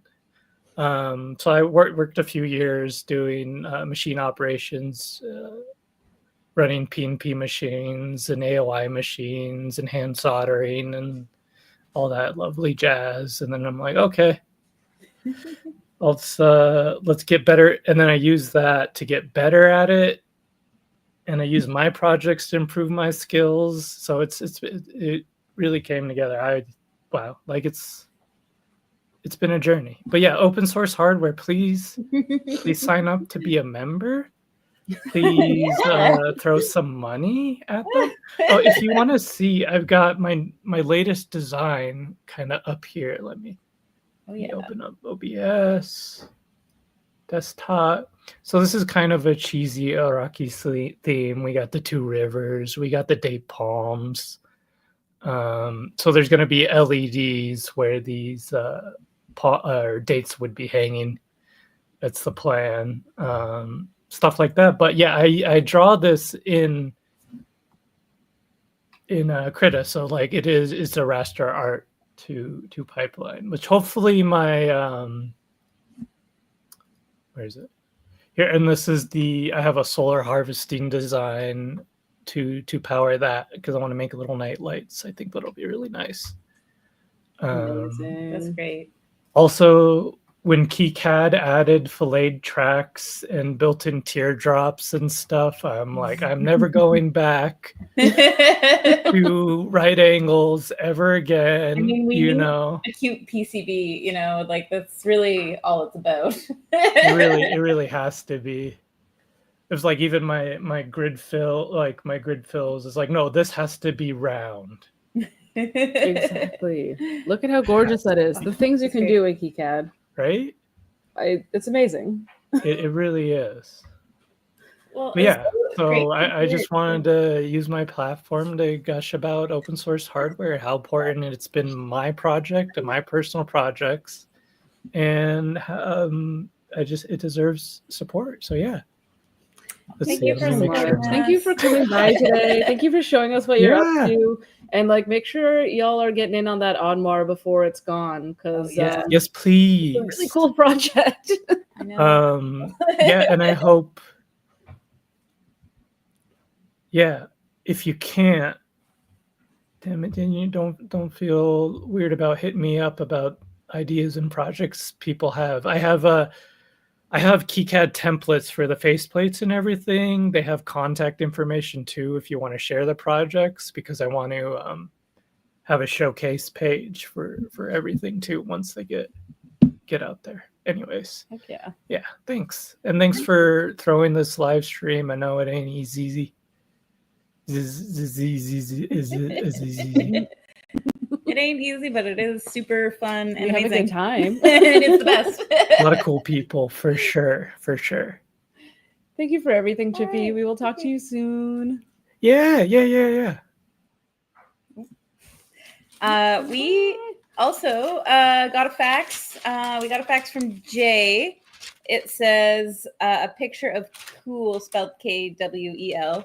I feel like that's important. Cool folks. Although in the subject, it's cool folks, COOL. So I really don't know. Was really playing around Clarification with the ways here, Jay. That you can spell cool. And it appears to be a screen capture of. You probably can't see this. It appears to be a screen capture of us in lines. In line work, yeah. In line work. We look Heck pretty yeah. cool. There we are. That's us. That's us. Much as we are now. Doing this. So that's great. Life imitates art. Art imitates life. Whatever. Yeah. We are still plugging away. We got these sloths are looking to move. The sloths. The sloths are looking to move. Help those sloths climb. And get a sloth poster. Get a sloth poster. And keep hanging out with us, because next up we have I feel like everyone knows them. Yeah. It's Alex Glow. Heyo! I am struggling because I just realized, I don't know if you can hear me. Please Yeah, let me we know. can. Oh, perfect. Okay. I just managed to do something I've never done before, which is I took my display off of my main monitor right before the stream by doing something horrible, and I managed to get one monitor back on, my like auxiliary one, which is a Raspberry Pi monitor, and so I'm gonna be doing everything in tiny. We'll see how it goes. That's great. That's just fun. To the mini Hey! stream. It's a live stream. Fun. Okay, No worries. so let me That's see if what I can everyone get wants. at least Yeah. like something. Oh, why am I over there? This is horrible. I'm just gonna move. I'm gonna move this monitor over here and hope that it doesn't die. I think the connections are wiggly. It's gonna be interesting. No, I need to Everything put is stuff there. perfect. You know We're what? having some fun today. We're seeing what happens. Yeah. It's an It's fine. adventure. Okay, give me 2 seconds to get my little display up with Alright. the screen share. Okay. I don't know if it needs to be said, but I will say it. Alex Glow is, of course, a wonderful hardware creator who's been working in the field for quite a long time and has been the face of Hackster and has now become the first pro at Hackster and is always creating in so many fun ways. I should thank you for the intro and thank you for running this. I'm so excited to be doing my first OSHWA live stream.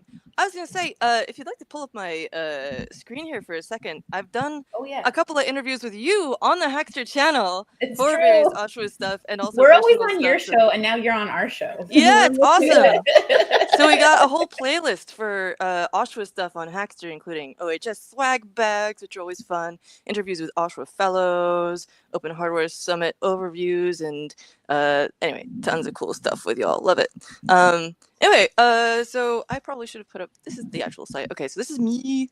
As you mentioned, I am a pro. I'm the first pro partner. There are other pros, but I'm not sure if there's other partners. Anyway, the pro program is super cool. Basically, Hackster works as an agency to link you up with companies who want to pay you to make stuff with their tech, and it's awesome. So I've got a bunch of different things, as you mentioned, that I'm working on, and I'd love to share. I have a list. Y'all tell me what you're most interested in seeing. So we've got Archimedes updates. I'm definitely going to do that. I'm working on a new tutorial that I've just... Where the heck did the tab go? Oh yeah, I only have one monitor. I'm gonna publish this real quick as a work in progress. But Archimedes 3, aka Frankenmedes, I'm about to publish, and I need to like tune in and watch the whole video of that talk about Creative Commons licenses, because I always get confused about what the differences ones are on like the MIT license and the GPLs and all the good stuff. We've also got things that I'm doing with the Arduino Alvic for Halloween. So this is an adorable little bot that's compatible with Lego stuff, and it's got this like, I've been making 3D printed parts and templates for such so that you can design your own 3D printed parts. We could look at that in Onshape if I can remember the login. We've got also, I thought I would show a bunch of PCBs that I have never shown before on video. So I make a bunch of like my own PCBs. We can stop screen sharing if that's cool. So I can show some stuff close up. Thank you.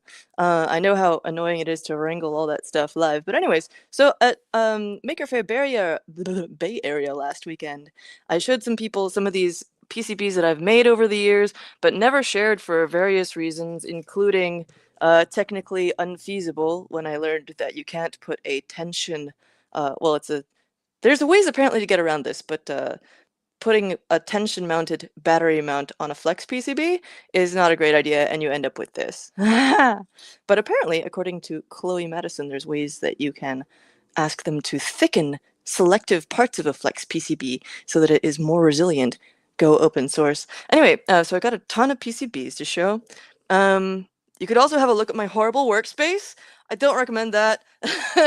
I've got a media production kit that I use for events and for producing stuff in the studio that could be interesting for people who want to document stuff. My hair is also an open source project. It's documented on my website, and it is in an interstitial stage right now. I'm happy to answer questions about that. I've also got my favorite pens here, and a bunch of cool stuff I picked up from friends at Maker Faire, which I think I definitely will do. Also, I've just set up a Kali Linux desktop for my apartment. So that's using a Pi 400. The Pi 500 Plus has just come out. I should plug that in real quick and just show you because it does a cool thing.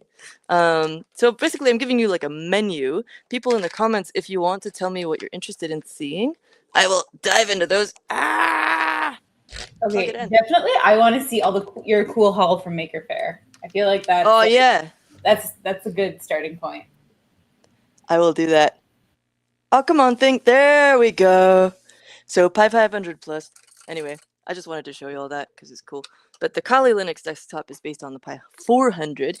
And then one more thing on the menu: mind-altering gadgets. So I gave this talk at Teardown this year, and then an abbreviated, but a different version at Maker Faire Bay Area, which was I have a bunch of those to show off, and also action shots of my PCBs actually being used. So this one I wear a lot as an earring, and but it's hard to explain sort of what it is. I'll get into that in a sec. So first, let's start off, as you said, with the Maker Faire haul, and then I'll definitely show you Archimedes, and I'll probably run off the rails and run out of time. But if there's any time left, we'll look at the other stuff.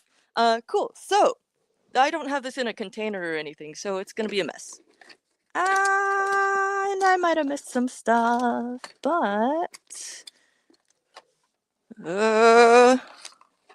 So I got a bunch of cool swag from people, like stickers and patches and stuff, but I wanted to bring the hardware things, physical stuff to show y'all. So first off, I got a couple of things from DF Robot. So this is a new version of their Uni-Hiker. Well, I don't know how new it is, but it's an upgraded version. It's basically a little device that runs various models on it, machine learning type things. And I'm curious about using this because I developed a consent-based camera in the past that would detect a QR code specifically leading to the project, and if it didn't see that, it wouldn't take a photo. Then, so I'm curious about doing some more like consent and small model-based stuff with that. Also this thing, which is called a Rainbow Link, a USB prototyping protocol decoder device type thing. I need to learn more about that, and I'm interested in learning more about reverse engineering and repair and security and stuff like that. So it'll be an interesting thing to explore. What else we got? Sloths, something, something, something. The keyboard to wearable dupe Python. This is stuff from Chippy Doodles. Chippy is amazing. Does so much cool stuff.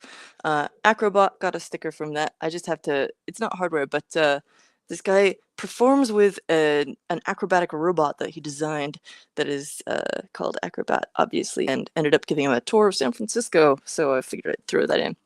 Botango is a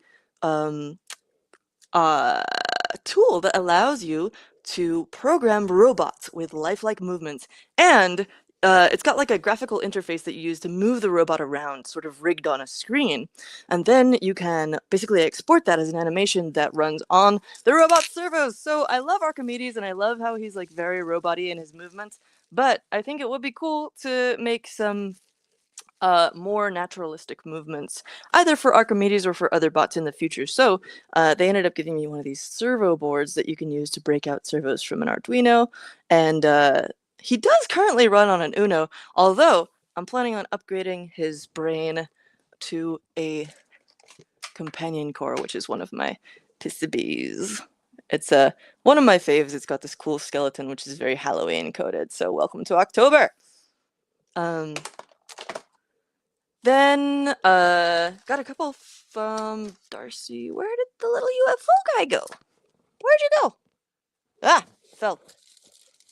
Okay.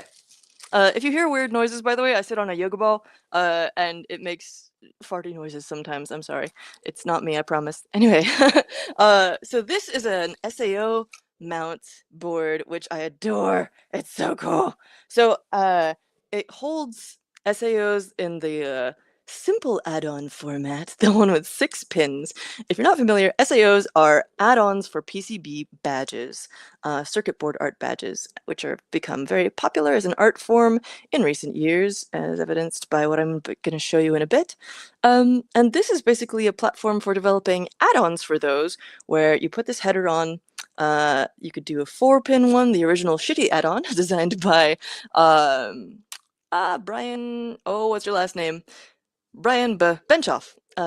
And so that one had, I think, power and ground, and then was it I2C?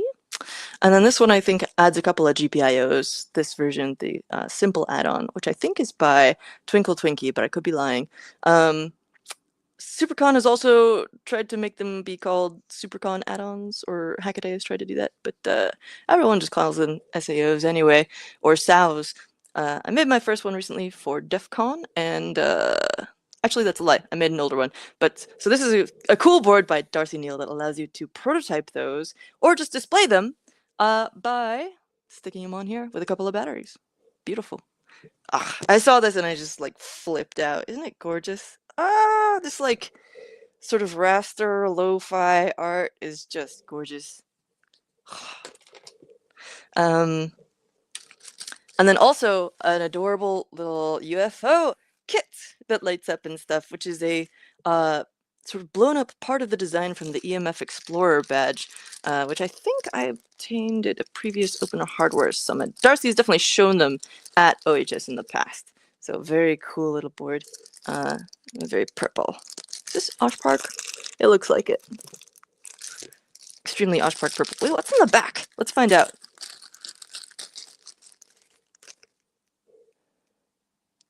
Cool. And oh yeah, it's got the Osh Park purple PCBs hex sticker on there. I think I got a couple of those on my desk actually. They've, I don't know if they still do it, but Osh Park for a while has been doing a number of sort of a series of hex bin stickers, hex bin compatible, hexb.in. If you want to make your own hex stickers that are sort of interlock with other ones, that's how you find the design. So anyway, Osh Park rules. And then we've got a little tiny LiPo charger from Alpenglow, aka Kari Sundra, who makes really cool little things. This one makes me really happy because I long ago created a series called Charmware, which were like little modules that you can sort of chain together to do stuff with. And I've been thinking about expanding the series and seeing what other people use as like little PCB whatsits, you know, what kind of little PCB whatsits do you want to make? Like I have, for example, been wanting to make one that does a very simple ATtiny 85 at tiny whatever chip to NeoPixels plus power and like 5-volt power kind of situation, just a tiny little adapter like a gem, you know. And so I don't think I was planning on making a LiPo charger, but I adore that. Like, I want to just have all these tiny little PCBs around that do stuff. And then also from Alpenglow, this, which is a, so you can get these, I think everyone says them COB or COB, I don't remember. I made a poll at some point, but these little earrings with these off-the-shelf COB shapes, and they light up gorgeously. So huge props to Alpenglow for that. I was wearing it around, as were a lot of people at Maker Faire. They were kind of like the thing. And they're USB rechargeable, USB-C. Love power systems, honestly.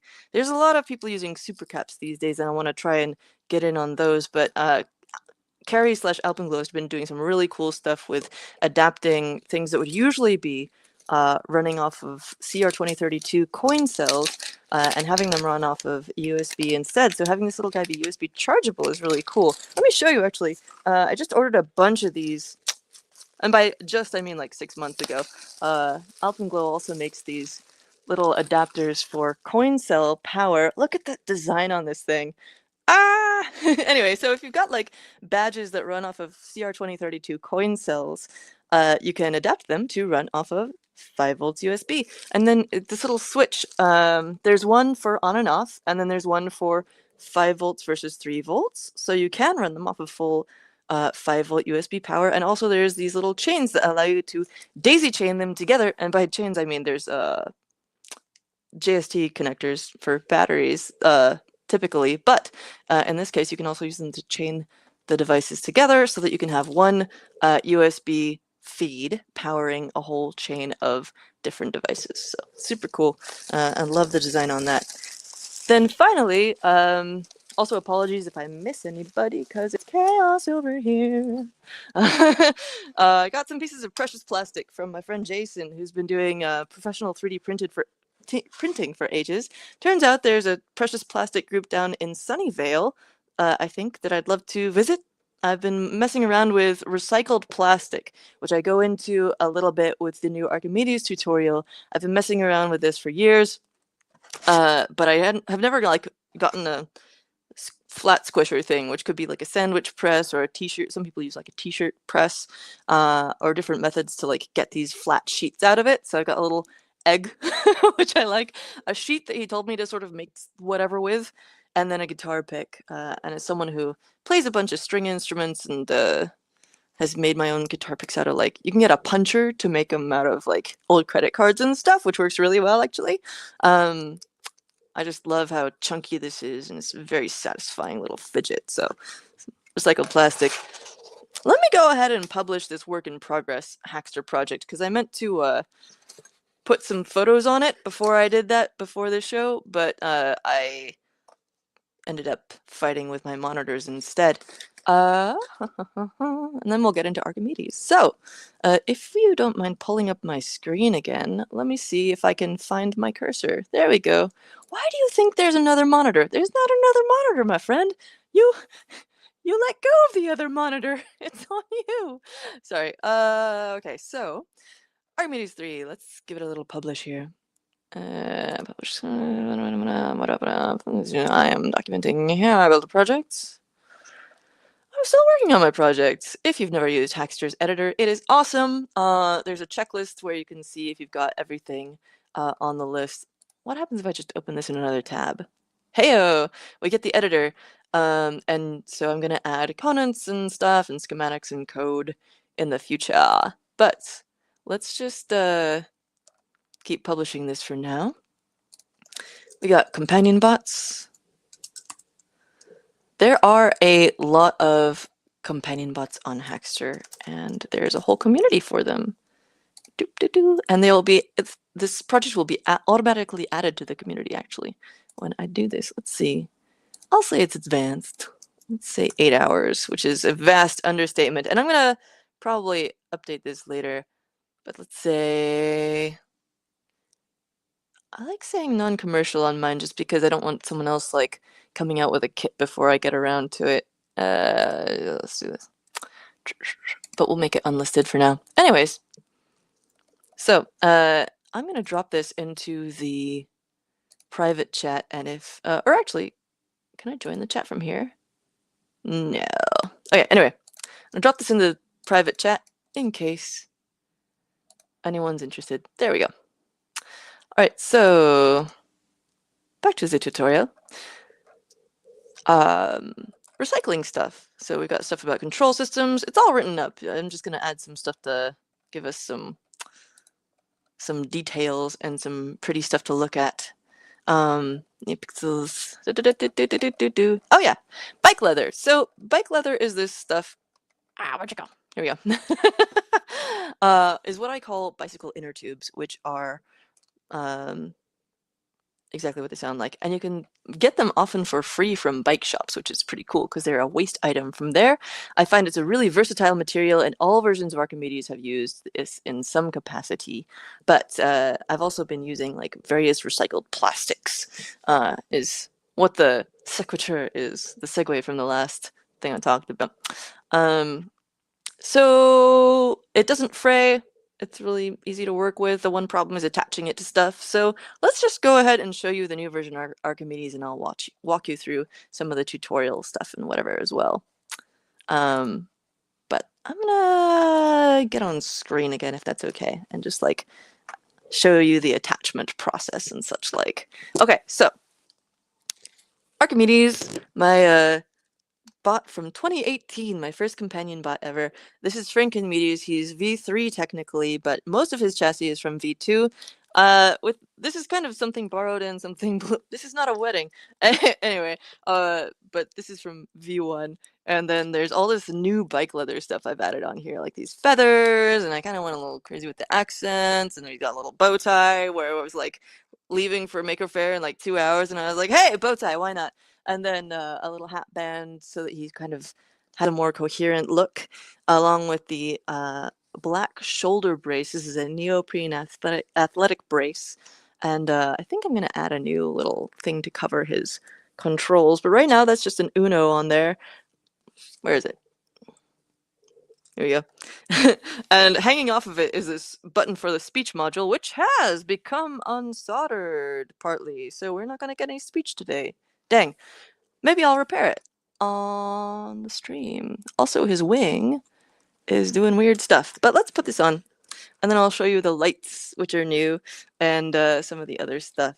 You may notice that RGV1 had a speaker and a camera in his eyes. That one was set up with the Google AIY Vision kit, and it ran a demo that would supposedly detect people's emotions, so it'd see if people were smiling or frowning, and then would like respond to that. Get on there. Ah! Maybe it's the angle. There we go. Usually it's a little easier. Maybe I got bigger biceps or something. I can dream, right? That's what the problem is. My biceps are too jacked.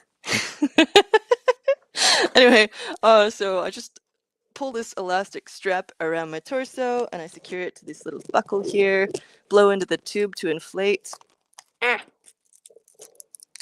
That's an airplane joke for some reason. There we go. So new Archimedes, instead of a camera and speaker in his eyes, he has moonstones, which diffuse beautifully. The LEDs that are behind there. Yes, I'm going to hype up my own project by saying it's beautiful. I built him that way, so whatever. I'm just going to plug in the lights real quick so you can see him come on while I assemble this horribleness. I do have a cool new hip pack that all this horribleness goes in, and I'm going to be replacing his brain, but shh, don't tell him. Doop.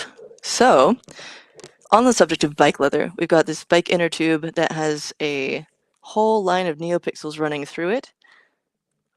The problem with this is that I, this time, decided to take the silicone tubing off the outside of the neopixels before I ran them through the bike tube, which was a mistake because now they feel really flimsy, but it wraps around my arm. And not along with the headphone cable, thank you. Ooh-hoo-hoo-hoo-hoo. And then you get this like really cyborgy kind of like umbilical cable effect. Sorry if this is whapping the microphone. I don't usually do this on camera, but anyway, I'm gonna be putting some better pictures in the tutorial. So those run up. His lighting system is completely autonomous from the rest of the bot. We've got these quarter circle neopixel strips from Adafruit. Turns out that they have like a, I think 60 millimeter, no, it's, I don't know what it is exactly. It's like 6-inch diameter-ish. Neopixel ring, but you buy it in 4 parts. So one of those quarter arcs just fits perfectly in his little like wing curves here.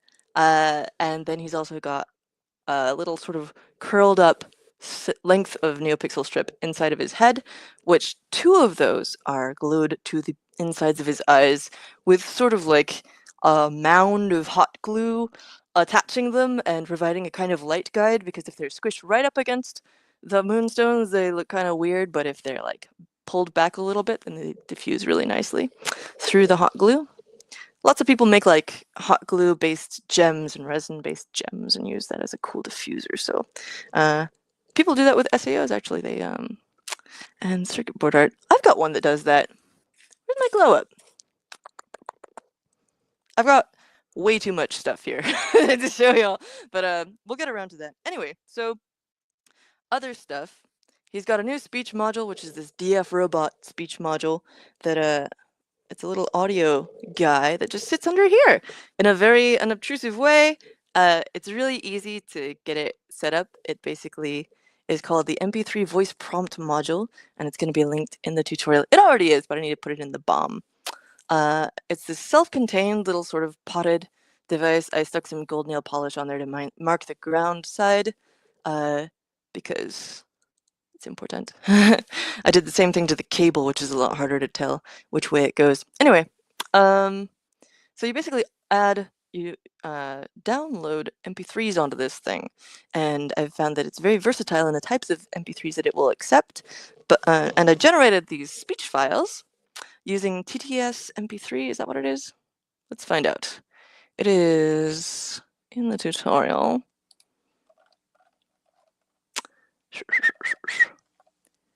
TTSmp3.com, all one word, and used that to generate some speech files using a particular voice that I used for Archimedes before in the when I first had him be my co-host for Hackster's UNDP UN Development Program COVID-19 Detect and Protect Contest Awards.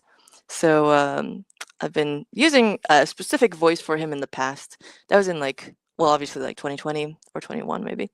And I decided to go with the same one, but in the future I might give him a more robot-y voice, just like one of the built-in Apple ones that sounds super robot, because I want him to sound even more sort of like machine.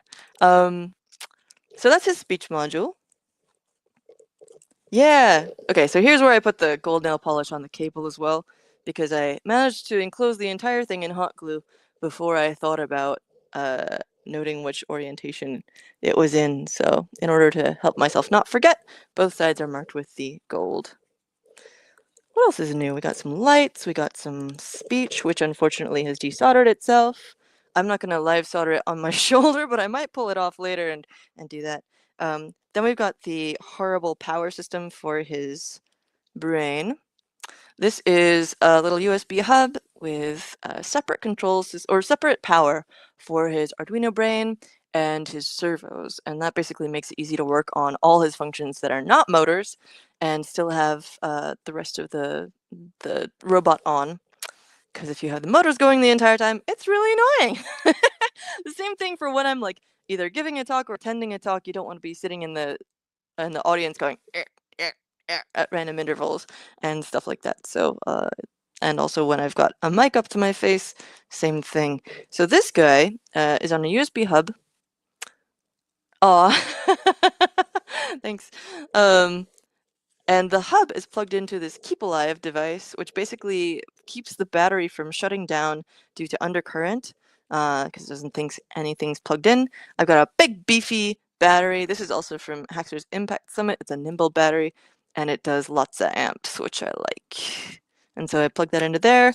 During Maker Faire, the cable on this, the connection on this got really wiggly, so I stuck a little rubber feet on it. A rubber foot that you use for decorations and stuff. Oh yeah, also he's attached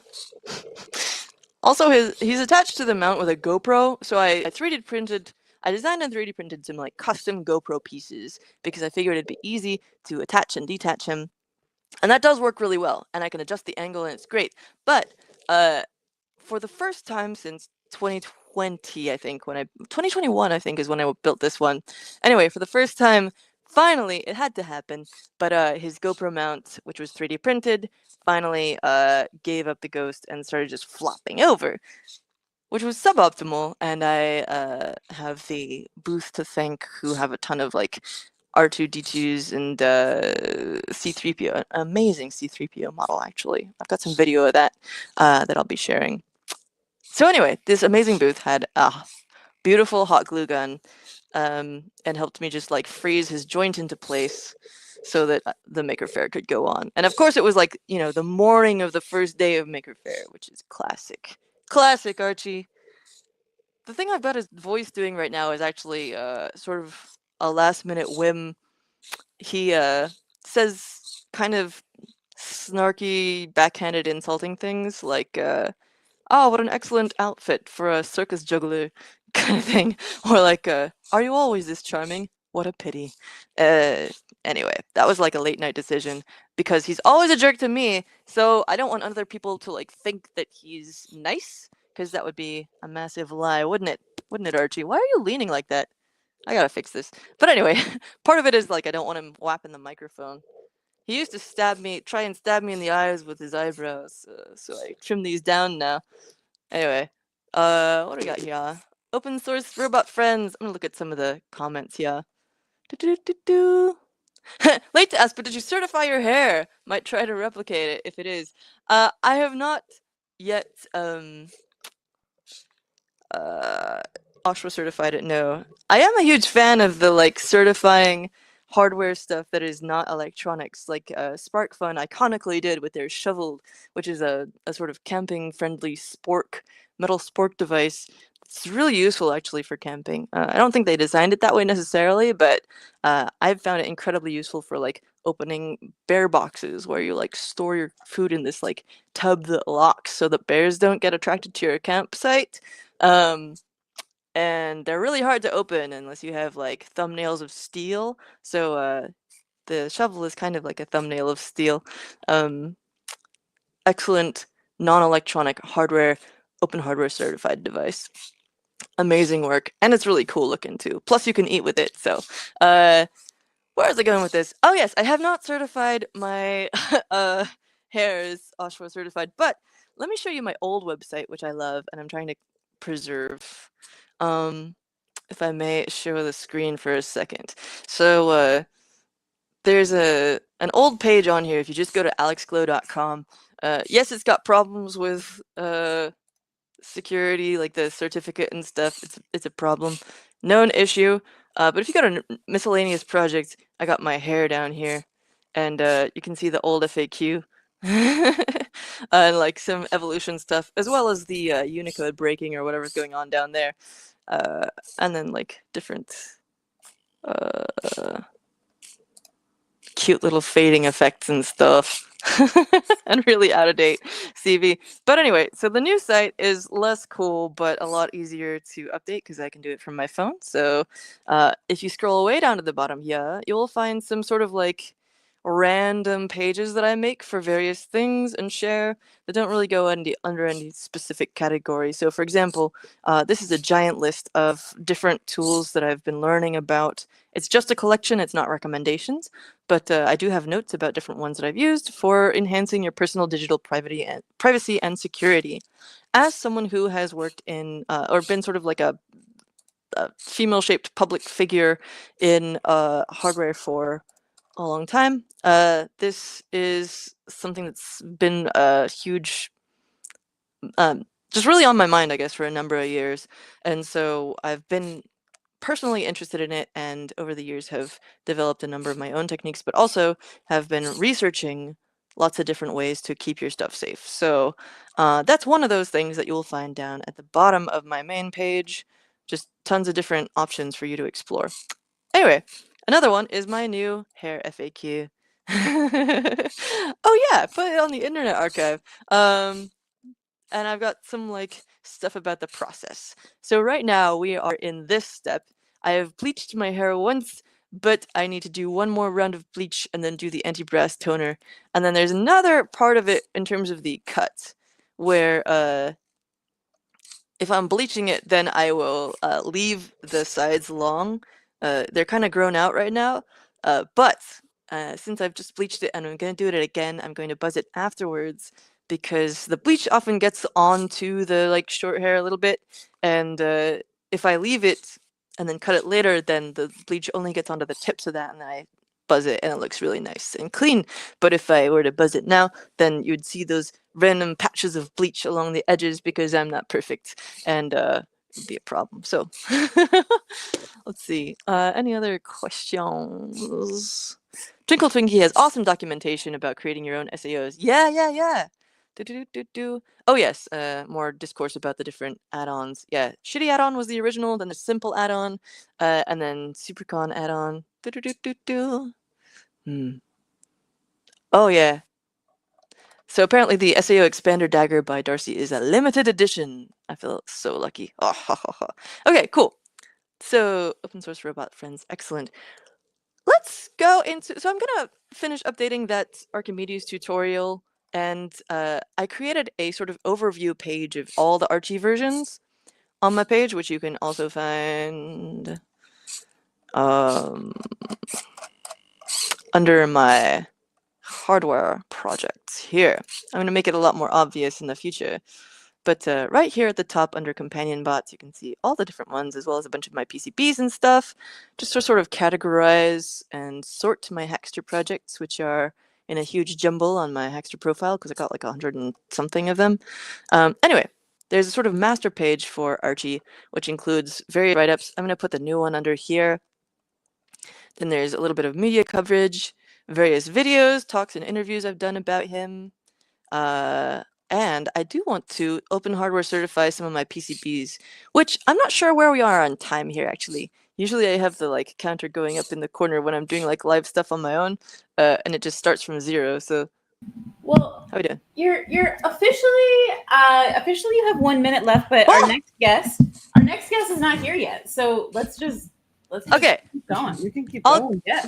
Let's just- Sweet. I'll just cruise for a minute and then feel free to stop me at any point. But so anyway, there's some signal stickers. This is the old one, but I'll put the new link to better signal stickers for that. Anyway, so if we can get a camera up, that'd be fantastic.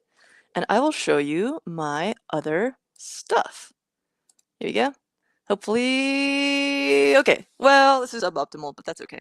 This is more stuff that I was going to fix when the problems with the monitor hit.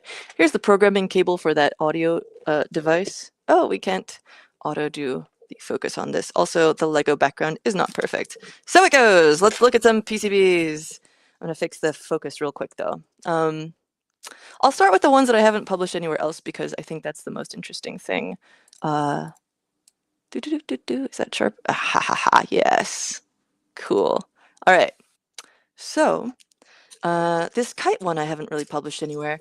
It's got a stylized Art Deco version of my initials at the top, AG, and then it's just a little glowy thing. It looks really cool as a necklace. I've got it mounted on this wire thing. Ah! Archie is hitting me in the face. And then we've got my actual first SAO, which was this one that I carved on the Bantam PCB desktop mill, which is a companion, not a companion core, a companion, what do you call these things? Oh my gosh. You know, from Portal. I'm so used to saying companion core. There, thank you. Like this thing has wrecked my brain for that. So one thing I love about this is the little heart detail. Osh Park After Dark special. It's so good. Clear solder mask, all black PCB. Okay, more Whirlwind Tour. I have made this PCB ruler with Quarles emblems, which were beautiful old book illustrations in the public domain. It's gorgeous. I use these for all kinds of PCBs, including one that goes on the side of a yo-yo for my friend Doc Pop, actually. So this is something that we haven't gotten around to sharing anywhere.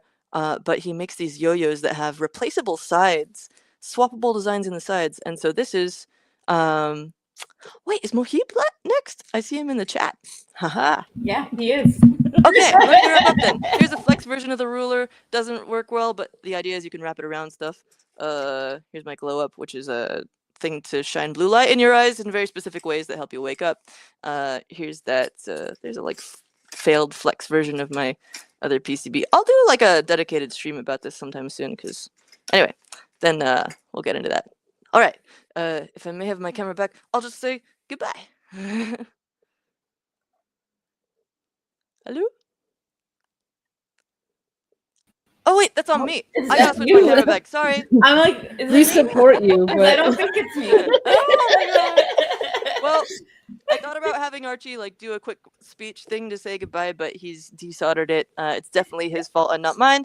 So I'll say for both of us, thank you so much to OSHWA for doing a cool stream. I hope you get lots of new signups. I'm gonna do that. I'm gonna get a sweet Sloth poster. I'm gonna certify my PCBs. Life's gonna be amazing. And everybody, thanks for joining and hack on. And stick around for Mohib. He's awesome. Thanks, Alex. Ciao.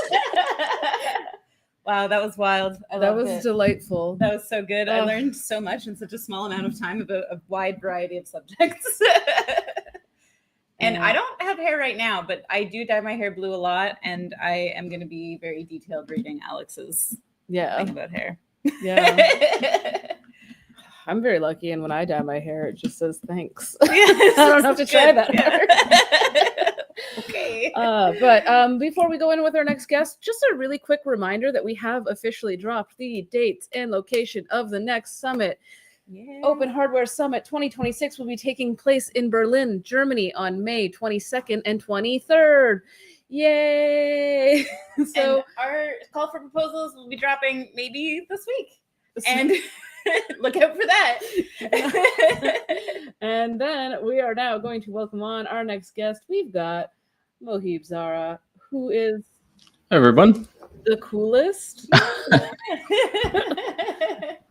Right, yeah. So I've got a couple of things to show you all. I'm gonna just share my screen here. All right. How do I do that? Okay, just one moment.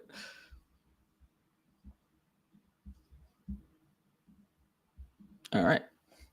Yeah, so I've been working on a couple of different things lately. So this talk is about subverting software hegemony through ethical practices with ethically dubious LLMs.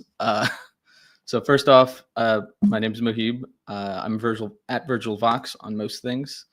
I hack the hardwares. I'm a partner at DevEco Consulting. There's a QR code that takes you to our link tree.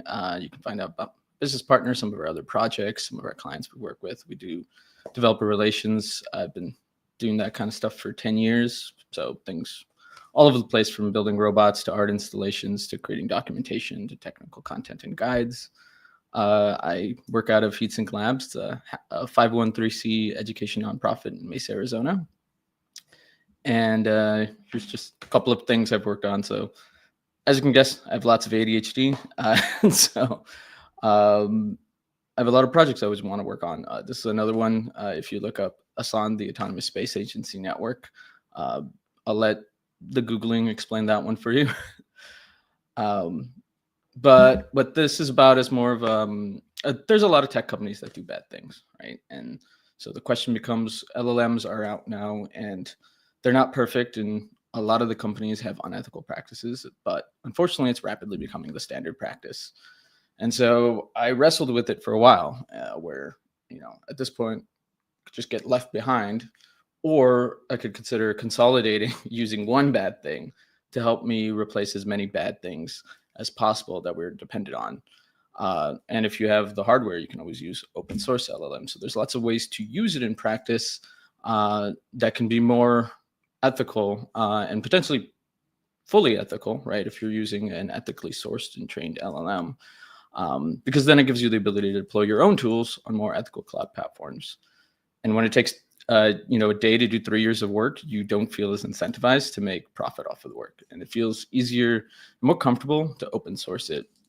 And then as a result of that, more people use evil software less.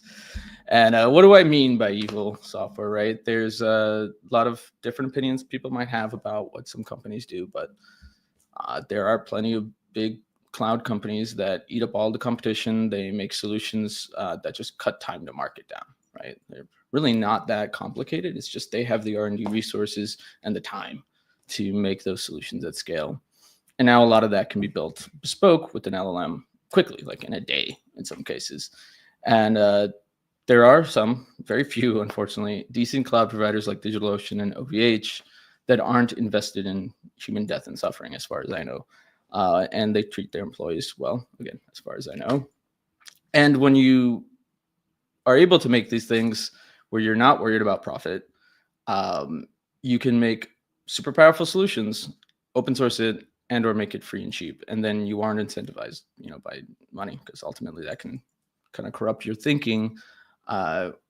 There's also no need for ever expanding ad campaigns and government contracts, no pressure from investors to curb your morals, just so you can deliver growth and profit targets.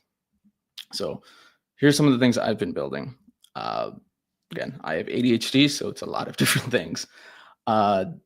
The one that I'm most excited about is lumencanvas.studio, and I'll show you that here. I built this over 6 months using LLMs to assist me. Things that would have taken me years really to do. It's stuff I know how to do. It's just I don't have that kind of time or resources to really build that out. I need a team, and it's something I've been wanting to build for years, and now I have the opportunity to do it and make it accessible. It's a browser-based projection mapping platform. It's significantly cheaper, and my issue was when I did a lot of work with projection mapping and creating art installations. It was very expensive for a seat for licensing for this software, and I needed a powerful machine, and then I would have to leave that machine at a gallery. So that's been a huge problem for me, and part of why I really stopped doing projection mapping professionally is I didn't have the money to kind of kickstart having multiple software licenses, having projectors, and having computers I could leave at a gallery. And then another project that I worked on, and I know Sid likes this one quite a bit, is Zinester.com. This was built in 2 days. This is another idea I wanted to make. It's not something I would have been able to do in a reasonable time frame with my own work and things I've in my personal life. But through the use of being responsible with an LLM, I was able to make this zine making app, and it's privacy focused. There's no accounts, there's no marketplace, there's no ads. It's just a very simple document editor that exports into a zine format. And then LaunchQ, which I built over the span of a week, which is a project management CRM that helps me manage my projects as a developer relations engineer. So it's specifically around projects and clients and notes and things like that of where I want to put my docs and what I'm working on, and what blog posts and Hackster guides. It's a way to help me organize, but I open source that to make it easier for people to kind of roll that into their own thing. Same with Zinster.com. So, and with LaunchQ, I just got annoyed with all the projection or the project management software that was out there. It just didn't feel like it was catered to what an individual needs. It was catered more to, trying to, a lot of the software out there is catered to trying to push companies into really spending more in learning and using their platform differently. And a few things that I have in progress is OSHWA. I don't know how to pronounce that yet, but it's a browser-based tool for managing SSH connections and T2I over Web USB. And another tool I just wish was easier to have and wouldn't have been able to do or share if I tried to spend the time amongst everything else in my life. And then OSHWA, which is a series of self-deployed solutions I've been working on for deploying serverless functions and other certain things a certain cloud platform might provide to developers. All right. With that, I'm going to switch over my demos here. So I'll start with Zinester. So this is when you go to Zinester.com. Right out the gate, it reminds you that all of this is stored just in your local browser window. And it's so there's no cloud storage. You're not going to be monitored.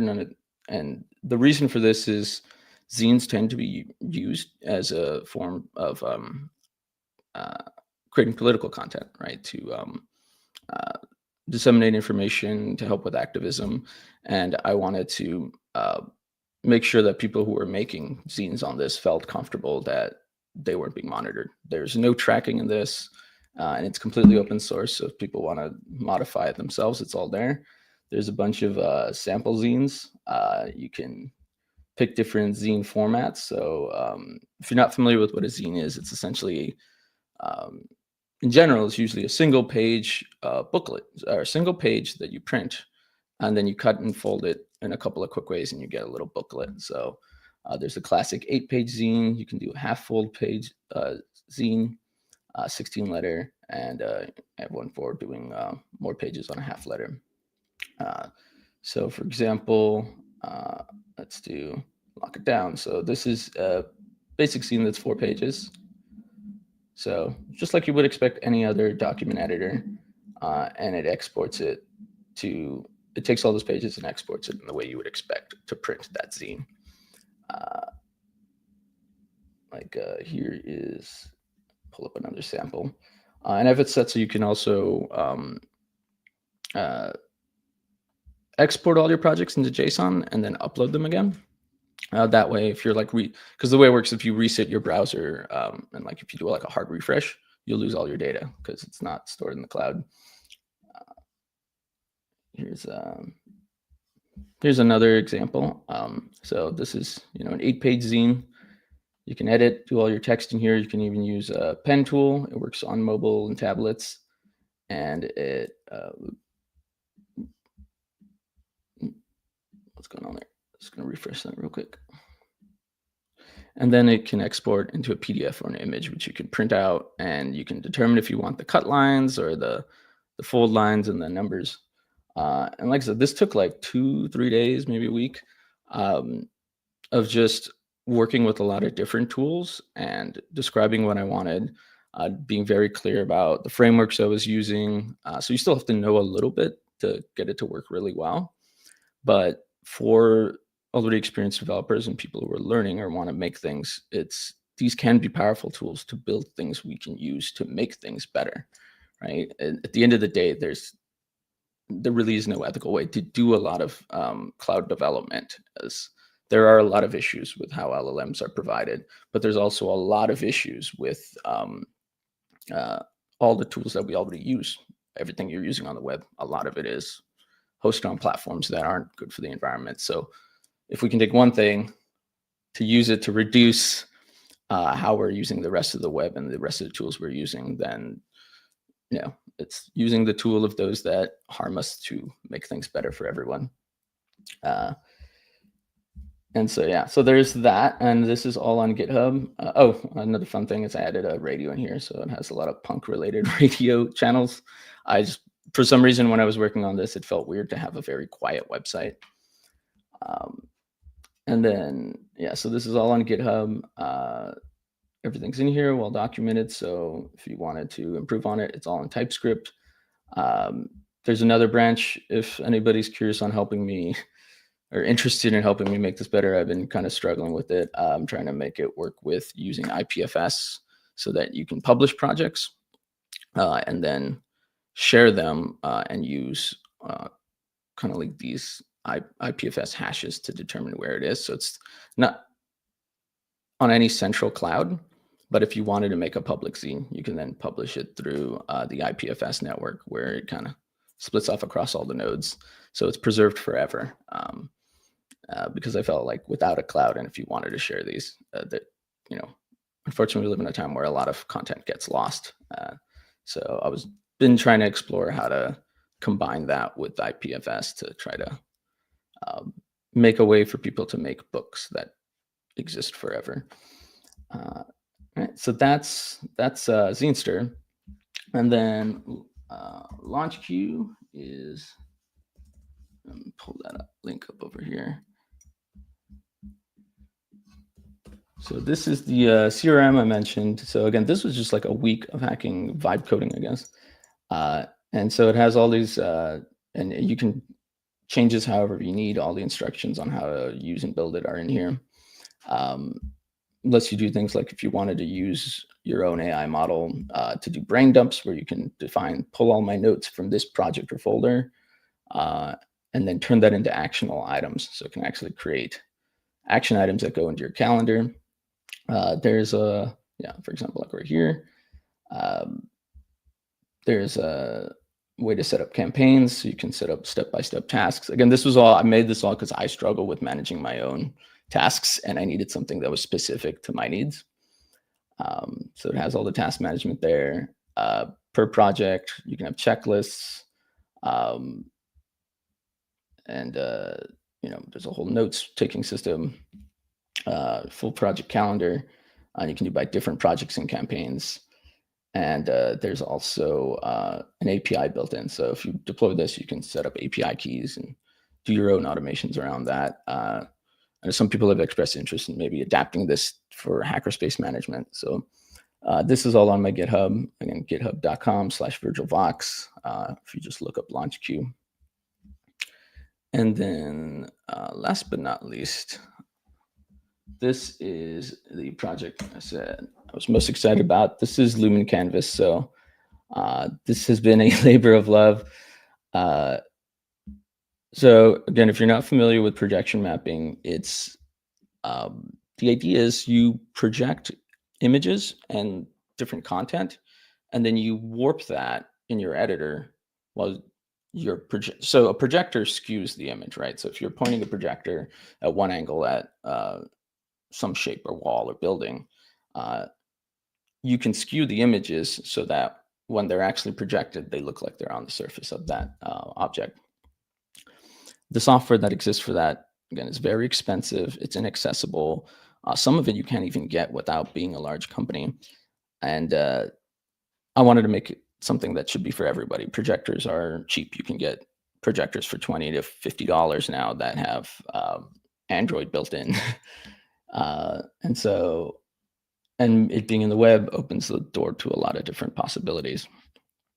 So this enables you to use images, videos, live streams, web content, shaders, GIFs, P5.js, which is processing, but for JavaScript, in-browser AI models. So I have a small AI model that runs in browser locally for doing segmentation, for creating masks. There's some examples of what I've done with the software. So this is just on Shapes at Home. That's a small Pico projector. This projector was maybe $30. This is me using the auto masker to mask my home. That one's my parents' house. And yeah, so this is free. Like I said, I did put a pricing model on here. That's really for covering cloud costs, but you can do most things. I mean, I've mostly used it just using the free tier because all the features are enabled there. This is an example of the editor here. So this is a processing sketch. So where you can use JavaScript to create animated visuals. So for example, I can create this mesh, and now I can warp that around. So I would open a projector, which is another URL, and this would run on my, I could either cast this using Chromecast to my projector, or I could, just, it's a tab, so just open that in the other projector window. Or if you have another machine running it, you can make that link public. You can make that link public and give that to, say, if you're running an art installation, and this was part of why I made this, is you could say, hey, plug in a Raspberry Pi to your projector at your gallery or wherever, and then open up a Chrome browser to this link. And then if you ever need me as an artist to come and change the projections or adjust anything, I can remotely control it by turning it on through sync. And now I can live edit that projection. So like anything I do here immediately gets reflected here. And so you could set up a webcam and adjust the project at a gallery. I've added mesh warping. So if you have a rectangular shape, you could do something like this, and this lets you hold these control points that let you control all control points in a row or in a column, or individual control points. And this is all happening live in the browser using web GPU. So this took quite a while to optimize. And then control offset, how that looks. And do things like apply different filters and effects. And this uses an open source library called Pixie.js for doing a lot of this.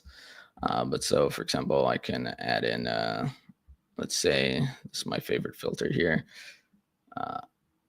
Which adds ASCII, and then we'll add a ripple effect, and we can make it do some crazy stuff.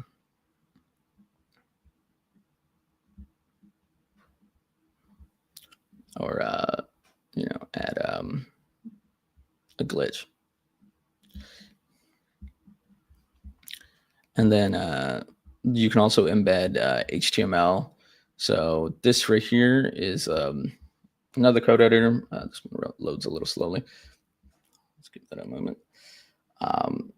Where you can do things like, say you want to do an esports dashboard.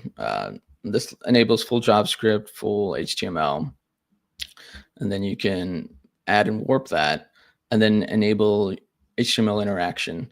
So now this becomes a locked layer, and if I'm in full screen, my cursor will only show up on those interactive HTML layers. And so if you wanted to do something like, create a control dashboard for a robot or something like that, you could have it where you project it onto, an amorphous shape, and then still control it through, say, like web USB if you wanted to use a gamepad. And so you can create kind of your own spaces and infrastructure, or, set up for an event where you might want a video stream, some cool visuals, or HTML. And there's a bunch of other things. So I'll just wrap up here. Again, you can do URLs, HTML, shaders. So if you're familiar at all with shaders, it's what makes visuals work. So because shaders are hard, I added a small bespoke model trained on Llama for making shader code. So you can describe the visuals you want right in here. And again, apply filters and effects. So you can do all sorts of cool, different animations. So, which aren't working right now for some reason, but so yeah, that's what I've been working on. So please give this a try. There's a community button there. So if you're interested in ever giving feedback or anything like that. That was awesome. Thank you so We much. love all of these projects. I mean, I have been messing around in Zenster a lot lately because it's one of my. I'm always looking for really great accessible tools for making zines, and this Zenster is like probably the best useful. one right Yeah. now. So I'm very stoked on it, and it's really rad to be able to have some more folks get in there. So if you've ever been intimidated by making a zine, here's a really great open source program that you can use to do it. I want to mention there is a really awesome. There's the electric zine maker, which is super Yes. cool. I mean, It was just I had different needs when I was making it, so I went a different route. They're all good zine tools, but very different vibes. Yeah. Also, Robert's question here. Mohib, when did you become such a king? I think always, actually. As far as I know, Mohib has always been this wonderful. As long as I've known them. As long as I've known Mohib, I've been like, dang, what a And you king. guys have always been awesome. Like, Thank you so much for coming on and giving us a rundown of what you're working on. thank you. Yeah. And again, I'm at VirgilVox on the internet. So if anybody has any questions or wants to collaborate on any projects, I'm always excited to help and teach and stuff. Yeah, we'll talk soon. Thank you. Talk to you soon, Mohib. So just a quick update before our next guest. We got another member. One new member. And we did get more donations, but we haven't hit. We can only let the Sloth climb every $100, and we're at so close. We need $14. We need $14 more dollars. Will someone give us $14 more to let the Sloth climb and also get a sweet poster? Maybe even more than $14, but also $14. You could. It's up to you. we For all of our support you. hard work and torture, as we're coming into the last 2.5, we're actually going to go till 8:40. Surprise. So, surprise in 40 more minutes. An extra 40 minutes. In our last 2 and a bit hours, if you would like to help us reach our goals, which we are nowhere near. But we feel love in our hearts in this live stream tonight. Yeah. So with that, we will move to our next guest, Leinster. All right, can you hear me? Yes. Awesome. So, I am having technical difficulties. Of course, OBS wanted to update right before the stream, and then it broke all the plugins. Oh no. Sorry.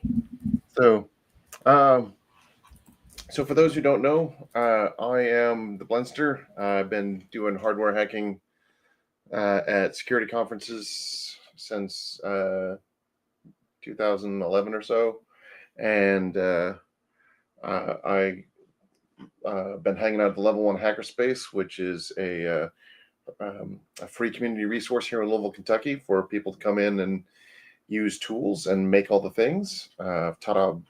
Taught or taken a bunch of classes, learned all sorts of stuff about Arduino and microcontrollers and Raspberry Pi and all that fun stuff there. Got into electronics as a hobby there with my friend the Hat. I misdiagnosed the problem he was having. I figured if I helped build the stuff that he was working on, he could write the code faster. So I started building a bunch of stuff for him, and that was not the actual problem.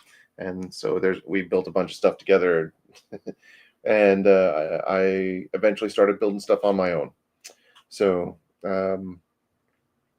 big on open source. I was one of the conference organizers for the Midwest Open Source Software Conference many years ago. My friend Alton was an exchange student. He came here to do, I think, his senior year in high school from Kosovo. And he pushed us to put this conference together. He was the driving force, and I went along for the ride and helped out a bit. Yeah, so just a big fan of open source stuff. I was asked if I would be happy to, if I would be willing to help with this. I said I'd be happy to. And I happen to have an open source project I can show you all. See if this works. They broke all the plugins. All right, let me grab the mouse. So what I have here is, it's upside down there, but put it this way. This is the Marine Hacking Village badge from this year's DEF CON, and it is open source. It is a 4-layer PCB. It has the obligatory LEDs on it, of course, but we also have a really cool power handling section, our GPIO expansion, and then all of the voltage injection and CAN bus stuff up here. And I can pull up the KiCad files and show you all that if you like. Yeah, all of the pretty curves. This is the most recent thing I've done that's open source. It's unfortunately not been certified open source yet. I don't know if we will get around to that or not, because we're all a bunch of volunteers, but it is open source. It's on GitHub, and I have links I can give you.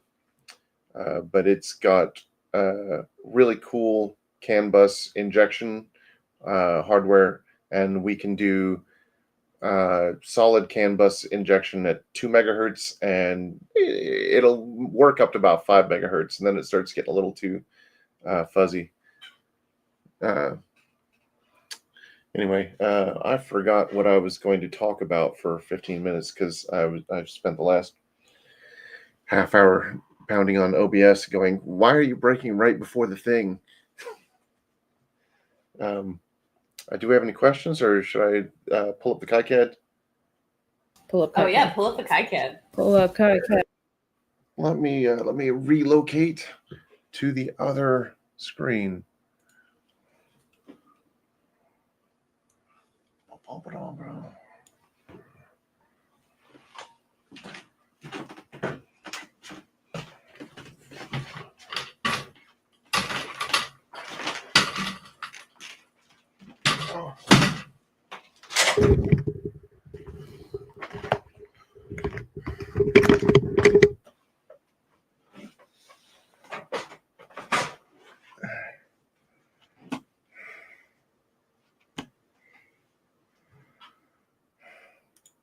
Hey, it's get fixed. Yay.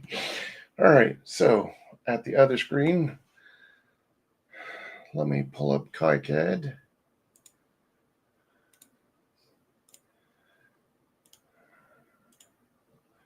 and switch it to that project, which I was definitely going to do right before this, I promise.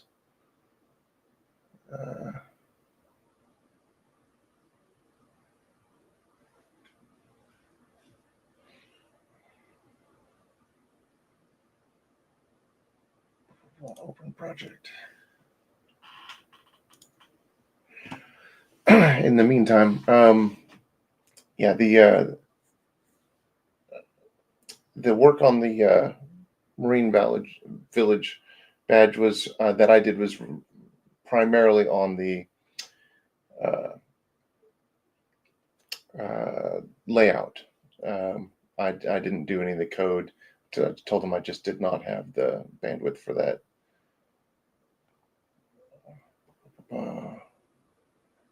Could have swore it was right there. There it is. Or was. Is not. Son of a.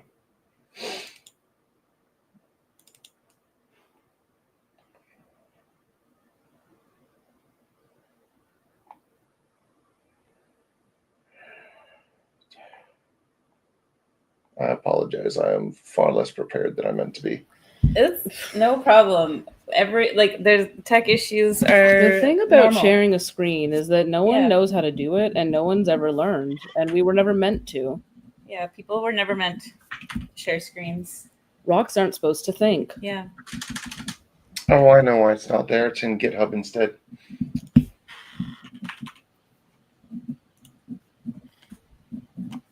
Yeah, that's exactly where it is. Show and Explorer. I've got it now, baby. Where's the project file? There we are, .pro. Now I can set program window. Oh, it's just doing the whole screen. Yes, that'll work. So I'll close GitHub and we'll take a look at the PCB. And you all will see how much I love KiCad's curved trace feature. Let's go here. So this is the top board. You may notice there are a ton of vias in this, and that is a ton of via stitching for the 4 layers. The 3 of the layers have a ground plane on them in order to keep the data clean. As a disclosure, I'm not an electrical engineer. My degree is in graphic design. I make the pretty things. But and that may explain why I did some of the things I did. Like, for example, in the back here, I am particularly fond of this particular series of traces. They're just so pretty. We got some resistor gate arrays here for pulling our GPIOs down. There's the power I mentioned. All the funky geometry is required for all of these components to work properly. That was fun. And then making all this work. The first time we did this, the ship was aligned, as you see now, with the horizontal thing, but you can't do these angles. So I had to rotate it to get some of these things to route cleanly. But one of the things I've been looking forward to showing everyone is the interior lines, or all that you can't see on the PCB. They're on the inside. They're all still pretty because, of course, they have to be pretty. And that's one of the reasons why I was excited to do this as an open source project. It's I get to show off all the pretty.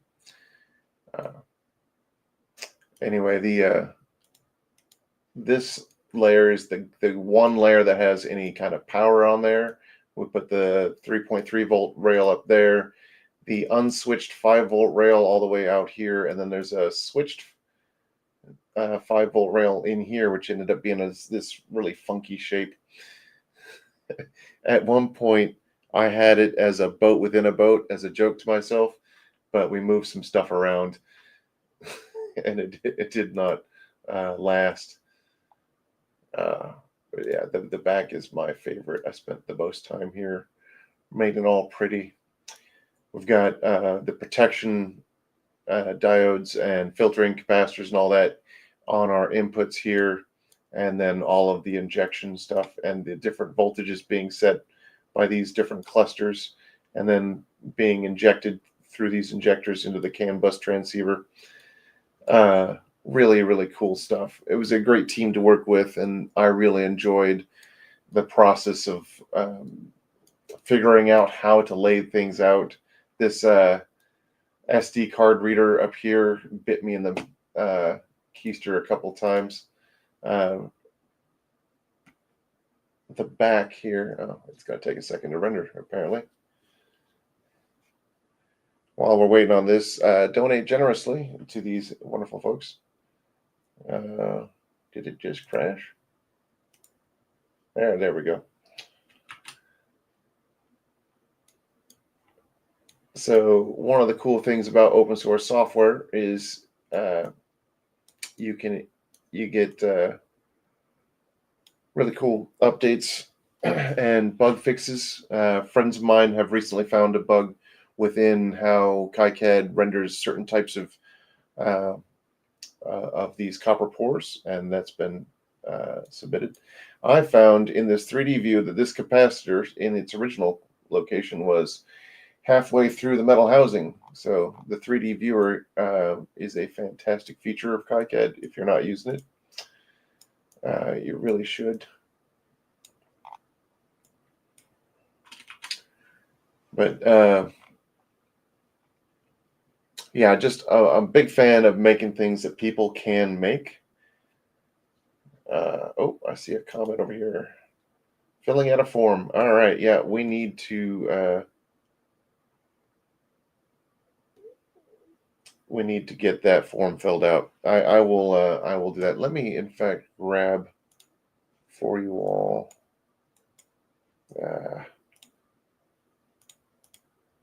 Come on, let me grab the GitHub links, which I do actually have. I got those.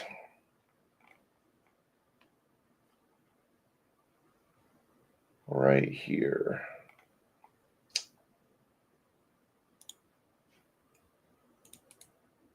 Copy. And I'll put that in the public chat. Apparently I can't. I'll put it in the private chat. And you all can share that. Well, that will have all the KiCad files and all of the code for all this. So if you want to look into making your own CAN bus hacking tool, you can do that. We've got schematics here that you can take a look at. There's different pages so you can figure out what you want to work on. We've got the different injector pages for how the actual injectors work, and the CAN transceiver, which will allow you to take our parts and our design, which I can tell you works, and go for it. I do recommend a lot of via stitching on these grounds when you're working with data lines. Again, I'm not an EE, but the ones that I know have taught me that. You want to avoid ground loops and all that fun stuff. Any questions? Let me see here. Thank you so much for giving folks a nice little overview of the kind of stuff you do. The KiCad opening really, it unleashed a lot of energy in the chat this evening. The folks had a lot of feelings about KiCad and their experiences playing with it and making things in it. People love curves. Yeah. I mean, the curvy trace is really making an appearance throughout the entire 12-hour live stream. So good to see them get more love.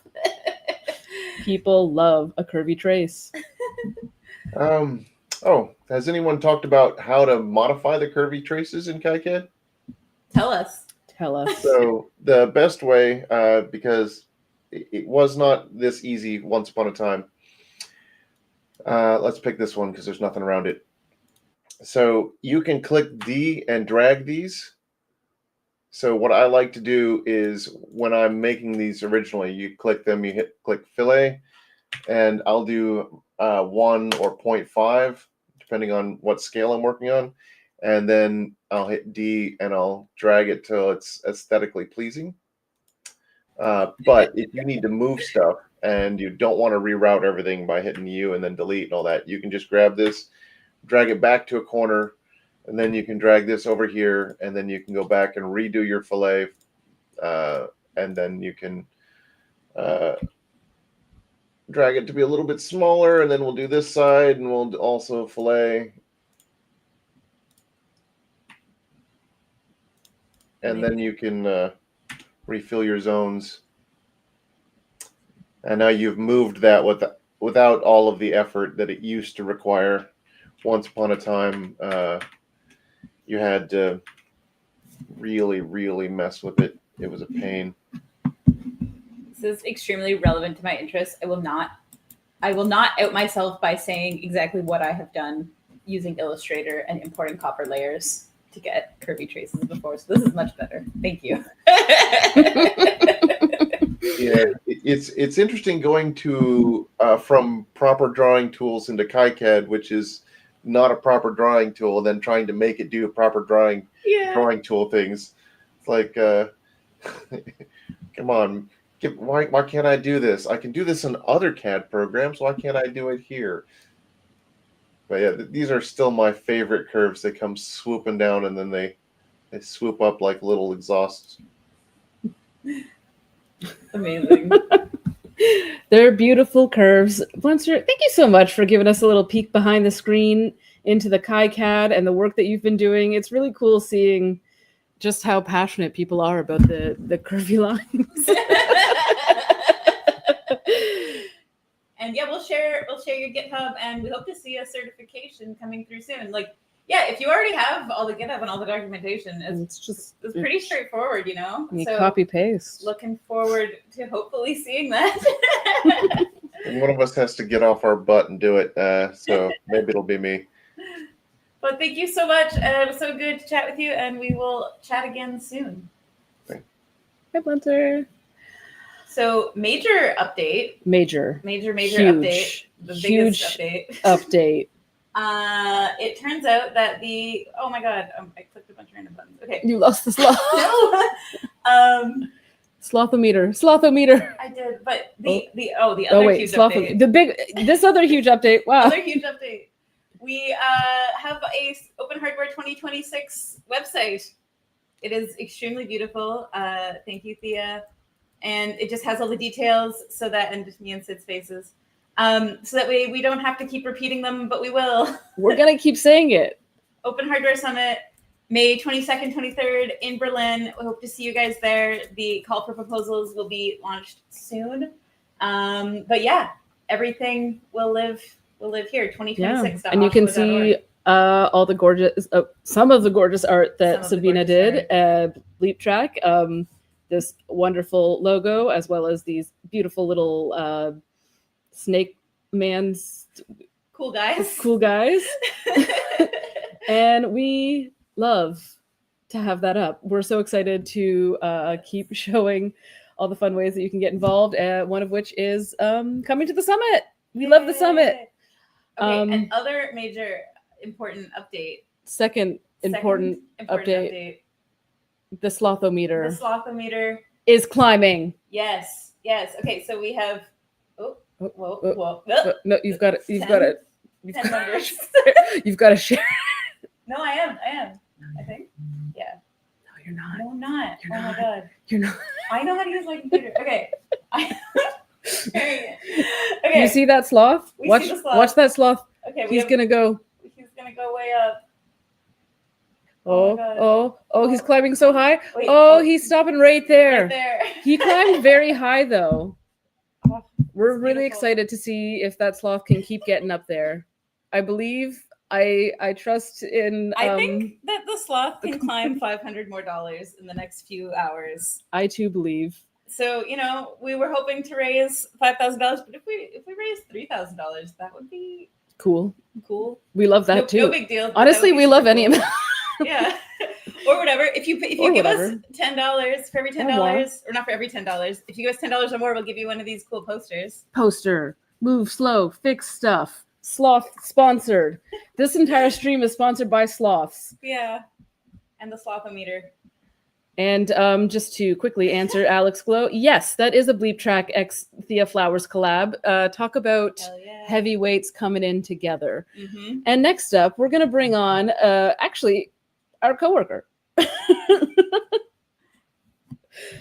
We've got Corinne Pelicios joining us, who is the community coordinator who is spearheading the open healthware section of our work. Hey, Corinne, how are you doing? Hi, I'm doing well. I'm in the process of a move, so my office space is a little hectic, but I'm doing well. How are y'all? We've seen some wild spaces today, so I don't think you need to You don't worry. need to worry. It's really Some people every have space is beautiful. every space is beautiful and unique. It's all special flower spaces. Yeah, we love every space. Thanks. Yeah. So we were going to talk a little bit about where we're at with the healthware initiative. So we're 1 year in. Yeah, it's been so awesome. There's been so many projects and collabs and community convenings around open healthware. And yeah, we're a year in and just kind of chugging along. I can give a kind of a little update of what I've been working on with the team in the last few months or so. That'd be great. That works. Yeah, so let's see. I started earlier this year and something that we've been working on right now. So first, open healthware, just to give a little, tiny little definition for you all. Very similar to open hardware, obviously, but it's very specific to the medical device and health equipment kind of sector. So that's something that we saw a huge need for during the COVID-19 pandemic. And so people, as y'all might have heard, started working on open source respirators and just some incredible projects. And we've really just seen a huge need for kind of just a building out of this ecosystem that's so new to people. But it's really big and it really needs a lot of support and community assistance in order to build that ecosystem. So one of the things we're working on right now is the open healthware certification process. So we've been working with different creators, people in the medical sphere, and just kind of other collaborators who are, sorry, I'm reading Alex Glow's comment. That's awesome. But yeah, sorry. But yeah, so we've been working with people to try to build out the certification, what it would look like, what people think would be beneficial, or some hiccups that might occur, just to kind of work around them and kind of build that out. We've been hosting mini sessions with different folks in the open healthware community to just get feedback on a lot of different projects. We're building out an education resource guide because within all of these sessions, something that kept coming up with our international groups, with our US-based groups, kind of just every group that has come through these sessions in the conference has said there's a huge need for an educational component. And so right now we're working on things like an educational resource guide. So it's essentially a 20-page document just on so many different resources, from frequently asked questions about open healthware to where to find your local hacker lab and maps and stuff. So it's been a really cool project and just kind of digging deep into seeing who's working on all of this awesome stuff. But yeah, it's been really inspiring, and that's just a quick update, but we will be having our second conference. We had our first open healthware conference in New York in August, and it was awesome.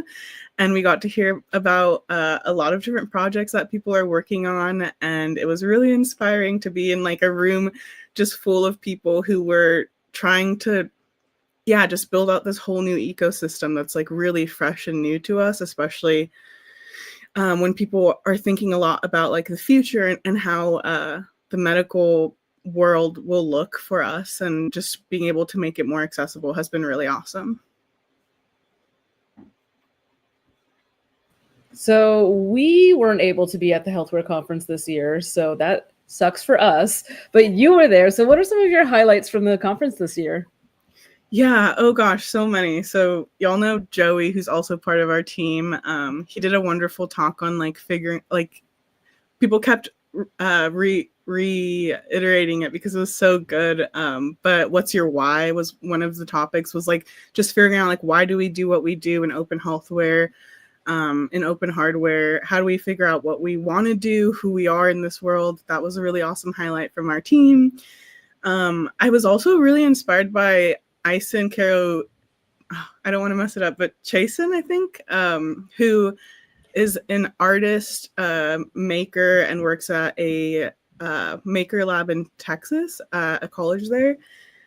And she kind of just shared a lot about her work, how she mixes her student medical lab, because she works with a lot of doctors and students, and how she works that into like the art sphere. So making things more beautiful and experimenting, and I thought that was awesome. I also really liked the talk from Open Insulin, which was so cool. When I first came into the open healthware field, I didn't even like consider what open pharmaceuticals could look like, or like what that world could even be. So that was really cool. And also just, I mean, it was catered. Everyone loves free food. Yeah. And so, yeah, being able to just like talk to people who are really inspiring while eating some chicken and rice was like really, really awesome. So your role as a community coordinator for the healthware initiative, like your job is to kind of like build out this community that like previously didn't exist, right? So you're trying to like find these people and like bring them in. So like what are like, who are some people who like communities that you're trying to reach, and like how can we help you reach those people? Yeah, so honestly, there's so many different categories of groups that I want to reach. Like first there's the doctors and people in hospitals or like medical spaces who might find these healthware devices really beneficial. So that's one group of folks. And I come from reproductive health. And so kind of getting past just that niche is really awesome. So being able to just explore any kind of medical health workers, getting in touch with them has been really cool and something that we really want to do. But also, obviously, like I'm based in the US. And so like we're seeing this, and a lot of us are based in the US and Canada. And so we're seeing like a lot of need for reaching out to international communities. And so being able to connect with people who are doing incredible work in like Africa or the Middle East would be really awesome to be able to just connect with them. There's this group called OSHWA, which is based out of Africa, and they're doing some incredible open source like hardware work, and just finding those groups that are just a little bit more difficult to find would be really cool. And yeah, kind of, but really just looking like anywhere. It's like medical folks, people in open healthware, people who are in open hardware who might not have considered that their item might be open healthware. But really just being able to reach like a diverse group of people. And so these people, they should like email you, and like what should they expect? Like let's say like I want to connect you with some like, or like I have a friend who's like maybe like open hardware curious, and they email you, like how do you bring people into the fold? Yeah, so we have kind of different projects going on right now. So there's stuff around the educational guide and resources. There's obviously the conference that'll be coming up next year. So we're looking for folks who are working on open healthware devices to, honestly, like one of the first things we do is just email me. I just want to hear about your work and about you. Like, I just want to hear people talk about themselves and kind of see where we can fit in and help. But we can do anything from like providing resources to inviting you to the conference. So there's so many different ways to get involved. So whether you need help with a project or just connecting with people from the open healthware ecosystem, which we know it's been kind of hard to find people. So I'm really just here to connect people, to bring them in, to talk about their devices. And once the open healthware certification gets set up through OSHWA, hopefully they'll also have an opportunity to certify their device. Can you just talk a little bit about what the difference is between the healthware certification and like the regular open hardware certification. Yeah, so that's actually something we're working on right now. So there's a few different conversations on whether like, do we need a new certification or do we just build on the open hardware certification? And it seemed that most of the community agreed that it should be a separate thing. And so right now, actually what we're working on is like, what actually does that mean? Because as we know for open source hardware, it's a little bit different than open healthware. So we're trying to figure out whether or not we want to like include like bombs and like manufacturer list, or like how open and transparent will it be? Because a lot of concern comes around the fact that these might be used as medical devices or as research devices. So right now we're really just getting community input from people, from doctors, from creators to actually build out what that means. I guess there's a lot of concerns around like validation and safety, right? Like that could be like the major difference. Like the stakes might be really different if I'm like certifying my like cool dev board versus certifying like a medical device. Totally. So yeah, just a big need for transparency and really knowing what exactly needs to be in that transparency on the certification so that everyone kind of gets the information they need to move forward with their project. Yeah, absolutely. It's actually such it's been such an interesting thing to watch grow and develop over the course of this last year. And like, I can only see more exciting things to come with this. We're really excited to be, we actually, all three of us and some of our other team members had our very first planning meeting for next year's Open Healthware Conference. So you thought that there was just the summit, but there's also the Open Healthware Conference. So we're, August 2026, you know, around there, or June, or July maybe. Three potentially in any three Any of the of those months. 3 summer months maybe. But probably sometime in late summer, we'll be looking at the Healthware Conference as well. So we're really excited to be able to like bring the community together again and get to see how projects have changed since the first year they were there. Totally. Yeah. Yeah. And it's growing. It's definitely like a growing community, even just through the last few months that I've been a part of OSHWA. It's been growing and people just keep connecting and like talking about how excited they are to be connected to this small like niche group of people. So yeah, if you're working on something, please email me, hit me up. I would love to talk about your project and how we can offer some resources or just kind of follow you along your journey of open healthware. That's amazing. Thank you so much, Erin. Thanks for coming on and giving us a little healthware update. And yeah, make sure you reach out to Erin at openhealthware@oshwa.org if you want to get involved and figure out how maybe something you're already working on could fit into the healthware sphere. Thanks. See you soon, Erin. So just before we jump over to our next guest, we're really in the final hours. We're in the final hours, the final 2 hours of this this whole thing we're doing. this live stream that is happening right now that we are on.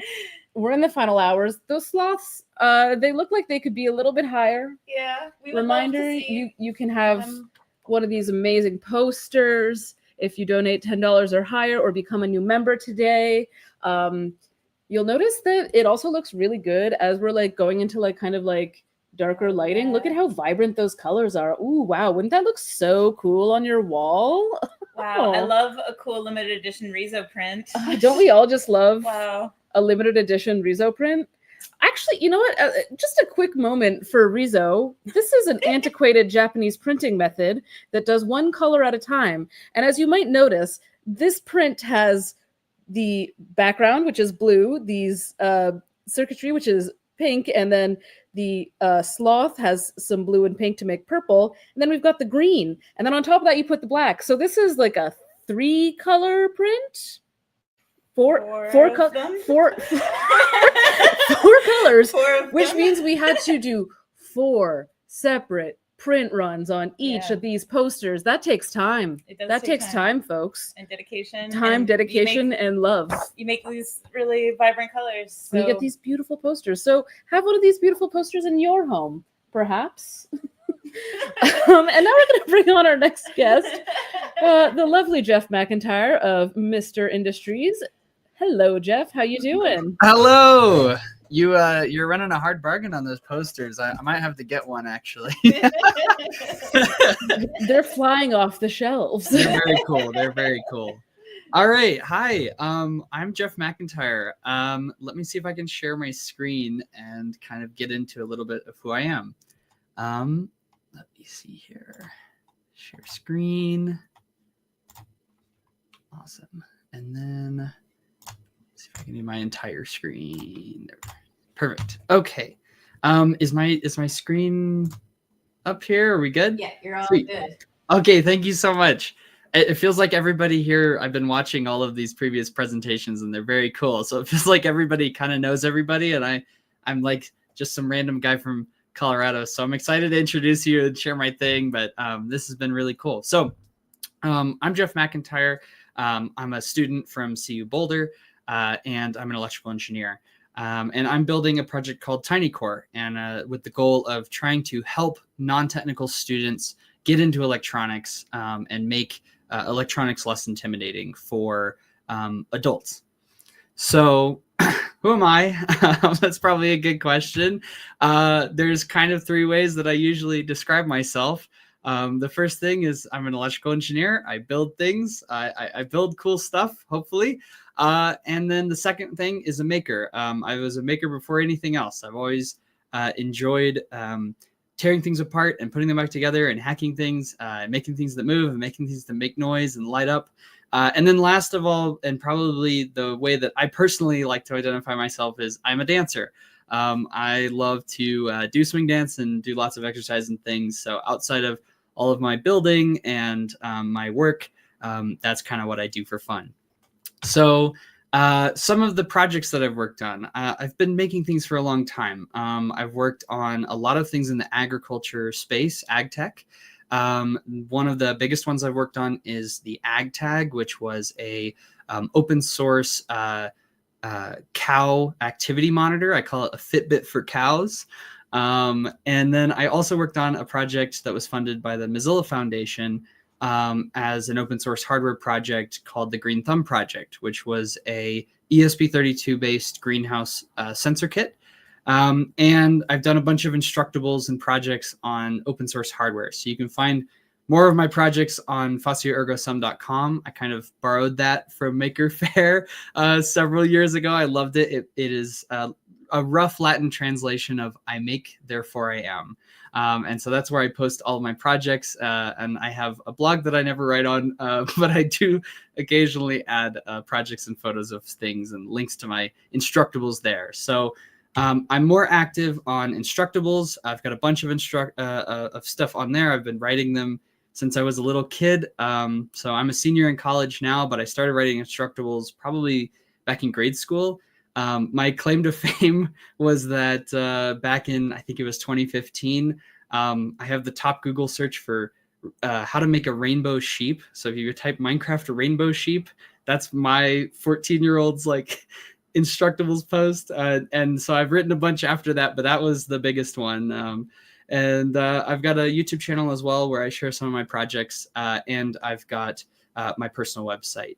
So let's talk about kind of what I've done in person. So a lot of this is all online, but I've also worked with a lot of students through a lot of different programs. So there was I'm originally from Kansas City. I'm now in Boulder, Colorado.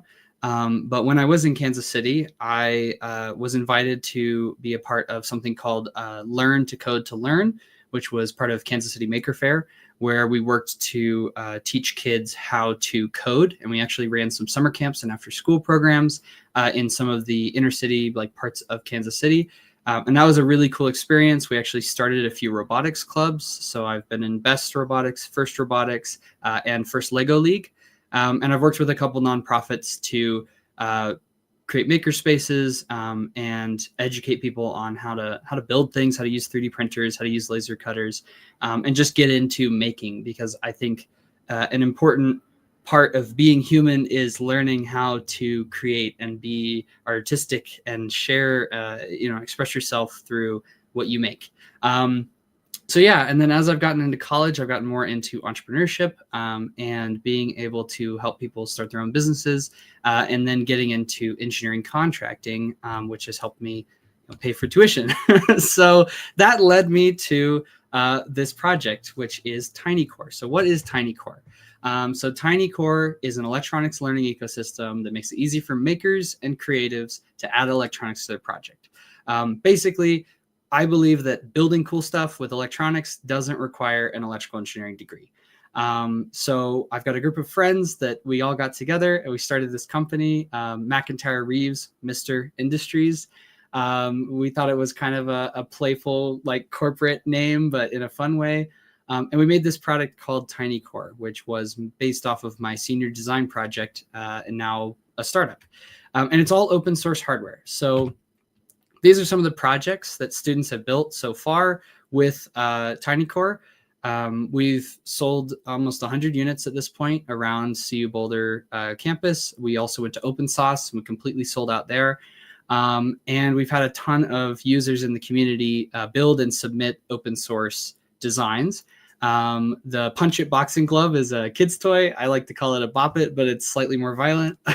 Kids like it. It's really fun. It's a punching glove that tracks your punches and makes noise, and it's really cool.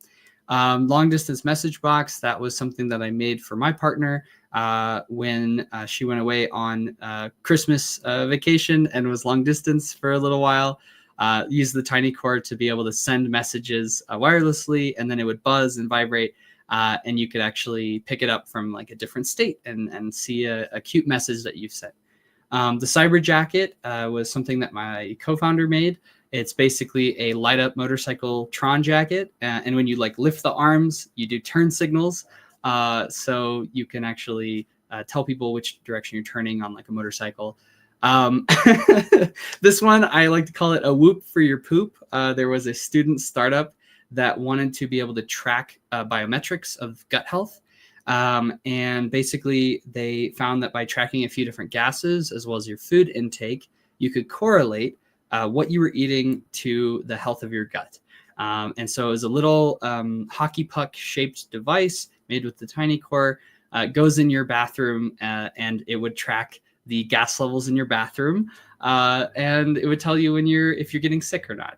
We actually used that to try to diagnose. I got sick with some IBS type symptoms, and I was able to actually use their product to kind of detect what was going on. And it was pretty cool because I took a professional lab test, and they were very similar in the results. So I have a friend that builds model rockets. So TinyCore is going to be up in space soon, but he wanted to test it out. So he actually skydived with it to measure barometrics and acceleration. And I have another friend that was a mechanical engineer that built a light up graduation cap that plays Tetris. And you could actually control the animations and the game from your phone, or you could control it wirelessly with like a Bluetooth controller. And then lastly was my senior design project. This was actually what I built with TinyCore and kind of why I built it. I was making a open source brain scanner using FNIRS, which is basically using infrared light to measure blood flow in the frontal lobe. And you can use that to tell respiration and stress levels, things like that. So you can use it for meditation and helping you sleep. Although I wouldn't necessarily recommend wearing my prototype to bed. It probably wouldn't be very comfortable. So those are some of the things that they've built. But of course, people want to know what exactly is it. So TinyCore is effectively the coolest ESP32 dev kit. I'm very biased, but that's my opinion. The coolest ESP32 dev kit that you can get. Has Wi-Fi and Bluetooth. Has built-in motion tracking, 6 degrees of freedom, so acceleration and gyroscope. It has built-in battery power and charging circuitry, a USB-C port, micro SD card on the back. It uses the ESP32S3, which has built-in AI and machine learning acceleration. And it also has 2 quick connectors so that you can plug in Adafruit and SparkFun compatible devices. What's really cool about the ESP32 is it actually shows up as a USB device. And you can actually use it as a MIDI device. So you can make game controllers. You can make keyboards and pianos and instruments. And you can even access the SD card over mass storage. So very good for data logging projects, for wearable technologies that are a little bit more advanced than just LEDs, and all sorts of kind of smart consumer devices. So the goal, this is the actual circuit itself, and I can pull up Altium. I am working on converting this all to KiCad. So all of the hardware is open source. It's all on our GitHub. But I know that, Altium is not a very accessible platform. So it's what our school uses. But I would like to get that all converted to KiCad as soon as I can so that it's much easier to modify. But we do have the actual footprint itself made in KiCad. So it's very easy for people to make expansion hats and modules for the board. So this is kind of the hardware. I was inspired by the octagon shape because I haven't really seen a lot of octagonal things. And also it's almost a circle, at least from an engineering standpoint, right? Pi is basically 3. And so I wanted something that could be easily made into smartwatches, circular robots, open source thermostats, smart thermostats, those sorts of things that are round. And so I wanted to make a board that kind of reflected that layout and was a little bit different than the traditional approach of like a rectangle. So expansion modules. The idea behind this was that I wanted to create your main platform, the tiny core, which is this brain that has a bunch of useful what you actually need, sensors, all put into one. So you didn't have to just start with this ESP32 with a bunch of different things plugged into it on a breadboard. You could start with a really nice, clean thing and then add a couple different features that you actually need. And so some of those I wanted to make into expansion hats. So we have a tiny voice hat, which at the moment, most of these are in prototype stages, and we're working on getting them certified with open source hardware, but these are some like renderings of what they will look like. So the tiny voice has a microphone and speaker, and because the ESP32 can do Wi-Fi, you can actually do API calls to ChatGPT.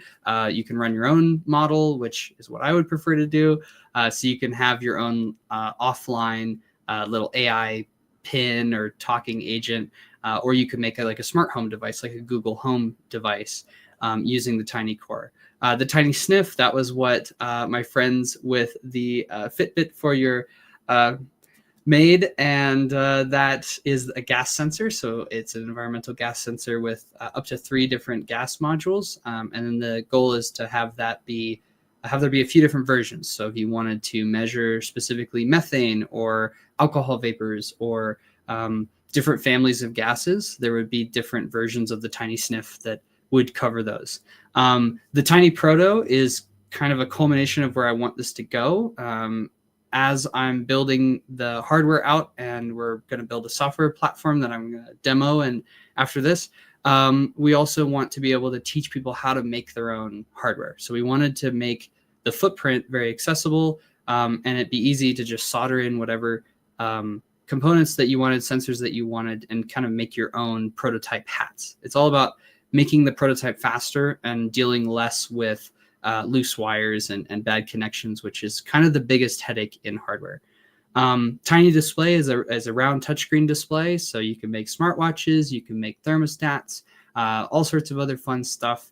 And then Tiny Glow is actually the board that we used in the graduation cap and in the Cyberpunk jacket, so that you can control up to, I think it's like 500 RGB LEDs. Of course, that changes depending on how bright you want it to be, but you can control a ton of RGB LEDs, and you can make smart lamps and things that light up and do really cool things.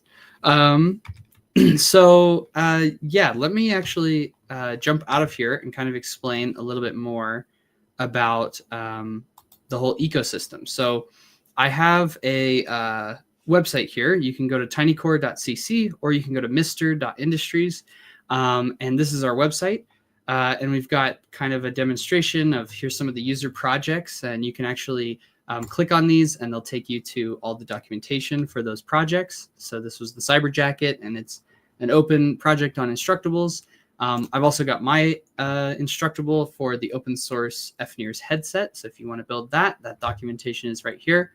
And then we also have Tiny Docs. So Tiny Docs is our documentation website. We have documentation for basically getting started as easy as possible. And so you can see here that we've, all of your standard setup documentation. And the goal is we want people to be able to get started with ESP32 in basically a matter of minutes as opposed to a matter of hours. My first time using ESP32 was a big headache, and I've heard that from a lot of people. So we wanted to make something that had a much lower barrier to entry where you could build IoT really easily. And part of that is our software platform. So alongside this open source hardware, we're actually building some software called Tiny Forge. And Tiny Forge, which we currently, let me see if I can pull up this demo. So let me pull it up. Perfect. So kind of imagine a software that's a lot like Fritzing, combined with Arduino IDE, combined with Circuit Lab, combined with an AI chatbot. And then all of that helps you design a schematic that you can export to EasyEDA, which is a free PCB design software online. You could probably also have that do KiCad, but right now we're just going straight to EasyEDA because they import JSON files. The idea is that we wanted to have your circuit diagram and your code all be able to be, and your documentation all to be in one application. So for example, I can open a project here. So let's say I have the Cyber Jacket. This is like the project for that. We have our INO, our Arduino code, which is right here. We can edit that. So, I can make another comment, import. And then what's really cool is that we also have a README file. So this folder itself is versioned to GitHub, and it has source control. So you have ownership of your projects. So let me do this, open this up. So there's our code. And if we open the README file, we can actually go over to the right and see the README here. And if I do a, here's my documentation. For example, we could copy the stuff that we wrote in the Instructable and put it here. It'll actually show up on the right here. And you can view this live. So what we are doing is we're taking all of the documentation on our website. You go to Tiny Docs, you find the first code snippet, and you say, oh, this is great. I want to use this code. Well, I don't even have to copy it. We're adding a button here that says open in Tiny Forge. It'll actually open this repository in Tiny Forge, which will load all the code and the documentation into the program, as well as a circuit schematic. So we're going to have circuit schematics saved alongside this, where you can actually do, Fritzing-like code circuit design and have that export into a schematic format. And then the goal is by the end of this, we want to be able to, we also have coding, or you can do drag and drop like Scratch. And then the goal is we want to be able to export these circuit diagrams and this code, which, sorry, there we go. To like an actual PCB design. So now you can actually start making your own custom PCBs. So yeah, that's basically what the project is and kind of where we're trying to go with it. If you'd like to help contribute, I'm a senior in college. I would love more experience around me. I love mentors and help and feedback. So any of that is super welcome. Please join our community. We have a Discord server. We do weekly office hours to help students with their electronics projects so that hopefully they don't get scared away from electrical engineering, and we can get more people building really cool stuff that makes the world a better place. So yeah, thank you so much. I don't know if I have any more time for questions, but we're button right up against the end, but thank you so much, Jeff. This was really cool. We really didn't know what to expect from Tiny Core. Yeah. And we'll get all your Discord link and your contact info, and we'll grab it all and share it so that way people can join you. And I love that you're also giving like office hours and stuff. That's really amazing.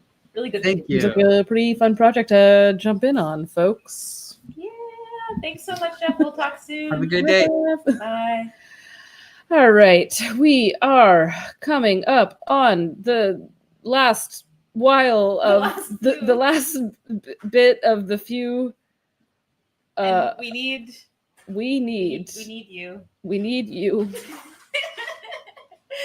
We have received a few more donations, so the sloth is going to climb a little more. Look at that sloth go. Oh, wait, yes. Yep. Okay. Yep. There he is. He's getting so close. Oh my God, he can do it. Oh, he could do it with your help. With your help, he probably won't get to the top, but if he got to 3,000, right now we're at $2,631. And that is rad, actually. That's really Really rad. Thank you so much. That's pretty crazy. We love it. We kind of love to give ourselves an insane goal, and then when we get even close to it, we're like, wow, that's crazy. We're like, cool. Yeah. So, if you are on the fence about getting a cool sloth poster supporting us, maybe you're already a member, but you're like, still, we love you, OSHWA. Maybe for some reason you hate sloths. I guess you can tell us, and we won't give you a poster. Yeah. If you're worried about getting the poster, If the poster is scaring you, take it away. we don't need to give you a poster. That is an option. But also posters are cool, so And when you support OSHWA, you're also supporting helping get our fellows to the summit, and you're helping us help you with your open hardware. You're helping us keep running the certification database. Yeah. There's so many things. And all you have to do is go to oshwa.org, and in the top corner there's a little piggy bank. Little piggy bank. Click the little piggy bank. can the click top him. Right. Top corner. right. The top right corner. The top right There's a corner. piggy bank. So click it and help us keep doing open hardware things. And now, you know her, you love her. Many of us have actually spoken about her today, like perhaps earlier when Chipperdoodle said, Chloe Mads is a champion? And it's so true! It's Chloe Mads! Woo! Doctor? My favorite bus dweller. How you doing? I'm well. How are y'all? Really good. We're doing a great we're doing a great time. We're doing a great time. We're doing a great Doing a time. Great time. It's only been many hours. It's only been a few hours. I'm looking at the thing. You've been here for 11 hours, or is that We have accurate? been here for 11 hours, and it's been is right. some of the best 11 hours of our lives. Hell yeah. And we're entering nighttime mode here. We got our LEDs. Look at all of our fun lighting. That's how you know. Also we're want to cool. say I love the sloth. Yes, thank you. And you're as a well, I guess I'm still a designer, but as an ex-graphic designer, I really love all the branding, and the poster is really cool too. I saw it all actually just today, and I'm really happy. I love it. It's really good work. So. Hey, thank you. It's always cool to have a game recognized game. Hell yeah. So, what have you been up to, Chloe? Everything. I think I don't know how many. I mean, it looks like there's a few people in the chat who know me, but if you don't know me, I live. You may see already. I live in a school bus. Her name is Gary Bussey.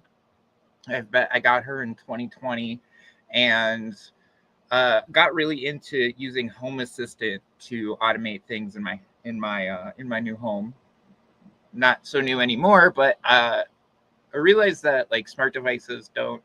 You got tons of smart devices. You could get a smart bulb in like a gas station these days, but that's really more focused towards like assuming that you're in a house with mains voltage, and there's not a lot of stuff for the DC side of things. And what I really want to focus on is taking as much off of the inverter as possible, because most of our devices are DC anyways. They have a conversion brick inside of them. So if we're inverting from our battery and then coming back down just to run a smart device, the ESP32 in a smart device seems wasteful to me.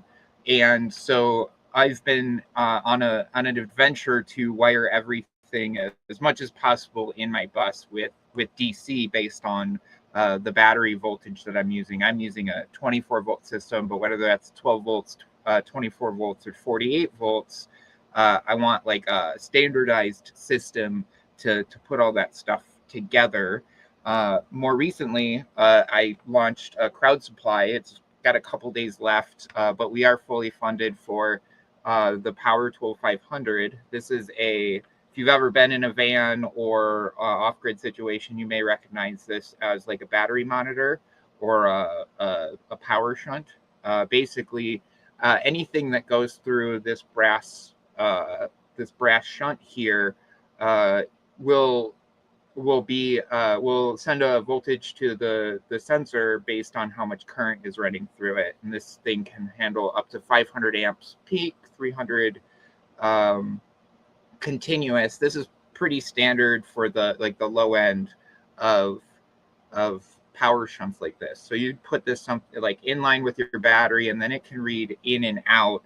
The main thing about this is that it's running ESP Home and works directly with Home Assistant, fully open source everything. We can even take off the cover here, and so you have full access to the hardware. You have extra GPIO, and all of this is based off of microcontroller I came out with a couple years ago called the Flip C3. And it's basically just an ESP32C3 with a 60 volt tolerant buck converter on the back. Basically meaning that you can put this anywhere in any 12 to 48 volt system and have access to ESP32, and I ship them with ESP Home on them. So basically plug it in, give it power, and it's showing up in Home Assistant immediately. So you could do simple things like, a quick wire to, you have your quick wiring, and then you wire up some LEDs. This can handle the buck converter is 5 volts at 2 amps at 5 volts. So that's about 100 LEDs right there. So quick deployment of like just addressable LEDs, really easy. And there's a little I use the WS2812 that's on board as like a logic booster for the 5 volts that it kind of really wants, even though most of us makers have found out that like just getting it as close to the board as possible works with 3 volt logic. And then since I definitely made a footprint on these that also passes the power between boards. So something like this is an example of a MOSFET set of MOSFETs for load control and PWM of lighting and stuff like that. So you can do your load switching, shed loads if you're running low on energy, or you can control lighting, dim lighting and whatnot. And that would just, the Flip C3 just pops on the back like that. This version is about 60 watts a channel, and I'm hoping that I can get this to be closer to 100 watts per channel. And then on the other end of that, we need something for our inputs as well. And this is just a switch panel, also a module for the Flip C3. And then these are dual throw switches. So you can actually push them up or down. So you can actually put, back to my user experience design days, you can put intent behind your action. So on being up, down being off. Here's an example of what that might look like as like a retail version of something that you can put on your wall or on your desk. And then since these are all just actually I2C modules, they're fully daisy chainable. So you have something like this. You can have something like this where it's actually a 19-inch rack with 4 of those switch modules. And that means you can actually just daisy chain from even the power tool or these on one single Flip C3 if you really want to. That kind of modularizes the system, makes it easy to say rather than having, a bunch of ESP32s to do different functions, you reduce your reliance on the processing power. Instead of just having tons of processing powers for simple tasks, you can, collapse that into a single processor where you need it wired, right? So that can contain a set of functions at a certain area. A fun little side project I did was on my way down. I just moved earlier this year, actually right at the beginning of this year, I moved to Joshua Tree, and I took Gary from the Bay Area down to Joshua Tree. And on the way, I had some electrical issues that completely killed my transmission, or the use of my transmission. I knew it was mechanically sound because I actually rebuilt it myself. So I did end up having to take back roads in second gear all the way from like San Bernardino to up to Joshua Tree. But once I got there, I realized, you know, this 30-year-old wiring of the front end of my bus is just starting to see age, and the Flip C3 being, you know, having that buck converter on it means that it's also adaptable for automotive use. And in this case, I completely replaced my transmission controller with just this board and a Flip C3. And you'll find, if you ever done research on transmissions, they seem super complex, but that actually controlling them is actually pretty simple. Only 2 of these MOSFETs are needed to control the gearing of the transmission itself. It's a binary, 2-position binary. So, you know, 1, 2, 3, 4 to get through the entire range. So I can manually control my transmission now. Still working on the software to do automatic transmission. Still need to get more sensors pulled in here, but I just thought it was a good visual for people to understand that, hey, this isn't just for home automation. You can do more with these ESP32s, and actually in my case, we're extending the life of my bus rather than having to buy a 30-year-old transmission controller for $400. I got a few of these prototypes for like $100 minus tariffs, mind you. Additionally, just even simpler stuff. When I first built the Flip C3, I actually loosely modeled it, the footprint, after this $10 Ethernet connector. I forgot about it for like 2 years. I just completely spaced. It was just sitting around. I was doing all the stuff that I needed to bring this, you know, to the people. And then I tested it more recently, and it works fine. You can even flip this around both ways. So depending on, you know, your wiring layout, you have the wires going in the direction that you need them to go. I just need to document this, which I haven't yet. Realizing further than that, is that it should be pretty trivial to make a version of that Ethernet connector with PoE, since we have the buck converter on board. You know, PoE is 48 volts. We can easily buck that down to the 5 volts we need for the Flip C3 with that buck converter on board. Although Ethernet it would be trivial if Ethernet was trivial, and there's a lot of research to do before that actually becomes a reality. More recently, a bunch of my friends do wearable stuff, and I've been trying to like come up with ideas on what to do with single cell batteries.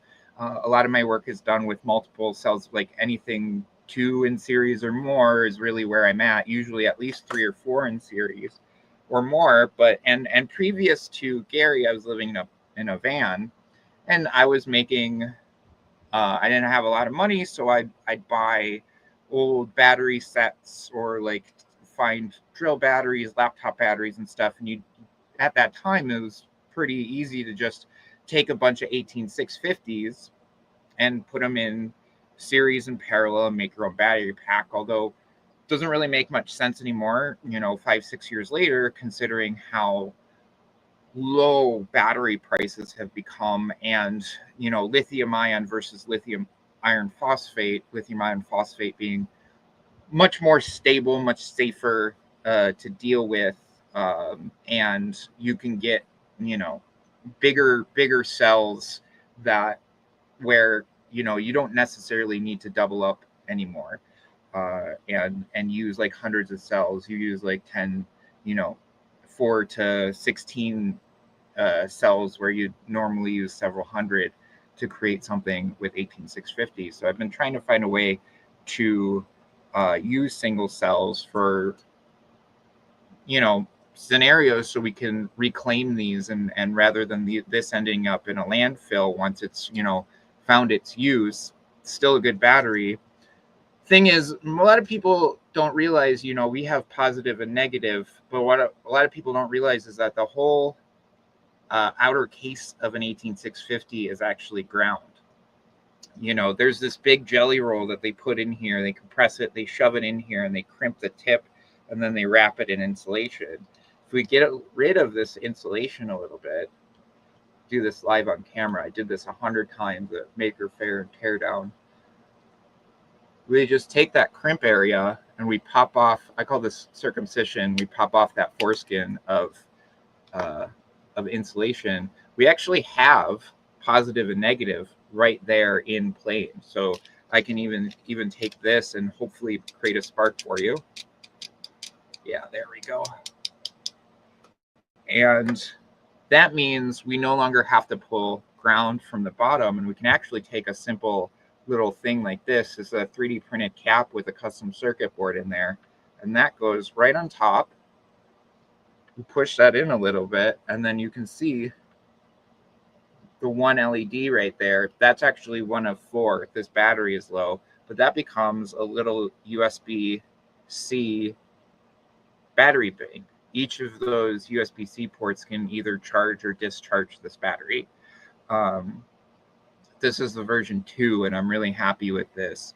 But version 3, I'm hoping to make self-tapping. So I don't necessarily want to make people who buy this or my customers necessarily have to circumcise their cells. I feel like that's a dangerous thing to, some people might be okay with doing that, but I think that's a dangerous thing to hand to a normie. And so V3 is going to have self-tapping, better phone support. We don't currently have full phone support. There's a weird old fast charge spec where D+ and D- need to be tied together. And these ports that I used don't have the data pins in there, so it won't work for an iPhone, and some USB-C phones don't actually work as well. So I'm working on that. And V3 is also, so I made additionally, thank you, Chippy. Additionally made a flashlight accessory that goes in there. Oh no, that one's broken. Oh no, that one's broken. Let me grab a working one. This has a little flashlight accessory. I'm gonna actually build that into the next version, and I think as a multi-tool EDC thing, this thing I don't know. This product just came together really well, and I'm really happy about it. First version actually worked. Second version was just a cleaning up of, refining things. And that's the one that I took to Teardown, gave a whole bunch of people these and did the demo right in front of them. Got a lot of good feedback, and I'm realizing what I need to do for V3 and understand how to finally bring it to the market. I think that's my ramble. If y'all have any questions.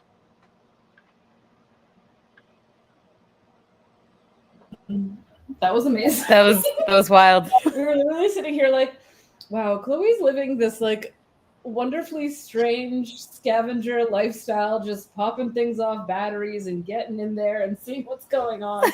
And I'm nervous because every time I plug in something in this one socket in my house, it shocks me. So you should be a little nervous about that. Yeah, no, absolutely. Yeah. You need to get that outlet grounded. I don't know. You're rightfully nervous. I think I need to talk to my landlord. Call your landlord now. My landlord email. Well, joining us, yeah, thank you so much. It's always so great to hear what you got going on. We always love to hear about Gary Bussey. We love that guy. All right. Well, we'll talk soon. Thank you. Thank you. See you soon, Chloe. All right. So we are in our final hours. Our final hour. And the sloth still has some room There's to still go. room for that sloth to move. We're at 2,641. But we could be at more. But we're great. We're also happy. We're happy for your support. So Thank you for donate being here. donate if you want. Or don't. Or just Or say no. don't. I don't know. But I'm not your boss. or do or don't. Whatever. We're just Whatever. having fun now. Whatever.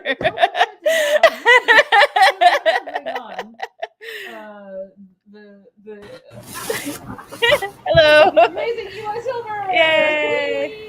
Hi. Lovely to see you both again. It's been not too long, but longer than I'd like. Yeah. How has the stream been so far? It's been great. It's been amazing. We've been having a great time. Yeah. Incredible. We're hitting So fluids. Tell us more. yeah, so today I'm going to be showing off a couple of the projects that we've maybe featured in past Harris Lab open hardware expositions, but there's been progress on all of them. So hopefully it'll be some new stuff and some cool demos. We love the live demos.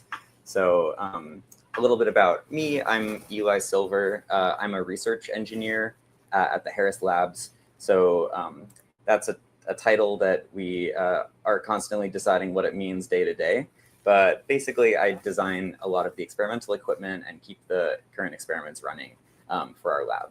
And because of my interest in open source hardware and open science, as well as Dan Harris, who's the professor who runs the lab, we have the privilege of developing tools for ourselves that, if they seem like they'll be useful to other people, other researchers, other experimenters around the world, then we try to put in that extra time and effort to document things well, to design things in a way that's replicable by other people, and then to release it as open source, hopefully certified, and yeah, put that out into the world. So at Harris Labs, we do, maybe I'll start with a tour. That's fun.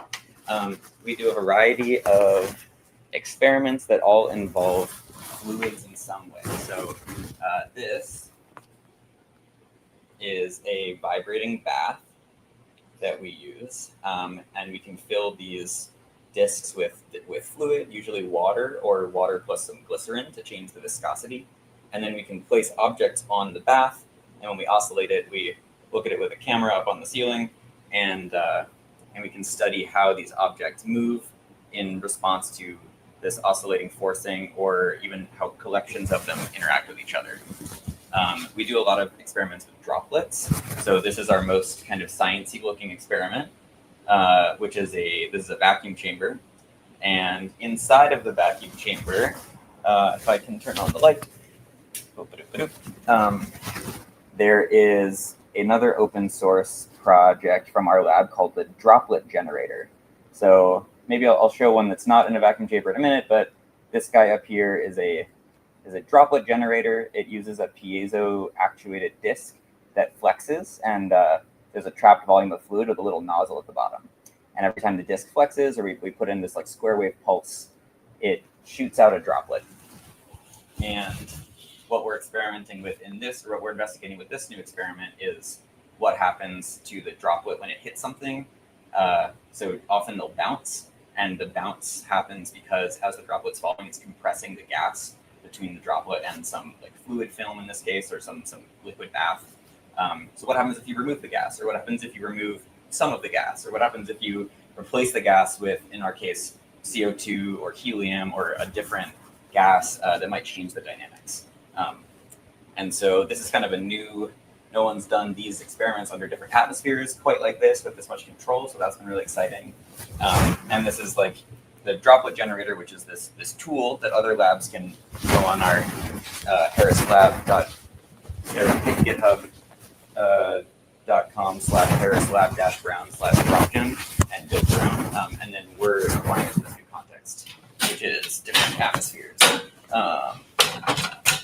So here's an example of a drop generator that's maybe a bit easier to see. So we put different substrates down here that we want to bounce droplets off of. And then this is the head. And it has a nice little M6 3D printer nozzle from like an Ender printer or something right there. And inside is a piezo disc. And this whole thing will get filled with fluid, either water or oil. And then at the back, there's a reservoir. And the reservoir is aligned so that it's the same height as this, and we kind of can fill the whole thing up. And if this is a little too high, it'll kind of siphon fluid out and drops will start dripping, which is we don't want. And if it's too low, it'll siphon back that way and suck in air through the nozzle. So we've got some like adjustment built in here with a flexure. And yeah, so this allows us to do really precise droplets on command, different sizes. We can change out the nozzle and you can 3D print your own. So that's kind of like a tool that we think could be useful to not just us, but lots of people. Here's an example of a tool that I've been working on for a few months, along with some other researchers in the lab, that is maybe another kind of like built in the same style, but not necessarily useful to other experimenters. So this experiment, we have this ring right here, and we place it on the surface of the water and we shake it. And that makes these nice little waves. And then we have this big linear actuator that goes way up to the ceiling, about 6 feet in the air, or around 2 meters. And at the end, we have a solenoid that is just a like magnet wire wrapped around a 3D printed coil, or a 3D printed mandrel. And then we can drop little steel ball bearings that have been coated in a special hydrophobic coating. We can drop them into the waves. And by using some code that we wrote running on a microcontroller that controls both the motors and the solenoid and knows about the height of the system, we can actually time it so that that droplet impacts the water at a certain phase. So at exactly, when the wave's at a peak or at a trough or somewhere in the middle. And so this is allowing us to see how the air entrainment behind the ball, the splash that comes off of these impacting spheres changes with the wave phase. And so far we haven't found anyone else that's been able to, that's built a system that can sweep through phase angle like this.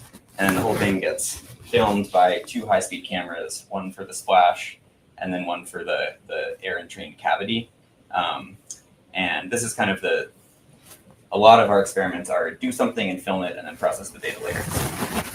So that's an example of something that's maybe built with the same sort of 3D printer. And, it's literally just a hacked Delta printer that I found in like a makerspace parts bin with some custom electronics. But it's pretty specific to our lab, so that might not, maybe if other people are interested, we could do the open source treatment on it. But for right now, it's kind of just a project for our lab. We have this wonderful makerspace, which has laser cutter, 3D printer, some resin printers, hand tools and stuff like that. So a lot of the experiments and experimental setups we're able to just build in the lab. Remember seeing this CGI?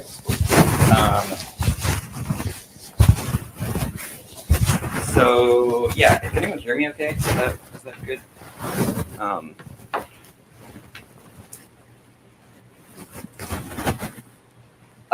So yeah, our lab is the lab that does the multicolored lighting, and we care a lot about the aesthetics of the science, and we think that can kind of bring a lot of people into the fold of fluid mechanics, make it more interesting. Here's an example, a poster on the wall that won like a award at a fluid mechanics conference. So this is one of our experiments showing fluid structure interactions. So in this case, we have a big tube with a ball on the end, and then the ball is connected to the tube by a spring.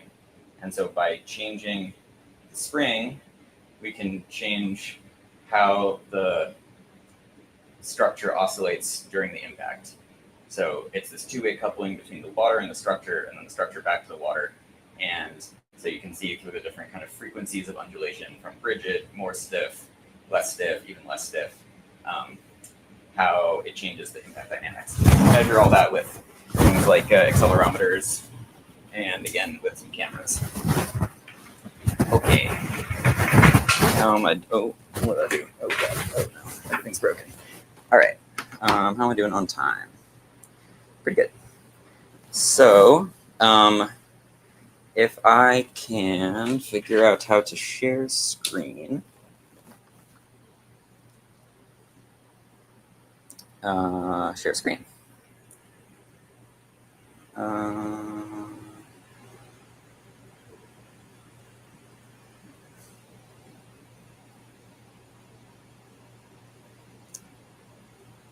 Oh, that's annoying.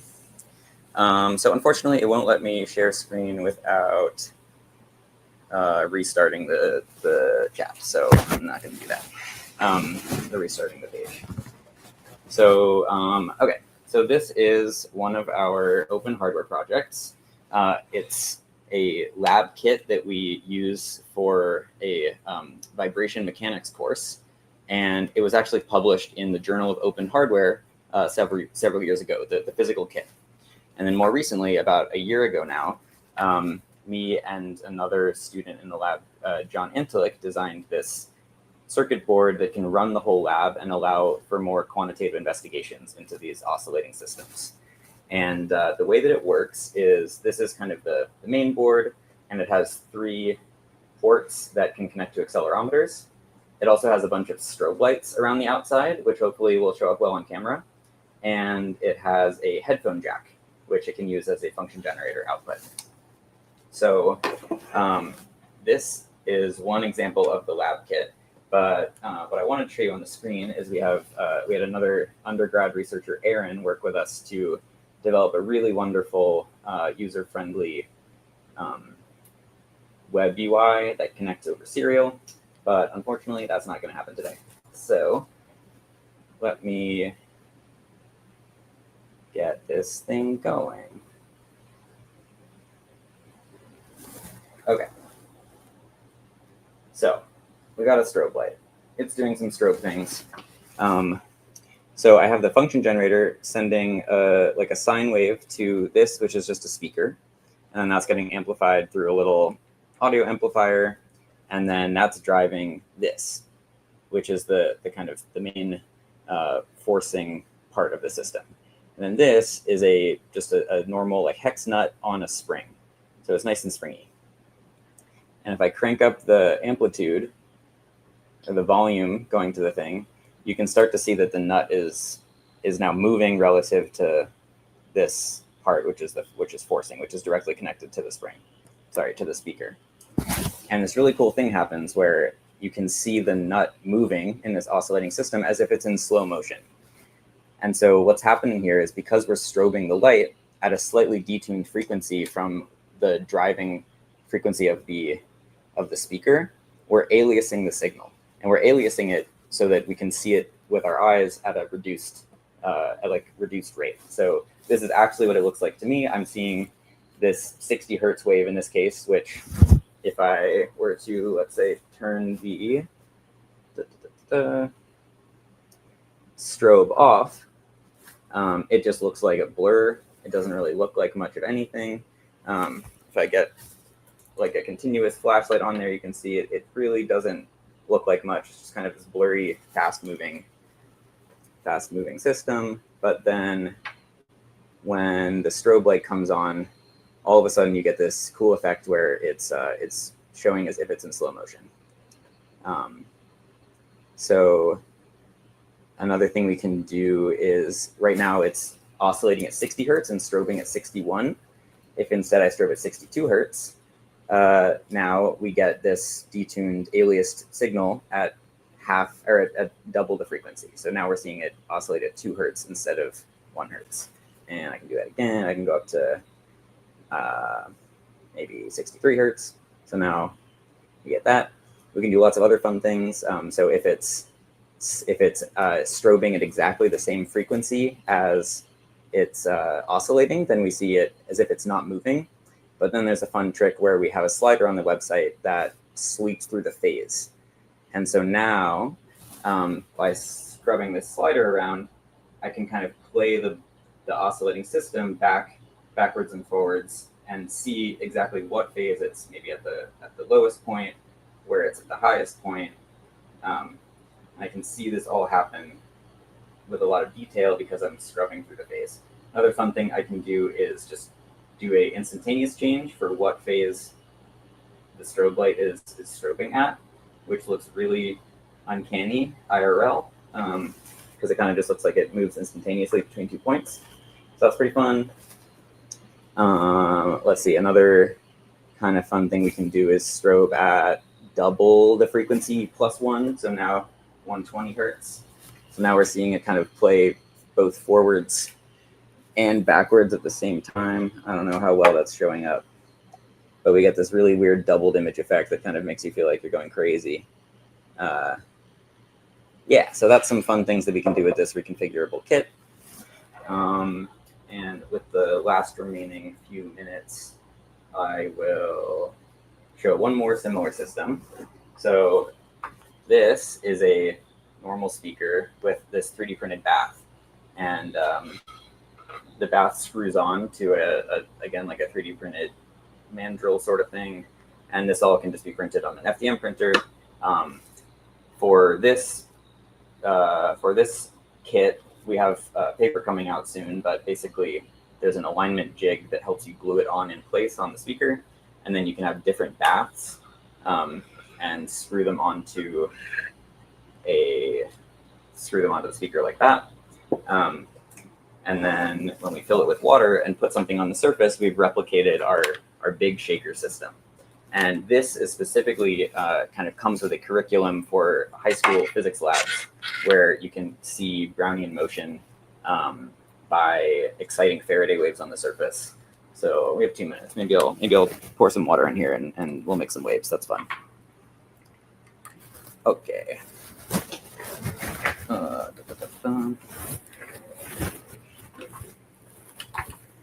So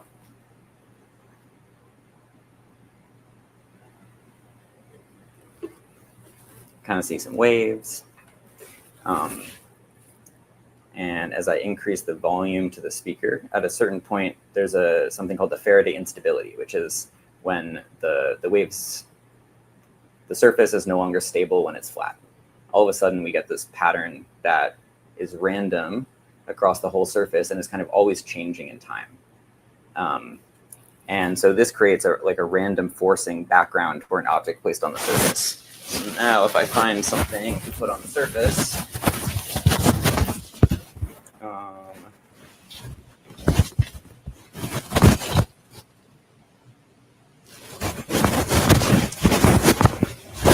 so for this experiment, these are little 3D printed boat looking things. It's like a tiny bottle cap, 3D printed out of FDM plastic.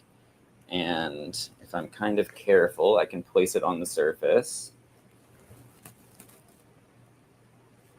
like that. And I'll turn the volume back up to get it over the Faraday threshold. And we'll start to see this object move around. And it turns out that because the forcing is random, the motion of this object mimics Brownian motion. And so this is a high school lab that you could do in a physics class and use a camera from like a cell phone, for instance, to film this nice black background with a white circle, track the circle over time, and then when you plot the velocity over time or the position over time, you'll see the same characteristics of random Brownian motion. So another cool open hardware project focused on science education and being able to see some of these cool physics concepts, but at a human scale. And that looks like my time. I'd welcome any questions, or thank you so much for letting me show off our stuff. Thank you. Yeah, that was wild. Cool. That's so cool. Oh, thanks. I was Thanks, talking Sid. to some physicists recently, because that's the thing I do. And they're saying all these things, and I was like, well, I got to know a guy who works in a fluid physics lab, and it's pretty cool. you know, I'm just the guy who builds things, but the lab is pretty fun. We do get to play around a lot, which is pretty cool. Very lucky. And before we ceremoniously toss you off, Smart was wondering, if you put something inside the water, would it stay in place? If I put something inside the water, like under the water, or I'm curious. Yeah. Like, I think that's a good question. I want to try it. So I think it depends. So this is like a little boat, so it's buoyant at the surface. But if I sink it, let's see what happens. Well, okay, there's a little air bubble trapped. So now that it's sunk, I think there's just too much friction on the bottom, and so it's just kind of sitting there. But maybe if we got something that was like perfectly neutrally buoyant, I'm not sure what would happen. That would be an interesting thing, and something that I would ask the various PhDs in my lab to think about. we couldn't possibly just do it. I love it. No problem. Yeah. Yeah, looks like not much happens, but you know, maybe we're not doing it right. We'll talk to you soon. All right. Well, we're chugging along. Really just a few more people left. So, you know, we love what we've done so far. If we want to do more, we're at 2,691.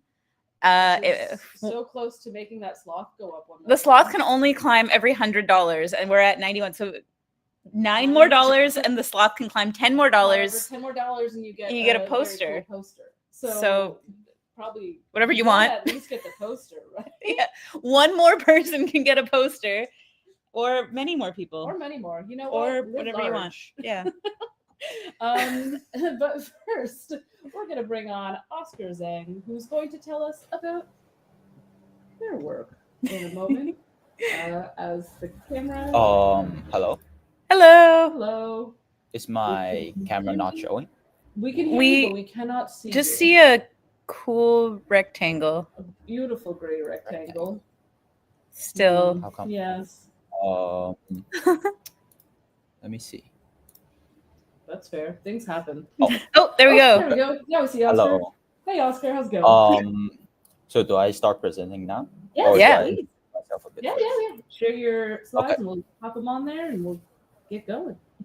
Yeah, I actually do not have any slides. Totally cool. So my name is Oscar, and I'm from University of Technology, Sydney. I'm a first-year student.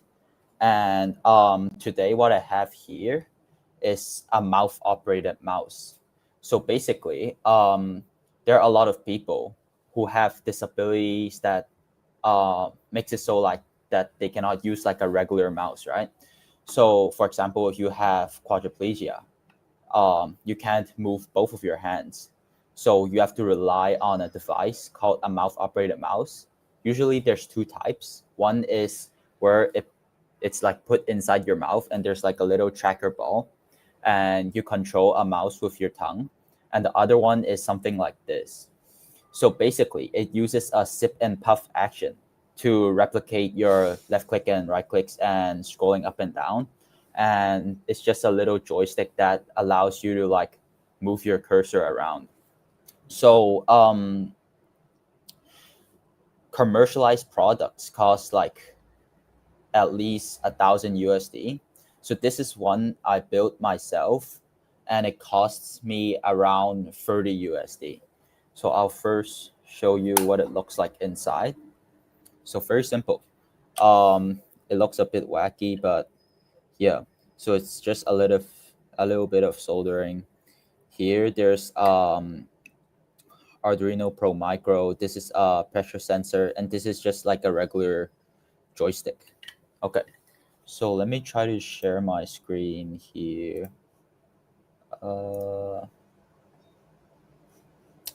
Let me check. Entire screen. Okay, so my screen is sharing now, right? Oh, yeah. So I'll show you what it looks like. So this is a GUI that I built. So it helps you control the entire mouth-operated mouse. So when you first enter it, this is just like a Python script. So when you first enter it, you can see, oh, COM3, it's just like already selected for you. You connect, and here are all like the settings. I'll first show you this part to help me explain. Yep. So as you see here, there are a lot of thresholds. For example, hard sip, hard puff. So hard sip would be a right click, and hard puff would be a left click, right? So you can see the pressure here. This is just like showing you what's directly on the mouse. So for example, if I sip or if I puff. So this is when it detects that, oh, the pressure is in this range, it just does left click for you. And here is, you can, using this part, you can try to like make your own threshold, but it's not really that effective, and it would be better for you to just like adjust it yourself. So I'll show you how it feels like. So this is a little trainer that I put together to help you like get used to this. So for example, if I start moving the joystick,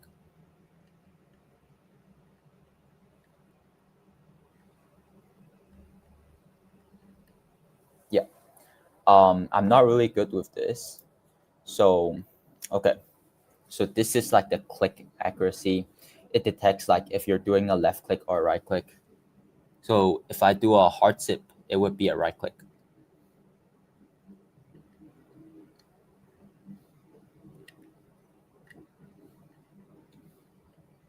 And if I do a hard puff, it would be a left click.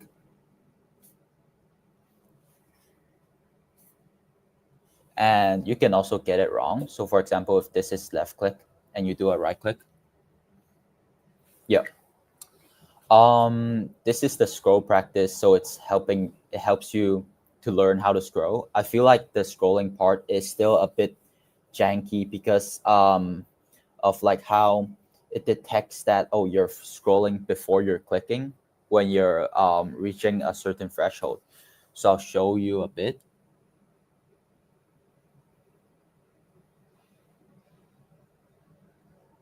Yeah. And here are all the settings. I can explain these a bit to you. I mean, like, I don't really have to explain these. These just like speak for themselves.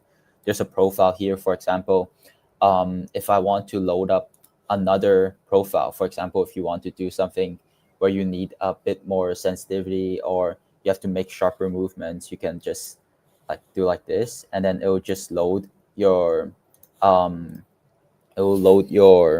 profile. This is the stick control, so it shows you like how it's actually working.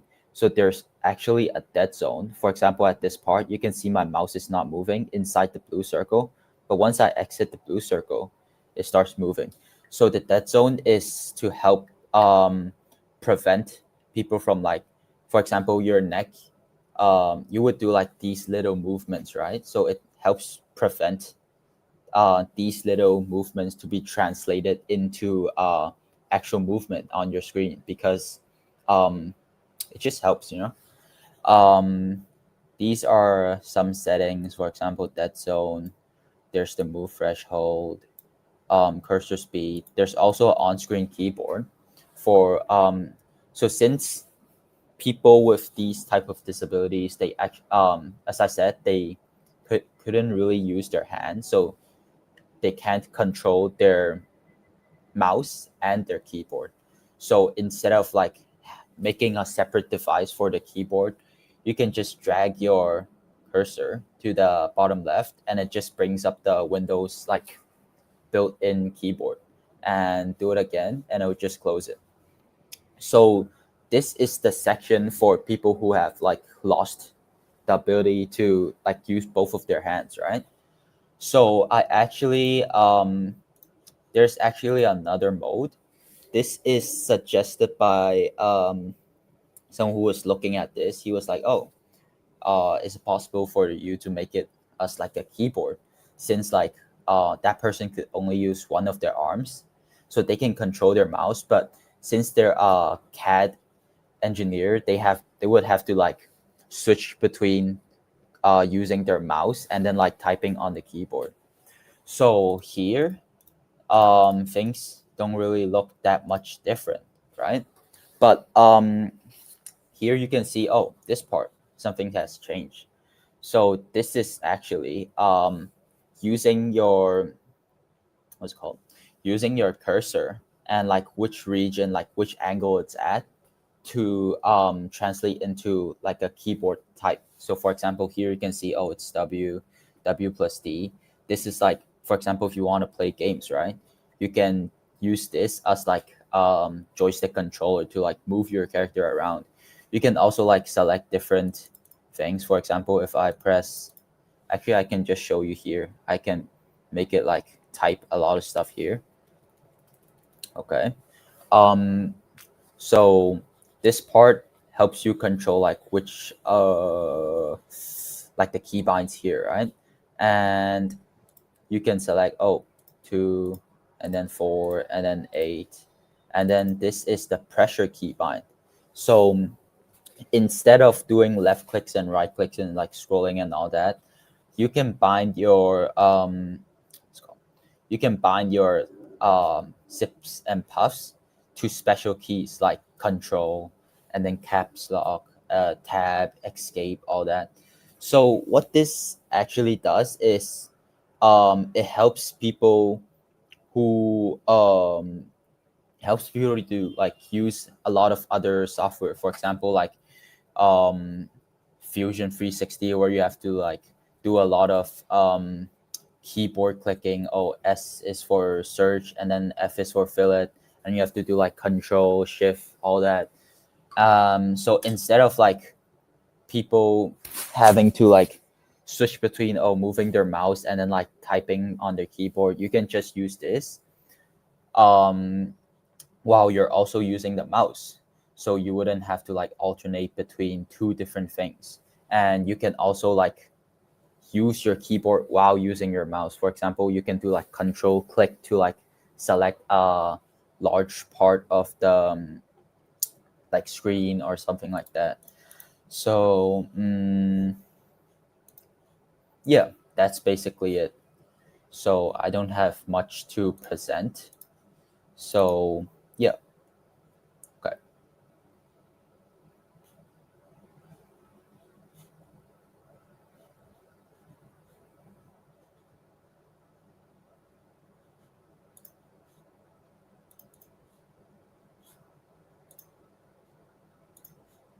Hello?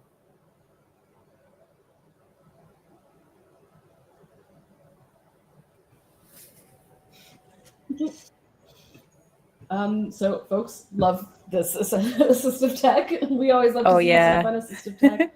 So Alex said, yay, assistive tech. And Andy says it's cool. And Alex really appreciates getting a proper demo. And it's actually, I've never really seen the background interface of a puff mouse. So this is a really, thank you so much for providing that context and background on how this project really comes together on the back end. It was a really cool project. I love to see how you showed us like first the hardware and like how it works and like who it's for and what it looks like inside, and then the full hardware and software demo. That was super cool. So, really useful. Today, Oscar. Thank you. Really looking forward to seeing the project grow in new ways.